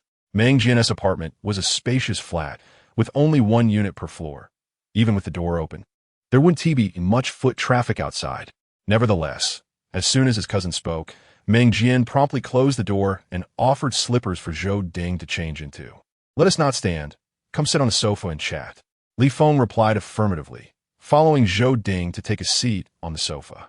Meng Jian, understanding the situation, said, "I'll check on the food. You two continue your conversation." Zhou Ding instructed, "Just have your sister-in-law prepare a few simple dishes. Nothing too extravagant." "Brother, you want to eat, but Li Feng is our guest. We can't neglect him." Meng Jian laughed in agreement, hurriedly departing. Zhou Ding smiled at Li Feng. "Meng Jian is so busy with his business daily that he hasn't mentioned your saving Meng Chuan. I've been meaning to thank you." This was an opening for conversation. Li Feng replied, "I would have done the same for anyone. There is no need for Secretary Zhou to feel indebted." This casual attitude surprised Zhou Ding. If it had been anyone else in a similar situation, they would surely seek to ingratiate themselves. Even if they had to stretch their connections, they would try to establish a rapport. Because of this, Zhou Ding regarded Li Feng with increased respect. Since Li Feng did not leverage his life-saving act to coerce him, he felt relieved and shifted the topic to Li Feng. Have you had any trouble lately? Li Feng responded, thanks to Secretary Zhou's help, those people Haven Tea bother me. Zhou Ding was already aware of the situation, having checked on Li Feng before arriving. How did you get mixed up with those people? Zhou Ding asked casually. Li Feng's heart sank. He knew the probing had begun. He did not conceal the truth. In the past, I lived a reckless life and borrowed money for gambling. I initially borrowed 30,000, but within a month, it ballooned to 100,000, and a week later, it reached 150,000. To pressure us into repayment, they frequently threatened my family. I was nearly killed by them, but fortune smiled upon me, and I managed to earn some money to repay my debts. After a brief pause, Li Feng continued, yet these individuals lack humanity. They relentlessly interrogate me about the source of my earnings, even pressuring me to gamble on stones, seeking to drag me into the abyss once more. My refusal only incites them to trouble me more frequently. Chapter 120. Everything seems too coincidental, Zhou Ding inquired. Why not report them to the authorities? Initially, I owed them money, and I had no ground to stand on. Once I repaid my debts, their threats were merely verbal, rendering police intervention futile. Unless they actually committed an offense, it would just be petty harassment. However, they were his family, and he feared the consequences of any harm befalling them. Zhou Ding pressed. They have threatened you, but have they ever caused you physical harm? Li Feng sighed with a bitter smile. The leader, brother who almost assaulted my wife. I fought desperately to save her. Zhou Ding gazed intently at him. It was all too convenient. Li Feng seemed to anticipate every question he had in mind, guiding the conversation in a way that appeared to place Zhou Ding in control, while in reality, everything unfolded according to Li Feng's expectations. Zhou Ding shifted the topic. How did you manage to repay the usurious loans? Li Feng chuckled. My recent luck has been extraordinary. I dabbled in cryptocurrency and unexpectedly profited immensely when the market surged. I also ventured into stocks, purchasing a seemingly promising one, and to my astonishment, it hit 6 consecutive daily limits, allowing me to repay my debts. It's best not to delve too deeply into the details of my financial windfall, lest it raise suspicions. After all, everything seems too coincidental. Zhou Ding smiled knowingly, finding it quite similar to the reports he had seen. But was it merely luck? Zhou Ding remarked. Many have fallen into debt and never recovered. You possess remarkable skill. Fortune has spared me from ruin. Li Feng interjected. If I hadn't repaid the loan, my family would have been in peril. Zhou Ding responded with curiosity. What do you mean? They constantly threatened me, saying if I failed to repay, I'd be forced to become a blood slave in northern Myanmar, and my wife and children would suffer the same fate. The mere thought sent shivers down Li Feng's spine. Zhou Ding frowned. What else do they say? There's more. Women like my wife would be coerced into selling themselves, and my 2 children would be sold into servitude as well. Anger flared within Li Feng. I merely borrowed 30,000, yet they seek to take our lives. His indignation was perfectly timed, reminiscent of an ordinary conversation. Zhou Ding also displayed righteous anger. These individuals are utterly lawless. Do they truly dare to act on such threats? Li Feng, still shaken, replied, for money, they would do anything. But you have repaid them. What more can they do? They force me to gamble on stones. If I refuse, they threaten my wife and children. Li Feng clenched his fists. Zhou Ding furrowed his brow. Where do you gamble on stones? At the Quanji Hotel. Brother who claimed that the raw stones there were all smuggled from Myanmar. I was coerced into purchasing one, and to my surprise, I uncovered a piece of jade worth millions. They are more determined than ever to ensnare me. Zhou Ding laughed. You truly have remarkable luck to uncover such a treasure. Where did you find it? I merely followed someone who was shouting bids at a stone and joined in blindly, never expecting it would yield such a fortune. Li Feng chuckled. Zhou Ding laughed along. He had noticed Li Feng's financial records were suspiciously inconsistent, with assets inexplicably inflating to 80 million. Initially, he suspected money laundering, but found no evidence to support it. It was just too coincidental that Li Feng claimed his wealth stemmed from stone gambling. Chapter 121. I find him quite remarkable. After posing a few more questions, Zhou Ding casually asked, what inspired you to purchase a property at Ziyu and Mingdu? The houses there are quite affordable. At the time, the funds I could only secure a few properties in the city, but with Ziyu and Mingdu, I could acquire 6. To be frank, I imagined boasting about owning 6 properties in Jiangcheng, Li Feng replied with a smile. Zhou Ding chuckled knowingly. You certainly have a flair for ambition. Is such luck truly achievable? With your ventures in cryptocurrency, property, and stone gambling, it seems too fortuitous. Zhou Ding inquired. What are your plans for investment next? To be honest, I'm uncertain about how to grow my wealth. My funds are merely sitting idle in my account. Li Feng responded candidly. Zhou Ding was aware of Li Feng's stagnant funds, and, seeing that he could not extract any more information, turned to prompt the kitchen staff, Meng Jian. When will dinner be served? Right away, Meng Jian replied, bringing dishes to the dining room with his son. Zhou Ding invited Li Feng to take a seat at the table. Meng Jian exchanged a knowing glance with Li Feng. Finished chatting so soon? The secretary is hungry. Let's eat, Li Feng reminded. Zhou Ding, however, was not in a hurry to leave and continued to inquire about Li Feng. Eventually, the conversation turned to oil. Did he truly encourage you to invest in crude oil futures? Indeed, I invested 20 million, and it's nearly doubled. Meng Jian lamented, wishing he had invested more. Zhou Ding mused. Li Feng seems to excel at everything he undertakes. Even with keen investment insight, such consistent success is rare. What is his secret? I find him quite remarkable, Meng Jian commented. Zhou Ding gestured for him to continue. He was adamant about us investing in crude oil futures, claiming it was a guaranteed profit. With the situation between Russia and Ukraine, it makes sense for oil prices to rise. Zhou Ding was less concerned about this, as anyone familiar with international affairs could surmise such outcomes. However, Li Feng boldly stated that the conflict would not resolve in the short term, given that Russia had swiftly dismantled Ukraine's military bases in a mere 80 minutes. Many anticipated a quick takeover. Yet, Li Feng firmly asserted that it wouldn't end soon. Zhou Ding fell in a deep thought. If Li Feng could foresee such developments, he was certainly no ordinary individual. His previous observations began to make sense. Was Li Feng concealing his brilliance, or was he merely cautious in the presence of the city as secretary? This man had limitless potential. Zhou Ding's expression turned serious as he instructed Meng Jian, engage with him wisely. He is no ordinary person. Meng Jian gasped. You hold him in such high regard? Zhou Ding, typically discerning, rarely praised anyone. Yet today, he elevated Li Feng to an extraordinary level. Zhou Ding maintained a serious demeanor. It's not an exaggeration. Having met Li Feng and discussed various matters, I now suspect that the email was sent by him, although my team hasn't uncovered any tangible evidence. The information he possesses aligns with the evidence chain. Moreover, he seems to be deliberately guiding me, and it's quite likely that after assisting him, he may present those evidences as a form of gratitude. As their conversation continued, Meng Jian's phone rang. Upon answering, Zhao Siyuan's exuberant voice echoed through the line. It's gone up again. Chapter 122. More than his company's annual profit. Meng Jian immediately grasped the situation. How much did you profit? 50 billion. Brother, I just made 50 billion in one go.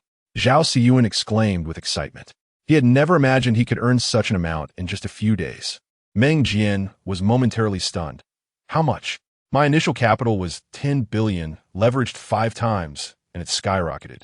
After clearing the leverage, I'm left with 60 billion. I hit the jackpot. Zhao Siyuan could hardly contain his enthusiasm.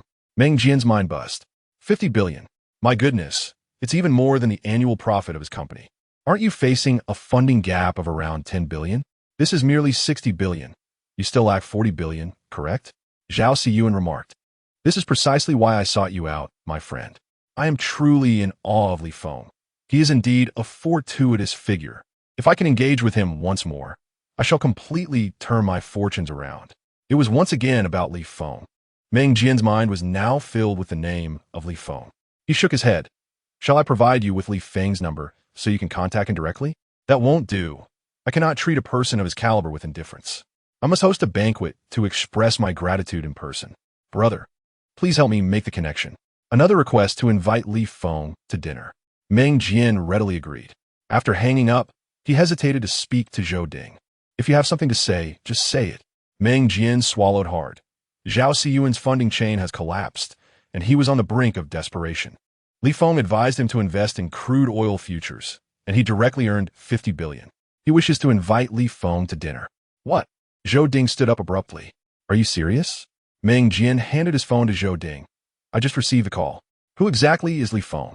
Zhou Ding was astonished. As soon as they reached the courtyard, they saw two children dashing towards the entrance. Cheers and laughter echoed through the yard, lifting Li Feng's spirits. He stepped out of the car, crouched down, and opened his arms toward the exuberant and "Come let Daddy give you a hug." Xiaozhe hesitated for a moment, but nodded. Mommy is at home. Daddy mustn't misbehave. And then sprinted towards Li Feng, her small body colliding with him like a cannonball. Exclaiming, "Daddy, our house is so big.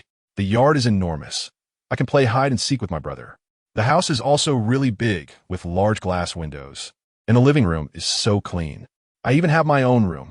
Li Feng, uplifted by her enthusiasm, seized the opportunity to plant a kiss on Anand's cheek. "Yes, my daughter still smells of milk." Anan giggled, trying to evade the prickly sensation of his beard. "Do you like this house, Anan?" She nodded vigorously. "I love it. I adore it here, Daddy.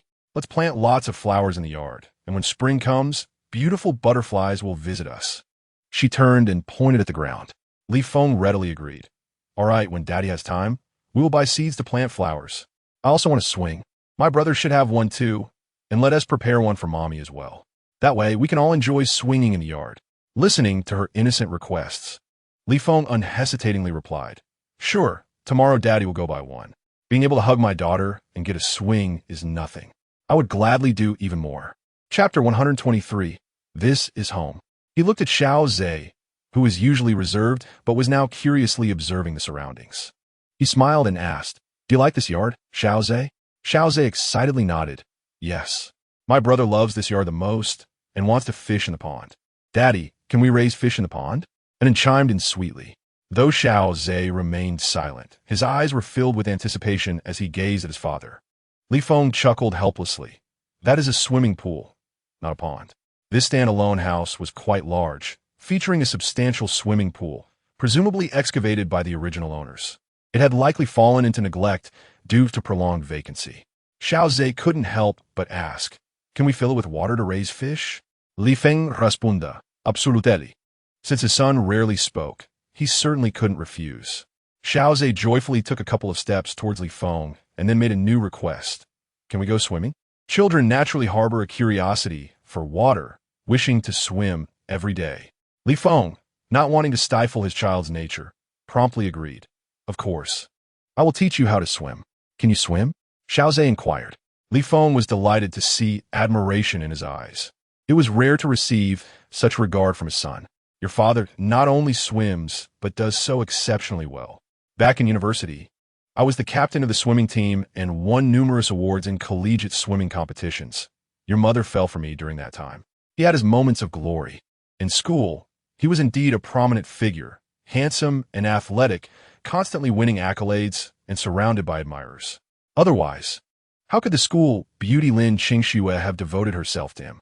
Such a promising start had been squandered by his own actions. Fortunately, he had been reborn, and his wife had begun to accept him. They were now a happy family. Everything was falling into place. Hearing him speak of his past with their mother, both children were intrigued. Li Feng took the opportunity to carry an and walk towards the house, recounting tales of yore. Xiaozhe followed closely behind. Captivated by the stories, a profound sense of belonging surged within him. "This is home." Lin Qingxue noticed something amiss with him and asked with concern, "What's wrong?" "I am happy, dear. Our family of four has finally reunited," Li Feng said, his voice thick with emotion. Lin Qingxue smiled. "So you also think about the children like this?" She had thought she was the only one. Li Feng affirmed, "Yes," and then clapped her hands in delight. "From now on, and then can see Mommy and Daddy every day." Lin Qingxue reached out to lift and down, smiling as she gently advised, "Daddy has been busy outside for a long time and is tired. And then, why don't you play by yourself for a bit?" As the little bundle of joy was taken away, Li Feng felt a twinge of reluctance. Yet, knowing his wife meant well, he felt a sweet warmth in his heart. And then obediently replied, and, once steadied, looked up at Li Feng. "Is Daddy tired?" "Just going out for a meal. How tiring could that be?" However, since his wife had spoken, he certainly had to acknowledge his fatigue. Li Feng chuckled. "A little. Can I give Daddy a back rub?" The little girl gazed at her plump father with her big, round eyes. Li Feng was taken aback. Could he still enjoy such treatment? All right. Chapter 124. Daddy wants to sleep with Mommy. and then immediately came over, took his hand, and pulled him to sit on the sofa.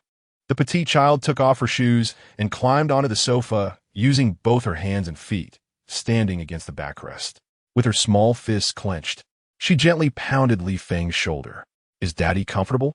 Li Feng couldn't help but smile. "Very comfortable. It feels wonderful." His heart was overflowing with joy, and Anne's eyes curved into crescent shapes as she laughed. Li Feng turned to look at Xiao Zhe. Xiao Zhe hesitated before running into the kitchen. Li Feng sighed helplessly.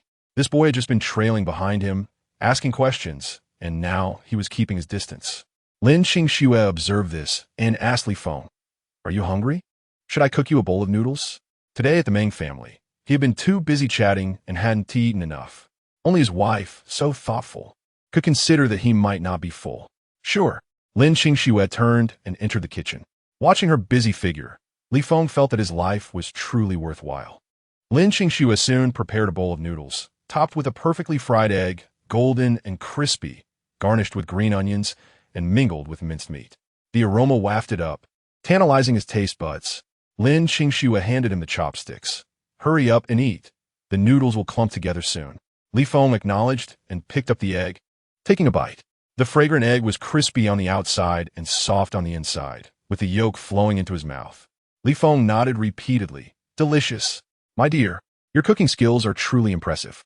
Lin Qingxue's face flushed with pleasure from the compliment. "There's more in the pot." "Have you eaten?" "Yes. I cooked 2 dishes for the kids tonight, and they finished everything." Lin Qingxue's face radiated happiness, and then chimed in excitedly. "Mommy's cooking is the best. I think about it every day at school." Lin Qingxue frowned slightly. "Is the food at your school not good?" "Delicious, yet not as exquisite as what Mother makes." Li Feng choked on a mouthful of noodles, coughing incessantly. Lin Qingsheng hurriedly poured a glass of water, assisting him in soothing his back while chiding him. "You're a grown man, and you still choke on noodles." Li Feng waved his hand dismissively, regaining his composure before earnestly addressing and then, "You and your brother are big kids now. It's time for you to sleep on your own." "Why?" and then inquired, puzzled. "Because Daddy wants to sleep with Mommy," Li Feng stated seriously. Lin Qingsheng, feeling both embarrassed and annoyed, smacked his back lightly. "What are you saying to the children?" Li Feng grimaced at the playful hit. "Dear, they're growing up. This matter needs to be settled now." However, he had distinctly sensed a shift in his wife's attitude over the past few days. He thought to seize the opportunity to claim some benefits. While moving, he intended to separate the children from his wife. No matter how affectionate they were, it couldn't interfere with his marital bliss. And then pouted, "I don't want to. I want to live with Mommy." After saying this, she embraced Lin Qingsheng tightly, tilting her little head to look at Li Feng. Meanwhile, Xiao Zhe, who had been lingering in the kitchen, also rushed out to hug Lin Qingsheng. Chapter 125. A new way to make money. Li Feng watched helplessly as the 2 children whisked his wife away to the room on the 2nd floor, leaving him to occupy the solitary master bedroom on the 3rd floor. Although they had been living apart recently, there had still been a flicker of intimacy between them. However, the children's antics completely extinguished that spark. The following morning, after preparing breakfast, Li Feng sent the trio off before returning home to receive a call from Meng Jian. "Brother Li Feng, I'm here to treat you to a meal again." Li Feng smiled knowingly. "Zhao Siyuan asked you to invite me, didn't he?" On the other end, Meng Jian laughed heartily. "You guessed it. I've been quite busy lately, so let's skip the meal. Just tell him to sell the crude oil and take the money to short the shares of Shengtian Technology in the ugly country." Meng Jian was taken aback. "Shengtian Technology? That's a top-tier tech company.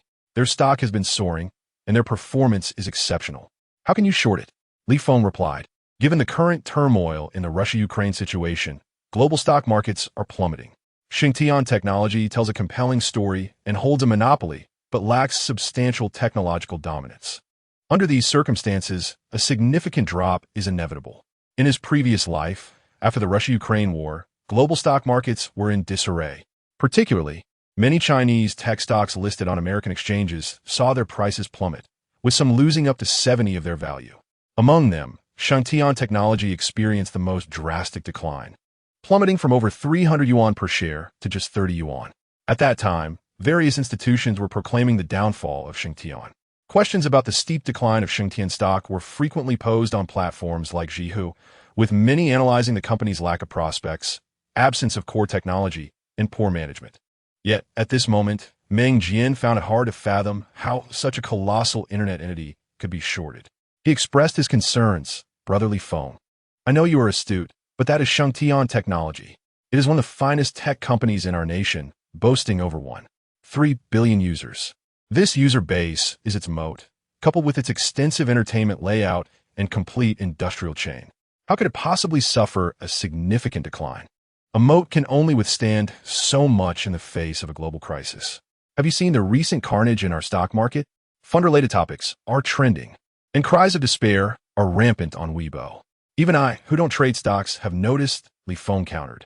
However, Shengtian Technology is listed in the ugly country. Meng Jian argued. Yes, but shorting is feasible there. We lack such mechanisms in our market, Li Feng clarified. Meng Jian paused. Are you suggesting that someone is deliberately shorting Shengtian Technology in the ugly country? Li Feng replied. I can't say for certain, but a decline in Shengtian stock is inevitable. Meng Jian hesitated, unable to reconcile the notion of Shengtian Technology suffering such a downfall.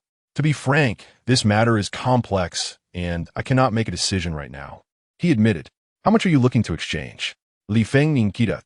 Currently, 200 million, with plans for an increase. Meng Jian responded, surprised. An increase? Li Feng pondered, questioning the source of such funds. Meng Jian reassured him, don't worry, brother. I have a way to ensure you can exchange it. Chapter 126, Brother Feng. You are now my most important person, Li Feng smiled. Thank you. We needn't be so formal. Meng Jian replied with boldness. After their conversation, Meng Jian called Zhao Siyuan to convey Li Feng's message. Zhao Siyuan remained silent for a while before responding, I'm in. Meng Jian couldn't help but urge him. Are you really not going to reconsider? This is Shengtian Technology. Do you not trust Li Feng? Meng Jian questioned. I believe him, but investment can be unpredictable. Given Shengtian Technology's current standing, I truly cannot fathom how its stock price could drop. It is a thriving enterprise, Zhao Siyuan replied. However, Zhao Siyuan countered. Li Feng previously mentioned that the Russia-Ukraine situation would not resolve in the short term, and we didn't believe him then. But look at what happened. He was right. He has pulled out 200 million to short Shengtian Technology, indicating his confidence in this move. Meng Jian found himself at a loss for a rebuttal. 200 million was not insignificant for them, but for Li Feng, it might represent his entire fortune. Yet, the mere thought of Shengtian Technology made him waver. But this is Shengtian Technology.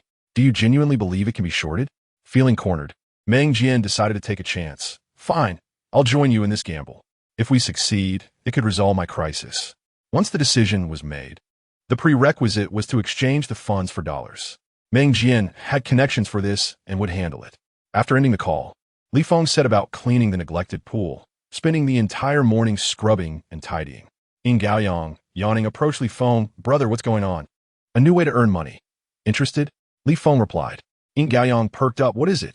Shorting the stock of Shengtian Technology, Li Feng remarked coolly. Ying Gaoyang was taken aback, quickly responding with resignation. But there are restrictions on foreign exchange.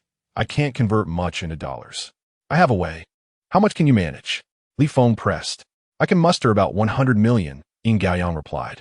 Transfer it all to me. We'll open an account together. And once we profit, we'll split it proportionately, Li Feng suggested. Without hesitation, Ying Gaoyang sent the money. When Li Feng received the notification, he was astonished. Aren't you worried I might abscond with your funds? This is a considerable sum. Ying Gaoyang chuckled. You helped me earn this. Why should I be afraid? As long as I'm with you, I'll be fine. If I go off on my own, I might squander everything. Li Feng smiled knowingly. This Ying Gaoyang was the first person since his rebirth to place such trust in him. He paused and said, if we make a profit this time, you need not share it with me. Ying Gaoyang became anxious. Why not, Brother Feng? Are you planning to abandon me? Please don't. I intend to stick with you for life. Without you, I wouldn't survive. Li Feng was utterly speechless. Is it appropriate to speak like this to a grown man? Why not? Brother Feng, you are now the most important person in my life. You can't leave me. Li Feng sighed. Did I do something wrong? Just tell me, and I will change.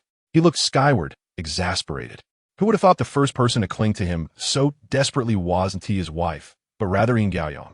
Chapter 127. You were eavesdropping on us. Li Feng explained directly. Previously, we weren't familiar, so I had to take some benefits when helping you make money. Now that our relationship has improved, it would be inappropriate to ask for your money.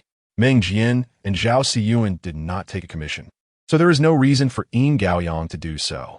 The most important thing is that he has already completed his initial accumulation. Making it easier to earn money in the future, there is no need to ask for Yin Gaoyang's funds. On the other end of the phone, Yin Gaoyang breathed a sigh of relief. Brother Feng, please don't breathe so heavily when you speak. You scared me. Li Feng raised an eyebrow. What? You are unhappy that I don't take a commission? No, Brother Feng, you are doing this for my benefit. I remember that. Yin Gaoyang replied with a chuckle. Brother, I truly did not expect you to treat me so well, taking me under your wing to earn money.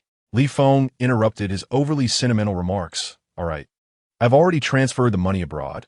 It is time for you to sell your futures. Okay, Yin Gaoyang readily agreed. He held immense trust in Li Feng. After hanging up, Li Feng transferred the money to Meng Jian and sent him a thank you via WeChat. Watching another 100 million enter his account, Meng Jian cautiously inquired, shall we add more? Are you really not reconsidering? Not reconsidering, Li Feng chuckled. All right, I won't urge you any further.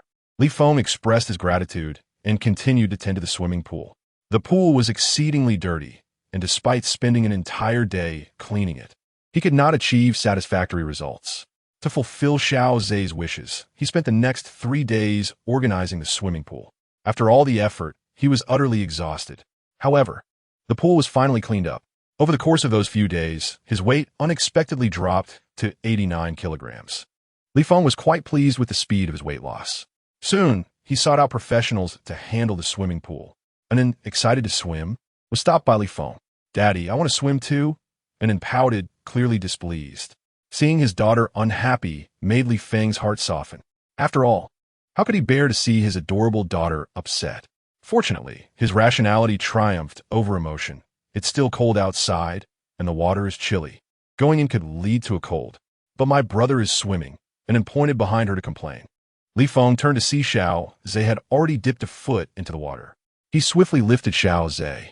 The usually defiant Xiao Zhe now shrank his neck, resembling a child caught for misbehavior, and then watched her brother being lifted, stifling her giggles with her little hands over her mouth. Xiao Zhe gave her a warning glare. You actually told on me.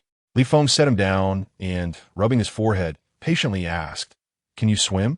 Xiao Zhe kept his hands behind his back, lowering his head and shaking it. You went in without knowing how to swim, right? Xiao Zhe shook his head again. Mom said that children shouldn't play in the water. I was wrong. Observing this, Li Feng intentionally adopted a stern expression. The water is dangerous. If something were to happen to you, your father and mother would be heartbroken. Do you understand? Xiao Zhe nodded. So, shouldn't you apologize to me? Li Feng inquired. Xiao Zhe bit his lip, hesitated for a moment, and finally mumbled, I'm sorry. Li Feng felt satisfied. This mischievous son was quite different from his daughter. His daughter only needed to be spoiled to grow close to him. His son, on the other hand, required a blend of discipline and reward to foster a bond. Seeing Xiao Zhe acknowledge his mistake, Li Feng squatted down, looking up at him. Xiao Zhe quickly averted his gaze, afraid to meet his father's eyes. Li Feng, noticing his demeanor, affectionately ruffled his hair. I arranged the swimming pool because I wanted you to know how much I care for you. But I can't let you in the water because I worry about your safety. When the time is right, I will teach you how to swim, all right? Xiao Zhe stared at him blankly, his little mind striving to comprehend Li Feng's words. After a while, he nodded. When can I swim? Xiao Zhe hesitated, but eventually nodded in agreement. The three of them got into the car. Xiao Zhe and Anan settled into their child's seats in the back, while Li Feng drove. Anan quietly asked Xiao Zhe, Aren't you unhappy? Xiao Zhe shook his head, no. Anan, trying to sound mature, explained, I think Daddy is right. We could catch a cold if we go into the water. Colds are no fun, and I don't want my brother to get sick. Xiao Zhe wrestled with his feelings for a moment before quietly asking Anan, Don't you think Daddy has been different with us lately? Anan nodded vigorously. Daddy is treating us well. He buys us good food and takes us to school. It seems like he doesn't want to sell us anymore. Xiao Zhe asked hesitantly. From the front seat, Li Feng sighed. You are my children. Why would I sell you? Xiao Zhe looked alarmed. You were eavesdropping. Li Feng couldn't help but chuckle. You two were just too loud. Xiao Zhe immediately covered his mouth, falling silent. Li Feng glanced at him and continued, Daddy is now quite wealthy. I could buy a house, a car, and send you to good schools. Those bad people won't come looking for you anymore. Why would we not be happy as a family? Xiao Zhe's little mind struggled to grasp so many concepts at once. He had always feared this bad daddy and wished to keep his distance. Yet recently, this bad daddy seemed to have changed. He no longer harmed mommy or him, and he even smiled at them. He had wanted a swimming pool, and this bad daddy had made it happen while also worrying about their health. Could it be that the bad daddy had transformed into a good one? He found himself torn. After Lin Qingxue got into the car, and in the little chatterbox, began sharing stories about kindergarten with her mother. Lin Qingxue listened with joy, while Li Feng occasionally chimed in. In the corner, Xiao Zhe remained quiet, casting puzzled glances at his cheerful mother and then occasionally looking at his father, who was driving. He stayed silent throughout. Lin Qingxue sensed something was off. After dinner, while Li Feng washed the dishes, she approached him in the kitchen and asked, What is wrong with Xiao Zhe? She playfully scolded him. Why are you cleaning the swimming pool so thoroughly? Li Feng felt his heart flutter under her gaze. He leaned in closer and whispered, I'm doing this for family harmony. Xiao Zhe still holds some resentment towards me. Xiao Zhe is a good boy. He will come around when he sees your kindness. Just give him time. Lin Qingxue comforted softly. Noticing his distress, she offered him a piece of peeled orange. After doing so, she suddenly blushed, realizing how intimate the gesture was. In the next moment, she watched as Li Feng happily ate the orange, smiling, so sweet. Dear, feed me another piece. Lin Qingxue's heart fluttered, her face turning crimson. I'll peel it for you. You can take it yourself later. Li Feng noticed her shyness, understanding that she was still hesitant to fully open up. However, the fact that she had just fed him an orange was already a significant step towards closeness. Such instinctive actions often reveal one's true feelings. Li Feng felt delighted. All right. Lin Qingxue felt a bit silly for agreeing, but reminded herself that they were married and had shared even more intimate moments in the past. Why should feeding him an orange make her nervous? Gritting her teeth, she offered another segment of the orange to Li Feng. With a smile, Li Feng accepted, taking his time to savor it. After he finished, she promptly handed him the second piece. Li Feng felt comfortable, washing the dishes faster than usual. Xiao Zhe is a perceptive child. He probably remembers too much from the past. Even if you have changed, he needs time to adjust. I've noticed he hasn't been as resistant to you lately. P.S. even willing to walk with you when you pick them up from kindergarten, Lin Qingxue observed. This was indeed true. Now that his car was parked outside, Xiao Zhe had taken an end to the vehicle. Reflecting on this, Li Feng realized Xiao Zhe's attitude had shifted. However, he was caught off guard when he received a call from the kindergarten the following day. Learning that the well-behaved Xiao Zhe had gotten into a fight again, this time with Zhang Si. When Li Feng arrived at the kindergarten, Zhang Si was weeping with his face buried in his hands. Sun Rong, visibly agitated, was vociferously confronting the principal. The moment Li Feng entered, Sun Rong immediately fell silent. Xiao Zhe turned his head away, refusing to acknowledge him. Li Feng felt a sense of helplessness. This child truly was a closed book. After greeting Li Feng, the principal remarked, Xiao Zhe's father. Today, it was Xiao Zhe's misbehavior. Zhang Si was playing with others, and he went over and struck Zhang Si. Li Feng responded firmly. Principal, I know my son. He is not the kind of child who would strike without reason. Xiao Zhe paused momentarily, stealing a glance at Li Feng. Sun Rong could no longer contain herself. The surveillance footage is crystal clear. My son was playing quietly when you suddenly charged over and assaulted him. Li Feng shot her a glance, and Sun Rong faltered for a moment, but quickly regained her courage. If you don't believe me, just look at the footage. The principal's computer was currently displaying the video. In it, Zhang Si was happily playing with other children when Xiao Zhe suddenly rushed in, knocking Zhang Si to the ground and pummeling him. Despite being older than Xiao Zhe, Zhang Si was utterly defenseless against the attack. The content of the video was undeniably clear, and Sun Rong had a valid point. Li Feng, undeterred by Sun Rong's demeanor, turned to Xiao Zhe and asked, Why did you hit Zhang Si? Xiao Zhe, fuming, glared at Zhang Si and replied, He called you a gambler.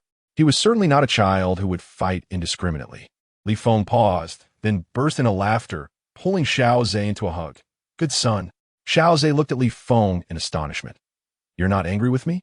He deserved it for his disrespect, Li Feng affirmed. Sun Rong stared wide-eyed, incredulous.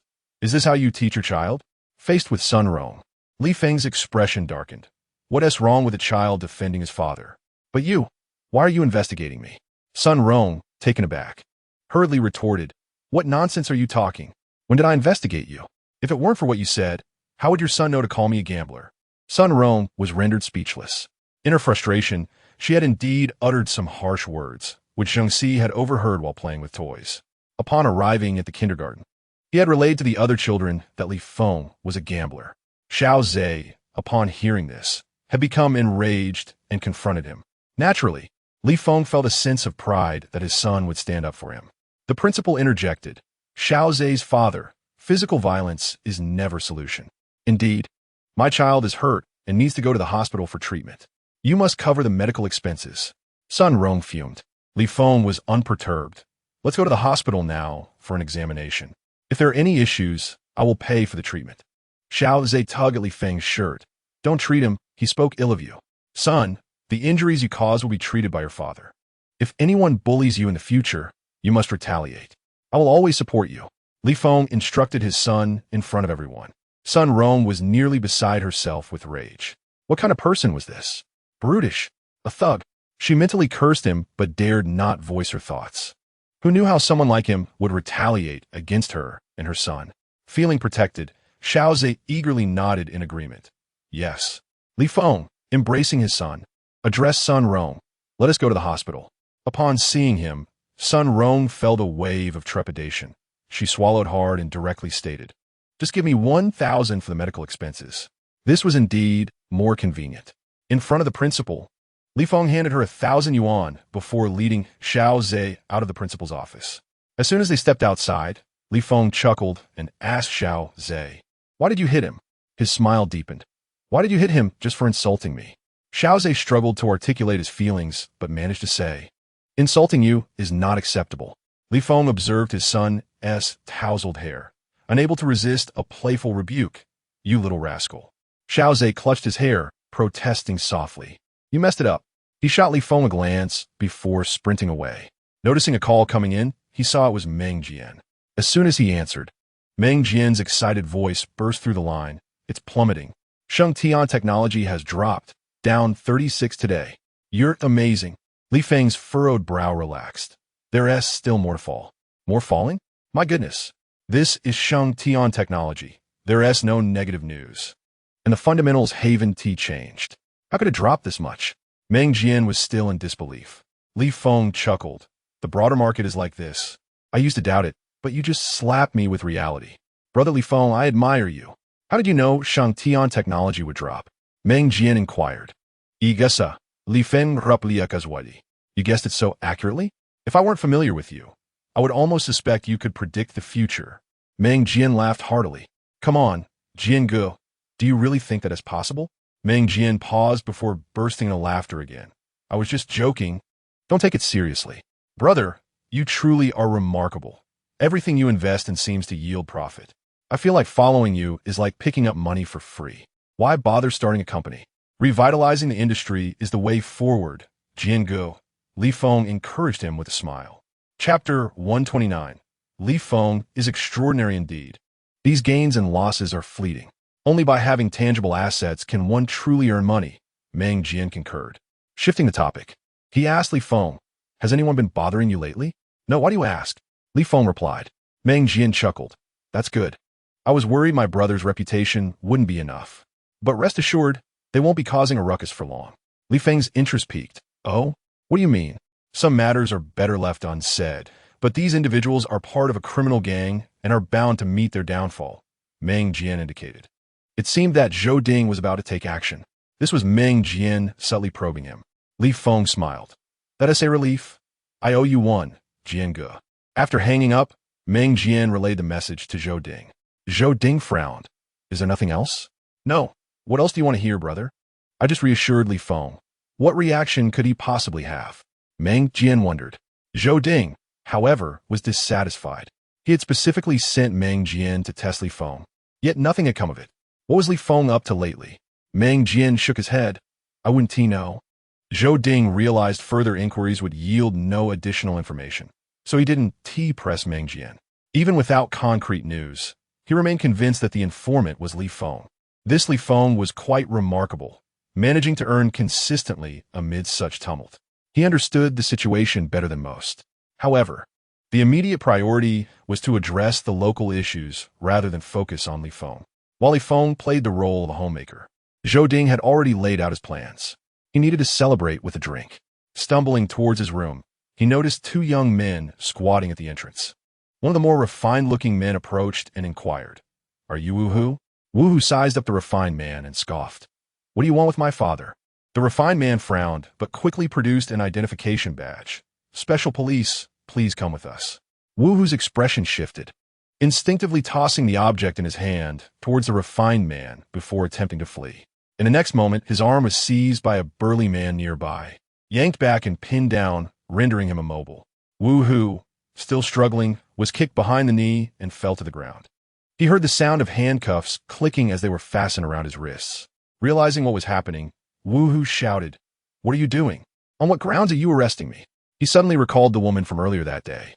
That vile woman had dared to report him. Once he got out, he would make her pay. With this thought, he became increasingly frantic, struggling against his captors. "I haven't committed any crime. Let me go." The burly man pressed down harder, commanding, "Calm down." Wu Hu protested vehemently. "I haven't done anything wrong. Why are you handcuffing me? I want to file a complaint against you." The refined man mocked. "If you haven't done anything wrong, then why are you running?" Regardless of Wu Hu's protests, the two men disregarded him entirely and shoved him into the police car hidden nearby before driving away. At the police station, four individuals took turns questioning Hu Ge, yet he remained resolutely silent. After all, his associates were outside, and those who might wish to testify against him would certainly think twice. As long as the police could not procure any evidence, he would be safe. Not only did Hu Ge refuse to cooperate, but he also intermittently requested various snacks. This continued until a middle-aged man with a neat haircut entered the interrogation room. Upon seeing him, Hu Ge's expression shifted noticeably. This man appeared to be Zhou Kong, the deputy director of the Jiangshang Police Department. For a seemingly straightforward case of assault, why would such a prominent figure, one typically seen only on television, be involved? Zhou Kong offered him a cup of warm water with a smile, inquiring if he was thirsty. Despite the seemingly friendly gesture, Hu Ge felt a jolt of anxiety and blurted out that he was not thirsty, his voice unusually loud. Once he realized how tense he had been, he cast a nervous glance at Zhou Kong, who continued to regard him with a smile, only increasing Hu Ge's discomfort. Zhou Kong remained unfazed and commented, "It's not easy for the common people to earn a living, to rise early and toil late just to make ends meet. Yet no matter how much they earn, once they fall into the hands of loan sharks like you, there is no hope left." Hu Ge retorted defiantly, "I am not a loan shark." Zhou Kong regarded him with a steady gaze and summoned a laptop. Soon, a video appeared on the screen showing Wu Hu, accompanied by 5 henchmen, charging toward a household, each wielding a wooden stick. Heart-wrenching cries soon echoed from the building. The footage then shifted to Hu Ge and his cronies assaulting the man of the house. Zhou Kong paused the video and pointed out, "This constitutes intentional injury." Before long, Hu Ge was seen dragging a 17 or 18-year-old girl toward a bedroom, her skirt torn away in the process. Zhou Kong paused the video again, indicating another charge. After the video concluded, he placed the laptop on the interrogation table and turned to Wu Hu, stating, "With multiple charges, this situation is particularly severe. Do you have any idea how many years you might face?" Wu Hu certainly understood. He was filled with both anger and fear. The fact that this household had a camera and dared to call the police was astonishing. With the evidence now irrefutable, escape seemed impossible. However, recalling the powerful connections behind him, he grew defiant once more. "Let them sentence me. This is a trivial matter. I'll be out in a few years." "Are you not afraid of prison?" Zhou Kong inquired. "I've known since my first day in this life that this day would come. I'm no longer afraid." Zhou Kong chuckled. "Do you believe that after serving a few years, your supporters will still lend you their assistance?" Hu Ge remained silent, even if he guessed the truth. As long as he kept quiet, he could weather this storm. "Do you know how lively the Quanjing Hotel is today?" the former municipal secretary, General Wang, from Quanjing Hotel, and even your superior are serving tea to these individuals. Would you like to see the surveillance footage? A tremor ran through Hu Ge at the mention of Quanjing Hotel. The police were already aware of it.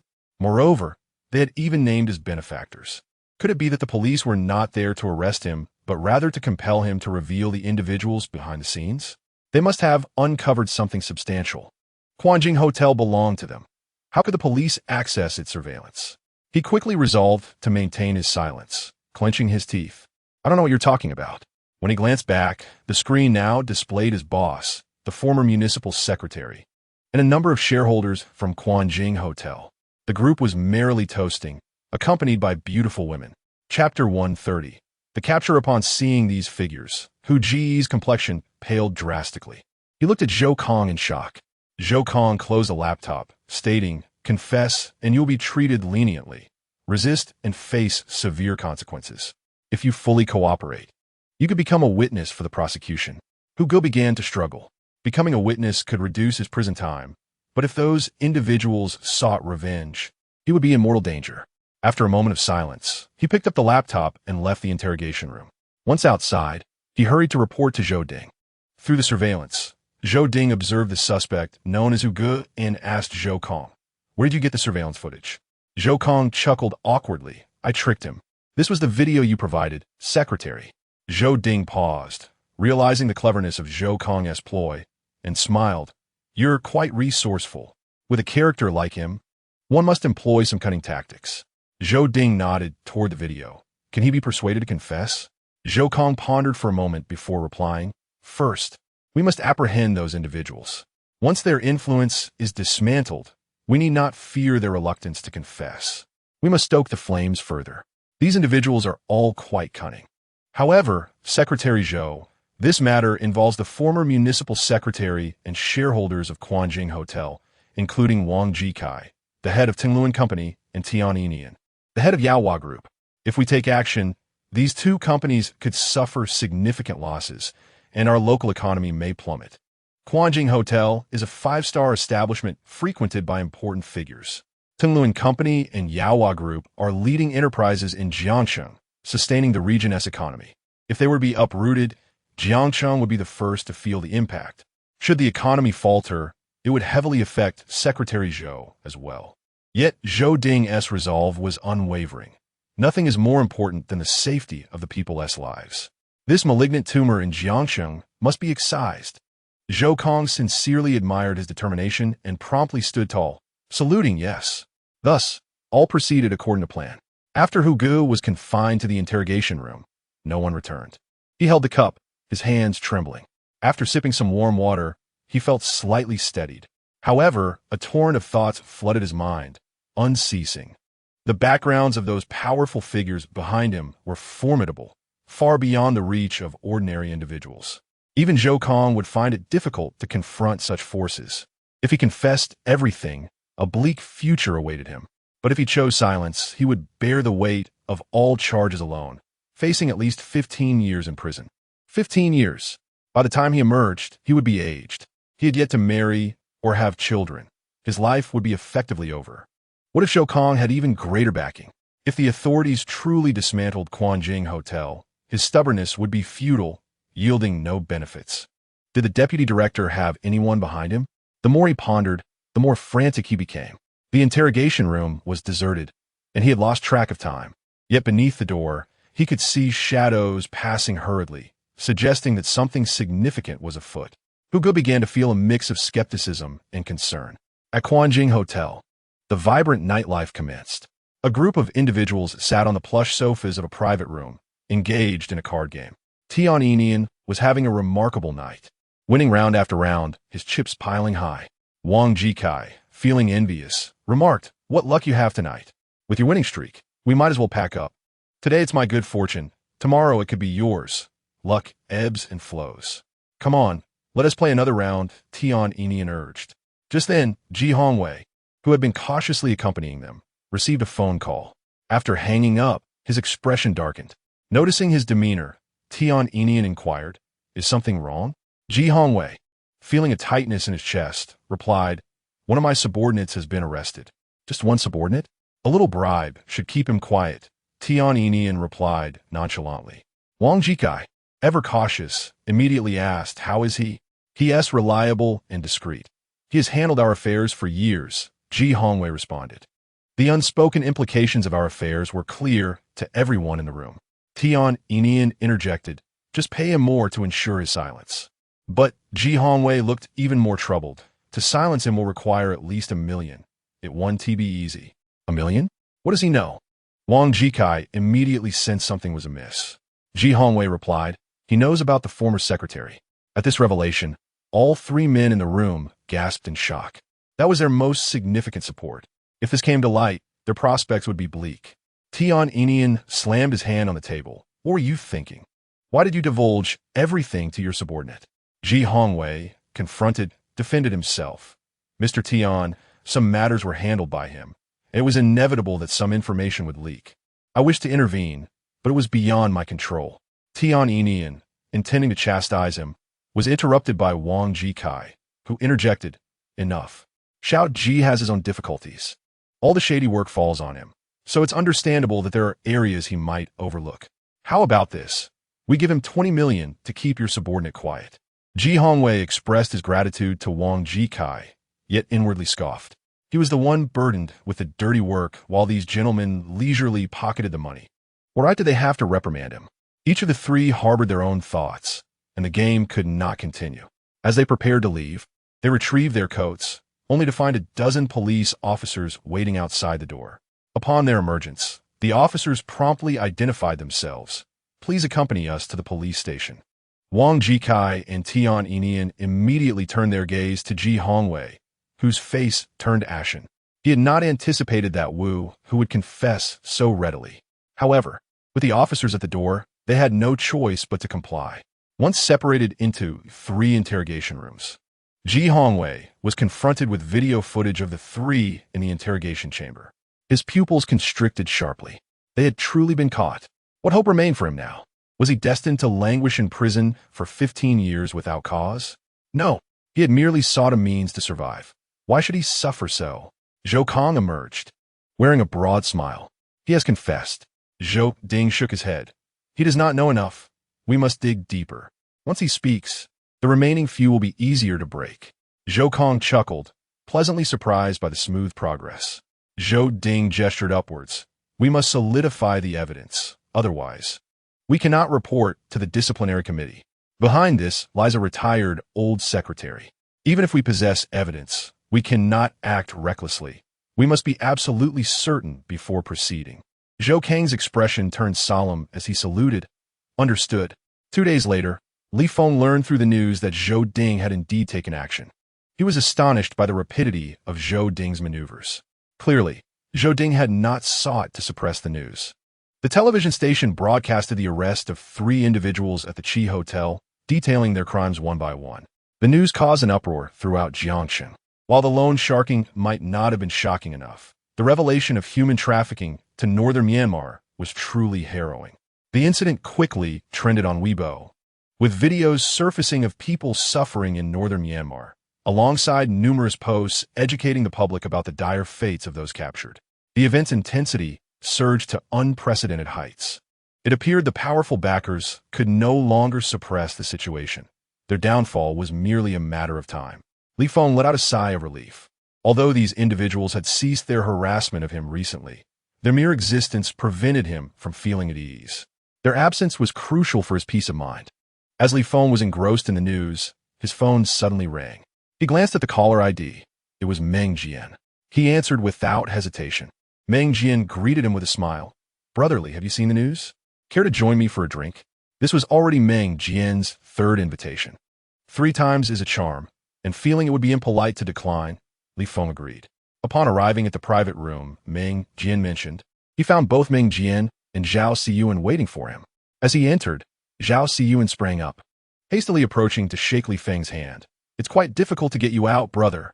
Li Feng paused momentarily, then smiled. Brother Yuan, you seem to be doing well lately? That's your blessing too, brotherly, Zhao Siyuan replied graciously. Though Li Feng had guided Zhao Siyuan, if he hadn't heeded the advice and risked everything, he wouldn't have found success. Li Feng had no intention of claiming credit. Zhao Siyuan tightly gripped Li Feng's hand, placing his other hand atop it, his joy unabated. If not for your guidance, I would not have overcome this hurdle, regardless of my fortune. Li Feng chuckled in resignation. Very well, then I shall accept this credit. Zhao Siyuan exhaled in relief and invited Li Feng to sit down. The room featured a large round table, and Li Feng was assigned the seat of honor. He recalled how Meng Jian and Zhao Siyuan had flanked him, making it impossible for him to move. Today, without a doubt, this seat is yours. Zhao Siyuan insisted firmly. Li Feng felt more than a little awkward.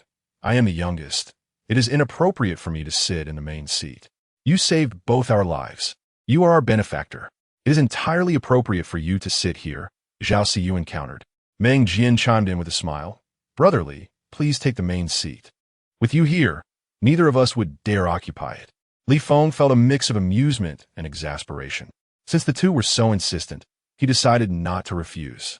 Once he settled in, Meng Jian and Zhao Siyuan took their places beside him.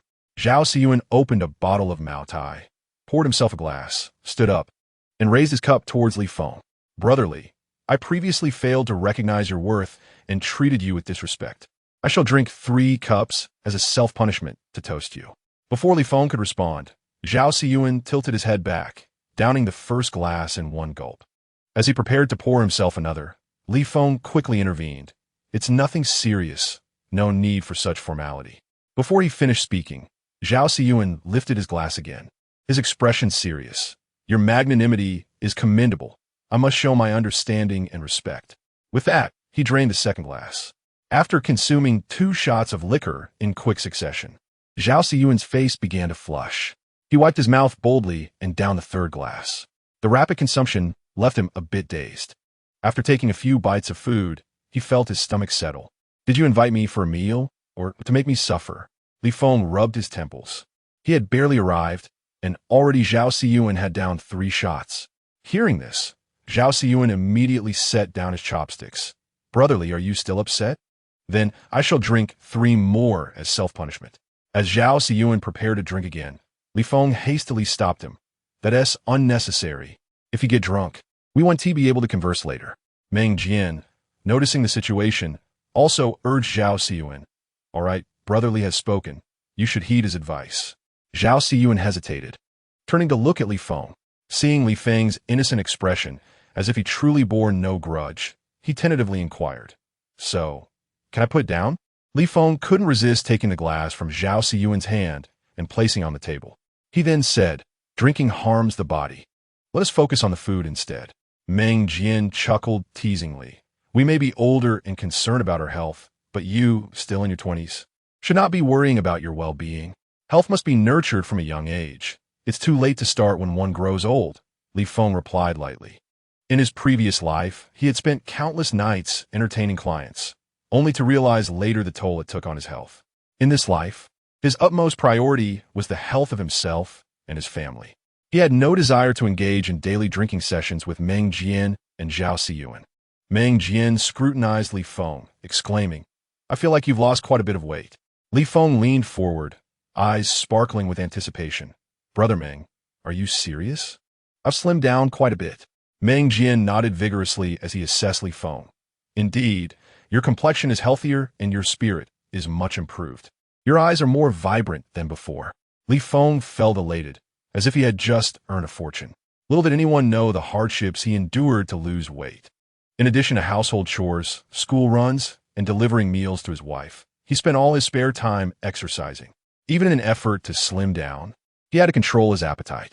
The soups he prepared were for his wife and children, while he could only savor the aroma.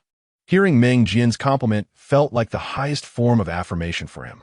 The 2 individuals present inhaled sharply, a daunting task of weight loss looming before them, one even more challenging than the pursuit of wealth. Meng Jian silently extended his thumb in admiration, exclaiming, I am truly impressed by you, my brother. Zhao Siyuan followed suit, echoing, Indeed, it takes a will of iron. There was no denying the truth.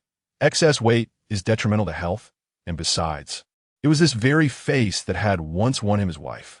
If he failed to shed the pounds, she might lose affection for him. Li Feng shrugged. Haven't you noticed how affectionate my wife has been towards me lately? While it is indeed due to my kindness, can you blame her for being attracted to my growing handsomeness? Meng Jian was taken aback. Is your wife still concerned with looks even after you are married? Li Feng hesitated, unable to confess to Meng Jian that he had deeply hurt his wife in the past and was now trying to win her back. Best to keep family matters private. He patted his chubby face and chuckled. In my youth, I was quite the campus heartthrob. I was indeed handsome. To waste such resources would be a travesty. Meng Jian was not convinced. I was the most handsome man in college. What are you talking about? Zhao Siyuan interjected disdainfully. Come now, Meng. Did your youthful appearance truly merit the title of campus heartthrob? Meng Jian retorted indignantly. Just tell me, was I not handsome in my youth? No one could surpass me. Zhao Siyuan stood firm, refusing to yield. Meng Jian scoffed and rolled up his sleeves, ready to argue. At the prospect of a quarrel, Li Feng found amusement in their banter. His laughter caused Meng Jian to pause, and soon, he too was chuckling. Zhao Siyuan, observing the two, couldn't help but smile. Nostalgia for their youthful days washing over him. Who among them hadn't been a charming young man once? The atmosphere lightened considerably. After exchanging a few more light-hearted words, the conversation gradually shifted to Zhao Siyuan. Meng Jian gestured towards him, saying to Li Feng, you have no idea. He has a funding gap of over 100 billion and is struggling to attract investments. When you suggested he invest in crude oil futures, he jumped in with a 5-fold leverage. I was terrified and wanted to stop him, but he took your advice and dove right in. It was truly unavoidable. Zhao Siyuan replied with a hint of resignation. You are quite brave. Should that venture fail, you might as well prepare to jump off a rooftop, Meng Jian chided. Although he trusted Li Feng, he could never surrender his fate entirely into his hands.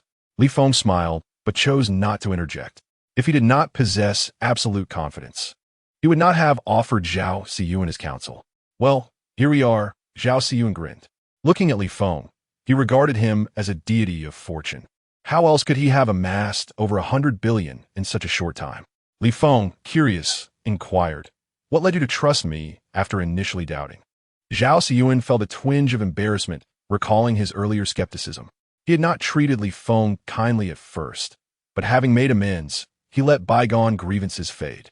A straightforward man, he openly shared his thoughts. Initially, Meng Jian was boasting about you, and I was annoyed, having just been deceived and wary of people. When I met you, your words only deepened my suspicions that you were a fraud. At this recollection, Zhao Siyuan offered Li Feng an apologetic smile. Li Feng was unfazed, responding, were I in your position, I would have thought the same. It is quite all right. Grateful, Zhao Siyuan continued. When I encountered you again, you repeated your claims. Though I remained skeptical, a flicker of hope stirred within me, prompting me to invest a small amount. To my astonishment, it truly succeeded. I earned over 4 billion from crude oil futures alone. Now, having shorted Shengtian technology, I have made another 7 billion. The sheer excitement of having earned over 100 billion was nearly overwhelming for Zhao Siyuan. Not only Zhao Siyuan, but even Meng Jian felt a surge of exhilaration upon hearing this. Li Feng smiled. In his previous life, Zhao Siyuan had been swindled out of hundreds of billions, leading to a broken financial chain and eventual bankruptcy. Unexpectedly, due to a moment of compassion, he had turned his fortunes around. Nonetheless, Zhao Siyuan was a decent person. Lending a hand now would forge a lasting friendship. Suddenly, Meng Jian recalled something and hastily asked Li Feng, by the way, when will Shengtian Technology cease operations? The stock price has fallen to 50. Upon the mention of business, Zhao Siyuan's eyes sharpened with focus. This was a matter involving hundreds of billions. Li Feng replied, it needs to drop further. We will stop once it falls below 40. He recalled that in his past life, Shengtian Technology had plummeted to the low 30s, though he could not remember the exact figure. With the major profits already realized, pursuing the smaller gains was unnecessary. The conclusion was imminent, likely within a day or two. Zhao Siyuan, feeling a sense of relief, patted his chest. Thank goodness I invited you to this meal today. Otherwise, I would have missed this opportunity. Meng Jian immediately chimed in. Brother, you must join us for meals more often in the future. Li Feng chuckled. Certainly. Once the trio finished their meal, with Meng Jian settling the bill, they strolled leisurely towards the exit.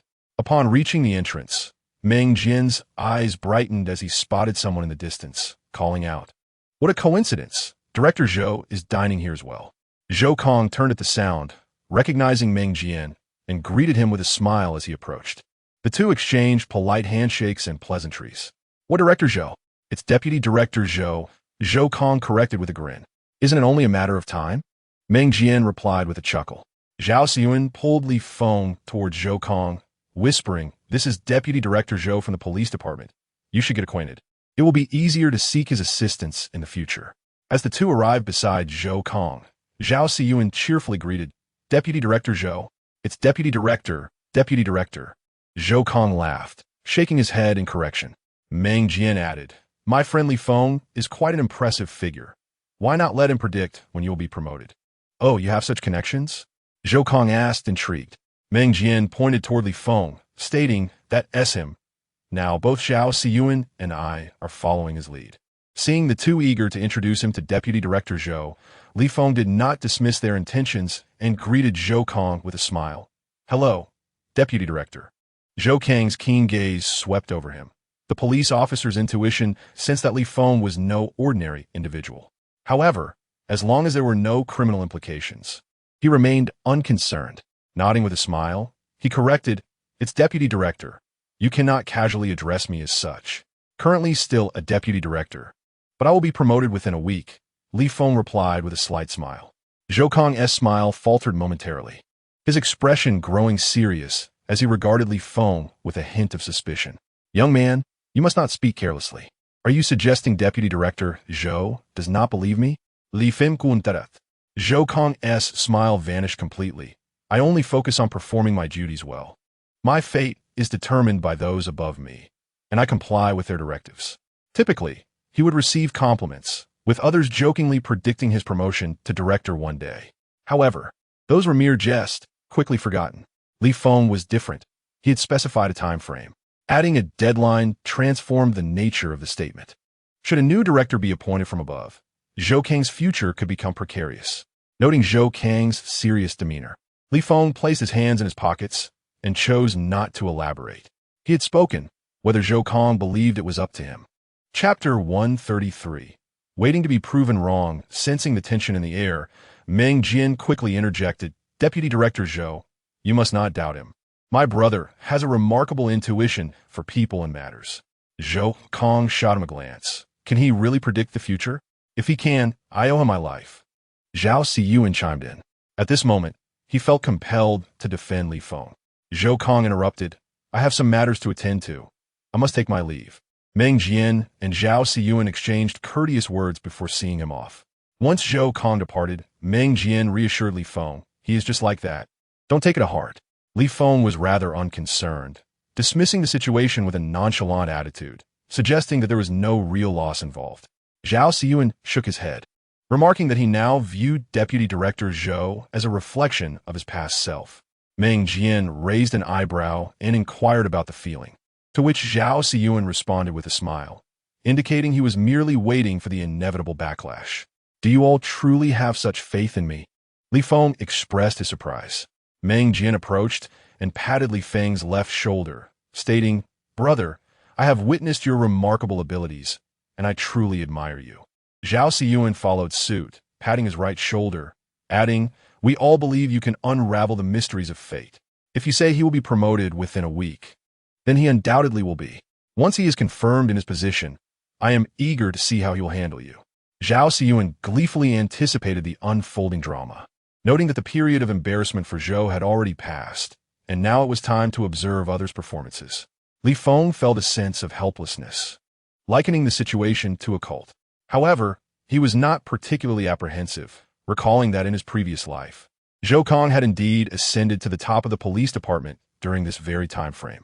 Li Feng promptly packaged some food and delivered it to Lin Qingxue. When she emerged to eat, she appeared somewhat distracted. Noticing his wife's demeanor, Li Feng immediately sensed something was amiss. "What's wrong?" he inquired. "You don't want to go?" He detected her unease. Lin Qingxue fiddled with her rice grains, pausing before explaining that the gathering had little appeal, being rife with competition, and she feared they would be belittled. "There are class reunions every year," she continued. I attended the first 2 years, but my classmates have changed since school. I stopped going afterward. This time, however, the class monitor has been persistently calling, insisting I attend. This issue had occupied her thoughts throughout the morning. Li Feng understood her plight and smiled. Don't you have good friends from university? It has been a while since you've seen them. Perhaps it would be nice to catch up. Lin Qingxue hesitated, feeling swayed by the prospect of reconnecting with those friends. They were all busy with their lives, and reunions were the only opportunities to gather. If that's the case, I'll accompany you, Li Feng encouraged. Lin Qingxue suddenly turned to him. Aren't you afraid they will ridicule you? At her first-class reunion, her classmates had mercilessly mocked Li Feng, and during her second solo attendance, she had faced similar ridicule. Li Feng playfully patted his own face, grinning. With a face this large, how could I possibly lose face? Lin Qingxue found his remark amusing. It seemed he had developed quite the sense of humor. Resolutely, she declared, Fine, let us attend the reunion together on Saturday. If we keep avoiding it, they might think we are afraid. In truth, Li Feng did harbor some fear, but having lived 2 lifetimes, such social gatherings no longer fazed him. Lin Qingxue sighed with relief, but then noticed something was off with the meal. You didn't cook this, did you? She asked. Today, Meng Jian and Zhao Siyuan treated me to lunch, and I had no time to prepare, so I ordered a couple of dishes from the hotel, he explained. Lin Qingxue eyed him suspiciously. You didn't drink, did you? Of course not. If you don't believe me, just smell, he replied, leaning closer to her and exhaling. She wrinkled her nose, detecting no scent of alcohol.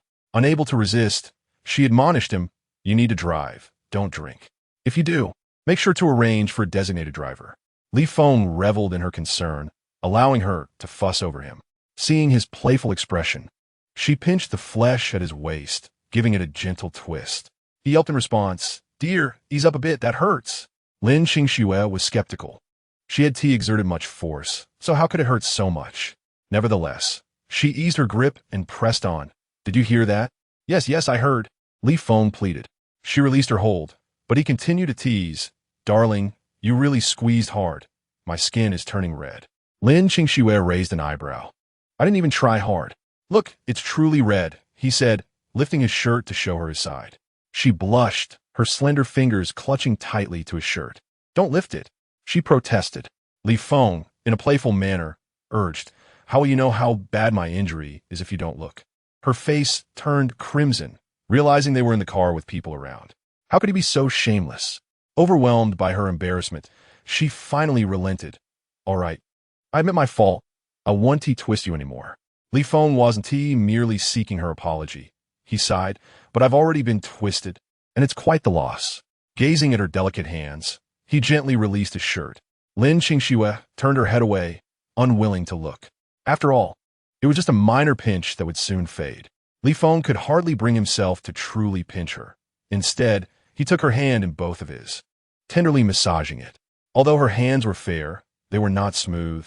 He could feel the calluses with just a few touches. His heart ached, and he pressed a kiss to her hand. Lin Qingxue froze, turning to meet his earnest gaze, and her face erupted in a deep crimson flush. In her shyness, she hastily made an excuse about needing to return to work and opened the car door to flee. Li Feng reached out, but failed to catch even the hem of her clothing. Watching Lin Qingxue rush into the office building, he could only rub his brow, amused by her shyness. Holding his wife's hand felt truly delightful. The following morning, as Li Feng was preparing breakfast, his phone began to ring incessantly. Upon answering, Zhao Siyuan's voice burst forth with excitement. It's almost below 40. Li Feng glanced at the computer screen beside him, which displayed the stock price plummeting to 42. He maintained his composure, instructing, Steady now. If it drops below 40, we strike. Zhao Siyuan hesitated. I'm uncertain. I wanted to ask if it will breach 40 today. Li Feng replied, It looks likely. I've already placed an order at 39. Without hesitation, Zhao Siyuan declared, Then I will do the same at 39. After hanging up, Li Feng promptly called Meng Jian to inform him of his order. Once everything was in place, he resumed making breakfast. He believed that Shangtian technology would indeed fall below 39, but he had already profited sufficiently. Risking it for a few extra dollars was not worth it. In his previous life, Shangtian technology had plummeted to the 30s and trended on Weibo for a day. The following day, many had rushed to buy in, causing the stock price to rebound swiftly. Afterward, he hadn't paid much attention. As he set the breakfast on the table, Lin Qingxue and the two children came down to eat. Then curiously leaned over to observe Li Feng's screen while munching on an egg. Losing interest at the sight of the graph, she earnestly admonished, "Dad, the teacher said we should focus while eating. Playing on the computer will cause indigestion." Li Feng was taken aback by his daughter's lecture so early in the day. He chuckled, "I'm not playing. This is work." And then blinked, questioning, "If you work while eating, will your stomach hurt?" Li Feng sighed, conceding that in his home, he held the lowest rank. He complied with whatever his wife and children said. After all, he had already placed his order, so it wasn't a problem to take a break from checking. And then beamed, "Dad is amazing. Once we finish eating, I'll reward you with a little red flower." Xiao Zhe, swallowing his food, asked, "Where did you get a little red flower?" "My teacher gave it to me. Since Dad is doing so well, I want to give my little red flower to him." Li Feng responded, "I'm truly flattered." After a moment of hesitation, Xiao Zhe reluctantly added, "Then I'll also reward Dad with a little red flower." Li Feng raised an eyebrow. "You're willing to part with it?" "I am. But the teacher said we should reward promptly after doing the right thing." Xiao Zhe replied earnestly. Li Feng took a big bite of his egg, realizing he had become the smallest in the family, receiving rewards from his children. It seemed he had truly assumed the role of the family's junior member.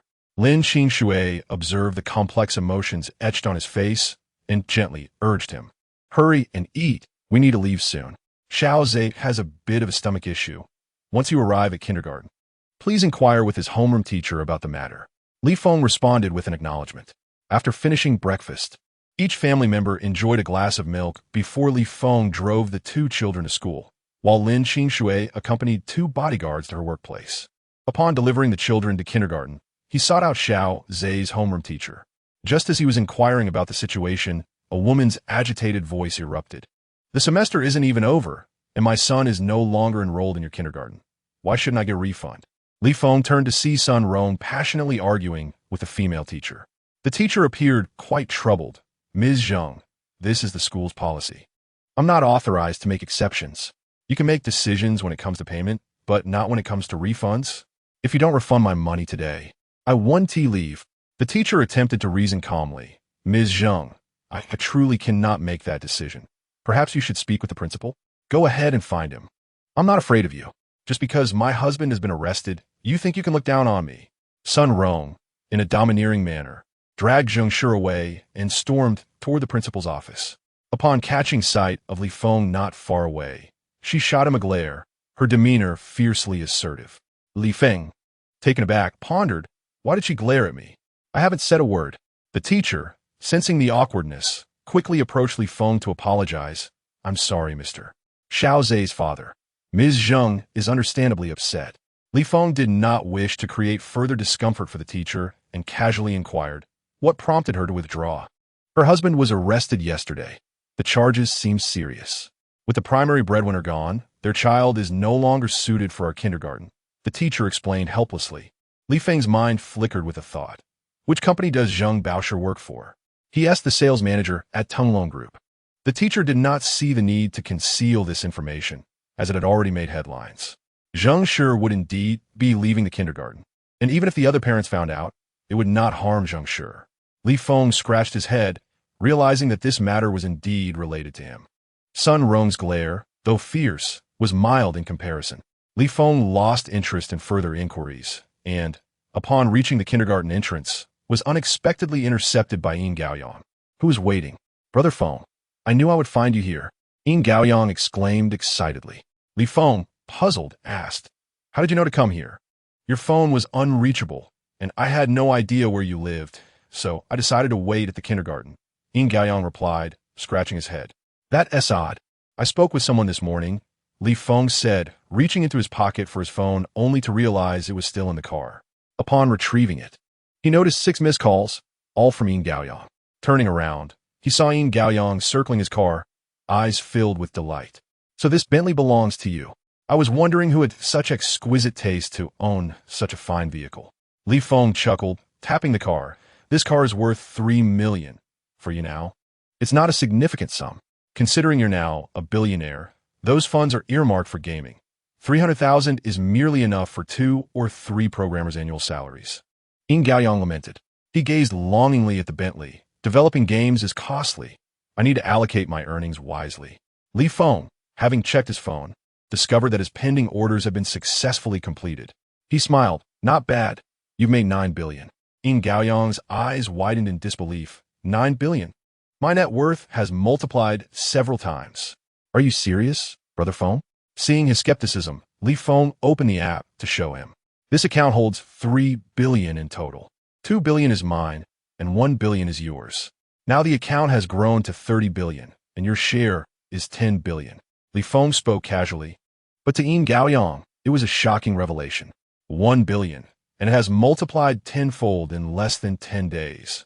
Over 1 billion in a single day. Who would believe that? He checked the account twice, confirming the astonishing figure. 30 billion? Brother Feng, you truly are a fortune god. Yin Gaoyang marveled. Li Feng smiled, unfazed by the flattery.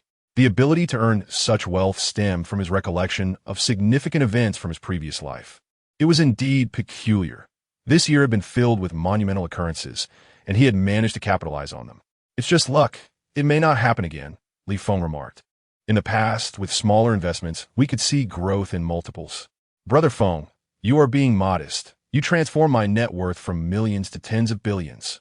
You truly possess the power to create miracles. Yin Gaoyang expressed his trust wholeheartedly. This Li Feng can indeed work wonders.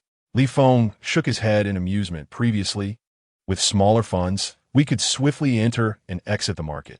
Now, with larger sums, achieving tenfold growth becomes challenging. 30 billion is no small amount in the stock market. Any stock I purchase will inevitably influence its price. Yin Gaoyang's eyes sparkled with excitement. Since we have so much capital, we shouldn't have to struggle in the stock market anymore. Brother Feng, let us create a game together. Once we get it off the ground, the profits will be substantial. Li Feng's mind began to race. In truth, developing a game is a process that spans several years. Even if funds are required, they will be spent continuously, allowing him to earn while supporting the gaming industry.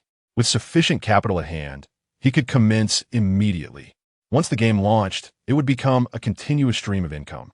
After a moment of contemplation, Li Feng nodded in agreement. All right, you may commence. Yin Gaoyang's eyes lit up. Brother Feng, how much will you invest? That depends on the terms of the contract. Li Feng replied with a slight smile. Though Yin Gaoyang was an idealist, he understood that business required clear agreements. He proposed, we could register a company and calculate shares based on our investment ratios. What do you think? That sounds good, Li Feng responded. I'll contribute 10 billion. And you could also invest 10 billion. We would each hold 50% of the shares. How does that sound? Yin Gaoyang suggested. However, Li Feng shook his head. That won't work. Yin Gaoyang grew anxious. Brother, I can't have too little equity. Otherwise, my voice carries no weight. Game development is a long process, and it requires endurance. He had previously encountered other investors who always demanded over 60% equity. For businessmen, absolute control was paramount. Thus, he instinctively believed Li Feng would seek a larger share. Unexpectedly, Li Feng clarified, you misunderstood. I only require 45% equity. Yin Gaoyang was momentarily taken aback. Are you suggesting a smaller investment? No, I will invest 10 billion, just like you. I will hold 45% of the shares, while you can take 49%. The remaining 6% can be awarded to employees who make significant contributions. Yin Gaoyang had not anticipated offering shares to employees. He questioned Li Feng, but that means you have less equity. You understand gaming.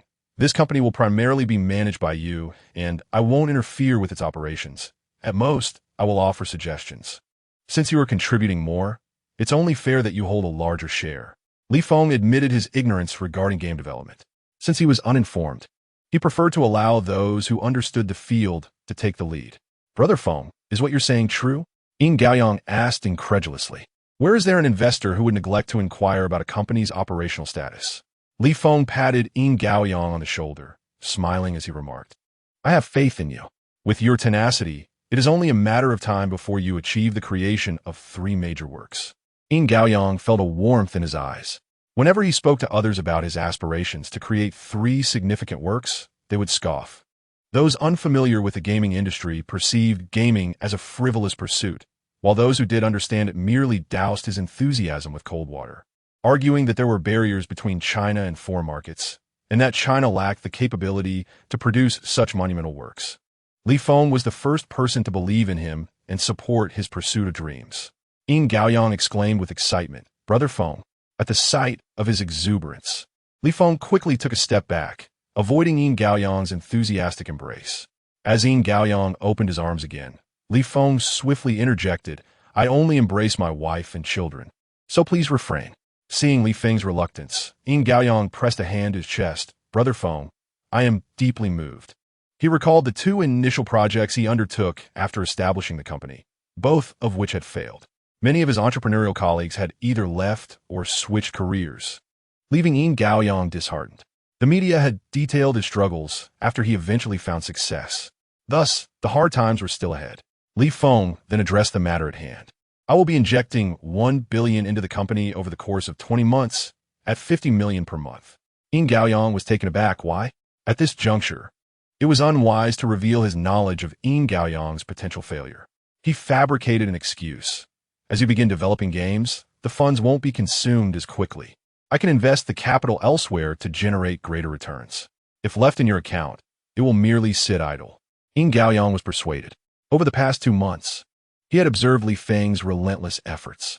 He agreed, "Then I will contact an agency to register the company. By the way, Brother Feng, should we invest in rubles? I've noticed they're beginning to rise.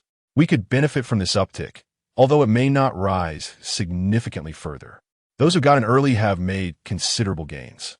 However, it's still far from shorting Shengtian technology." Yin Gaoyang detected a hint of something amiss. "Brother Feng, do you have a new strategy? With the president of Tunglong Group having been arrested, there might be an opportunity to capitalize on the situation." Yin Gaoyang was puzzled. "Are you planning to acquire Tunglong Group?" Li Feng shook his head with a smile. "I lack the resources to absorb such a colossal entity. Tunglong Group is no small matter. However, given the turmoil within the company, there will inevitably be opportunities for us to seize. I will see if there are any viable investments to make." Yin Gaoyang had no doubts about Li Feng's ability to find opportunities, yet he was more focused on establishing his game company and thus remained undeterred. Chapter 136. This time we hit the jackpot. Yin Gaoyang resolved to prioritize game development. Even if it required substantial funding, the 20 billion would suffice for his endeavors, rendering the need to invest in rubles for minor profits unnecessary. Li Feng, observing his determination, did not impede him. Right before Yin Gaoyang's eyes, he directly called Meng Jian. Li Feng paused and chuckled. "Brother Jian, you truly have a knack for foresight." Initially, he had sensed that Shengtian technology was not a candidate for shorting. Yet, inexplicably, he trusted Li Feng and invested 5 billion. Who would have known that the stock would surge, yielding him over 40 billion in profits? Li Feng remarked with a grin, "There will be more opportunities in the future." Meng Jian's voice grew animated. "Brother, have you concocted another scheme? If all goes well, it could be ready in 3 to 4 days." 3 to 4 days was indeed a quick turnaround. Li Feng hung up the phone and conveyed the timeline to Yin Gaoyang. Yin Gaoyang immediately responded, "Then I will attend to the company matters. I have quite a bit to accomplish in the coming fortnight." Li Feng patted him on the shoulder. "Good luck." Yin Gaoyang acknowledged with a nod, reluctantly caressing Li Feng's Bentley before taking his leave. Meanwhile, early in the morning, Zhou Kong arrived at the police station for work. He noticed an unusually warm reception from his colleagues, which struck him as odd. Furthermore, those who typically referred to him as Deputy Chief were now calling him Chief Zhou. This was peculiar. It was one thing for outsiders to flatter him, but why were even his colleagues misnaming him? Unable to contain his curiosity, when Xiao Lu called him Chief Zhou, he stopped him and asked, "Why is everyone calling me this? I am still the Deputy Chief." Xiao Lu beamed. "Chief Zhou, are you not aware? You have officially been promoted. You are now the chief." "What nonsense is this? The higher-ups are sending a new chief over. If you keep this up, don't blame me for being rude." Zhou Kong glared at him. Xiao Lu, unfazed by his authority, replied, "I'm not speaking nonsense. The appointment letter has been issued, and I personally delivered it to your office. The city's official website has announced it. How could you not know?" Zhou Kong, ignoring further conversation with Xiao Lu, hurried to his office. Upon closer inspection, He indeed found an appointment letter on his desk. Fearing he had read it incorrectly, he checked it 3 times, and it still indicated his promotion to the head of the Jiangxing police station. How could this be possible? Previously, he had heard rumors of a different arrangement with a new chief being sent over. In a rush, he opened the city's official website, and there it was, the announcement of his promotion. Zhou Kong quickly called Zhou Ding. As soon as the call connected, Zhou Kong urgently inquired, "Secretary Zhou, why have I become the chief?" "What? You're not happy about your promotion?" Zhou Kong quickly responded, "Of course I am happy. Which deputy does not wish to be promoted?" His initial confusion transformed into astonishment, and ultimately, pure joy. Unable to suppress his laughter, he cheerfully said, "Secretary Zhou, how did I not receive any word about this? You mentioned there were other plans. Did you not?" Zhou Kong could not help but laugh. He turned to glance out the door, ensuring no one was listening, and lowered his voice, "Secretary, did you not say I was not suitable for promotion?" There was a brief pause on the other end before Zhou Ding replied, "Your promotion was not my suggestion. It was a decision made by the higher-ups." Zhou Kong replied, "So you did not oppose it?" "To promote the capable, regardless of ties, since the higher-ups decided. What reason do I have to oppose?" "Yong Kong, although we hail from the same village, you have reached this point through your own merit. I have no reason to hinder you. In the future, ensure that you maintain order in Jiangxing. Do not bring disgrace to me." Zhou Kong promptly stood tall and saluted. "I promise to fulfill my duties." After exchanging a few more pleasantries, they hung up. Zhou Kong sat down joyfully, examining the appointment letter repeatedly. He could hardly believe his own promotion. Wait, no, something is amiss. Someone had predicted this. That person said he would be promoted within a week. This was only the 4th day. Could it really be within a week? Zhou Kong stood up abruptly from his chair, astonished. It couldn't possibly be this accurate. He wrestled with his thoughts. Right? I should ask Meng Jian. Zhou Kong stayed late at the office and drove directly to Meng Jian's home. Meng Jian had just returned home and greeted Zhou Kong warmly.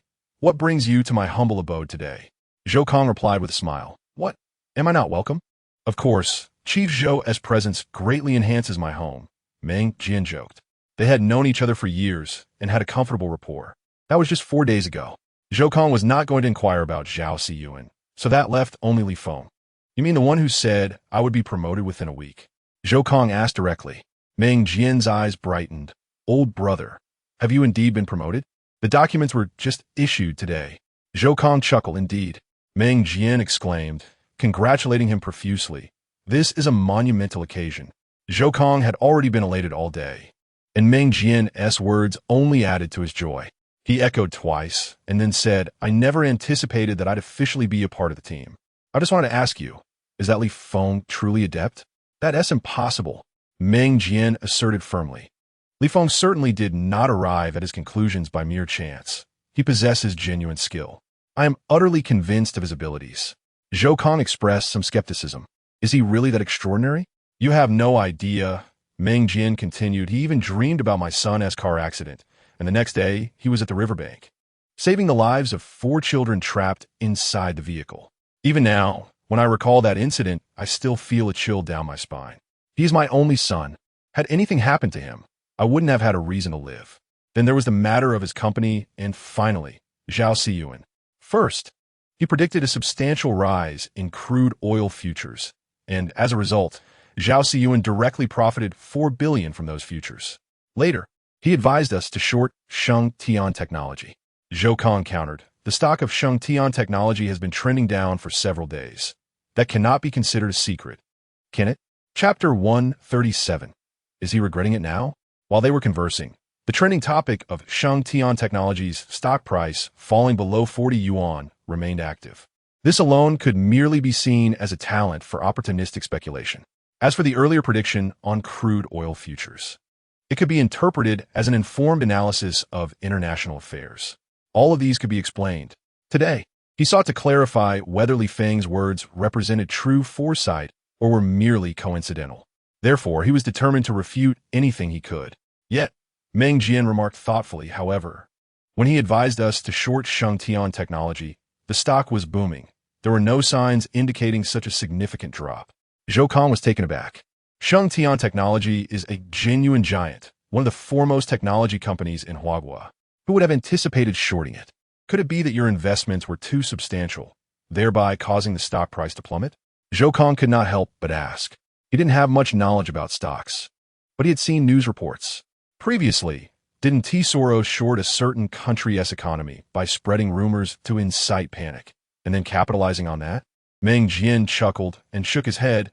You overestimate us. Even with Zhao Siyuan's direct investment of 2 billion, my 500 million, and Li Feng's 300 million, it wouldn't be enough to influence the stock price of a company worth trillions. Even if it had dropped significantly the day before, it would have rebounded quickly the next day. Zhou Kong tentatively inquired, could he have received some insider information?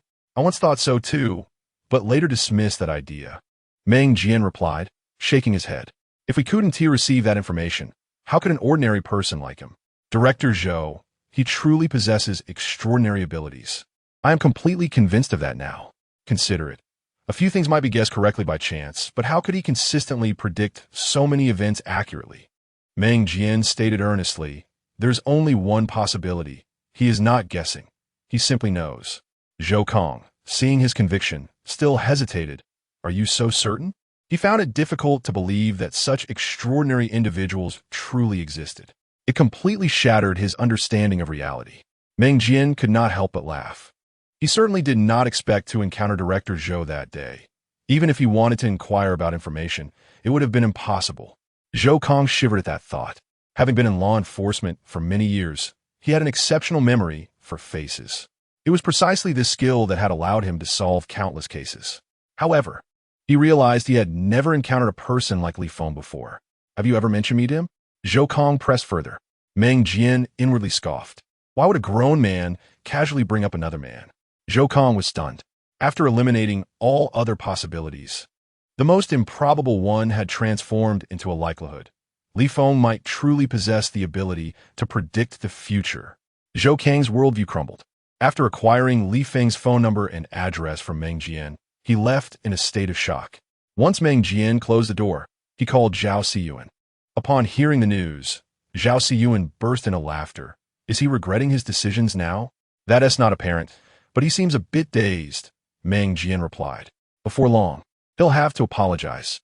Zhao Siyuan relished the situation, recalling how he felt both embarrassed and regretful during his own experiences. Now that it was someone else's turn to face the consequences, he found it quite amusing. If he organizes a gathering, make sure to include me, Meng Jian remarked playfully. I fear I may not be able to. Zhao Siyuan quickly countered. Meng Jian, we are brothers after all. You wouldn't deny your brother the chance to enjoy this, would you? Meng Jian sighed. Don't even mention it. I can't foresee what Zhou Kong will do now that he has Li Feng's contact information. He will undoubtedly go to meet him, leaving me out of the loop. Zhao Siyuan paused for a moment before quietly lamenting. Experience truly is the best teacher. How'd I let Meng Jian see me in such a ridiculous light? Why didn't I transfer all 5 billion at once? That would have turned into 50 billion. Meng Jian felt a pang of regret. Reality had taught him valuable lessons repeatedly. How could he have harbored even a shred of doubt about Li Feng?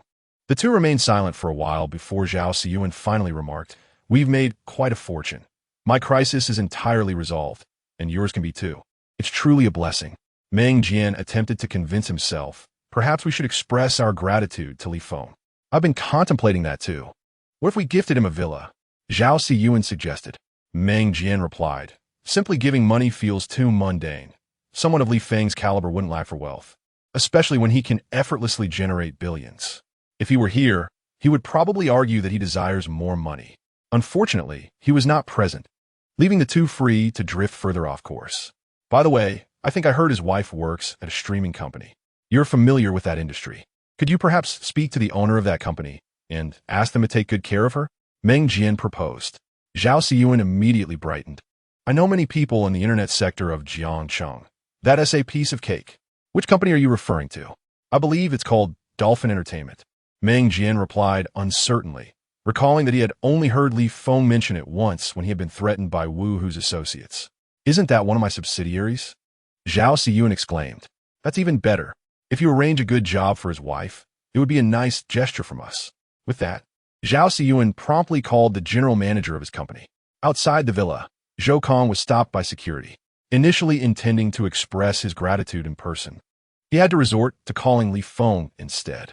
However, as soon as he dialed, the call was abruptly disconnected after just 2 rings. Zhou Kong thought to himself that it had been years since anyone had hung up on him. The security guard eyed him warily. "Sir," without getting through to the homeowner. "You cannot enter."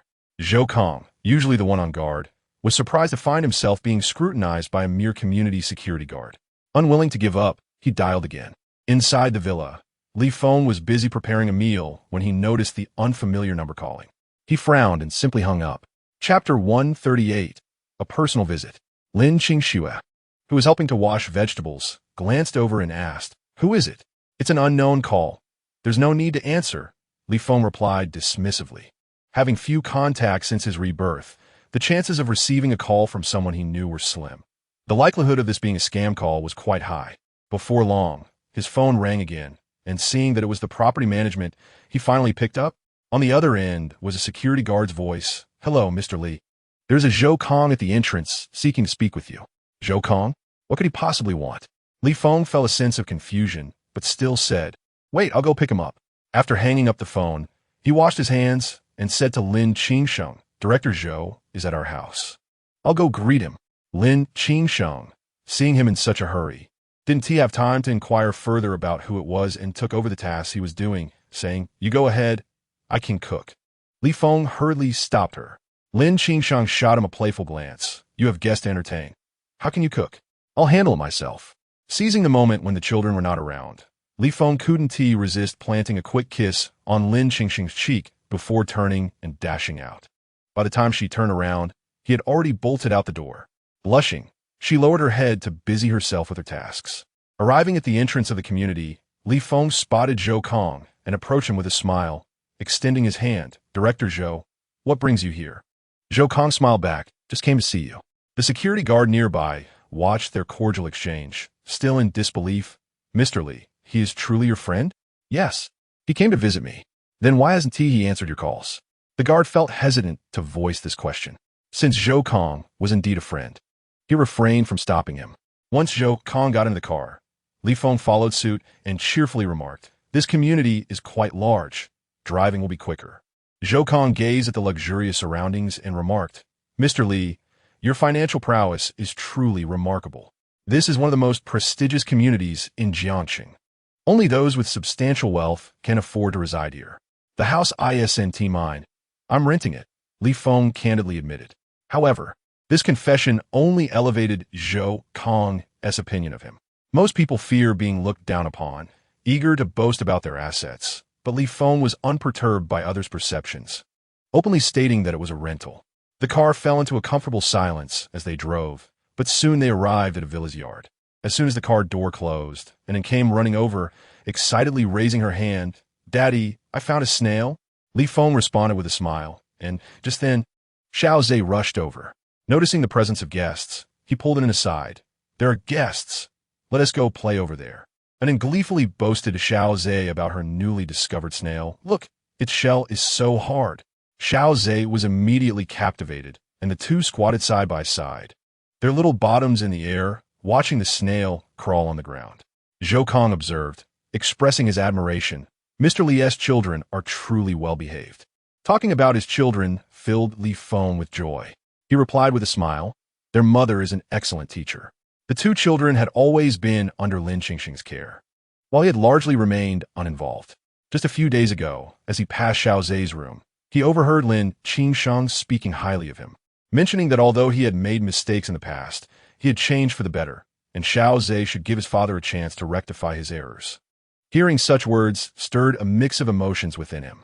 He felt incredibly fortunate to have such a wonderful wife. Zhou Kong, noticing his demeanor, understood that the household was harmonious. Upon entering the house, he greeted Lin Qingsheng with particular warmth. She smiled and said, "Please have a seat. The food will be ready shortly." Zhou Kong promptly declined, stating, "I'll just have a chat with Li Feng and be on my way." Lin Qingsheng smiled and replied, "It's time for dinner. You must eat before leaving." Zhou Kong's integrity was evident, contrasting with Li Feng's past acquaintances, prompting Lin Qingsheng to extend him ample courtesy. Li Feng invited Zhou Kong to the living room, preparing a cup of hot tea for him before sitting down beside him. After sipping his tea, Zhou Kong delved straight into the subject. How did you know I would be promoted? Li Feng offered a slight smile soon. You'll be able to be properly addressed as Director Zhou, right? Zhou Kong chuckled awkwardly before continuing. I apologize for my attitude that day. I hope you can overlook it. It's human nature. Anyone would react defensively to such comments. Li Feng replied while taking another sip of tea. Zhou Kong nodded in agreement. Indeed, I can hardly believe it myself. This piqued Li Feng's curiosity. The former director has been promoted for half a year. You've solved numerous cases and made significant contributions. Why didn't you anticipate your own promotion? When Zhou Kong heard Li Feng's earlier comment, he had initially reacted with anger. If someone truly harbored such aspirations, they would have been elated, even if they had to feign indifference. Zhou Kong felt embarrassed discussing this, but decided to be candid. I'm from the same village as Secretary Zhou. We are distant relatives. He is the top leader in our city, and if he were to promote me, others would suspect favoritism. Li Feng finally understood this connection, realizing he was unaware of this relationship. However, Zhou Kong had cracked many significant cases. Surely his promotion would be well-deserved? Zhou Kong replied meaningfully, not everyone thinks that way. Secretary Zhou is an upright official and has made many enemies. There are plenty who harbor grudges against him. I used to think that even if I didn't get promoted, as long as our secretary could ensure a good life for the people of Jiangsheng, it would be worthwhile. Li Feng paused, regarding Zhou Kong with newfound respect. A person willing to sacrifice for the well-being of the citizens is indeed an admirable official. Li Feng gave Zhou Kong a thumbs up. I admire you. Zhou Kong could not help but chuckle. I'm not as great as you think. I was merely elated for a day after my promotion. That only makes you more commendable, Li Feng praised with a smile. Despite Meng Jian's many assertions, he still wanted to verify the matter himself. Li Feng said, if I told you it was intuition, would you believe me? Zhou Kong laughed. If it's intuition, how could you be so certain when you spoke? Zhou Kong's sharp gaze fixed intently on Li Feng. Under that scrutiny, Li Feng smiled. Because my intuition has always been quite accurate. Zhou Kong fell silent. After a long pause, he asked Li Feng, did you intuit that I would be promoted within a week of meeting me? Li Feng candidly replied, yes. Isn't that a form of fortune-telling? Li Feng chuckled. I'm just an ordinary person. How would I know about fortune-telling? The more Li Feng spoke, the more Zhou Kong found him trustworthy, feeling an inexplicable sense that he was not deceiving him. After pondering for a moment, Zhou Kong directly asked Li Feng, so, do you have a feeling about whether our secretary will get through this safely? Li Feng smiled. Director Zhou. Secretary Zhou is simply doing his job of apprehending criminals and combating crime. How could he not come through safely? The interests at stake were exceedingly vast, making it impossible to predict outcomes. Zhou Kong only vaguely replied, the current situation is not favorable. First and foremost, the shareholders behind the Quanjing Hotel were formidable figures. The Tonglong Group, the Yaohua Group, and their powerful backers were not simply involved in a straightforward fight against crime. Secretary Zhou had been juggling this for several days without rest, and it was indeed a challenging situation. Even those who had retired maintained numerous connections, making it difficult to act against them. This was one of the reasons he had come today. Li Feng remarked, Secretary Zhou is working for the benefit of the people. He will surely turn misfortune into fortune. After uttering this, he felt a bit taken aback, realizing it sounded rather like the words of a charlatan. Zhou Kong's eyes sparkled with curiosity. Really? Then how should the current situation be resolved? Li Feng replied directly, since taking action yourself is too laborious. Why not report it? Zhou Kong paused, instantly contemplating the operational possibilities. Given the irrefutable evidence, if reported, a special task force would likely be dispatched. At that point, Secretary Zhou's pressure would lessen significantly. Zhou Kong's eyes brightened, realizing this approach was feasible. He sincerely thanked Li Feng. Thank you. I haven't done much. There is no need for Director Zhou to be overly polite. In his past life, it was an inspection team that uncovered these issues, with Secretary Zhou assisting alongside, and although it was challenging, they eventually resolved it smoothly. However, the circumstances were different now. This time, it was Secretary Zhou who had burst the abscess himself, unable to contain it any longer and thus seeking assistance from above. He merely recounted matters from his past life. However, Zhou Kong held a different perspective, stating earnestly, "Brother Li Feng, whenever you require my assistance, do not hesitate to ask." Li Feng responded with a smile, "Then I shall thank you in advance, Secretary Zhou. It should be us who thank you. How did it turn into you thanking me?" Secretary Zhou felt helpless. He regretted having shown Li Feng a cold shoulder just a few days prior. Truly, he was a remarkable individual, an extraordinary person. Zhou Kong was filled with regret. Upon learning that it was almost dinner time at Li Feng's residence, he hastily sought an excuse to leave. Li Feng lingered for a while, but seeing Zhou's determination to depart, he escorted him out. Little did he anticipate that soon there would be a matter requiring Secretary Zhou's assistance. Early Saturday morning, Lin Qingxue awoke to prepare herself. After all, it had been years since she attended a class reunion, so she needed to dress well. Fortunately, the weather at the end of March was neither too cold nor too warm. She donned a thick white dress underneath a blue woolen coat. Her figure was already exquisite, and this ensemble accentuated her slender waist and remarkable physique. Li Feng felt an overwhelming urge to embrace her. He cast a discontented glance at the two little tails by his side, finding them rather superfluous at that moment, and then looked up with sparkling eyes and exclaimed, "Mommy, you look so beautiful." Lin Qingxue had already noticed the admiration in Li Feng's eyes, and now, with Annen's compliment, her heart brimmed with sweetness.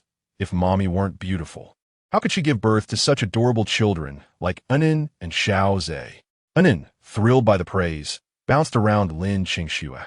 Xiao Zhe, suddenly pushing Li Feng aside, ran to grasp Lin Qingxue's hand, excitedly asking, "Mommy, are we going out to play? You and Daddy will stay at home. Mommy has some matters to attend to." Lin Qingxue replied. Li Feng was taken aback. "You're not bringing me along to the reunion? The two kids don't have school today, so you need to stay home and watch them," Lin Qingxue said helplessly. Without hesitation, Li Feng responded, "Just take them to Aunt Wang's house. Let her help look after them." With such a beautiful wife, he would not allow her to go out unaccompanied. He needed to be her guardian. Lin Qingxue was taken aback. She had not considered that. However, seeing Li Feng's eagerness to accompany her, she nodded in agreement. When they arrived at Aunt Wang's house, it was Zhang Yuan who opened the door. Upon seeing Li Feng, Zhang Yuan beamed, "Brother Feng, Sister Qingxue, what brings you here?" Li Feng handed him the fruit he was carrying, saying, "My wife and I have something to attend to, and we need someone to look after the kids. My parents have gone to bed, so we thought we'd check if Aunt Wang and Uncle Zhang are available." Zhang Yuan accepted the fruit and fully opened the door. Lin Qingxue smiled, saying, "We won tea to disturb Aunt Wang and Uncle Zhang's rest." Zhang Yuan placed the fruit on the dining table and replied, "That works too." After Lin Qingxue reminded Annen and Xiao Zhe to behave, she left with Li Feng. When they parked at the Quanjing Hotel, Li Feng raised an eyebrow. "Your classmates are gathering here?" Lin Qingxue glanced at the navigation in her hands. "The address the class monitor sent me is this one." "What's wrong?" "Nothing. I just find the venue for your reunion quite lavish," Li Feng remarked, feeling a twinge of discomfort. The Quanjing Hotel had recently been embroiled in a major scandal, and he thought everyone should avoid it if possible. Why were they willingly congregating there? Furthermore, the expenses at Quanjing Hotel were steep.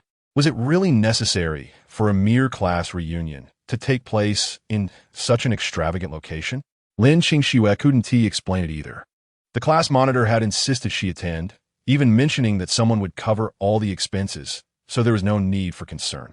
Li Feng raised an eyebrow, sensing that this reunion was more significant than it appeared. Lin Qingxue felt a bit embarrassed. "I've been busy with work and taking care of two kids at home, so I couldn't find the time." The class monitor had insisted, "No matter how busy, you should come to see your old classmates." "And who is this?" Lin Qingxue introduced. "This is my husband, Li Feng." The class monitor paused, looking at Li Feng with disdain. "Isn't he the president of our university's swimming club? How did he become so out of shape?" The contempt in those words was palpable. Before Li Feng could respond, Lin Qingxue defended him.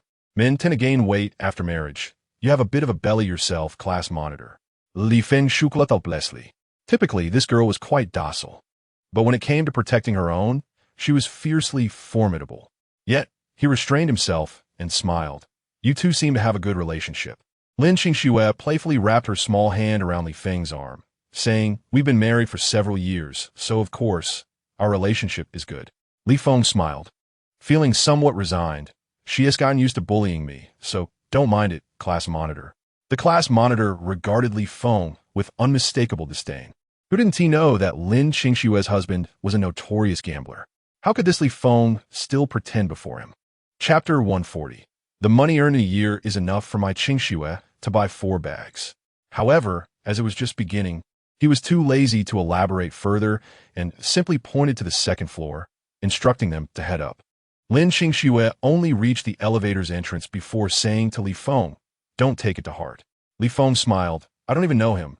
Why would I?" Yet, he recalled, "Wasn't this class monitor interested in you back in the day?" Lin Qingxue replied, "That was many years ago. It's all in the past." Li Feng withdrew his hand from around Lin Qingxue and placed it on her waist. Having a wife so beautiful wasn't always an advantage, as both people and spirits would take notice. Lin Qingxue stiffened, surprised by Li Feng's sudden intimacy. However, thinking of the class monitor behind them, she suppressed her discomfort and allowed Li Feng to wrap his arms around her as they entered the elevator. Lin Qingxue let out a small sigh of relief. Yet deep inside, she felt a twinge of disappointment. The second floor arrived quickly. As the elevator doors opened, they found a lively gathering in the lobby, with many engaged in animated conversations. Lin Qingxue hesitated momentarily, feeling estranged from these people. Li Feng bent his arm and smiled at her. "Mrs. Li, shouldn't you be linking arms with your husband?" Lin Qingxue chuckled at his teasing and naturally wrapped her arm around his. Once she held on to Li Feng, her heart settled significantly. They stepped out of the elevator together. Opposite them, Yu Yao cast a glance their way, and upon seeing Lin Qingxue approaching, a flicker of jealousy crossed her eyes. "Isn't that Lin Qingxue? We thought you had forgotten us old classmates since you never came to reunions," she mocked. Lin Qingxue paused, but quickly replied with a smile, "Those of us who are married tend to be busier and can't find the time. We were just saying you got married too early. Look at us now, who isn't thriving in their careers. Even those who aren't doing well have capable husbands. Except for you, what a pity."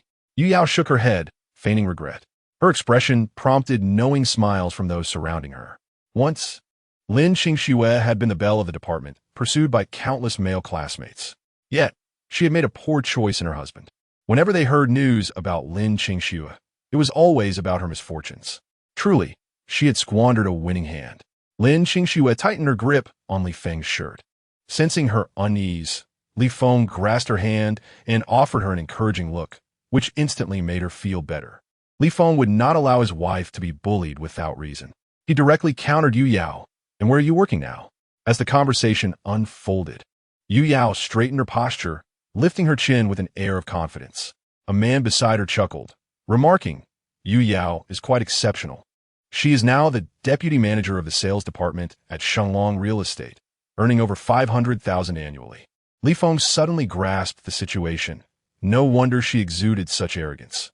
Her yearly earnings were enough for his wife, Qingxue, to purchase 4 luxury handbags. The atmosphere fell silent.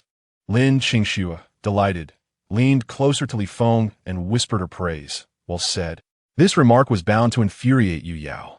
Her warm breath brushed against Li Feng's ear, causing a tingling sensation. However, his heart soared. He turned to Lin Qingxue and said, Your husband won't embarrass you today. Indeed, Yu Yao's position as deputy manager at Shenglong Real Estate warranted her pride. Yet, judging by the flattery from those around her, it seemed she still fell short. Did she really think she could flaunt her status in front of his wife? A strained smile froze on Yu Yao's face. She longed to confront Li Feng directly. But the reality of Lin Qingxue's handbag, which cost over 100,000, stung her with jealousy. How she wished she had brought an expensive bag herself. The attention of others shifted towards Lin Qingxue's handbag. Women knowledgeable about fashion gasped in awe upon seeing it, their eyes filled with envy. Just this one bag was worth years of hard work for them. How could Lin Qingxue afford such a remarkable item? The men, oblivious, asked their companions, Is his bag really that impressive? As the women explained, the men's gazes towards Li Feng changed. To be able to buy a handbag worth tens of thousands for one's partner spoke volumes about one's financial standing. Meanwhile, Yu Yao, seemingly perceptive, interjected, I've heard there are high-end bags available for rent now, costing several thousand a day, right? This comment instantly reminded everyone of the uncertainty surrounding the ownership of the bag. Although it was on Lin Qingshua's arm, only she knew if it truly belonged to her. Rumors circulated that Lin Qingshua's marriage was less than ideal, her husband a hopeless gambler. How could such a man afford such an extravagant gift for his wife? Perhaps the bag was merely borrowed to save face. It was often the less affluent who resorted to such pretenses. The crowd's disdainful glances towards the couple intensified. At that moment, Xiaoyu approached, taking Lin Qingshua's hand and softly suggesting, "Let us go sit down." The two were college roommates who hadn't seen each other in ages, and Lin Qingxue was thrilled to reconnect, leading Li Feng to sit beside her. The others, disinterested in their conversation, turned their attention back to praising Yu Yao. Lin Qingxue and Xiaoyu reminisced about their university days, laughter flowing freely. Seeing his wife so joyful lightened Li Feng's heart, prompting him to occupy himself with his phone for a while. Soon, the class monitor arrived with the remaining guests, and as he approached, everyone eagerly rushed to greet him, showering him with compliments, even more than they had for Yu Yao. "You, monitor, have achieved the most success among us. Please keep in touch with your old classmates." The monitor smiled and nodded, of course. "Monitor, I've been struggling to find a job. Could you assist me in connecting with someone? Our company currently has no vacancies. However, I can inquire among my other friends." "Thank you, monitor." "Thank you."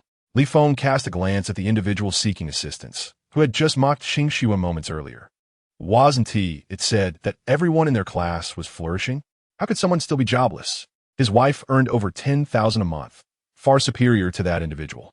As he pondered this, Yu Yao approached and wrapped her arm around the monitor, cheerfully suggesting, "Since this is a rare gathering, let us enjoy our meal while we chat." The monitor agreed. "Right, after so much conversation, we must be hungry. I've reserved 2 tables in the private room. We can eat and talk there." As they prepared to dine, Xiaoyu hurriedly urged Lin Qingxue to stand. "Is the monitor dating Yu Yao?" Lin Qingxue asked curiously. Xiaoyu was surprised. "You didn't know?" Lin Qingxue felt a twinge of embarrassment. "I haven't been in touch with anyone from our class."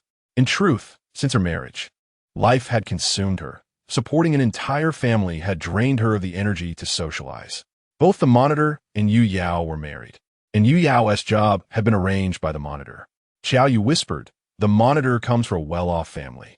His father is the vice president of Shenglong Real Estate. Right after graduating, he joined Shenglong, and recently, after many were laid off, he was promoted to sales manager." Li Feng found it hard to respond. Another connection to Shenglong Real Estate? Upon seeing him, Xiaoyu spoke sharply. "The monitor pursued Qingxue for a long time. She disregarded his advantages to marry you. You should appreciate her more and not let her suffer." Li Feng, chastised, could only rub his nose. His wife's classmate was defending her. He knew he was in the wrong and had no right to retort. Lin Qingxue gently tugged at Xiaoyu, whispering, "He has changed for the better. He treats me and our child well now. Please let us give him some grace with so many classmates around." Xiaoyu, frustrated, said, "You even now still protect him. Such a scoundrel deserves a thorough reprimanding." Lin Qingxue, with a resigned smile, replied, "Li Feng truly has improved. I wonder why you, who had so many fine suitors, chose him. Just look at the hardships you face now. We're actually doing quite well." Li Feng interjected in his defense. Xiaoyu shot him a disapproving look. "How can you say that? We, your friends, watch Qingxue suffer and feel distressed." He was well aware. He regretted not treating his wife and child better in the past. Being scolded wouldn't cost him anything. Lin Qingxue laughed helplessly, patting Xiaoyu's back. "All right. He knows his mistakes. You should come visit us sometime, and you'll see." Understanding Lin Qingxue was trying to spare Li Feng some embarrassment, Xiaoyu gritted her teeth. Swallowing her criticisms, Lin Qingxue looked around. "By the way, where's Xiangyang?" Xiaoyu hesitated, finally shaking her head. "He's in trouble. I came today hoping Jiangbin could help me." Jiangbin was the monitor. Lin Qingxue sensed something was amiss and was about to inquire further when Xiaoyu pulled her toward the private room. Reluctantly, she halted her questions and called for Li Feng to join them. Upon entering, Jiangbin and Yu Yao occupied the main seats, their table already filled with 10 individuals. Yu Yao pointed to a nearby table, instructing Lin Qingxue, "You can sit at that table." Lin Qingxue was indifferent. She was content to chat quietly with her friends. Noticing his wife's lack of reaction, Li Feng dismissed it. Keeping their distance from the others allowed him to enjoy a peaceful meal with his wife. The table they were directed to was filled with individuals whose status paled in comparison to those at the adjacent table. They exchanged a few words before reminiscing about their college days, bonding over shared experiences. In contrast, the other table buzzed with flattery directed towards the successful individuals, particularly Jiang Bin, who received the most accolades. As the toasts flowed, an increasingly flushed Jiang Bin, overwhelmed, quickly declared, "I sent Lin Qingxue, his husband here. Let us not overlook him. Everyone should raise a glass to him as well." With this, several individuals turned towards Li Feng. One clapped him on the shoulder, laughing heartily. "I remember you, the school S star who swept away our class S Lin Qingxue." Another chimed in, "We all wanted to pursue Lin Qingxue. Who knew you would steal her away?" Li Feng smiled slightly and replied, "I consider myself fortunate." The remarks made by these individuals were laced with bitterness, suggesting they had previously pursued his wife. In the face of defeated rivals, he found no reason to take their words to heart. The group erupted into laughter once more. From his seat, Jiang Bin inquired with a smile, "Where's Li Feng currently employed?" "Engaging in minor investments," Li Feng replied, his smile slightly dimming. In that instant, Jiang Bin felt a sense of victory, remarking with insinuation, "So, he is unemployed, relying on his wife for support?" Such words were a considerable affront. Lin Qingxue's face flushed with anger. She was about to retort when Li Feng gently pressed her hand. The next moment, he mused as a man, "Having a beautiful wife to support you is the greatest blessing." Jiang Bin's complexion shifted between green and pale. This Li Feng was indeed audacious. He had managed to gain a sense of superiority while living off someone else's success. Yet, the men present could not suppress their envy. To marry a stunning woman like Lin Qingxue was already a triumph, and to have her support him made life all the more pleasant. As this thought crossed their minds, they cast envious glances at Li Feng. Lin Qingxue leaned closer to Li Feng and whispered, saying, "That is quite embarrassing. You earn more than I do. That is what brings me pride. The fact that a beautiful woman is willing to support me is my greatest achievement." Li Feng replied with a playful wink. Lin Qingxue cast a doubtful glance at the men present and noticed the envy in their eyes. Pausing for a moment, she murmured, "Have men changed? Aren't they supposed to aspire to establish their careers and make a name for themselves?" Li Feng chuckled and wrapped his arm around his wife's shoulders. Lin Qingxue lowered her head in shyness, a sight that made the men present green with envy. Li Feng was indeed fortunate. Even Jiang Bin felt a pang of jealousy, watching his goddess display such charm in another man's embrace, driving him to the brink of madness. Beside them, Yu Yao, noticing the scene, kicked him in irritation. She had come to flaunt in front of Lin Qingxue, not to witness her own humiliation. After being reminded by his wife, Jiang Bin quickly regained his composure. Yu Yao taunted, "It must be exhausting for Lin Qingxue to support the whole family, right? Women should find capable men to lead comfortable lives." The women surrounding her chimed in, "Supporting a man? Isn't that a loss? How unfortunate for such a beautiful woman." Xiao Yu, unable to contain her frustration, retorted, "Qingxue married for love. She has her own career." Li Feng shot a surprised glance at Xiao Yu. Just a moment ago, she had scolded him, yet now she was defending both him and Qingxue. Yu Yao shook her head. That still reflects poorly on Lin Qingxue's judgment. After all, how many men were vying for her attention? How did she end up with such a broken lantern? Yu Yao was pleased with her classmate's remarks, giving her an approving nod. The classmate beamed. Yu Yao was the most successful among them, and winning her favor could yield significant benefits in the future. Jiang Bin chimed in. "My wife has excellent taste. She graduated just 5 years ago and is already the deputy manager at Shenglong Real Estate." Yu Yao immediately leaned closer to Jiang Bin, cooing, "My husband is indeed capable. He supports me in my career. As my wife, who else would I support?" Jiang Bin responded, glancing at Lin Qingxue. He had pursued Lin Qingxue for 4 years during university, but she had never given him an opportunity. Now, she was living a life of admiration after marrying someone else. And what about those who chose Li Feng? They toiled to support their husbands. This was the price of not selecting him. Yu Yao, touched, declared, "You're wonderful, my dear." As the couple prepared to showcase their affection in front of everyone, the gathering erupted in laughter and cheers. Xiao Yu's expression darkened. But knowing she would need Jiang Bin's assistance later, she restrained herself. She turned to Lin Qingxue, grasping her hand softly, and asked, "Are you all right, Qingxue?" Lin Qingxue shook her head. "I'm fine." She had never liked Jiang Bin, having rejected him from the start. During college, Yu Yao had always pursued Jiang Bin with hostility towards her, speaking ill of her often. She had grown accustomed to it and didn't take Yu Yao to heart. Her purpose for attending the reunion was merely to reconnect with friends she hadn't seen in years. She couldn't care less about Yu Yao and Jiang Bin. Had they not insulted Li Feng, she wouldn't have bothered with them at all. Xiao Yu bit her lip and said, "I have something to attend to and can't leave. If you're unhappy, you can go ahead." Lin Qingxue noticed her unusual demeanor and pressed, "What is it?" Xiao Yu, not wanting to worry her friend, shook her head. "Just a minor issue." Seeing her reluctance to share, Lin Qingxue didn't push further, but said, "I'll stay with you." She turned to Li Feng and suggested, "If you're bored, you can wait for me in the car." "How could I leave with my wife here?" Li Feng replied with a smile. Lin Qingxue looked hesitant. "But can you truly enjoy yourself with them?" Li Feng glanced at the couple nearby, engrossed in their display of affection, and shook his head dismissively. They were merely flaunting their positions, which were achieved through connections.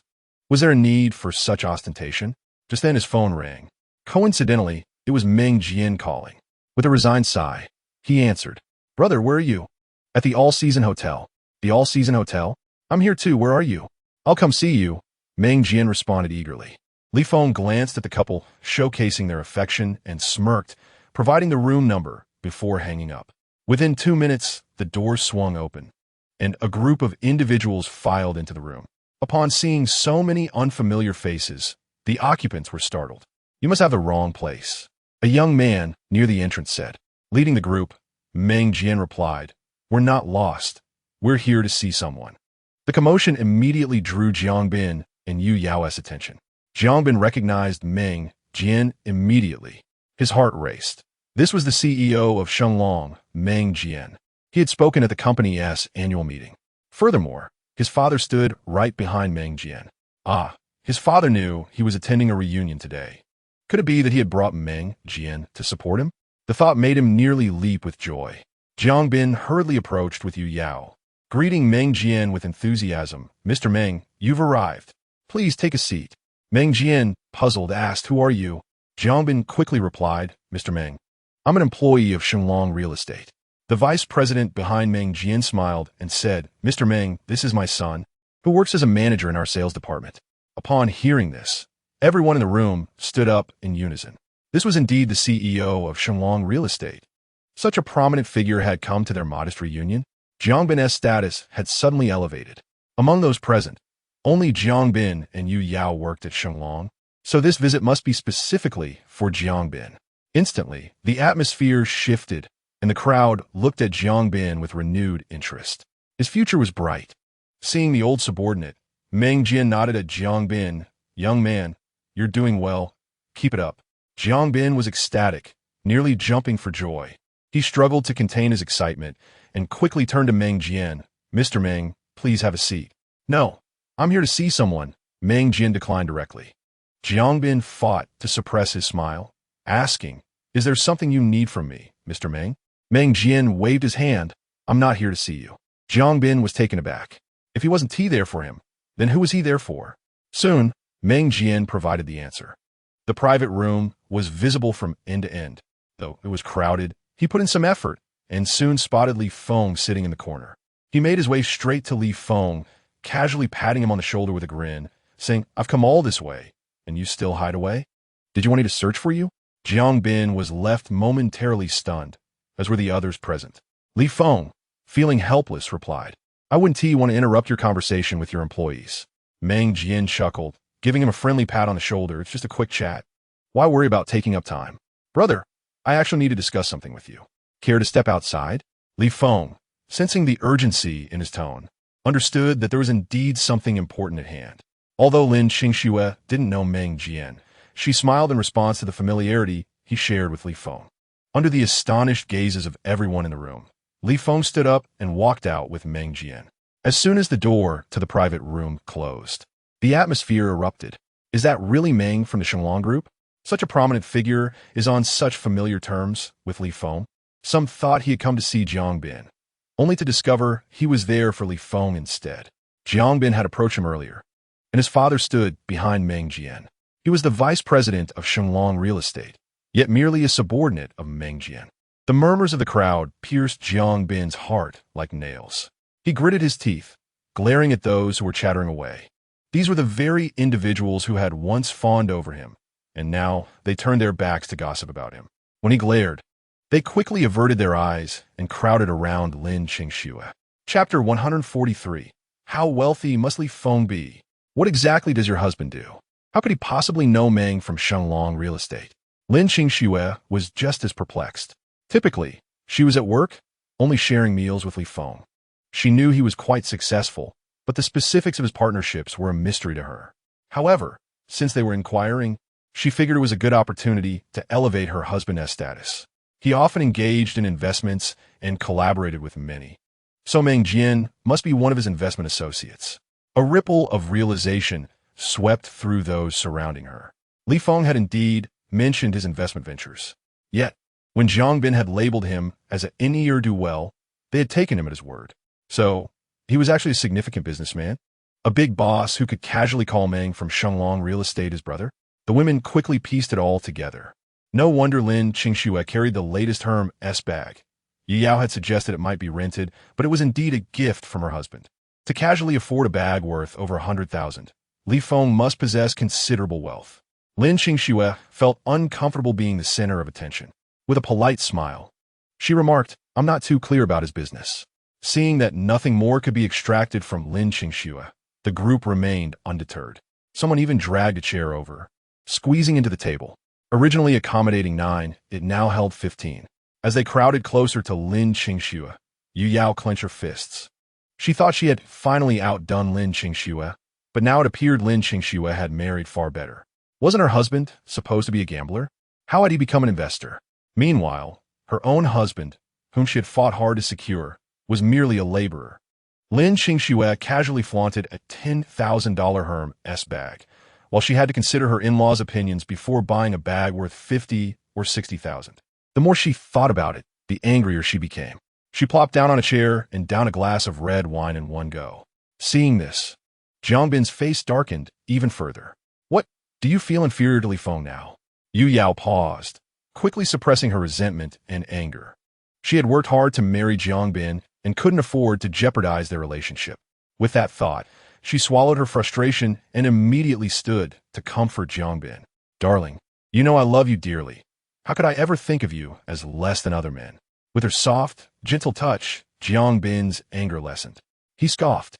"The world is truly cold. Just a moment ago, those classmates were calling me brother, and now they flocked to Lin Qingxue at the first sign of trouble."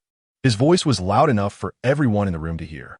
The very individuals who had been most eager to flatter Lin Qingxue felt a wave of embarrassment wash over them. Had it not been for the shocking scene of Meng Jian and Li Feng's camaraderie, they likely would not have abandoned Jiang Bin. Yu Yao chimed in sarcastically. "One might think Li Feng is the star of our class." Jiang Bin retorted, "That's just because I have other connections. Otherwise, I wouldn't even be able to hold my head up in front of my classmates." Everyone pondered this. Indeed, Jiang Bin's father was the vice president of Shenglong Real Estate, and over the years, he must have built quite a network. Jiang Bin, following in his father's footsteps, had undoubtedly established many connections of his own. If they needed assistance, they could seek Jiang Bin's help. Li Feng, at most, was merely an investor with some money. When it came to getting things done, they would still have to rely on Jiang Bin. Furthermore, Jiang Bin was footing the bill for the gathering today.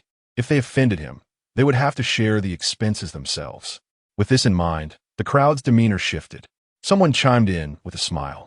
"We were just curious about Li Feng. Please don't be upset, Jiang Bin." "Yes, Jiang Bin, you're the most successful among us, and we admire you. How could we possibly look down on you?" They praised him, and Jiang Bin's temper began to ease. He looked down at them. "Aren't you all crammed at that table?" As the crowd around him thinned, Lin Qingxue sighed in relief. Nearby, Xiao Yu couldn't help but mutter, "So superficial." Lin Qingxue winked at her. "Now we can enjoy our meal in peace." Xiao Yu nodded in agreement. It is indeed much more comfortable. In a lively room, Li Feng had been drawn aside by Meng Jian, who sought to speak with him privately. ensuring that his subordinates kept their distance. "I came today to discuss a significant business deal," Meng Jian whispered to Li Feng. Sensing the gravity of the situation, Li Feng inquired, "What business?" "It's about the Quanjing Hotel," Meng Jian pointed towards the ceiling. "The shareholders are embroiled in that major incident, and the hotel is up for sale. They invited me to negotiate the sale today, and they're offering a 20% discount. What do you think?" He looked at Li Feng expectantly. Li Feng's lips twitched. "You want to buy the Quanjing Hotel at a 20% discount? The location is prime. The land itself is worth a fortune, and once acquired, it could become a cash cow for our company." Meng Jian's eyes lit up as he elaborated. "What is most crucial in real estate? Location. With such a prime spot, how can I let it slip away?" Li Feng countered, "Why do you think they're offering it at a discount? The shareholders are in trouble and eager to sell it cheap." Meng Jian replied excitedly, "Brother, don't you have a few billion at your disposal? Just buy directly, and I'll share some with you. You could be earning while you sleep." Li Feng had made a significant profit from shorting Shengtian Technology, turning 2 billion into 20 billion. Investing such a sum could yield long-term gains. Li Feng was taken aback. "You thought of me?" After negotiating the price, Meng Jian had rushed out to call Li Feng, aiming to bring him on board for greater financial success.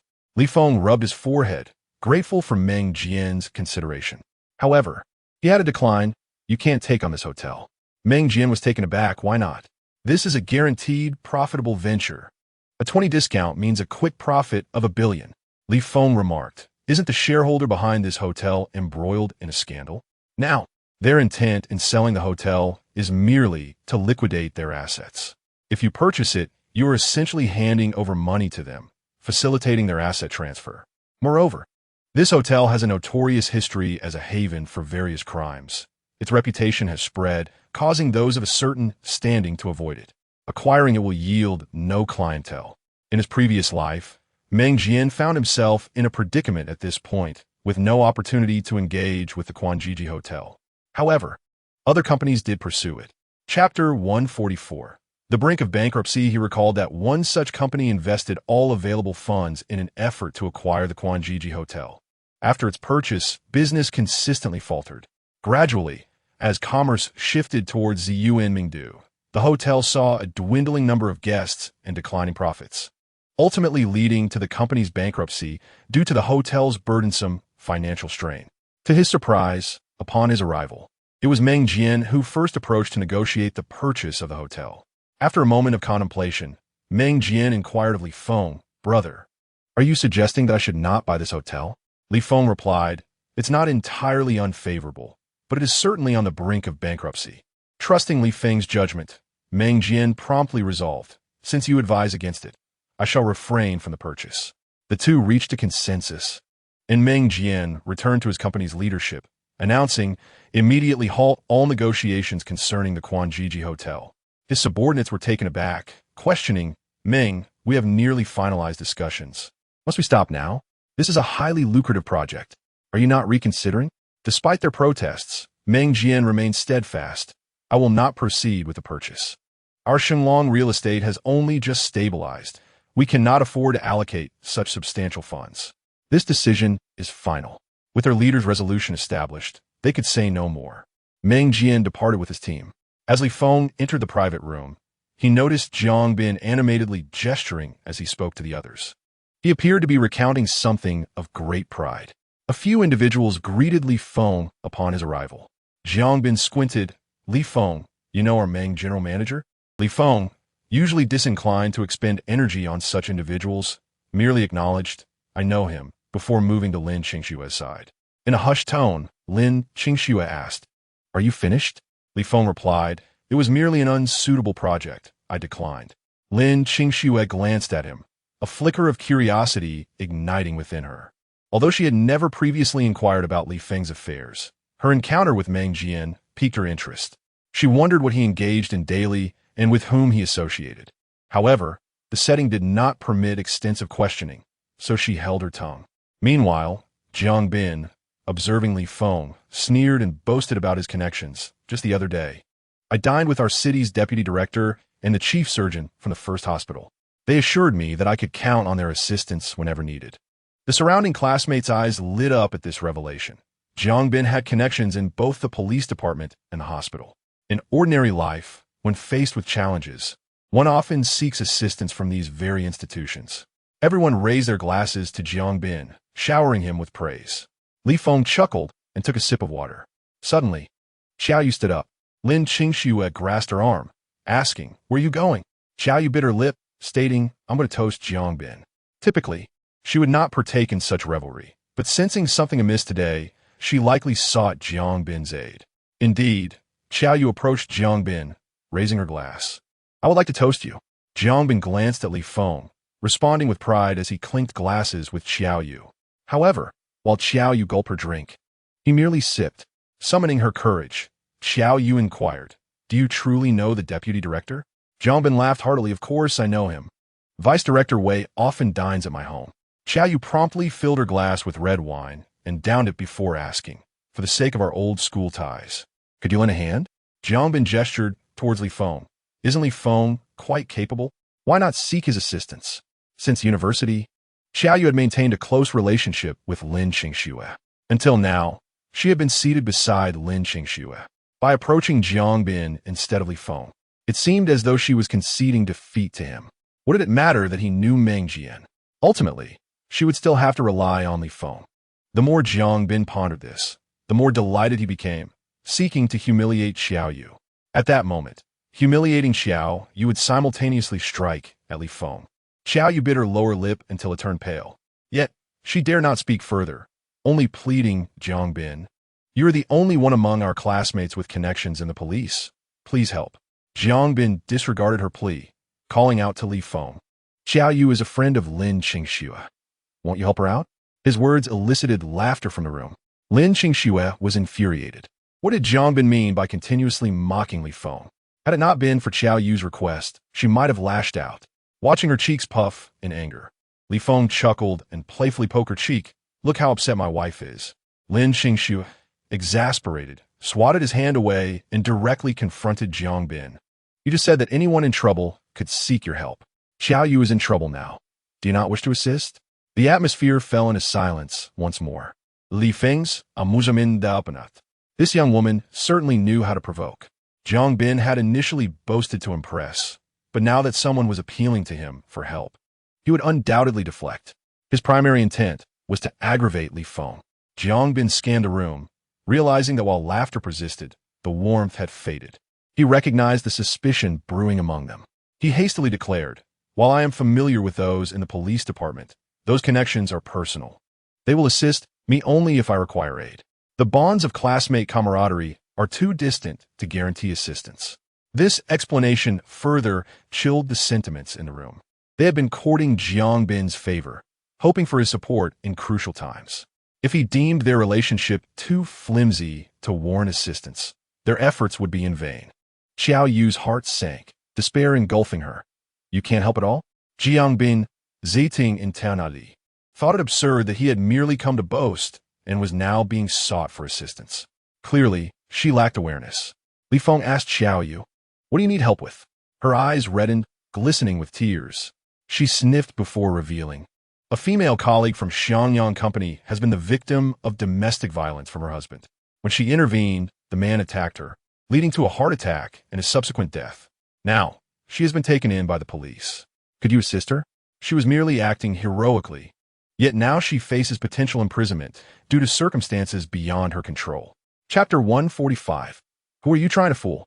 You know the bureau chief. This is murder. Jiang Bin's expression soured. Xiaoyu wiped away her tears, adding, "That man was infuriating. He was violently assaulting his wife in front of company colleagues. Xianyang only attempted to intervene, yet he retaliated. This is intolerable. How could he go to someone's workplace to inflict harm? Xianyang should be regarded as a hero, not imprisoned. I believe this falls under self-defense, especially since he was the one attacking. We need to find a competent lawyer." Previously, the classmates who had been flattering Jiang Bin were now offering suggestions to Xiaoyu. Biting her lip, Xiaoyu struggled to suppress her tears, lamenting, "How can we possibly afford a lawyer? Our mortgage and car loan already weigh heavily on us. Our family has no savings at all." One person interjected, "It's pointless to dwell on that now. We need to find a way to get Xiangyang out." "Jiang Bin, don't you have connections? Please help him." Everyone chimed in, urging Jiang Bin to assist. Reluctantly, he made a phone call, but it went unanswered. After a brief pause, he tried again, only to find the line still busy. The atmosphere grew tense. Unable to hold back any longer, Xiao Yu broke down in tears. Lin Qingxue, feeling a surge of compassion, approached her to offer comfort. Seeing his wife so affected, Li Feng scratched his head and said, "All right, I'll call Director Zhou and see if he can lend a hand." Jiang Bin turned sharply. "You know Director Zhou? I met him recently, but we're not very familiar," replied Li Feng. He felt he had been honest, yet Jiang Bin remained skeptical, suspecting he was boasting. "Who are you fooling? You know Zhou?" The pressure Jiang Bin had been under now flared into anger. "Director Zhou is the head of our municipal bureau. How could you know someone like that? It's not particularly difficult to connect with someone like Mr. Meng in business. But Zhou is a big shot who doesn't mingle with just any businessman. He rarely even accepts invitations for meals." Jiang Bin dismissed the idea of Li Feng knowing such a person, certain he was lying. The others in attendance shared his skepticism, recalling Li Feng's past as a notorious gambler. They had either pitted or mocked Lin Qingxue behind her back. How could they believe Li Feng had ties with such an influential figure? Impossible. Yu Yao crossed her arms, scoffing. "Don't speak out of turn to raise Xiao Yu's hopes only to let her down." Lin Qingxue quickly retorted, "If you can't help, perhaps you should remain silent." Yu Yao, infuriated, shot back, "Who can't help? Jiang Bin just made a call. The other side is busy, so what does that have to do with us? Then there's no need to mock those who wish to help." Lin Qingxue countered, effectively silencing Yu Yao. Jiang Bin, feeling humiliated by Lin Qingxue's response, mocked, "All right then. You all have the skills. Why not call in front of everyone and prove you really know Director Zhou?" Li Feng smirka. "Why should it matter to you if I know him or not? I'm here to help, not to prove myself to someone like Jiang Bin." Jiang Bin was furious, feeling increasingly belittled by Li Feng's comments. "If you can't do it, then don't pretend." Meanwhile, Xiao Yu felt a glimmer of hope and grasped Lin Qingxue's hands, eagerly asking, "Does Li Feng really have those connections?" Lin Qingxue, uncertain but having faith in Li Feng due to recent events, assured her, "If he says he knows him, then he likely does. However, he also mentioned they aren't close, so he may not be able to help." Xiao Yu disregarded Lin Qingxue's last remark, pleading, "Qingxue, please let him help Xiang Yang. He is such a good person. He must be terrified in there." Lin Qingxue, moved by her friend's desperate entreaty, turned to Li Feng for assistance. Seeing this, Li Feng promptly dialed Zhou Yongkong. The call connected after a brief wait. "Director Zhou, Li Feng grata. What can I do for you, brother?" Without wasting time, Li Feng explained, "I have a friend who acted heroically, but the other party suffered a heart attack and died. Now my friend is detained. Is there any way to assist him?" As Li Feng spoke, Jiang Bin scoffed. "Who knows who answered the phone?" A nearby classmate silenced him, saying, "Let us hear what he has to say first." Li Feng elaborated on the situation. After a moment of contemplation, Zhou Yongkong replied, "I'll verify the details. If it's as you describe, this could be considered justifiable self-defense." Li Feng acknowledged and hung up. Upon looking up, he found everyone in the room staring at him expectantly. He stored his phone away and stated, "Director Zhou will look into the matter." Xiao Yu hurriedly inquired, "Is there still hope? If the facts align with what you said, there's a possibility of claiming self-defense," Li Feng replied, though he didn't want to raise her hopes too high. A smile broke through Xiao Yu's tears as she bowed deeply to Li Feng, expressing her gratitude. "Thank you. Thank you." Li Feng waved his hand dismissively. "No need to be overly gracious. I did what I could as a friend of Qingxue." Lin Qingxue urged, "If this works out, you can thank him properly later." Xiao Yu nodded in agreement. Observing her emotional state, several female classmates gathered around to comfort her. Sensing the crowd, Lin Qingxue discreetly pulled Li Feng aside, asking quietly, "Do you think this can be resolved?" "It depends on whether Xiao Yu's account is truthful," Li Feng replied, lowering his voice. "If it is, things could be manageable. If the details contradict her story, there is not much we can do. A principled leader like Director Zhou won't bend the law." Lin Qingxue exhaled, trusting both Xiao Yu and Xiang Yang's character. Chapter 146. A Lifetime Saved for Xiang Yang. With such a grave situation, Xiao Yu's demeanor shifted, and the atmosphere in the private room lost its festive spirit. Everyone sat in silence, awaiting Li Feng's call. Yu Yao scoffed, Addressing Jiang Bin, let us see how he handles this. It can't be that difficult, Jiang Bin retorted. Yu Yao couldn't help but say, if he fails and you manage to resolve it, one T we all admire you? Jiang Bin shot her a glare. This is a murder charge. How can it be resolved? Don't you know Deputy Wei? ISNT, it's just a matter of him saying the word to release someone? Yu Yao was losing patience. Jiang Bin's face turned ashen. Officer Wei is merely a captain and lacks such authority. Didn't T.U. say he was a deputy? Yu Yao countered, but seeing Jiang Bin's expression, she suddenly realized he had been boasting. He had inflated a captain's position into that of a deputy director. No wonder he had been reluctant to assist Xiao Yu earlier. Li Feng straightened. So how should we handle this? Zhou Yongkong chuckled, don't worry. Li Feng, raplia ernazli. Thank you, Director Zhou. I appreciate your assistance. Oh, it's no trouble. Your friend didn't do anything wrong. If there were an issue, even if you asked, I would have to refuse. Li Feng laughed. If there were a problem, I wouldn't dare approach you. A paragon of justice. Zhou Yongkong burst into laughter. After exchanging a few more words, they ended the call. Lin Qingxue quickly asked, what is the outcome? Li Feng put away his phone and replied, it's not too serious. However, Xian Yang will remain in detention for a few days until the process is complete. His family shouldn't worry too much. Xiao Yu squeezed through the crowd, rushing to Li Feng, bowing repeatedly. Thank you. Thank you. I truly appreciate it. Li Feng waved again. No need for thanks. It's beyond my capacity. You are indeed the savior of our Xianyang. Had it not been for you, his life would have been irrevocably ruined. As Xiao Yu spoke, tears streamed down her cheeks. It's not that grave. Your Xianyang has committed no wrongdoing, and he certainly must not be wronged, Li Feng replied. I merely expedited his release. No sooner had Li Feng spoken than those around began to extol him. You are far too modest. You have truly salvaged Xianyang's life. Li Feng, you are remarkable. When there is a problem, you rise to the occasion. Some have been singing praises for hours, yet when it came time to assist, they were quick to shirk responsibility. You are infinitely superior to such individuals. One must consider actions rather than words. After all, those utterances may well be deceptive, and only honest souls like us would believe them. Each of these statements pierced into Jiang Bin's ears like arrows. He clenched his fists, his complexion darkening. These same individuals who had previously lauded him were now trampling on him to elevate Li Feng. They are all mere opportunists. Yet, even as he heard their mockery, Jiang Bin could only endure, powerless to respond. After all, he could not even locate anyone, while Li Feng had resolved the matter directly. He managed to suppress his frustration. But Yu Yao could not. She stood and strode toward the exit. Jiang Bin rushed to catch her arm, asking, where are you going? Yu Yao shook off his grip, her voice filled with indignation. I came to this reunion, not to be humiliated. Jiang Bin's expression darkened further. Who has humiliated you? Do I need to spell it out? Just look at those classmates. Who are they surrounding now? Yu Yao, unwilling to engage further, turned away. Ever since university, she had never been able to surpass Lin Qingxue. She had chased after Jiang Bin, only to find him perpetually pursuing Lin Qingxue.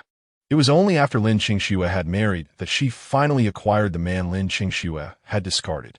Fortunately, in the following years, Lin Qingxue's life had been less than stellar. She had heard that Li Feng was of no use to her, and Lin Qingxue had fallen into a miserable state, which allowed Yu Yao to finally lift her head, feeling victorious over Lin Qingxue. This reunion was meant to showcase how well she had been doing. Yet to her dismay, Lin Qingxue overshadowed her at every turn. Jiang Bin may not have had as much money as Li Feng, but his connections were also inferior. What might have seemed insurmountable to Jiang Bin could be resolved with a mere phone call by Li Feng. Why? Why was Lin Qingxue superior in every aspect?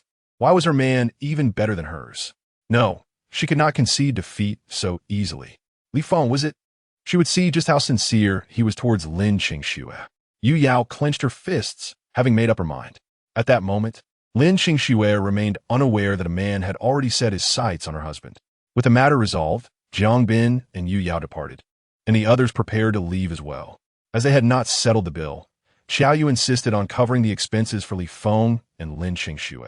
Lin Qingxue attempted to dissuade her, but Xiao Yu insisted, you have rendered me such great assistance. I cannot let you leave without treating you to a meal. Other classmates chimed in. Just let Xiao Yu express her gratitude. You saved Xiangyang. Her treating you to a meal is hardly excessive. Seeing the consensus, Li Feng smiled at Lin Qingxue and said, since everyone agrees, let Xiao Yu pay. With Li Feng having spoken, Lin Qingxue relented. All right then. They all pooled their contributions and headed outside. A few classmates couldn't help but murmur among themselves. Jiangbin said he would treat us, yet he left early. His face must be bruised. He must have wanted to avoid our mockery. He could have at least covered the bill. If he was unwilling, we might as well have chosen a more affordable place to eat. This place averages 1,000 per person. Far too extravagant. Well, we did witness quite a spectacle. Jiangbin can no longer boast before us. Indeed, but I truly did not expect Lin Qingxue's husband to be so impressive, knowing both real estate magnates and directors. It seems everything is but a word away for him. You should consider who Lin Qingxue's husband is. She was the belle of our department. Who among us did not have a crush on her? The man she chose must be exceptional. As Li Feng approached the entrance, a stir arose among the students when he brought forth the Bentley. This is a Bentley, worth millions. Lin Qingxue attempted to usher Xiao Yu into the car, but Xiao Yu recoiled. Undeterred, Lin Qingxue insisted, why should we take a taxi when we have a car? We can chat on the way. I don't wish to intrude upon you and your husband. Xiao Yu hesitated. Having scolded Li Feng earlier that day, she felt immense gratitude for his assistance in rescuing Shanyang. It would be inconsiderate to accept a ride. Lin Qingxue approached and tapped on the driver's window. If my wife has spoken, how could I possibly mind? Li Feng chuckled.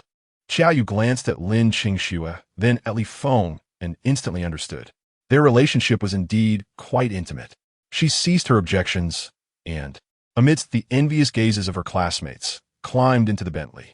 To converse with Xiao Yu a bit longer, Lin Qingxue joined her in the back seat.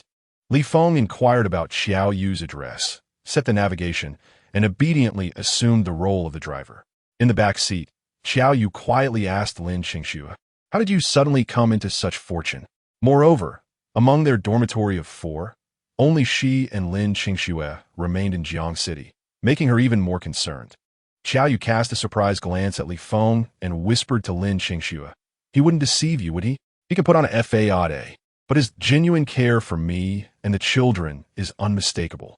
Lin Qingxue also glanced at Li Feng. She had witnessed numerous instances recently, prompting her to speak in Li Feng's defense. Moreover, he has no reason to deceive me. They were already married, and with children, even when they had quarrels. She had never considered divorce. What did she do to him? Wasn't he the one striving to raise their 2 children? Xiao Yu pondered and found her reasoning sound. Furthermore, Li Feng had demonstrated his connections before her eyes that day.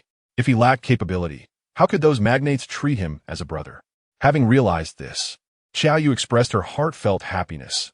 Qingxue, you have truly come into your own. I am genuinely pleased for you. Lin Qingxue sighed. I never dared to dream that life could be this good. At one point, her ideal outcome had been to take her 2 children and distance herself from Li Feng. Who could have foreseen his transformation? After a few moments of heartfelt reflection, Xiao Yu felt a wave of embarrassment. I spoke thoughtlessly today and unjustly criticized you. Please don't take it to heart, Li Feng. Just consider me a passing breeze and let me go. Li Feng chuckled. I was indeed in the wrong. Your words were not unfounded. He bore her no ill will, which only deepened Xiao Yu's shame. She had thought Lin Qingxue was blindly defending Li Feng. Yet it appeared that he had genuinely improved. Her previous remarks had been quite foolish. Li Feng remarked, if I truly were as you say, Qingxue would surely argue with me tonight. Lin Qingxue, understanding his implication, picked up the thread. You were merely standing up for me. Let bygones be bygones. No need to dwell on it. With the couple's gentle urging, any further discussion would seem overly sentimental. Grateful, Xiao Yu refrained from mentioning the matter again. She glanced at Li Feng, sensing that he was entirely different from before. She had a feeling that he was destined for great heights. However, Li Feng did not start the car. Instead, he turned to Lin Qingxue and said, Darling, don't you think the passenger seat seems rather empty? Upon hearing this, Lin Qingxue understood he wished for her to sit in the front passenger seat. She had no choice but to exit the back seat, move to the front, and fasten her seatbelt. Is it not full now? Li Feng, satisfied, began to drive. Lin Qingxue glanced at him out of the corner of her eye and, after a moment's hesitation, asked, Have you owed someone a significant favor today? Just a small favor, Nothing too substantial, he replied. Turning to face him directly, Lin Qingxue inquired. How do you know someone as important as Director Zhou? Li Feng paused, a flicker of joy igniting within him. My dear, it's rare for you to take the initiative to ask about my affairs. Although their relationship had improved since his rebirth, she had not shown much interest in his life, only expressing concern at the beginning to prevent him from squandering money. Puffing out her cheeks, Lin Qingxue retorted, You're my husband. Is it inappropriate for me to ask about you? Of course not, dear. You can do whatever you wish, Li Feng responded promptly. Lin Qingxue, irritated by his teasing, pinched the soft flesh at his waist and twisted it. Li Feng winced, gritting his teeth. Ouch, that hurts. Please be gentle. Not only do I know Director Zhou, but you do as well, Li Feng confessed earnestly. Lin Qingxue's eyes widened in surprise. How could I possibly know someone so influential? Remember the guest who visited us a few days ago? That was Director Zhou. Lin Qingxue's hands flew to her mouth in shock, her large, round eyes fixated on Li Feng. After a moment, she exclaimed, That person was Director Zhou? Yes, he was promoted that day, Li Feng said, sneaking glances at Lin Qingxue's astonished expression, which he found quite amusing. How could such a high-ranking official come to our home? Li Feng pondered for a moment before explaining. I had met him before and lent him a small hand. Lin Qingxue's eyes sparkled, followed by a wave of regret. We should have invited him to dinner. We let him leave on an empty stomach. Li Feng scratched his brow. It's not entirely our fault. The meal was ready, but Director Zhou insisted on leaving. There was no stopping him. As the director, he likely prefers not to impose on others. I wasn't very familiar with him, so he probably didn't want to owe me anything, Li Feng reassured her. Lin Qingxue's expression softened slightly, though she still felt conflicted. Were we too rude that day? Not at all. You greeted him warmly, and I engaged in conversation for a while. We said what needed to be said, he replied. Laughing, Li Feng praised Lin Qingxue. My wife is quite gracious in hosting. Even without knowing his identity, you treated him warmly. Lin Qingxue considered her words carefully. The friends you're making now are certainly different from those before. I can't let you lose face in front of others. A man must uphold his dignity.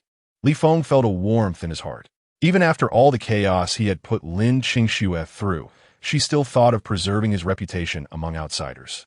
As they paused at a red light, he reached out to gently pat her head, smiling. Did you almost get into several arguments today just to save my face? Chapter 148. Struggling to find work, Lin Qingxue felt a surge of inexplicable security as his large hand covered her head. Startled by her own thoughts, she inhaled deeply, attempting to mask her anxiety, and said, Jiangbin was too much today. I definitely had to confront him. I didn't expect my wife to be so fierce. Li Feng Tiesa. Lin Qingxue shot him a glare. I was doing it to protect you. He clearly lacked the perception to understand her good intentions. With her cute demeanor, Li Feng felt an irresistible urge to whisk her away. Lin Qingxue grew increasingly irritated at the events of the day. I can't believe Jiangbin has turned into this. No matter how wealthy or connected he is, he shouldn't mock others, especially not my husband. Li Feng, however, remained indifferent. We won't have to interact much in the future, so there's no point in getting upset. Even at class reunions, they only happen once a year. Besides, as my life improves, Jiangbin will have fewer opportunities to ridicule me. Lin Qingxue muttered, I won't attend any more reunions. Go if you want. We did nothing wrong. So why should we hide from them? Li Feng Rupelia. Shaking her head, Lin Qingxue said, I can't even converse with them anymore. It's best to avoid them. Li Feng chose not to press the matter further. Upon entering the house, their two children rushed over, hugging Lin Qingxue from either side. Observing the joyous family scene, Li Feng instinctively took a seat beside Aunt Wang to help prepare food. Aunt Wang snatched the skewer from Li Feng's hand, urging him, You're not needed here. Go play. Li Feng sighed, with two kids clinging to Qingxue. Where can I go? I'd rather help you all. Zhang Yuan, having finished washing his hands, chimed in, Mom. Just let Brother Feng help. We can chat while we work together. Lin Qingxue, supervising the children, added with a smile, The kids have taken up Zhang Yuan's entire day. Let Li Feng assist. Aunt Wang grinned. Anin and Xiaoza are well-behaved. It's not too taxing to look after them. Zhang Yuan, being home all day, could use some work. Zhang Yuan, embarrassed, protested, Mom. Why do you share everything? Aunt Wang replied straightforwardly. They're not outsiders. What is wrong with talking to them? That's not something to brag about. Li Feng Loa. Zhang Yuan, feeling the weight of the discussion, murmured, "It's tough to find a job these days, especially for recent graduates." "Not just tough, it's nearly impossible," Zhang Yuan lamented. "I can't even secure an internship. I can't sign my tripartite agreement." Once filled with ambition in school, he now faced the harsh reality of job hunting, realizing he could barely find a job, let alone achieve his dreams. Aunt Wang sighed in sympathy. He's been home for nearly 2 months now, applying to many positions, but only 2 companies called him for interviews. After the interviews, there was no further news. A university graduate spending his days grilling skewers with us. Uncle Zhang wore a frown. If this continues, all his education will be for naught. Exactly. I worked so hard to provide him an education to avoid him earning a meager living like I did, yet now he is unable to find work. As the adults expressed their worries, Anin and Xiaoza sat quietly by, not making a sound. Zhang Yuan kept his head down. Selling skewers isn't that bad. It's just hard work. Aunt Wang retorted angrily. It's not just hard work. We have to stay up all night, sacrificing our health. Don't even think about joining us. Focus on finding a proper job. I can't find one. Zhang Yuan replied, feeling defeated. Seeing the mother and son about to argue again, Uncle Zhang quickly intervened. All right, let us just get back to work. Aunt Wang shot Zhang Yuan a glare before burying herself in her tasks. Zhang Yuan lowered his head, but continued working. Li Feng turned to Zhang Yuan. What's your major? Civil engineering. Zhang Yuan replied sullenly.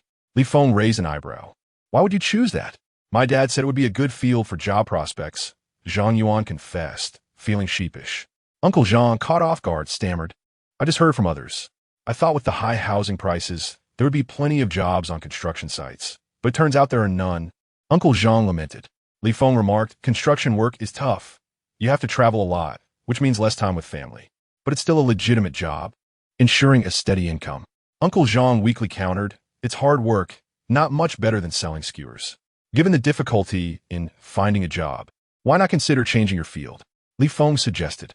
Zhang Yuan's eyes lit up. Brother Feng, do you have any advice? It depends on your interests. Think about what you enjoy or any special talents you have, and consider pursuing a career in that direction.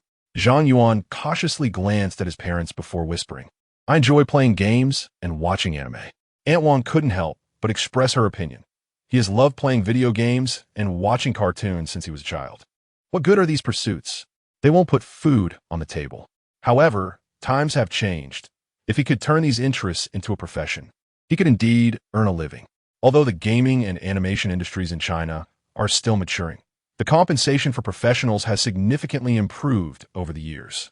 Aunt Wang was astonished. Can one actually make money from this? Li Feng nodded. These creations require skilled individuals to produce them. It all depends on whether Zhang Yuan possesses the necessary skills. I could draw during my free time. Zhang Yuan exclaimed excitedly. Li Feng straightened up. Show me what you've got. Li Feng briefly glanced through several drawings, all featuring characters from anime. Even without being a professional, he could tell they were quite good, almost indistinguishable from the originals. Li Feng snapped a few photos of the drawings and sent them to Yin Gaoyang. Zhang Yuan, unable to contain his excitement, asked Li Feng, Brother Feng, do you think I can pursue work in this field? I'll send it to my friends for their opinion. Li Feng replied. Aunt Wang pressed a pen into his hand, saying, Hurry and show them. You never formally studied, yet you can draw so well. It wasn't that she looked down on her son. Their family's financial struggles had prevented her from considering art classes for him, despite his childhood passion for drawing cartoon characters. According to her husband, pursuing a career in civil engineering was the safer bet. Chapter 149. How could someone as sincere as me be a fraud? Zhang Yuan took a deep breath, suppressing his restless heart. His mother was right. Even those who had studied painting for years might not be able to make a living from it, let alone someone like him who merely doodled for fun. Exhaling slowly, he refocused on his drawings. Noticing their progress, Li Feng remained silent. Soon, Yin Gao sent a message. Brother, you can draw beautiful girls too? Your work is impressive. Quite spirited. The color palette is good, but some proportions could use work. You haven't had formal training, have you? Li Feng sent back a thumbs-up emoji, praising him. Professional. Can he join your company as a graphic designer? We'll need to test his creativity. I have high standards for game designers, Yin Gao replied. Li Feng raised an eyebrow. An interview, perhaps? If you say so, I'm definitely interested, Zhang Yuan chimed in. After inquiring about the location, Li Feng turned to Zhang Yuan. Would you like a try for a game design position? Zhang Yuan froze momentarily. Then a wave of elation washed over him. Is that possible? We need to prepare for the interview. Let us get going. Li Feng chuckled. Without hesitation, Zhang Yuan dashed off, quickly changing into a suit and tie he had bought earlier, clutching a folder in his hand. Brother Feng, let's go. Aunt Wang was taken aback. You're going for the interview already? Didn't Li Feng say he would take Zhang Yuan for the interview? Uncle Zhang stood up, wiping his hands on a cloth. The man, weathered by Li-Feng's trials, spoke with a hint of awkwardness. Li Feng, I truly don't know how to thank you. Li Feng scratched his head. I'm merely taking him to the interview. Whether he succeeds depends on him.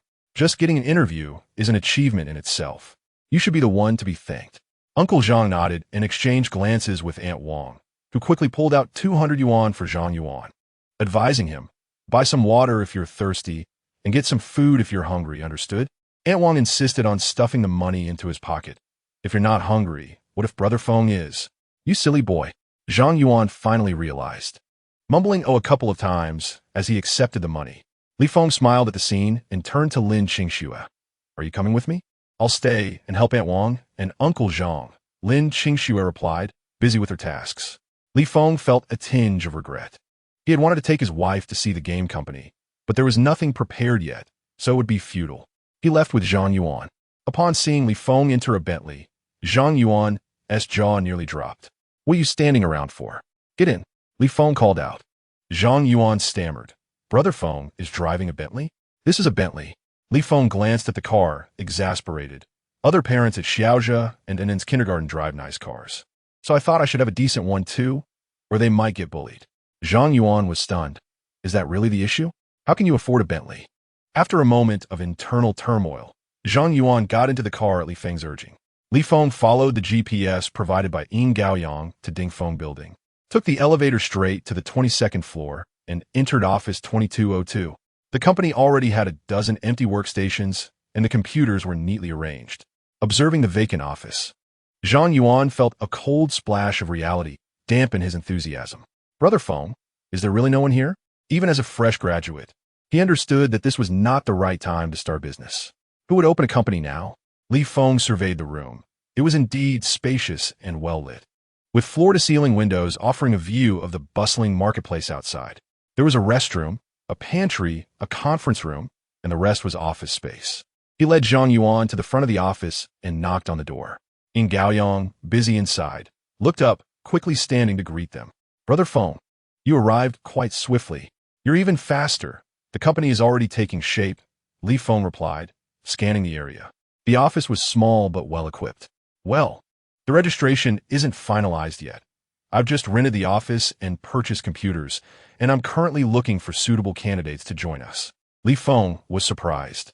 Have you started hiring already? Found anyone suitable? Ying Gaoyang's shoulders slumped. Not a single one. I've reached out to many, but once I mention the company name, they completely disregard me. Although we haven't officially registered, we have decided on a name, and as long as we adjust it slightly for duplicates, the office space is secured. How could someone as genuine as me be perceived as a fraud? Zhang Yuan chimed in. That sounds even more like a scam. Li Feng patted Ying Gaoyang on the shoulder. Once the company is registered, everything will fall into place. For now, don't stress about finding people. Help me interview him instead. Ying Gaoyang then turned his attention to Zhang Yuan, who was only slightly younger than him. Are those drawings you sent me really yours? Here, we prioritize skill. How about you draw an 8-headed serpent and a void pendant for me to see? Ying Gaoyang casually suggested 2 themes. Zhang Yuan, feeling relaxed, asked, Do you have colored pencils? Can I use a drawing tablet? He looked a bit troubled. I don't know how to use a drawing tablet. Drawing tablets are not cheap, and he typically just doodle for fun, using inexpensive colored pencils. Ying Gaoyang skeptically handed Zhang Yuan some colored pencils. As Zhang Yuan began to draw, Ying Gaoyang pulled Li Feng aside. Brother Feng, he doesn't even know how to use a drawing tablet. I can't utilize him here. Li Feng glanced at Zhang Yuan, who was focused on his work. Aren't you the ones who value imagination the most? If he has talent, learning to use a drawing tablet shouldn't be too difficult. Ying Gaoyang was taken aback. You know that? Haven't you seen a pig run after eating pork? It was an insult to Zhang Yuan. Ying Gaoyang gestured behind him. What is his relation to you? Li Feng pondered briefly and replied, "See if he can handle this line of work. If he can, keep him on. If not, just let him go. If he truly isn't cut out for this industry, even if we bring him in now, he won't achieve anything significant in life." Chapter 150.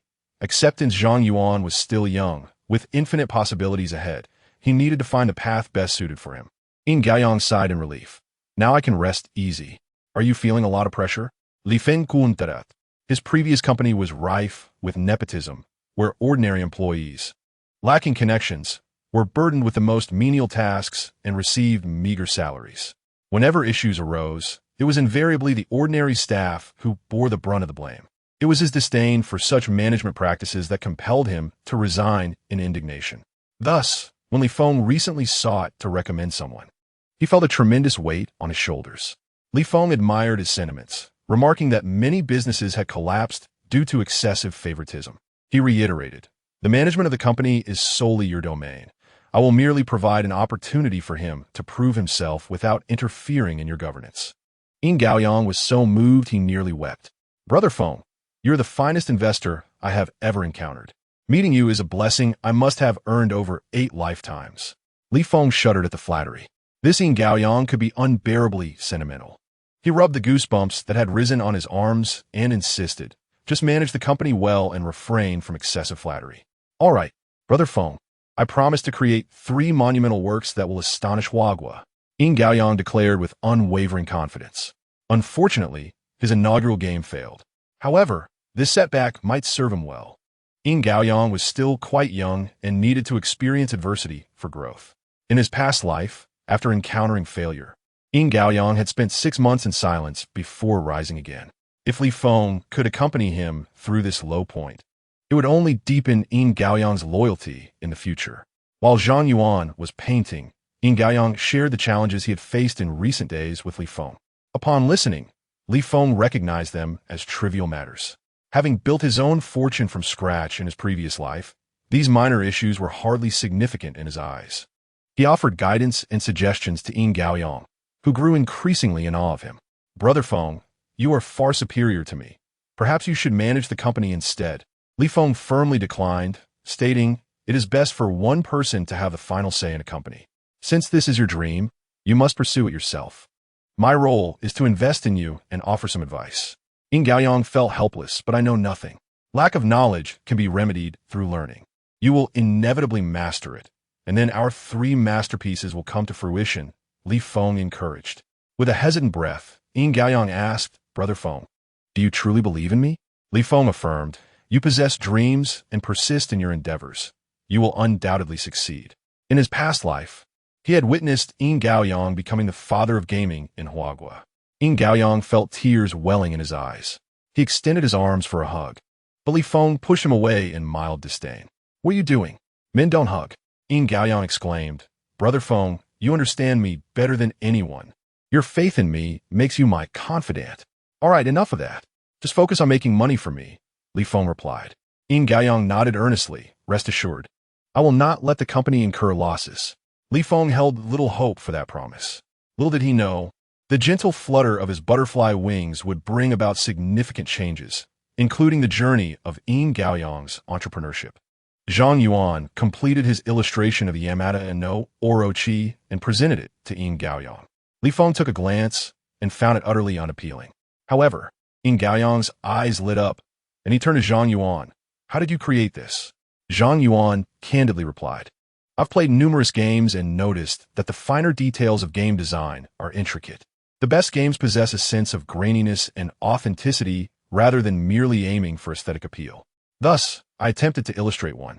"Indeed, a game company must have a unique design," Yin Gaoyang nodded fervently. He reached out to Zhang Yuan, excitedly stating, "Welcome to our JoJo games." Zhang Yuan was taken aback. "But I haven't finished my other illustrations. This Yamada no Orochi is paramount. Your creativity aligns perfectly with my vision, and I am offering you a position immediately." As this would be his company's first hire, he had to be enthusiastic. Zhang Yuan, overwhelmed, called out to Brother Feng for assistance. Li Feng smacked Yin Gaoyang's hand down, directly stating, "You haven't even discussed anything with him, and you want to bring him on board? Do you even know his name?" It was then that Yin Gaoyang realized he had been too hasty. He promptly inquired of Zhang Yuan, "Do you have a resume?" "Yes," Zhang Yuan replied, handing over a pre-prepared paper contract. Yin Gaoyang glanced at it and noted that Zhang Yuan had yet to graduate, which gave him insight into the situation. After a moment's contemplation, he said, "You are still a novice. I will need to find someone to mentor you and help you refine your skills. If you are willing to join our company, I can offer you a trial salary of 4,500. If you progress quickly, I will increase your pay." Zhang Yuan's eyes sparkled. In Jiangcheng, salaries were not high. His classmates earned only 3,000 to 4,000 a month. A trial salary of 4,500, along with social insurance benefits, was quite generous. Most importantly, he would be working in a field he loved. He nodded enthusiastically. "Great." Yin Gaoyang was equally pleased. "Then you can start tomorrow." Zhang Yuan had not anticipated that he would secure a job so swiftly after months of searching. Li Feng drove directly to Aunt Wang and Uncle Zhang's stall. Upon hearing that Zhang Yuan would start work the next day, Aunt Wang leaped for joy. "Really? You found a job? What kind of job is it? Is it far from home? What is the salary?" Uncle Zhang pulled Aunt Wang aside, bombarding her with questions one after another. Zhang Yuan happily answered each query. With no customers at the moment, the family of three engaged in conversation. Upon learning of the trial salary of 4,500 in social benefits, Aunt Wang was thrilled. "That's wonderful. I heard that university graduates in our city earn only about 3,000 a month." Uncle Zhang was also satisfied. Their son, still a newcomer, knew little. Earning this salary was impressive. Most importantly, their son would be in an office setting, sparing him the arduous labor they endured. Aunt Wang remarked, "Brother Feng is truly capable. We must treat him and Qingxue to a good meal to express our gratitude for their immense help." She hurriedly took money from the cash box and urged Zhang Yuan to take Li Feng and the others out for a nice dinner. Li Feng shook his head repeatedly. "You have already been so kind to us. I merely lent a small hand. There is no need to spend money on this." Cooking barbecue was hard-earned money. He felt uncomfortable accepting Aunt Wang and Uncle Zhang's generosity. Uncle Zhang insisted, "Of course we will. We must express our gratitude to you." Li Feng resolutely refused. "Today, Zhang Yuan also helped us look after Xiao Zhe and then I should treat him instead." Chapter 151. Even picking up money isn't as quick as this. Aunt Wang, ever straightforward, remarked, "That is not difficult. For you, it's just a small favor, but for us, it's a significant help, right, dear?" Li Feng smiled and passed the conversation to Lin Qingxue. She chimed in, "If you hadn't helped us, we wouldn't have known what to do with the kids. Our families have a good relationship. Helping each other is beneficial, so let us not be too formal about it." Li Feng added, seeing that neither party was being polite. Aunt Wang and Uncle Zhang exchanged glances and ultimately did not insist further. As it was getting late, they bid farewell, and Li Feng left with Lin Qingxue and the two children. Once they departed, Zhang Yuan began chatting with his parents. Brother Feng is now driving a multi-million-dollar Bentley. He has truly made a fortune. Uncle Zhang's mouth hung open in astonishment. "Million? Where did he get so much money?" Aunt Wang's eyes widened. "Wasn't he drowning in high-interest debt just 2 months ago? How could he have bought a house and a luxury car in such a short time?" "I'm just as curious," Zhang Yuan shrugged. "Wow, Brother Feng has really transformed. He is remarkable." Aunt Wang marveled. Uncle Zhang finally managed to exclaim, "Even picking up money isn't as quick as this." He recalled how his boss treated Brother Feng with utmost respect, addressing him as Brother Feng consistently. Reflecting on that scene, Zhang Yuan felt a pang of envy. Aunt Wang was bewildered. Brother Feng has truly changed. He is not only a better person, but also has become wealthy. He is entirely different from before. Uncle Zhang gazed into the distance and sighed. Inside the car, Li Feng sneezed twice in quick succession. He wiped his nose and mused. "Who could be thinking of me?" Lin Qingxue frowned and asked, "You're not coming down with a cold, are you?" He replied nonchalantly, "Even if I am, it's nothing serious. I'll just have a runny nose for a few days." "So, dear, what shall we have for dinner tonight?" Lin Qingxue turned to their two children for input, and then the little glutton brightened up and declared, "And then wants to eat chicken feet." Over the past few days, Xiao Zhe's relationship with Li Feng had warmed considerably, and he chimed in, "I want fish." "All right, Dad will cook for you," Li Feng announced exuberantly. Finally, the family had the chance to spend a weekend together, and he was determined to prepare a sumptuous meal. After purchasing chicken feet and fish at the market, he noticed some appealing pork ribs and decided to buy a piece as well. Observing the abundance of meat, Lin Qingshui added a handful of sweet potato greens to their haul. Initially, Li Feng intended to carry everything by himself, but Lin Qingshui insisted that each person should carry a bag according to their strength. The lightest sweet potato greens were entrusted to Young and En, while the 1.5 kilogram base was assigned to Xiao Zhe, the second youngest. Lin Qingshui took on the heaviest chicken feet, leaving the greasy pork ribs for Li Feng to carry. Watching his wife and children huff and puff as they hurried to the car, Li Feng resigned himself to trailing behind with a hefty rib in hand. Throughout the journey, En chattered incessantly, engaging in conversation with everyone. Li Feng found himself answering an array of questions.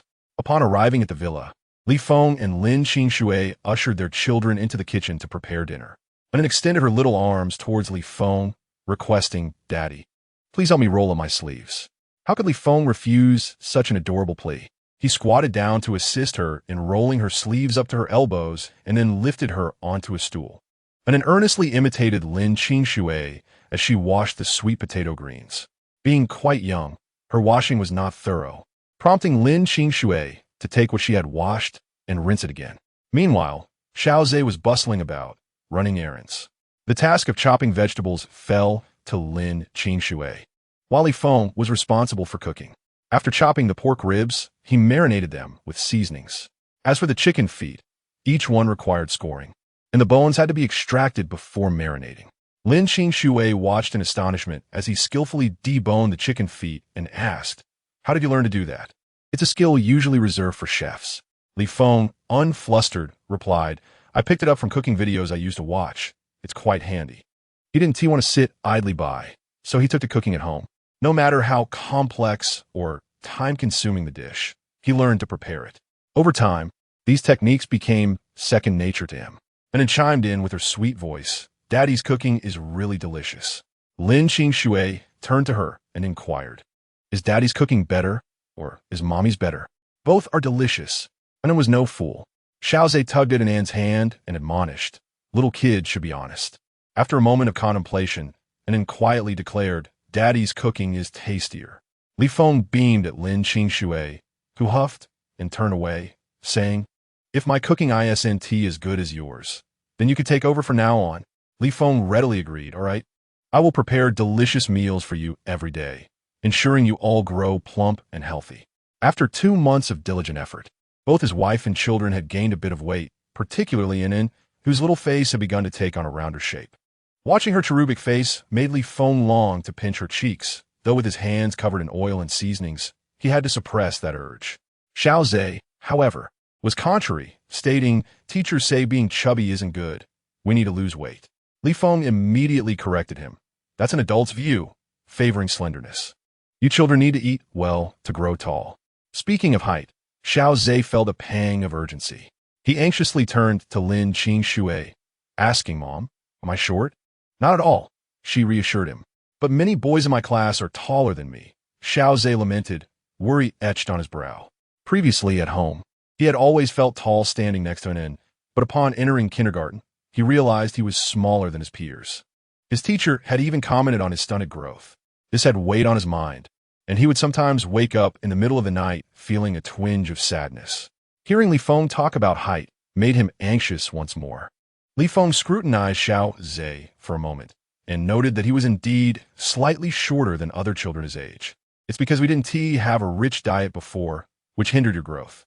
From now on, eat more nutritious food and drink plenty of milk, and you'll grow taller," he advised. Xiao Zhe's gaze immediately locked on Li Feng. "But we don't have milk at home. If we don't, we'll go buy some. Our family isn't so impoverished that we can't afford milk," Li Feng asserted. Height is of utmost importance for a man. He needed to ensure Xiao Zhe received the necessary nutrition, and also needed her share of milk to grow healthy and strong. Xiao Osha eagerly inquired, "When will we buy it?" Seeing his urgency, Li Feng replied, "Shall we go buy some after dinner?" Xiao Zhe felt reassured.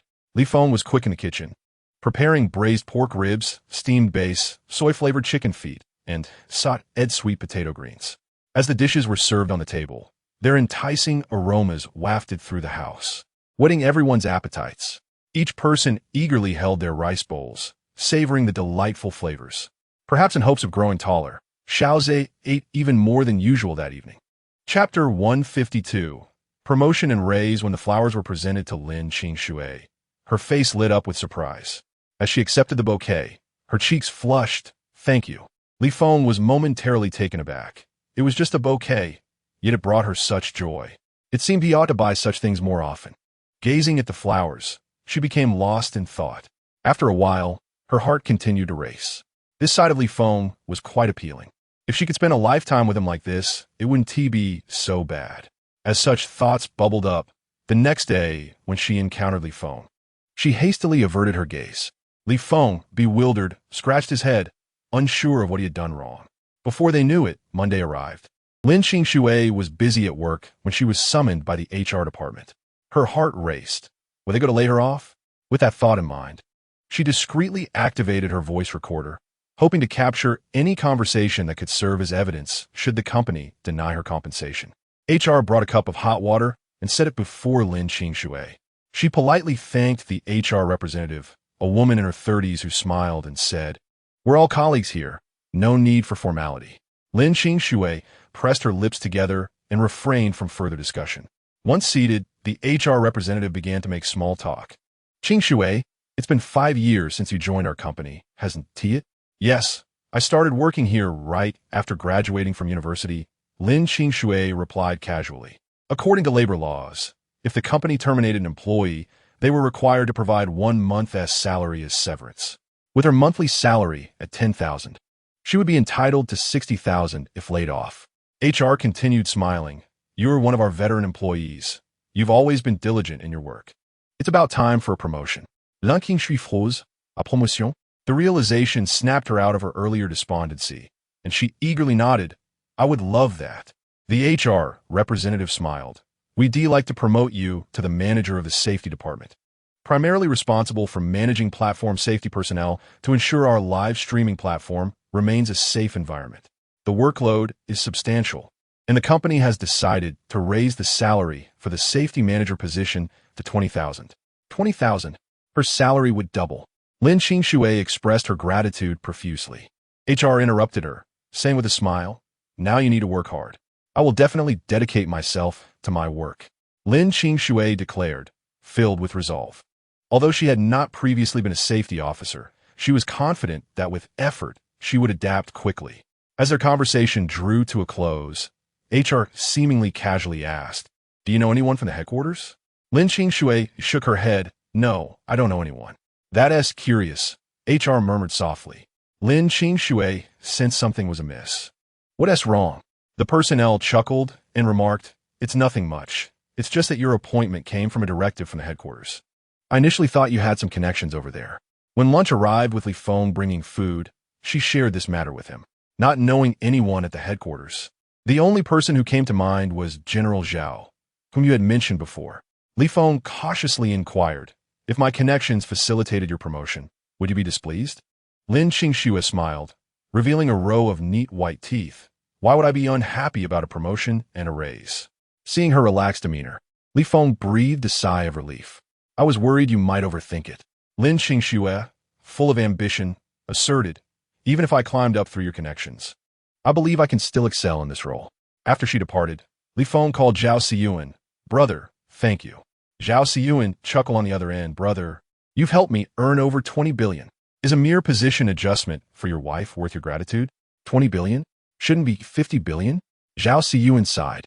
"I originally planned to buy 5 billion worth, but since creditors came knocking, I settled my debts first." Hearing this, Li Feng felt envious. Having abundant funds is indeed advantageous. They casually earned over 20 billion. With only 2 billion in capital, he could only earn around 2 billion. However, achieving a tenfold return is already commendable, and Li Feng was quite content. "That's your own fortune. How can it be attributed to me? It's all thanks to you, my brother. Without your assistance, I would have been bankrupt and begging on the streets," Zhao Siyuan lamented. Li Feng smiled. "Then you should do good deeds in the future." "Do good deeds? How about I donate to a Hope Primary School?" Zhao Siyuan contemplata Li Feng's suggestion. "You can decide. After all, doing good is also a way to bless oneself. He should also engage in more charitable acts. In the past, he was skeptical about such matters, but after donating all his wealth, he experienced a rebirth. Perhaps there is truth to the notion that good deeds yield good fortune. Moreover, Zhao Siyuan's character was impeccable, which led him to encounter Li Feng and alter his fate. Zhao Siyuan now held immense trust in Li Feng. Upon hearing him speak of charitable acts, he began to ponder. Since donating to a Hope primary school, he thought of Meng Jian as the most suitable. Upon hearing him, Meng Jian promptly doused him with cold water. Those remote areas don't lack primary schools. They lack teachers. Building more Hope primary schools with your donations won't change much. Then what should I do? I can't donate teachers, Zhao Siyuan replied helplessly. Meng Jian pressed. Is it really Li Feng who urged you to do charity? He mentioned it. Zhao Siyuan confirmed. Why the sudden urge for charity? Is he implying something? Meng Jian pondered. It wasn't unreasonable for him to speculate. Li Feng was quite extraordinary. Moreover, they had encountered many recent events. Could it be that their luck was waning, necessitating charity to counterbalance it? Recently, there was news about numerous children suffering from rare diseases, unable to lead normal lives. Why don't we establish a fund to aid these children and alleviate their families' burdens? Meng Jian suggested after glancing at the trending topics. Zhao Siyuan mulled it over and nodded. That is a brilliant idea. I'll look into how to set it up. Chapter 153. To her surprise, they had 2 billion. Since it was Li Feng's proposal, Meng Jian suggested, let us establish the fund in his name. Zhao Siyuan considered it and found the idea appealing. If the funds were directly handed to Li Feng, he would likely dismiss them. However, if charitable deeds were done in his name, it would enhance his reputation, which he would surely appreciate. After some discussion, they resolved to proceed with this plan. Unbeknownst to Li Feng, having 2 billion could ensure a comfortable life for his wife and children. After deducting 1 billion, they still had 1 billion remaining. By evening, Li Feng transferred another 1 billion to Lin Qingshua's account. Just as she had lulled their 2 children to sleep, her phone chimed. Upon opening it and seeing the transfer, she was so astonished that she rushed upstairs in her slippers to knock on Li Feng's door. When he opened it, she brandished her phone's transfer record and asked, "Why did you transfer another 1 billion to me?" 8 billion. Lin Qingshua's eyes widened in disbelief. How could we earn so much money in such a short time? Wasn't the stock price of Shengtian Technology down by a tenth? I shorted it at its peak. My funds multiplied tenfold. Though I made a smaller profit, Zhao Siyuan earned over 20 billion. Lin Qingxue was left astounded. Has the unit of currency shifted to billions now? Was she dreaming? Or had Li Feng far surpassed her understanding? Is earning money really this easy? Li Feng scratched his head. It's not exactly easy. In my previous life, my rise was not so smooth. It was only later that luck and circumstances aligned for me to earn my first pot of gold. This life seems smoother because I clearly remember these significant events. There have been many major occurrences this year that left a lasting impression. Lin Qingxue reached out, gently pinching Li Feng's arm. Does it hurt? Yes, Li Feng replied.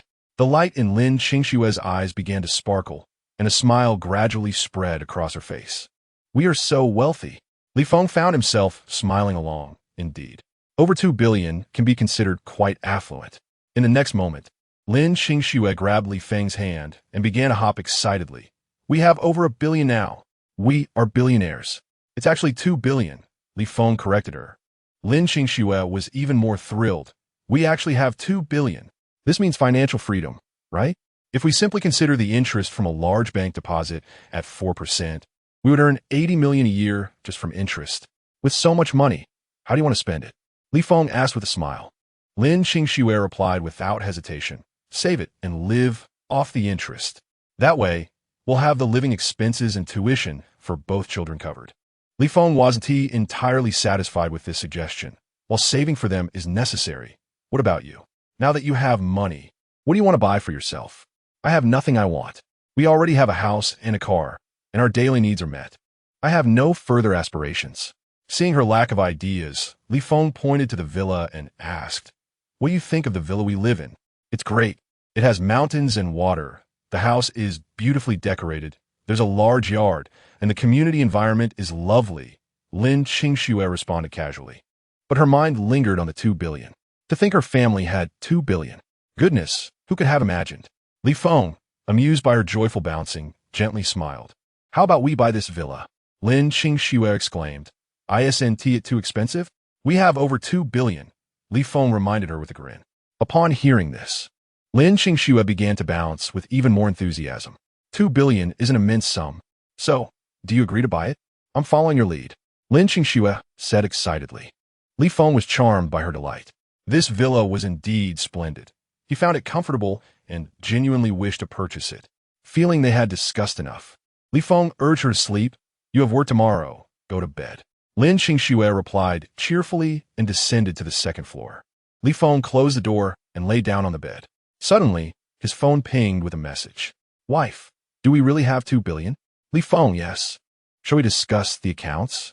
Wife, sure. Li Feng confirmed twice to ensure he hadn't misread. Lin Qingxue truly agreed to discuss the accounts with him.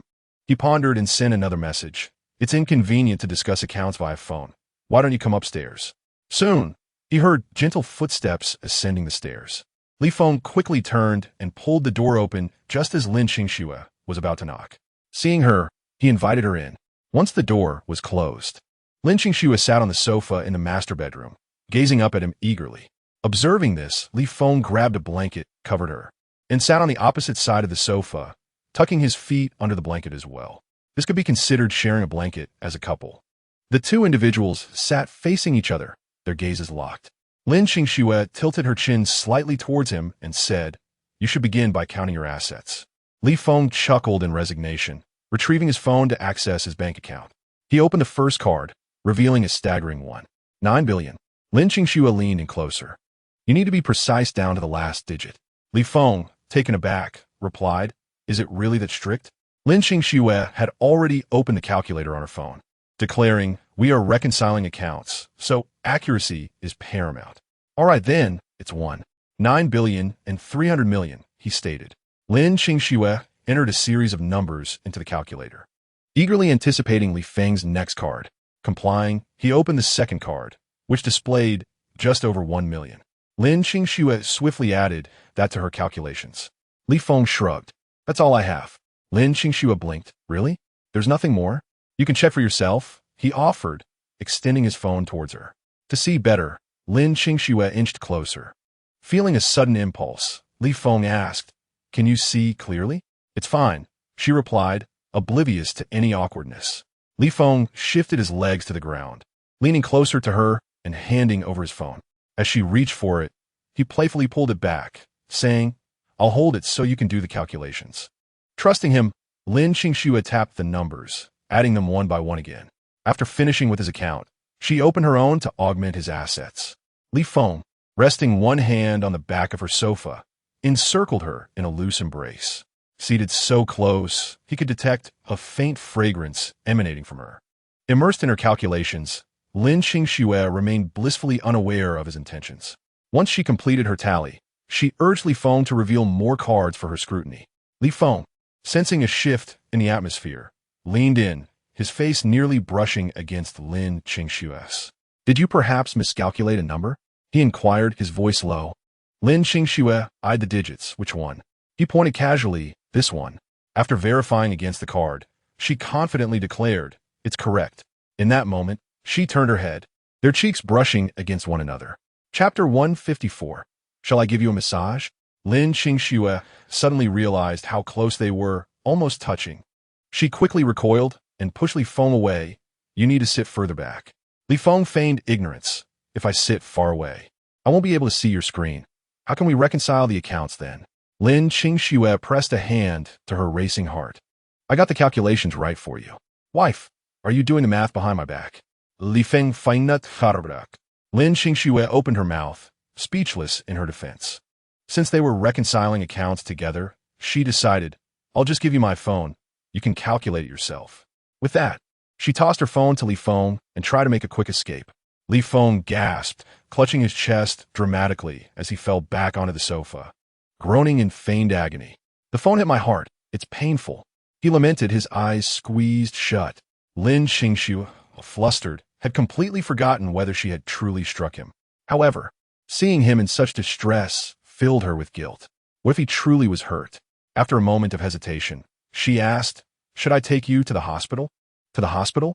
That would expose everything." Li Feng quickly refused. "No need. Just let me rest. I'll feel better in a bit." Lin Qingxue, however, was reluctant to leave.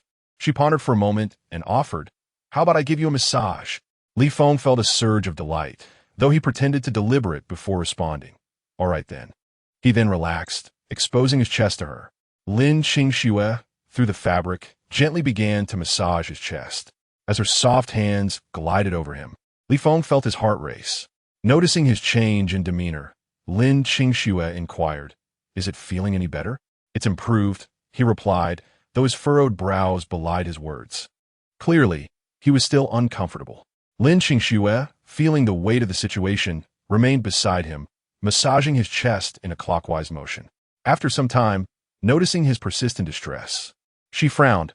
"Even if the phone hit your chest, it shouldn't hurt this much. Should I call an ambulance?" Reaching for her phone, she prepared to dial. Li Feng, alarmed, grabbed her hand. "I'm all right." Lin Qingxue stared at him, surprised by sudden movement. "Does it not hurt anymore?" He sighed. "It does, but it's much better now. Let us not call the ambulance at this late hour. A night's rest will suffice." "Chest pain is no trivial matter," Lin Qingxue countered, unconvinced. As she reached for her phone again, Li Feng insisted, "I'm truly fine now." Observing him closely, a hint of anger colored Lin Qingxue's face. "Are you deceiving me?" Li Feng's heart skipped a beat as he quickly replied, "No, it's just. How could a phone hit hurt this much? You were just pretending." His tone turned resolute. "I see through your act." Lin Qingxue shot back, turning to leave. Li Feng called after her, but she ignored him.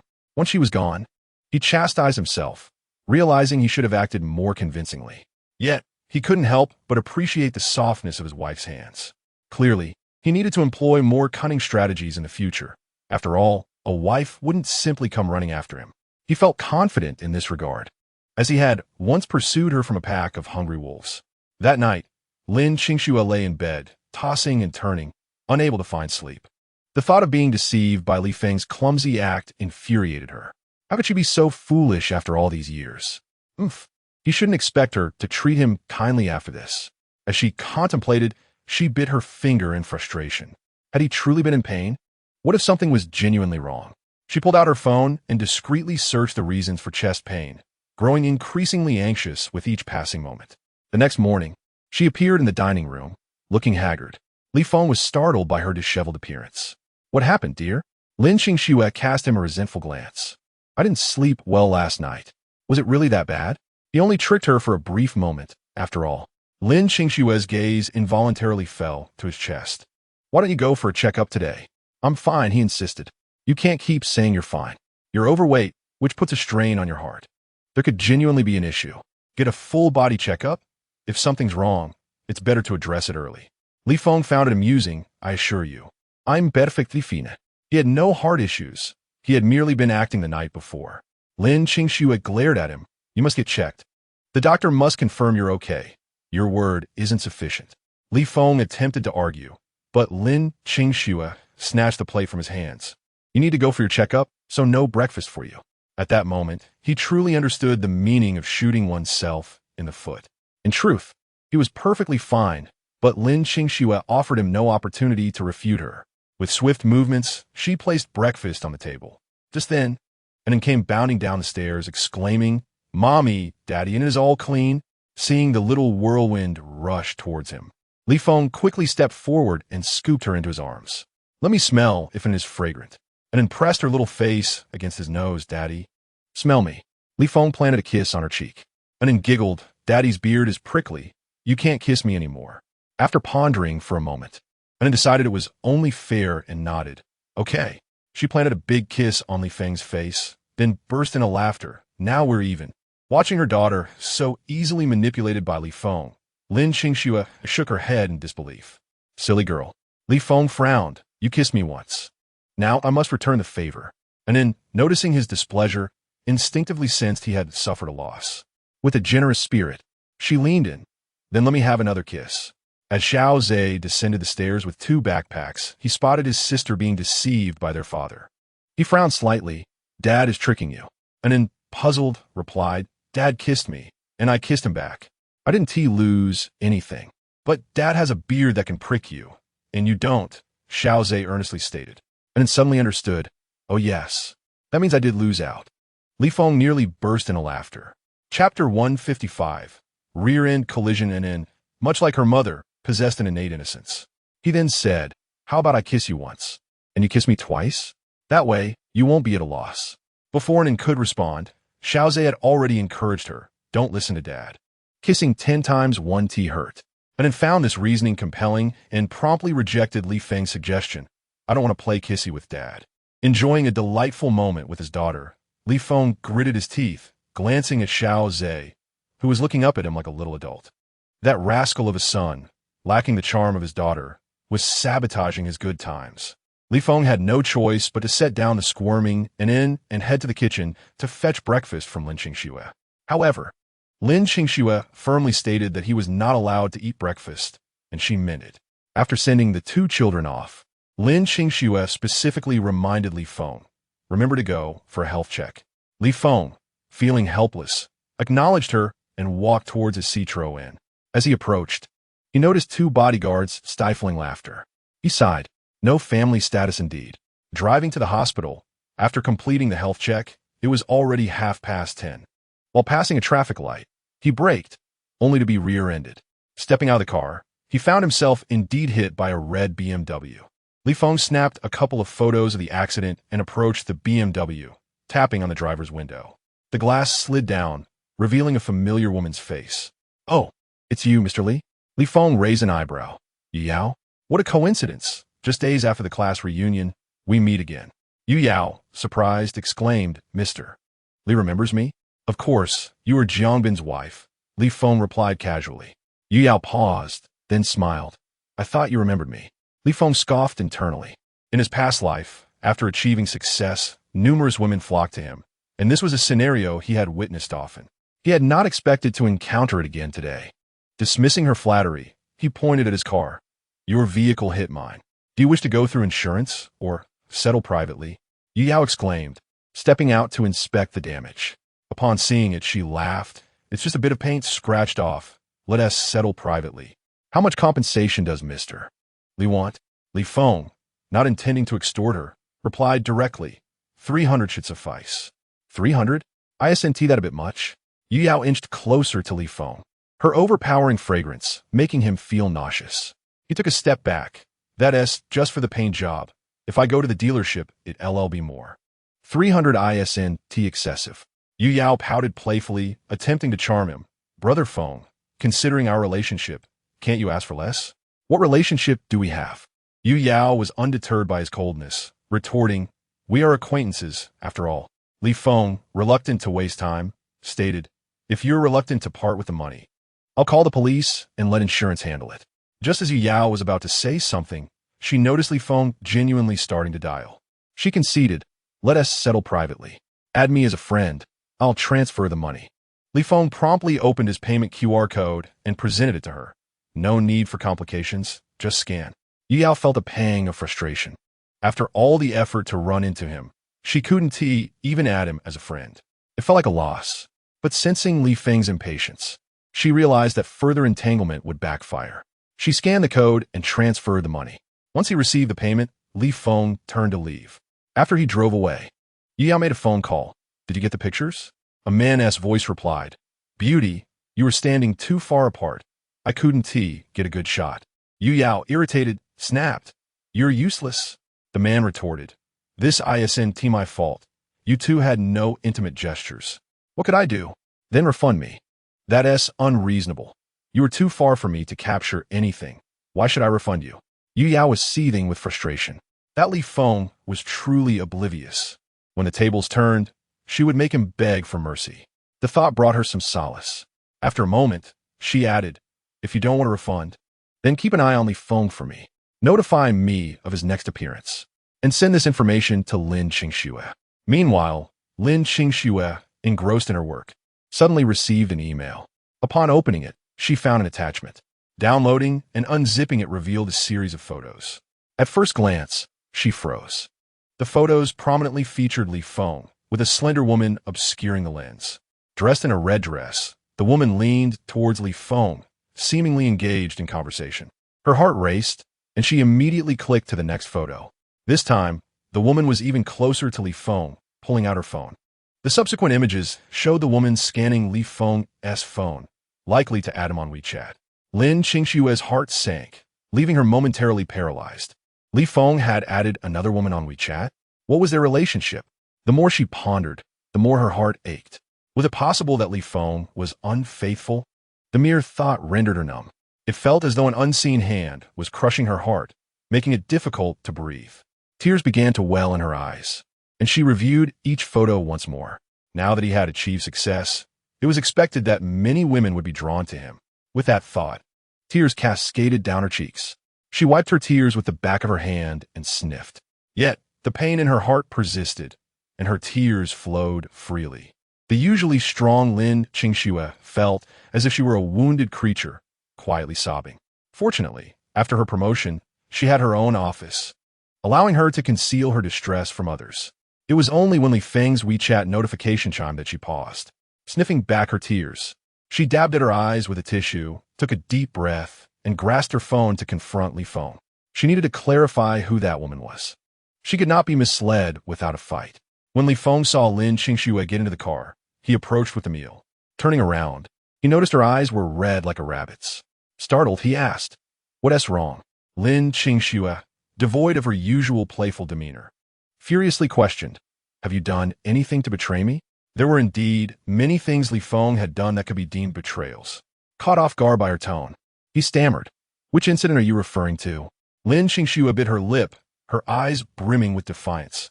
Infidelity. Li Feng instantly felt a wave of relief wash over him. He raised his hand, holding up 3 fingers. "On my honor, while I may indulge in drinking and gambling and have my share of faults, I am truly a devoted man to you. I have never been unfaithful." It was absurd. Managing one wife was already a monumental task, let alone seeking another. Truly? Lin Qingxue pressed skeptically. Chapter 156. You may tarnish my character, but you must never tarnish my fidelity. Li Feng felt an urge to leap from his seat. You may besmirch my character, but you must never question my fidelity. It is one of my few remaining virtues. In fact, it might be his only virtue. Lin Qingxue, seeing him deny it, directly pulled out the photos from her phone and thrust them in front of him. Then how do you explain this? Upon catching sight of the photograph, Li Feng was incredulous. What is this? His retort rendered Lin Qingxue inexplicably guilty. The two stood at a distance on the street, devoid of any intimate gestures. Nevertheless, she could not afford to lose her composure. "This is a rented photo. She was scanning your phone. You added her on WeChat, didn't you?" Li Feng lamented, "I'm more wrong than Do-e. Snow is falling in June." He decisively exited the vehicle, circumnavigating it to reach the passenger side, where he opened the door. "Come, step out." With a mixture of skepticism and curiosity, Lin Qingxue complied, only to be pulled by Li Feng towards the rear of the car. "Look, our little blue car has been rear-ended. The paint has been scraped off. I had the female driver compensate me 300 yuan, and that S are transferring the money to me via QR code." Lin Qingxue was taken aback. All her emotions and doubts ceased abruptly. The rear of the car bore evident scratch marks, clearly fresh. She stammered, "Why? Why didn't you get the paint touched up?" He replied, "I was rear-ended just before 11. I was busy preparing lunch for you." With a sigh, Li Feng continued, "Thank goodness I haven't touched up the paint yet. Otherwise, I would have been a loss for words." Fearing Lin Qingxue might doubt him, he revealed his transaction records. Her gaze drifted, as if she began to grasp her earlier misjudgment. Yet, she felt justified in her feelings of bitterness and frustration, unable to contain her emotions. "But how could there be a photo?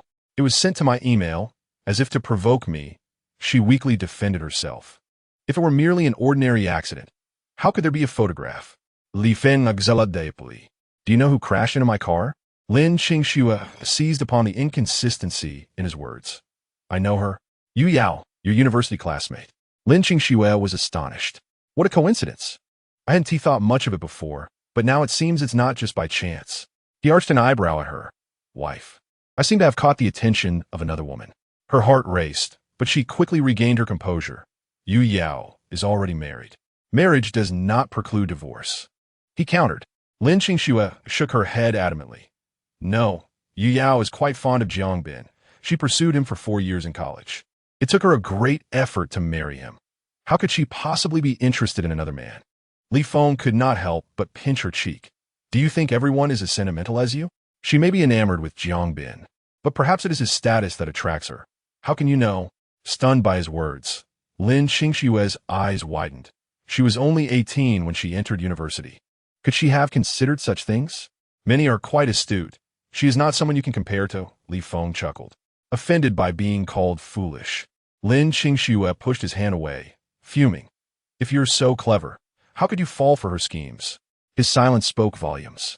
He had not anticipated Yu Yao's cunning. Fortunately, his wife had come to inquire directly. Otherwise, she would have harbored suspicions that could have deepened and jeopardized their relationship. Yet, Li Feng leaned closer, a knowing glimmer in his eyes. Are you feeling jealous? Caught off guard, Lin Qingxue averted her gaze, feigning indifference. Who is jealous? Then why did you cry? I did not cry. Your eyes are as red as a little rabbit S, and you still claim you haven't shed a tear? Li Feng mercilessly exposed her. Hastily, Lin Qingxue turned her face away, concealing her vulnerability. Puffing out her cheeks, she said, I'm just angry. Li Feng found her demeanor even more endearing. What is you so upset? Clenching her fists, she replied, You've just begun to improve, yet you come and hurt us again. That's what angers me. Li Feng paused, observing her forlorn expression, and a wave of compassion surged within him. He wrapped his arms around her, pulling her close. Startled by the familiar embrace, Lin Qingxue instinctively struggled to break free. However, Li Feng, unusually assertive, held her tightly against him. You and our child are my most cherished ones. How could I bear to harm you again? I have regretted for decades. In this life, I shall not repeat my past mistakes. Listening to the rhythm of his heartbeat, Lin Qingxue felt her own pulse quicken. A sweetness blossomed within her, radiating through her limbs. He professed he could not bear to cause her and their child further pain. It seemed he had finally emerged from his darkest days. In that serene moment, they remained entwined. Li Feng was reluctant to release her. For this embrace was a memory he had cherished throughout his previous existence. Nestling his head into the crook of her neck, he whispered softly, Wife, will you forgive me? As she listened to his heartbeat, the resentments of the past few years dissipated like mist. She placed her hands on his waist, nodding in affirmation, murmuring a soft from her throat. This was the man she had always loved. Throughout their 4 years in university, she had known his true nature was not malicious. After graduation, even when he possessed nothing, despite her parents' strong objections, she insisted on marrying him. Later, they welcomed their first child, Xiao Zhe, and then an end.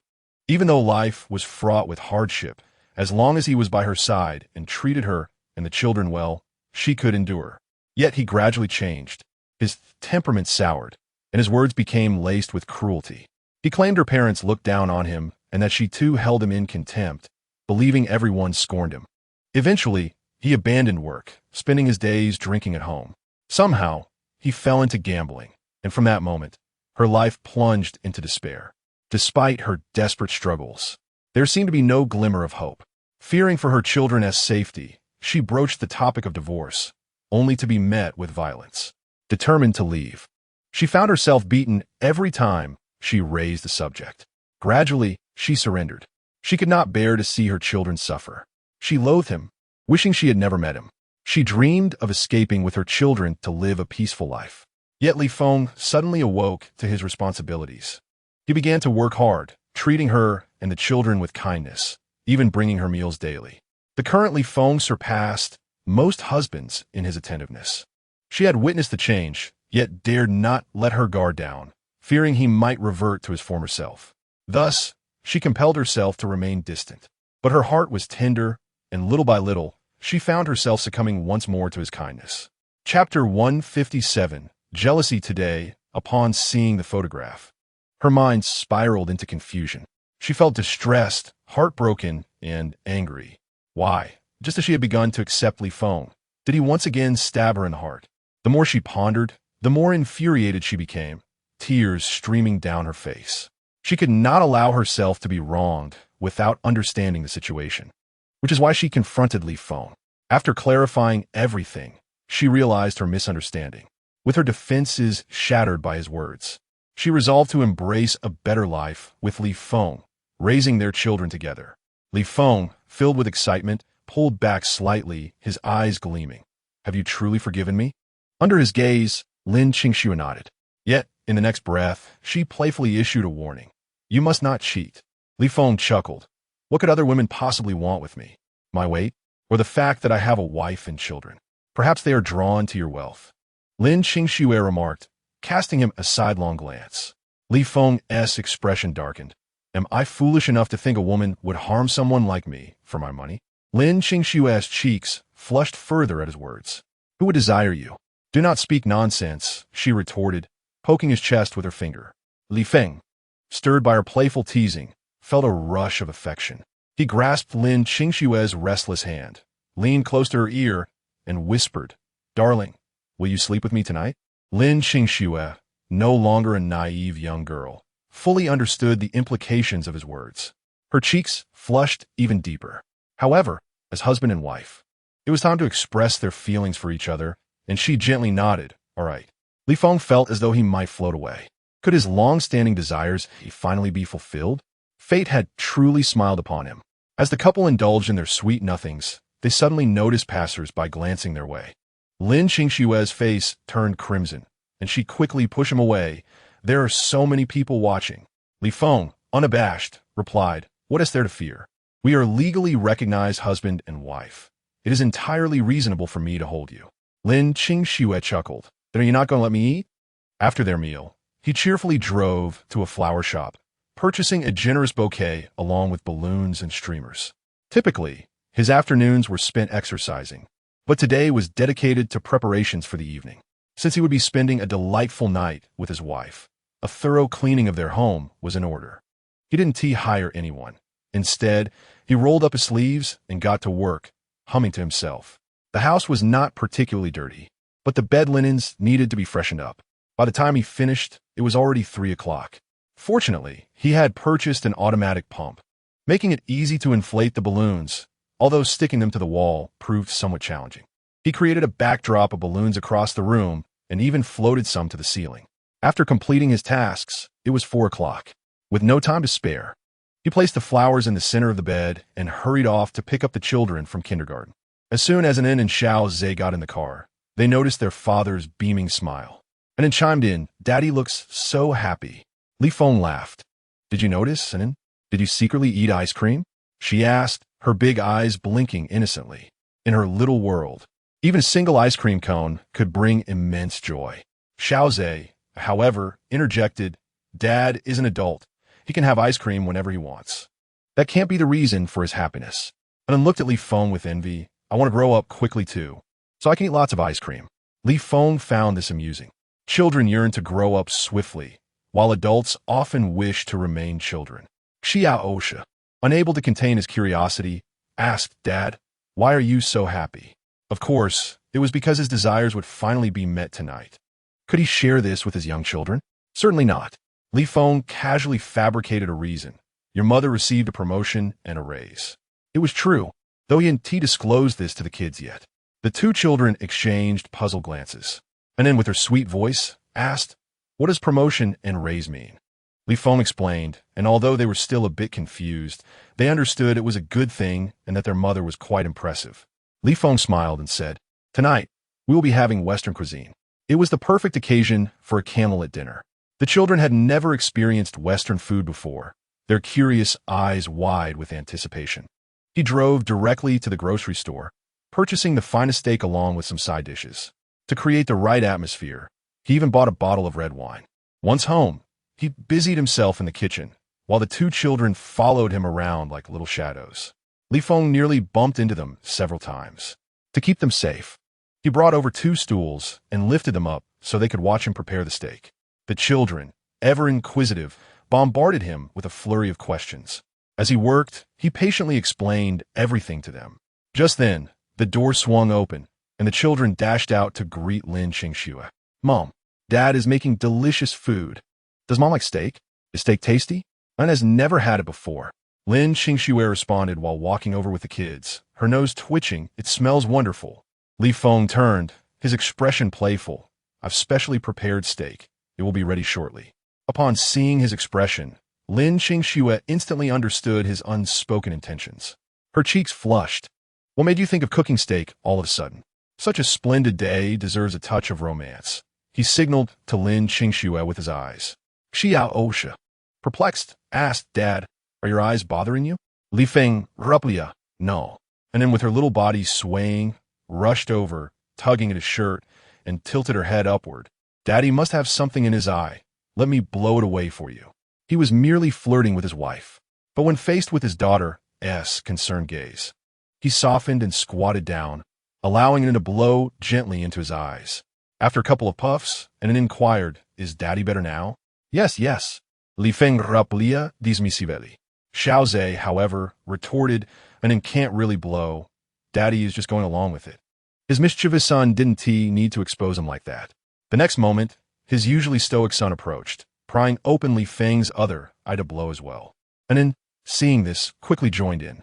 Li Feng found himself helplessly at the mercy of his children, their concern warming his heart.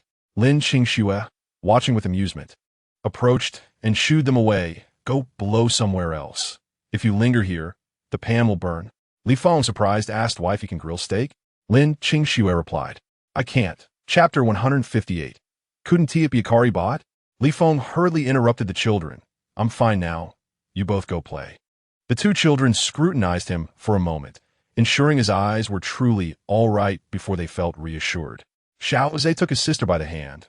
Let us go play. Mommy and Daddy are cooking. Li Feng eagerly wished for them to leave, responding nonchalantly. As soon as they were gone, he quickly plated the steak and pulled Lin Qingxue into his arms, kissing her soft lips. Startled, she squirmed away. The children are still here. Lin Qingxue, feeling flustered from his teasing, stood on her tiptoes and kissed his cheek. Li Feng felt elated, just as he was about to lean in for another kiss. Lin Qingxue's phone rang. His excitement was doused with a bucket of cold water. Upon seeing the incoming call, Lin Qingxue gestured for silence before answering. Dongyu? On the other end, Lin Dongyu asked anxiously, Sister, where have you been? Aren't you living in the rented place anymore? Lin Qingxue suddenly remembered she hadn't informed Lin Dongyu about the move. She quickly replied, We changed our residence. Where did you move to? I'll come find you. Lin Qingxue wanted to avoid her sister's hassle. Stay put. I'll come pick you up. After hanging up, she turned to Li Feng. Dongyu is coming over. Let us go pick her up. Li Feng was not particularly thrilled. How could he enjoy a candlelit dinner with his wife if his sister-in-law was around? However, since she had assisted them for many years, he couldn't refuse. Reluctantly, he grabbed the car keys and, still unwilling, drove their Citroën to the shabby urban village where they had previously lived. Lin Dongyu was standing downstairs, engrossed in her phone. When a car pulled up in front of her, she didn't pay much attention and merely shifted to the side. Dongyu. Upon hearing her name, Lin Dongyu looked up to see Lin Qingxue in the passenger seat calling her. Startled, Lin Dongyu exclaimed, Sister, you actually took a ride to pick me up? A ride-hailing service starts at 10 yuan, while a bus only costs 2. Her sister was typically so frugal that she would stretch a single yuan into 2. Why was she being so extravagant now? Just as she finished speaking, she spotted Li Feng leaning over to greet her. This isn't a ride-hailing service. Lin Dongyu frowned. Did you rent a car just to pick me up? Isn't that more expensive? It must cost over 100. Li Feng found himself in a rather vexing situation, as his sister-in-law, Lin Qingxue, was struggling to comprehend the notion that he might have purchased a car, given his notorious reputation for misdeeds. It was inconceivable for a rational person to imagine him engaging in such a responsible act. Lin Qingxue understood that clarifying this matter would take time. She exited the vehicle, took Lin Dongyu's hand, and opened a rear door. As the door swung open, the two children exclaimed enthusiastically, Auntie, upon seeing her niece and nephew. Lin Dongyu's face lit up with joy, and she eagerly settled beside them, engaging in delightful conversation. Anin and Xiao Zhe, how have you been lately? Anin nodded vigorously, proclaiming, I've been so happy. I miss you, Auntie. Why haven't you come to see us? Who could resist such a charming little girl? Lin Dongyu was instantly enchanted. Li Feng, on the other hand, found himself relieved, as he needed not to say much. Merely starting the car sufficed. The atmosphere in the vehicle grew lively as Lin Dongyu inquired about the children's recent experiences at kindergarten. They excitedly recounted their adventures, which reassured Lin Dongyu, as it seemed the children were thriving and had made friends. In the midst of their animated chatter, the car entered a residential community, and Lin Dongyu was taken aback by the surroundings. "You live here?" The question, though it sounded like a mere pretext, was rooted in reality. They had relocated to evade unscrupulous moneylenders, and to spare Lin Dongyu from worry, she could not disclose the reasons behind their move. As the reunion unfolded, with promotions and gatherings piling up, she had completely buried this matter in the depths of her mind. "How could you afford such an expensive place?" Lin Dongyu asked, incredulous. It was Enin who answered, using her tiny arms to draw a large circle in the air. "Mommy got promoted and earned a lot more money." Li Feng interjected. "Shouldn't he be leaving soon?" Xiao Zhe chimed in. "Daddy said that called a promotion and a raise." Lin Dongyu's eyes brightened at the news. "Sister, you got promoted?" Lin Qingxue nodded. "I was recently promoted, and my salary has risen to 20,000. However, my income alone could never cover this villa. It is your brother-in-law who has recently made a significant profit in business, allowing us to afford this place." Lin Dongyu shot a glance at Li Feng, interpreting her sister's words as a means to save face for him. Did she not know who he truly was? Even if you received a promotion and raise, you shouldn't be spending money so recklessly. Have you settled your online loans? What about the high-interest debts? You need to save for Enin and Xiao Zhe's education. Expenses are numerous. Despite her concerns, she genuinely wished for her sister's well-being. Lin Qingxue smiled. "Everything is paid off." Lin Dongyu responded incredulously. "How is that possible? Those were high-interest loans. The interest on online loans is exorbitant. Where did you find the money to pay them off?" "We cleared everything last month with Li Feng's earnings." Lin Qingxue replied proudly. Lin Dongyu fell silent, her gaze shifting warily between Li Feng and her sister in the passenger seat. If Li Feng were indeed a magnate with substantial capital, earning hundreds of thousands a month would be plausible. Yet, he was a notorious gambler. He not only lacked capital, but was also buried under mountains of debt, predominantly high-interest loans. How could he possibly earn such sums? Was he resorting to theft? Common sense told Lin Dongyu that this was utterly implausible. Yet, her sister seemed to believe it wholeheartedly. Where could Li Feng have acquired such funds? Just as Lin Qingxue was about to speak, Li Feng parked the car, declaring, "We're home." Lin Dongyu turned to see the vehicle had halted in front of a standalone villa. After alighting, she rushed to the passenger side to assist Lin Qingxue out and led her into the courtyard. Li Feng siga, realizing that he would not be sharing a bed with his wife tonight, and thus, his temper had dissipated. He exited the car, bringing the two children along. As Anin attempted to dash off, he swiftly caught her by the back of her shirt. "Where do you think you're going?" Anin replied, "I want to play with Auntie." Li Feng scooped her into his arms, explaining, "Auntie and Mommy need to have a private conversation, and you cannot interrupt." Anin, intrigued, asked, "Can I listen?" "Only the two of them can share secrets, and others mustn't overhear," Li Feng replied, turning to see Xiao Zhe gazing intently at his mother and aunt outside. Chapter 159. Let her go. Li Feng had only purchased 2 large steaks and 2 children's steaks, which, when shared with Lin Dongyu, proved insufficient. Moreover, the steak that had been cooked first had cooled, compromising its flavor.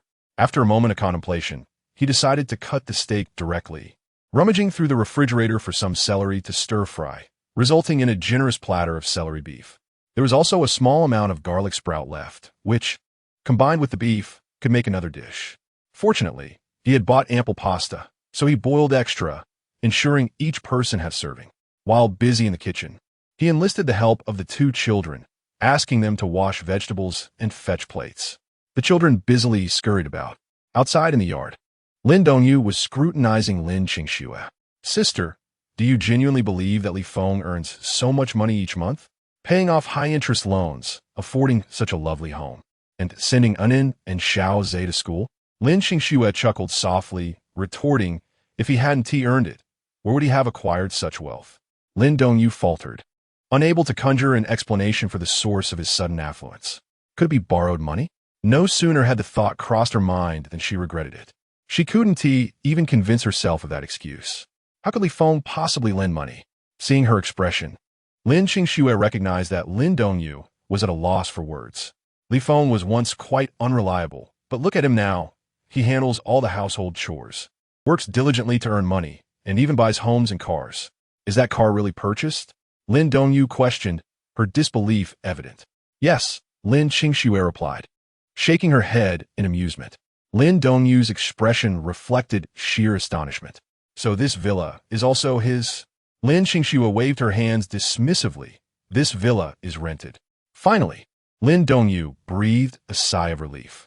Lin Qingxue then showed her the insurance for her car, and upon noticing the model, Lin Dongyu gasped. ISNT, that a Citroën? How did it become a Bentley? We bought 2 cars, Lin Qingxue replied with a smile. Lin Dongyu felt as if her understanding of reality had been utterly shattered. Though she had never purchased a car, she knew that a Bentley was a luxury vehicle. Exceedingly expensive. What kind of business was Li Feng involved in? It seems he's been trading futures and stocks, Lin Qingxue mused.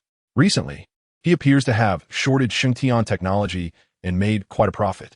Lin Dongyu fell silent, grappling with concepts beyond her comprehension.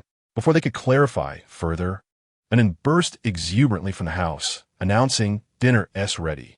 Mommy, dinner-s ready. Auntie, dinner-s ready." Lin Qingxue responded affirmatively, pulling Lin Dongyu into the house. In the dining area, they found Li Feng setting the pasta on the table, distributing forks to everyone. Lin Qingxue guided Lin Dongyu to sit down. Observing the 2 large platters of food and the pasta before her, Lin Dongyu exclaimed, "Did you make all this?" Li Feng smiled. "My culinary skills are quite commendable. You should give it a try." And then enthusiastically chimed in, "Daddy's food is delicious." Lin Dongyu looked from Li Feng to Anan and then back at Lin Qingxue. Surely, she couldn't be dreaming? Lin Qingxue signaled her to try the food. Hesitantly, Lin Dongyu took a forkful of pasta and tasted it. After just one bite, her eyes lit up. The flavor surpassed anything she had previously experienced at a restaurant. "How is it?" Lin Qingxue inquired eagerly. Lin Dongyu, feigning nonchalance, replied, "It's passable." How could she admit it was delicious and inflate Li Feng's ego? Lin Qingxue shook her head in amusement, instructing Anan and Xiao Zhe to sit properly. The family gathered around the table to eat. This was the first time Xiao Zhe and Anan had tasted pasta. Curiously, they took a bite and soon dove into their meals with delight. Li Feng served each child a fried egg. Noticing that he was still busy, Lin Qingxue tugged at his sleeve, saying, "Stop bustling about and sit down to eat." Li Feng obliged, placing the fried eggs onto Lin Qingxue's and Lin Dongyu's plates. Lin Dongyu glanced at her egg and, somewhat reluctantly, murmured, "Thank you." In that instant, Li Feng realized the depth of the situation. He had previously found it peculiar that Xiaozhe's personality resembled someone else's. Now, he realized that it was akin to Lin Dongyu. Nonetheless, the fact that Lin Dongyu, who usually wore a displeased expression upon seeing him, uttered a simple thank you brought him joy. "You're welcome." The meal was consumed in silence. After finishing, Li Feng headed to the kitchen to wash the dishes, yet his ears perked up, listening to the 2 sisters converse outside. Upon hearing Lin Dongyu mention her intention to leave, he felt a surge of elation. Had it not been for the fireworks being set off in the city, he would have celebrated with his own display. However, Lin Qingxue was reluctant to let her sister run off, urging Lin Dongyu to stay the night, suggesting they could chat. Li Feng's heart sank. Tonight was supposed to be a cherished time for him and his wife. Let her go, let her go. Regrettably, his wife, out of sync with his desires, insisted on keeping Lin Dongyu for the night. Li Feng felt utterly deflated. With Lin Dongyu staying, what hope could he hold? He couldn't even show his displeasure, given his past indiscretions. He let out a deep sigh, and then, munching on grapes, noticed her father's sigh and hesitated before extending a grape towards him. "Here, Dad." Li Feng felt a warmth in his heart. At least his daughter still cared for him and sought to comfort him. This small gesture provided him with a sliver of solace. He accepted the grape, tossed it into his mouth, and promptly resumed his chores. Later, lying alone in bed, he sighed deeply. A solitary bed felt so cold.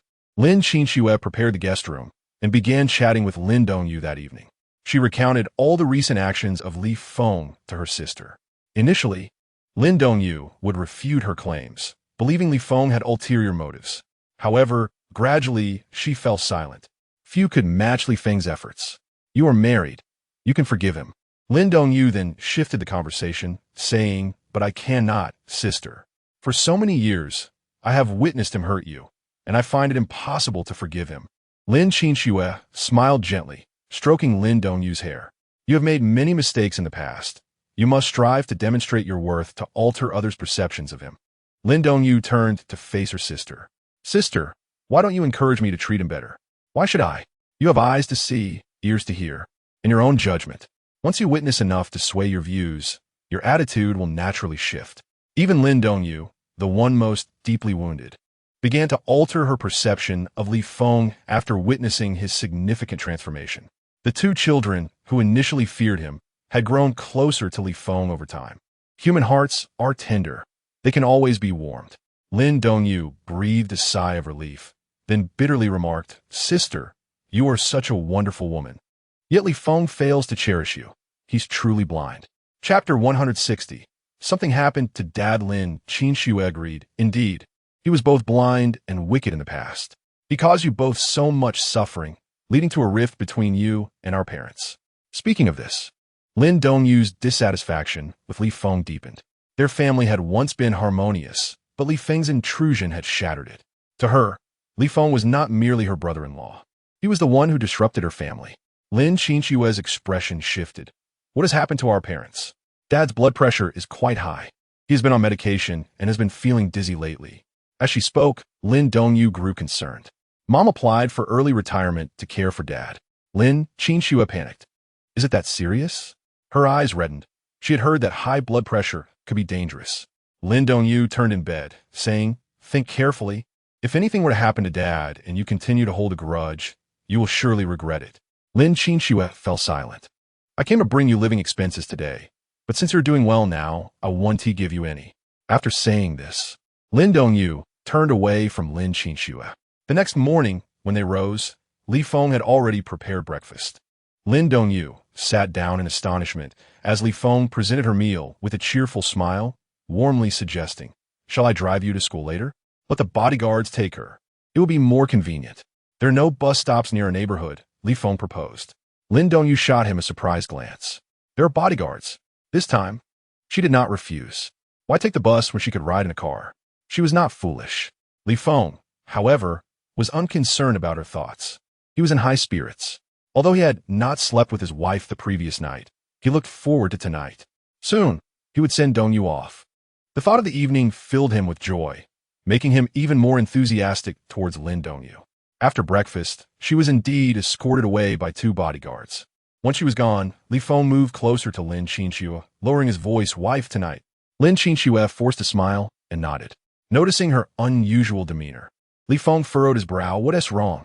Nothing. I just haven't rested well these past few days.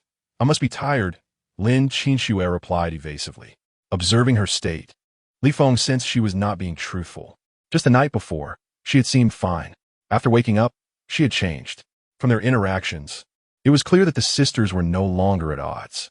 After a moment of contemplation, Li Feng asked Lin Qinxue, Are you missing your parents? Lin Qinxue stared at him, taken aback.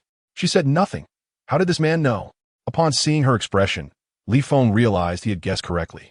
His wife had severed ties with her family to marry him. Later, when he awoke in the middle of the night to find Lin Qinxue missing, he discovered her crying on the phone in the bathroom. After a few instances, his mindset had gradually shifted. He began to feel that Lin Qinxue regretted marrying him. A poor man. Once his perspective became unbalanced, he started to change. Now, Lin Qinxue bore a similar expression, clearly yearning for her parents. Lin Qinxue took a deep breath and shared with Li Feng what Lin Dongyu had told her the previous night. Dad was diagnosed with high blood pressure a few years ago. It's become increasingly severe as he ages. Li Feng suggested, Shall we visit your father this Saturday? If he sees me, his blood pressure might spike even higher. Lin Qinxue shook her head. If we do go, he might get so upset he could faint. Li Feng looked at her and advised, You must take that step eventually. Lin Qinxue hesitated, biting her lip. These were her parents. She surely cared for them. If this issue remained unresolved, she would never find peace. Lin Qinxue grasped his hand tightly, her eyes brimming with tears. Thank you. Li Feng took a moment to caress her cheek, smiling, No need to be so formal with me. Typically, he enjoyed teasing his wife, but he was a thoughtful husband. Early that morning, Lin Yaohua felt a severe dizziness. He had been lying in bed for over an hour and had not gotten up. It was not until his wife called him for breakfast that he struggled to prop himself against the bedside table. As soon as he stood, the world spun around him. He could barely remain upright and collapsed to the floor. Once he fell, he could not rise again. Li set the breakfast on the table and called out a few times, yet no one emerged. As she wiped her hands, she muttered while walking towards the room. "I'm calling you, and you don't respond. Breakfast is ready. Are you not going to eat? It'll get cold soon. I'm talking to you, old man." Li was taken aback, her eyes wide with horror as she beheld Lin Yaohua lying on the floor in an unusual position. In the next moment, she rushed over, touched his face, and anxiously called out to him, "Yaohua, don't scare me." Lin Yaohua, stirred from his stupor, grimaced in pain, his voice muffled and irritated, stopped shouting. "My head feels like it's about to explode." Lin panicked, unsure what to do. "Right? Call for an ambulance." She hurriedly searched for her phone, flustered as she unlocked it and opened her contacts. Initially intending to dial 120, she inadvertently called Lin Dongyu instead. As soon as the call connected, Lin Dongyu's voice came through. "Mom?" Hearing her daughter's voice, Li quickly replied, "It's nothing. I dialed the wrong number." With that, she hastily ended the call. Her daughter was still studying. She could not let her worry. After several attempts, she finally managed to dial the emergency center. At school, Lin Dongyu sensed something was amiss. Unaccountably, a sense of unease welled up within her. She tried calling her father, but there was no answer. A foreboding feeling began to take root. This time when the call connected, she anxiously asked, "Mom, is something wrong?" On the other end, after over an hour of terror, Li finally erupted upon hearing her youngest daughter's voice. "Dongyu, your father has had an accident. He is in critical condition." Lin Dongyu's mind went blank. Chapter 161. No way to save him? At work, Lin Xingxue was restless, taking deep breaths to calm herself. Distractedly, she completed the morning meeting, and it was nearly noon when she finally checked her phone. To her astonishment, there were 12 missed calls, all from Dongyu. She quickly called back, asking, "What happened, Dongyu?" On the other end, amidst the cacophony, she heard Lin Dongyu choking back tears. "Sister, Dad has a brain hemorrhage. The doctor said he may not last the next few days." It was a thunderclap. Lin Xingxue nearly fainted. She hurriedly inquired, "Which hospital?" "First People's Hospital. Please hurry." Lin Dongyu cried. Lin Xingxue hung up and immediately called her HR department to request leave, speaking as she rushed out. As she reached the entrance, she spotted Li Feng, who was just about to park. She sprinted over, opened the passenger door, and succinctly explained the situation. Having done so, she already had the navigation system set up. Without hesitation, Li Feng turned the car towards the hospital. On the way, noticing Lin Xingxue's deep breaths, Li Feng reassured her, "Don't panic. Let us assess the situation first." Lin Xingxue tightened her grip on her phone and nodded faintly. Upon arriving at the hospital, Lin Xingxue attempted to rush towards the emergency center. But Li Feng caught her arm. "It's been over half an hour since he called. He may have already been moved from the emergency room.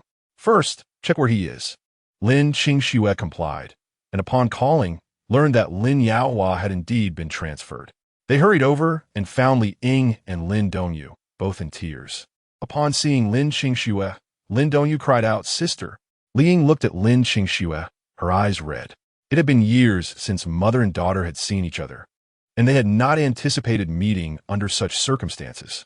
Lin Xingxue's eyes brimmed with tears as she could no longer contain her emotions. Exclaiming, "Mom!" Li Ying stood up and slapped Lin Xingxue's arm. "You heartless child! You finally came to see your father." "Mom, how is Dad?" Lin Xingxue asked, her voice tinged with desperation. Upon hearing this, Li Ying could no longer hold back and broke down in tears. As she wept, Lin Xingxue suppressed her own feelings to comfort her. Seeing the three women in tears, Li Feng quietly withdrew to the nearby doctor's office in search of information. "Which doctor is treating Lin Yaohua?" Several doctors turned to him. One, in his 30s, stood up and said, "I'm the one treating him. Are you a family member?" Li Feng stepped forward and shook his hand. "I am his son-in-law. My mother-in-law is in distress. I want to inquire about the specifics." The doctors, accustomed to such situations, recognized that those closest tended to panic the most. Since the son-in-law had come to ask, the doctor proceeded to explain. "Your father-in-law's condition is critical. He is still bleeding in the brain, although not as severely as before. However, given the current trajectory, he may only have a couple of days left. You should prepare yourselves. Li Feng furrowed his brow. Is there no way to help him? The doctor shook his head. His condition is too dire. Even if he stays in the hospital, it would merely be a waste of money. After a moment of silence, Li Feng asked, what if he were transferred to the capital? Is there still hope? The doctor hesitated, then shook his head again. Even if there were solutions from the esteemed professors in the capital, his condition wouldn't allow him to endure the journey unless you can arrange for them to come here to treat him. Though he spoke, the doctor had little faith that Li Feng could manage such an arrangement. It was exceedingly difficult to summon those professors from afar. After thanking him, Li Feng returned to find that the three women had composed themselves somewhat. He approached and called out, Mom. Li Ying's response was more indifferent than before. Simply acknowledging him with an her tone lacking warmth, take a seat. Under normal circumstances, she would have shooed him away, but given the situation, it would be unreasonable to do so now. Li Feng settled beside Lin Qingxue. This gesture made Li Ying's eyes well up again. How could she bear the thought of losing her husband? Yet now, the doctors had delivered a death sentence. Even here, there was no hope. Li Ying wiped her nose. But I cannot let your father die alone out there. Dad still has hope. We can still treat him, Lin Dongyu insisted. Li Ying's emotions surged, and she turned her face away to wipe her tears. Lin Qingxue comforted her, Mom. Let us at least try, shall we? How can our family endure the over 20,000 daily expenses? Dongyu is still studying. I need to save her money and not let her be burdened by this. She and her husband had long agreed that if they faced an incurable illness, they would forego treatment to avoid burdening their children. Li Feng interjected resolutely, Mom. You need not worry about the finances. I will take care of it. Li Ying, already in a foul mood, shot back. How will you manage that? Are you going to borrow at usurious rates or take out a loan? She was filled with resentment towards Li Feng, who had not only taken her beloved daughter away, but also failed to cherish her, causing her daughter much suffering. Yet, instead of reacting with anger, Li Feng replied calmly, I will cover Dad's medical expenses. Li Ying was about to respond when Lin Qingxue embraced her. Mom, Li Feng has the means. If he wants to save my father, we should let him. Beside them, Lin Dongyu bit her lip, glancing at Li Feng, and added, Mom, brother-in-law is now in business and has money. We can consider borrowing from him for now. We can pay him back later. Business? Li Ying was skeptical. You haven't gotten into gambling, have you? Li Feng immediately clarified. Mom, I strayed onto the wrong path before, but I have since seen the light. Please allow me to do my part. It would be a filial act towards Qingxue. His sincere demeanor touched Li Ying, but soon she turned away again. Easier said than done. It costs over 20,000 a night. Where will you earn such money? Li Feng pulled out his phone. Mom, I'll transfer you $1 million start. Use it for now, and I'll send more when it runs out. 1 million? Li Ying's eyes widened in disbelief. Lin Qingxue initially intended to stop Li Feng, wanting to transfer her own money to her mother, considering that Li Feng's funds would need to be used as capital for his investments. However, upon witnessing her mother's astonishment, she decided against it. It would be better for Li Feng to directly transfer the money to her mother. Li Feng opened his phone, awkwardly saying, Mom, I don't have you added on WeChat. Can you give me your account number? As soon as this was said, everyone present felt a wave of awkwardness. Li Ying took a deep breath, suppressing her discomfort, and handed him the card she had just used at the hospital. Li Feng entered the card number and promptly transferred 1 million.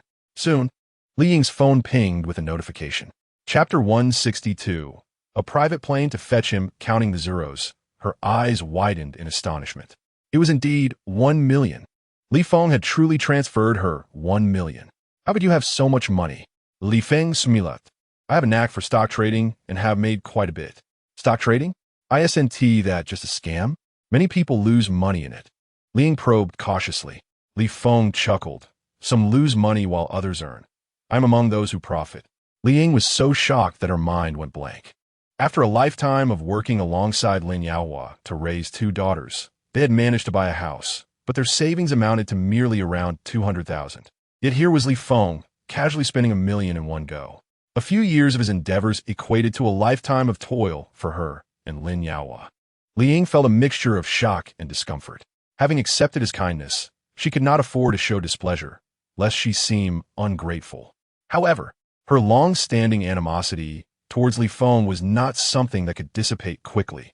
Unsure of how to engage with him, she chose to remain silent and avert her gaze. Li Feng, unfazed, handed a bank card to Lin Qinxue, signaling her to give it to her mother. Lin Qinxue pressed the card into Li Ying's hand, saying, "Mom, this is Dad's hope. Please don't refuse it." Despite her stubbornness, Lin Qinxue had no choice but to yield at that moment. Observing the tension between the mother and daughter, Li Feng realized they had likely not eaten since noon, so he left the hospital to fetch some food. While waiting for the meal, he called Meng Jian. "Brother Jian, do you know any neurosurgeons in the capital?" "Neurosurgery? Are you in trouble?" Meng Jian asked anxiously. "It's not me. It's my father-in-law. He suffered a cerebral hemorrhage, and his condition is critical. The doctors here in Jiangcheng are at a loss, so I thought to reach out to you. I may not have any connections, but my cousin is well-connected. I'll ask him." Meng Jian replied eagerly.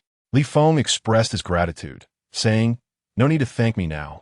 Let's wait until the matter is resolved." After hanging up, Meng Jian promptly called Zhou Ding. Upon hearing the news, Zhou Ding leaned back on the couch. "Is it that Li Feng again?" "Yes, brother. He rarely asks me for anything, so I must assist him. I recall your father had a cerebral hemorrhage too, and was treated by a remarkable expert, right? Please help introduce me." Meng Jian implored. Zhou Ding agreed. Soon after, he called Meng Jian back. "The expert is available this afternoon. Have Li Feng send someone to pick him up?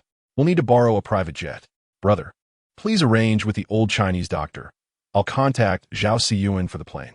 After securing Zhou Ding's assistance, Meng Jian called Zhao Siyuan to explain the situation. Without hesitation, Zhao Siyuan responded, "I'll apply for the flight route now. Have Li Feng prepare." Meng Jian sighed. "Thank goodness you have a private helicopter. You once called a waste. Now you see its value." Zhao Siyuan teased before continuing, "I have to go apply for the route. The approval process is slow, and I need to pull some strings." Meng Jian relayed this information to Li Feng. "Thank you, Brother Jian," Li Feng said sincerely. "We are all brothers. There's no need for formalities. Just wait for Zhao Siyuan to call. His connections are stronger than mine, so it shouldn't take long." When Li Feng returned with the food, the three women were nervously staring at the door.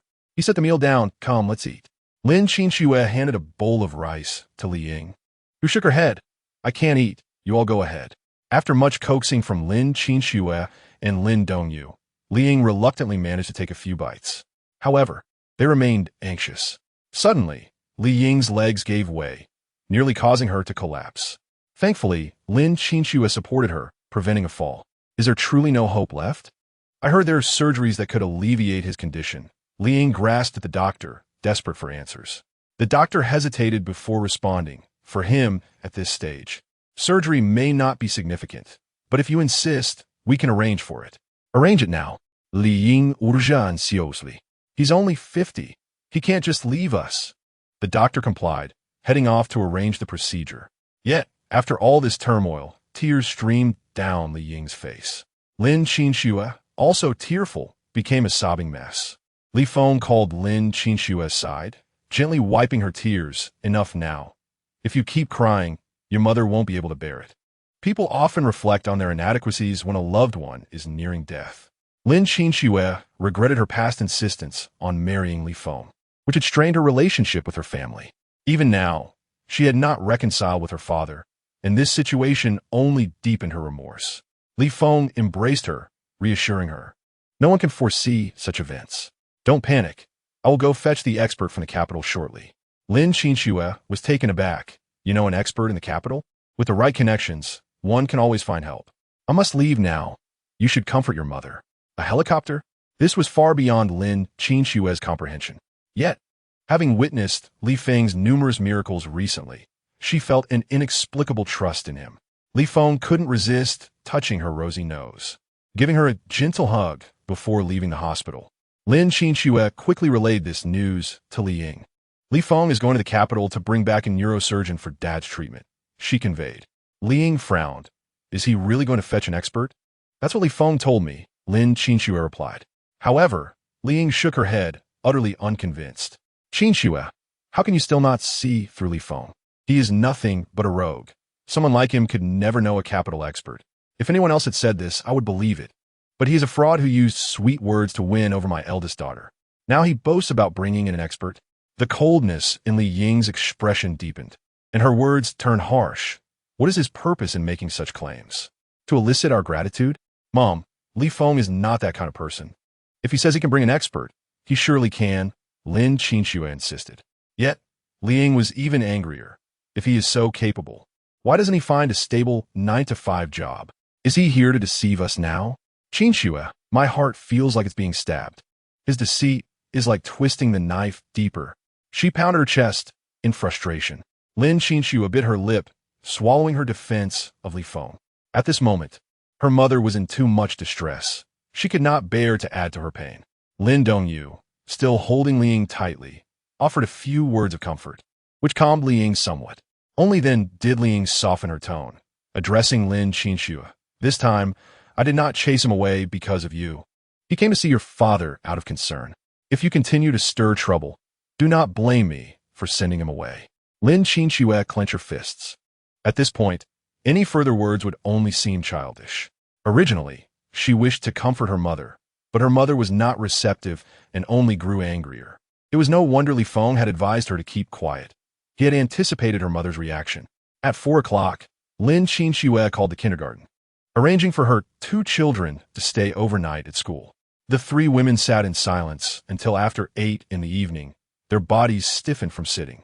They rose to stretch, and, as the door creaked open, they immediately turned to see a body being wheeled out. Li Ying's face blanched, and her eyes filled with tears. Fortunately, the doctors did not call their names as the body was taken away.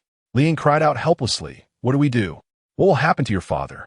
Lin Dongyu, still young, succumbed to her emotions and began to sob, covering her eyes. Lin Qingxue, holding back her own feelings, reassured them.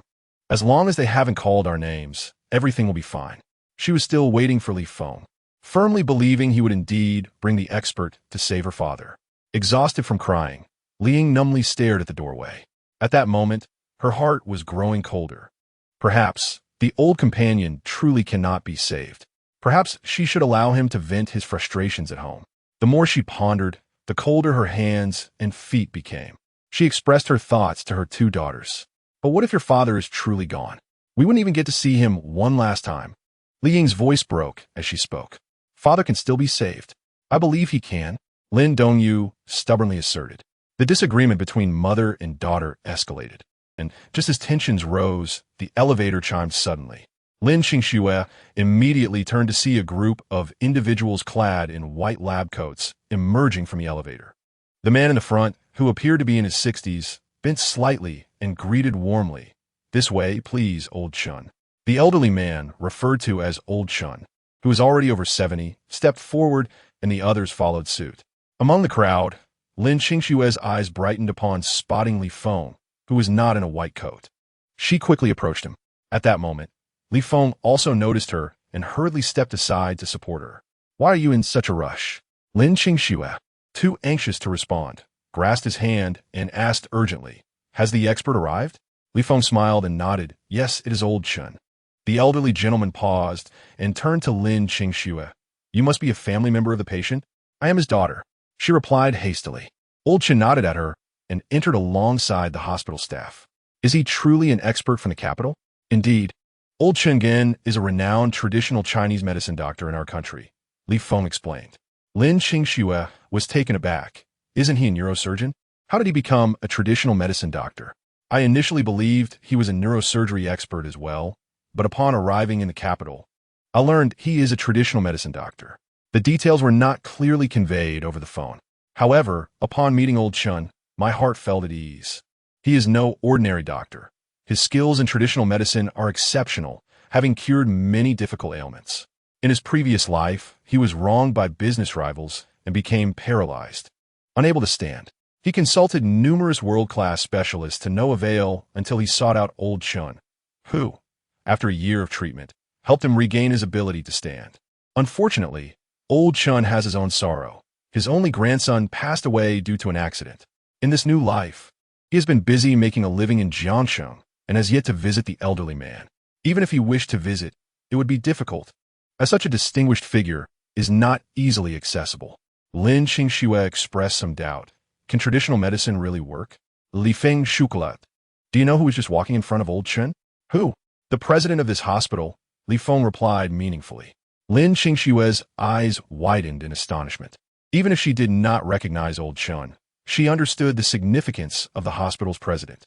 For such a person to show such respect to a doctor like old Chun, it was clear that his medical skills must be extraordinary. She felt a surge of joy. Why did the president personally come to greet him? Before we boarded the plane, old Chun called the hospital to arrange for assistance.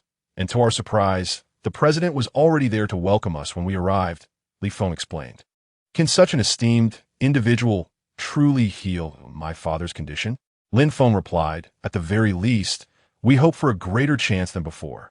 As they conversed, Li Ying and Lin Dongyu approached. Upon seeing Li Feng, Lin Dongyu inquired, are those people all invited by you? They are all from the hospital. I only invited one doctor, Li Feng replied candidly. Lin Dongyu scrutinized Li Feng, suspicion in her voice. Did you really bring an expert from the capital? Not only Lin Dongyu, but also Li Ying fixed her gaze on Li Feng, scrutinizing his every expression. Li Feng affirmed, yes. I brought him over from the capital this afternoon. His confident assertion left Li Ying in shock. How can that be? How could Li Feng possibly know an expert from the capital? Are you deceiving us? Li Feng sighed, Mom. What benefit would I gain from lying to you? This left Li Ying momentarily speechless. What benefit? There is no benefit at all. Yet this was Li Feng. Without genuine ability, he was indeed skilled at deception. How could such a man, who indulged in drinking, gambling, and domestic violence, possibly know an expert from the capital? Lin Qingxue interjected. If he weren't an expert from the capital, why would the hospital send so many people to greet him? Furthermore, he has just entered. Ordinary individuals would not receive such treatment. Li Ying stood frozen, overwhelmed by the immense shock. Her lips trembled as she rushed to Li Feng, urgently asking, is it true that an expert has come to treat Yao Hua? Please do not deceive me. I cannot endure another deception.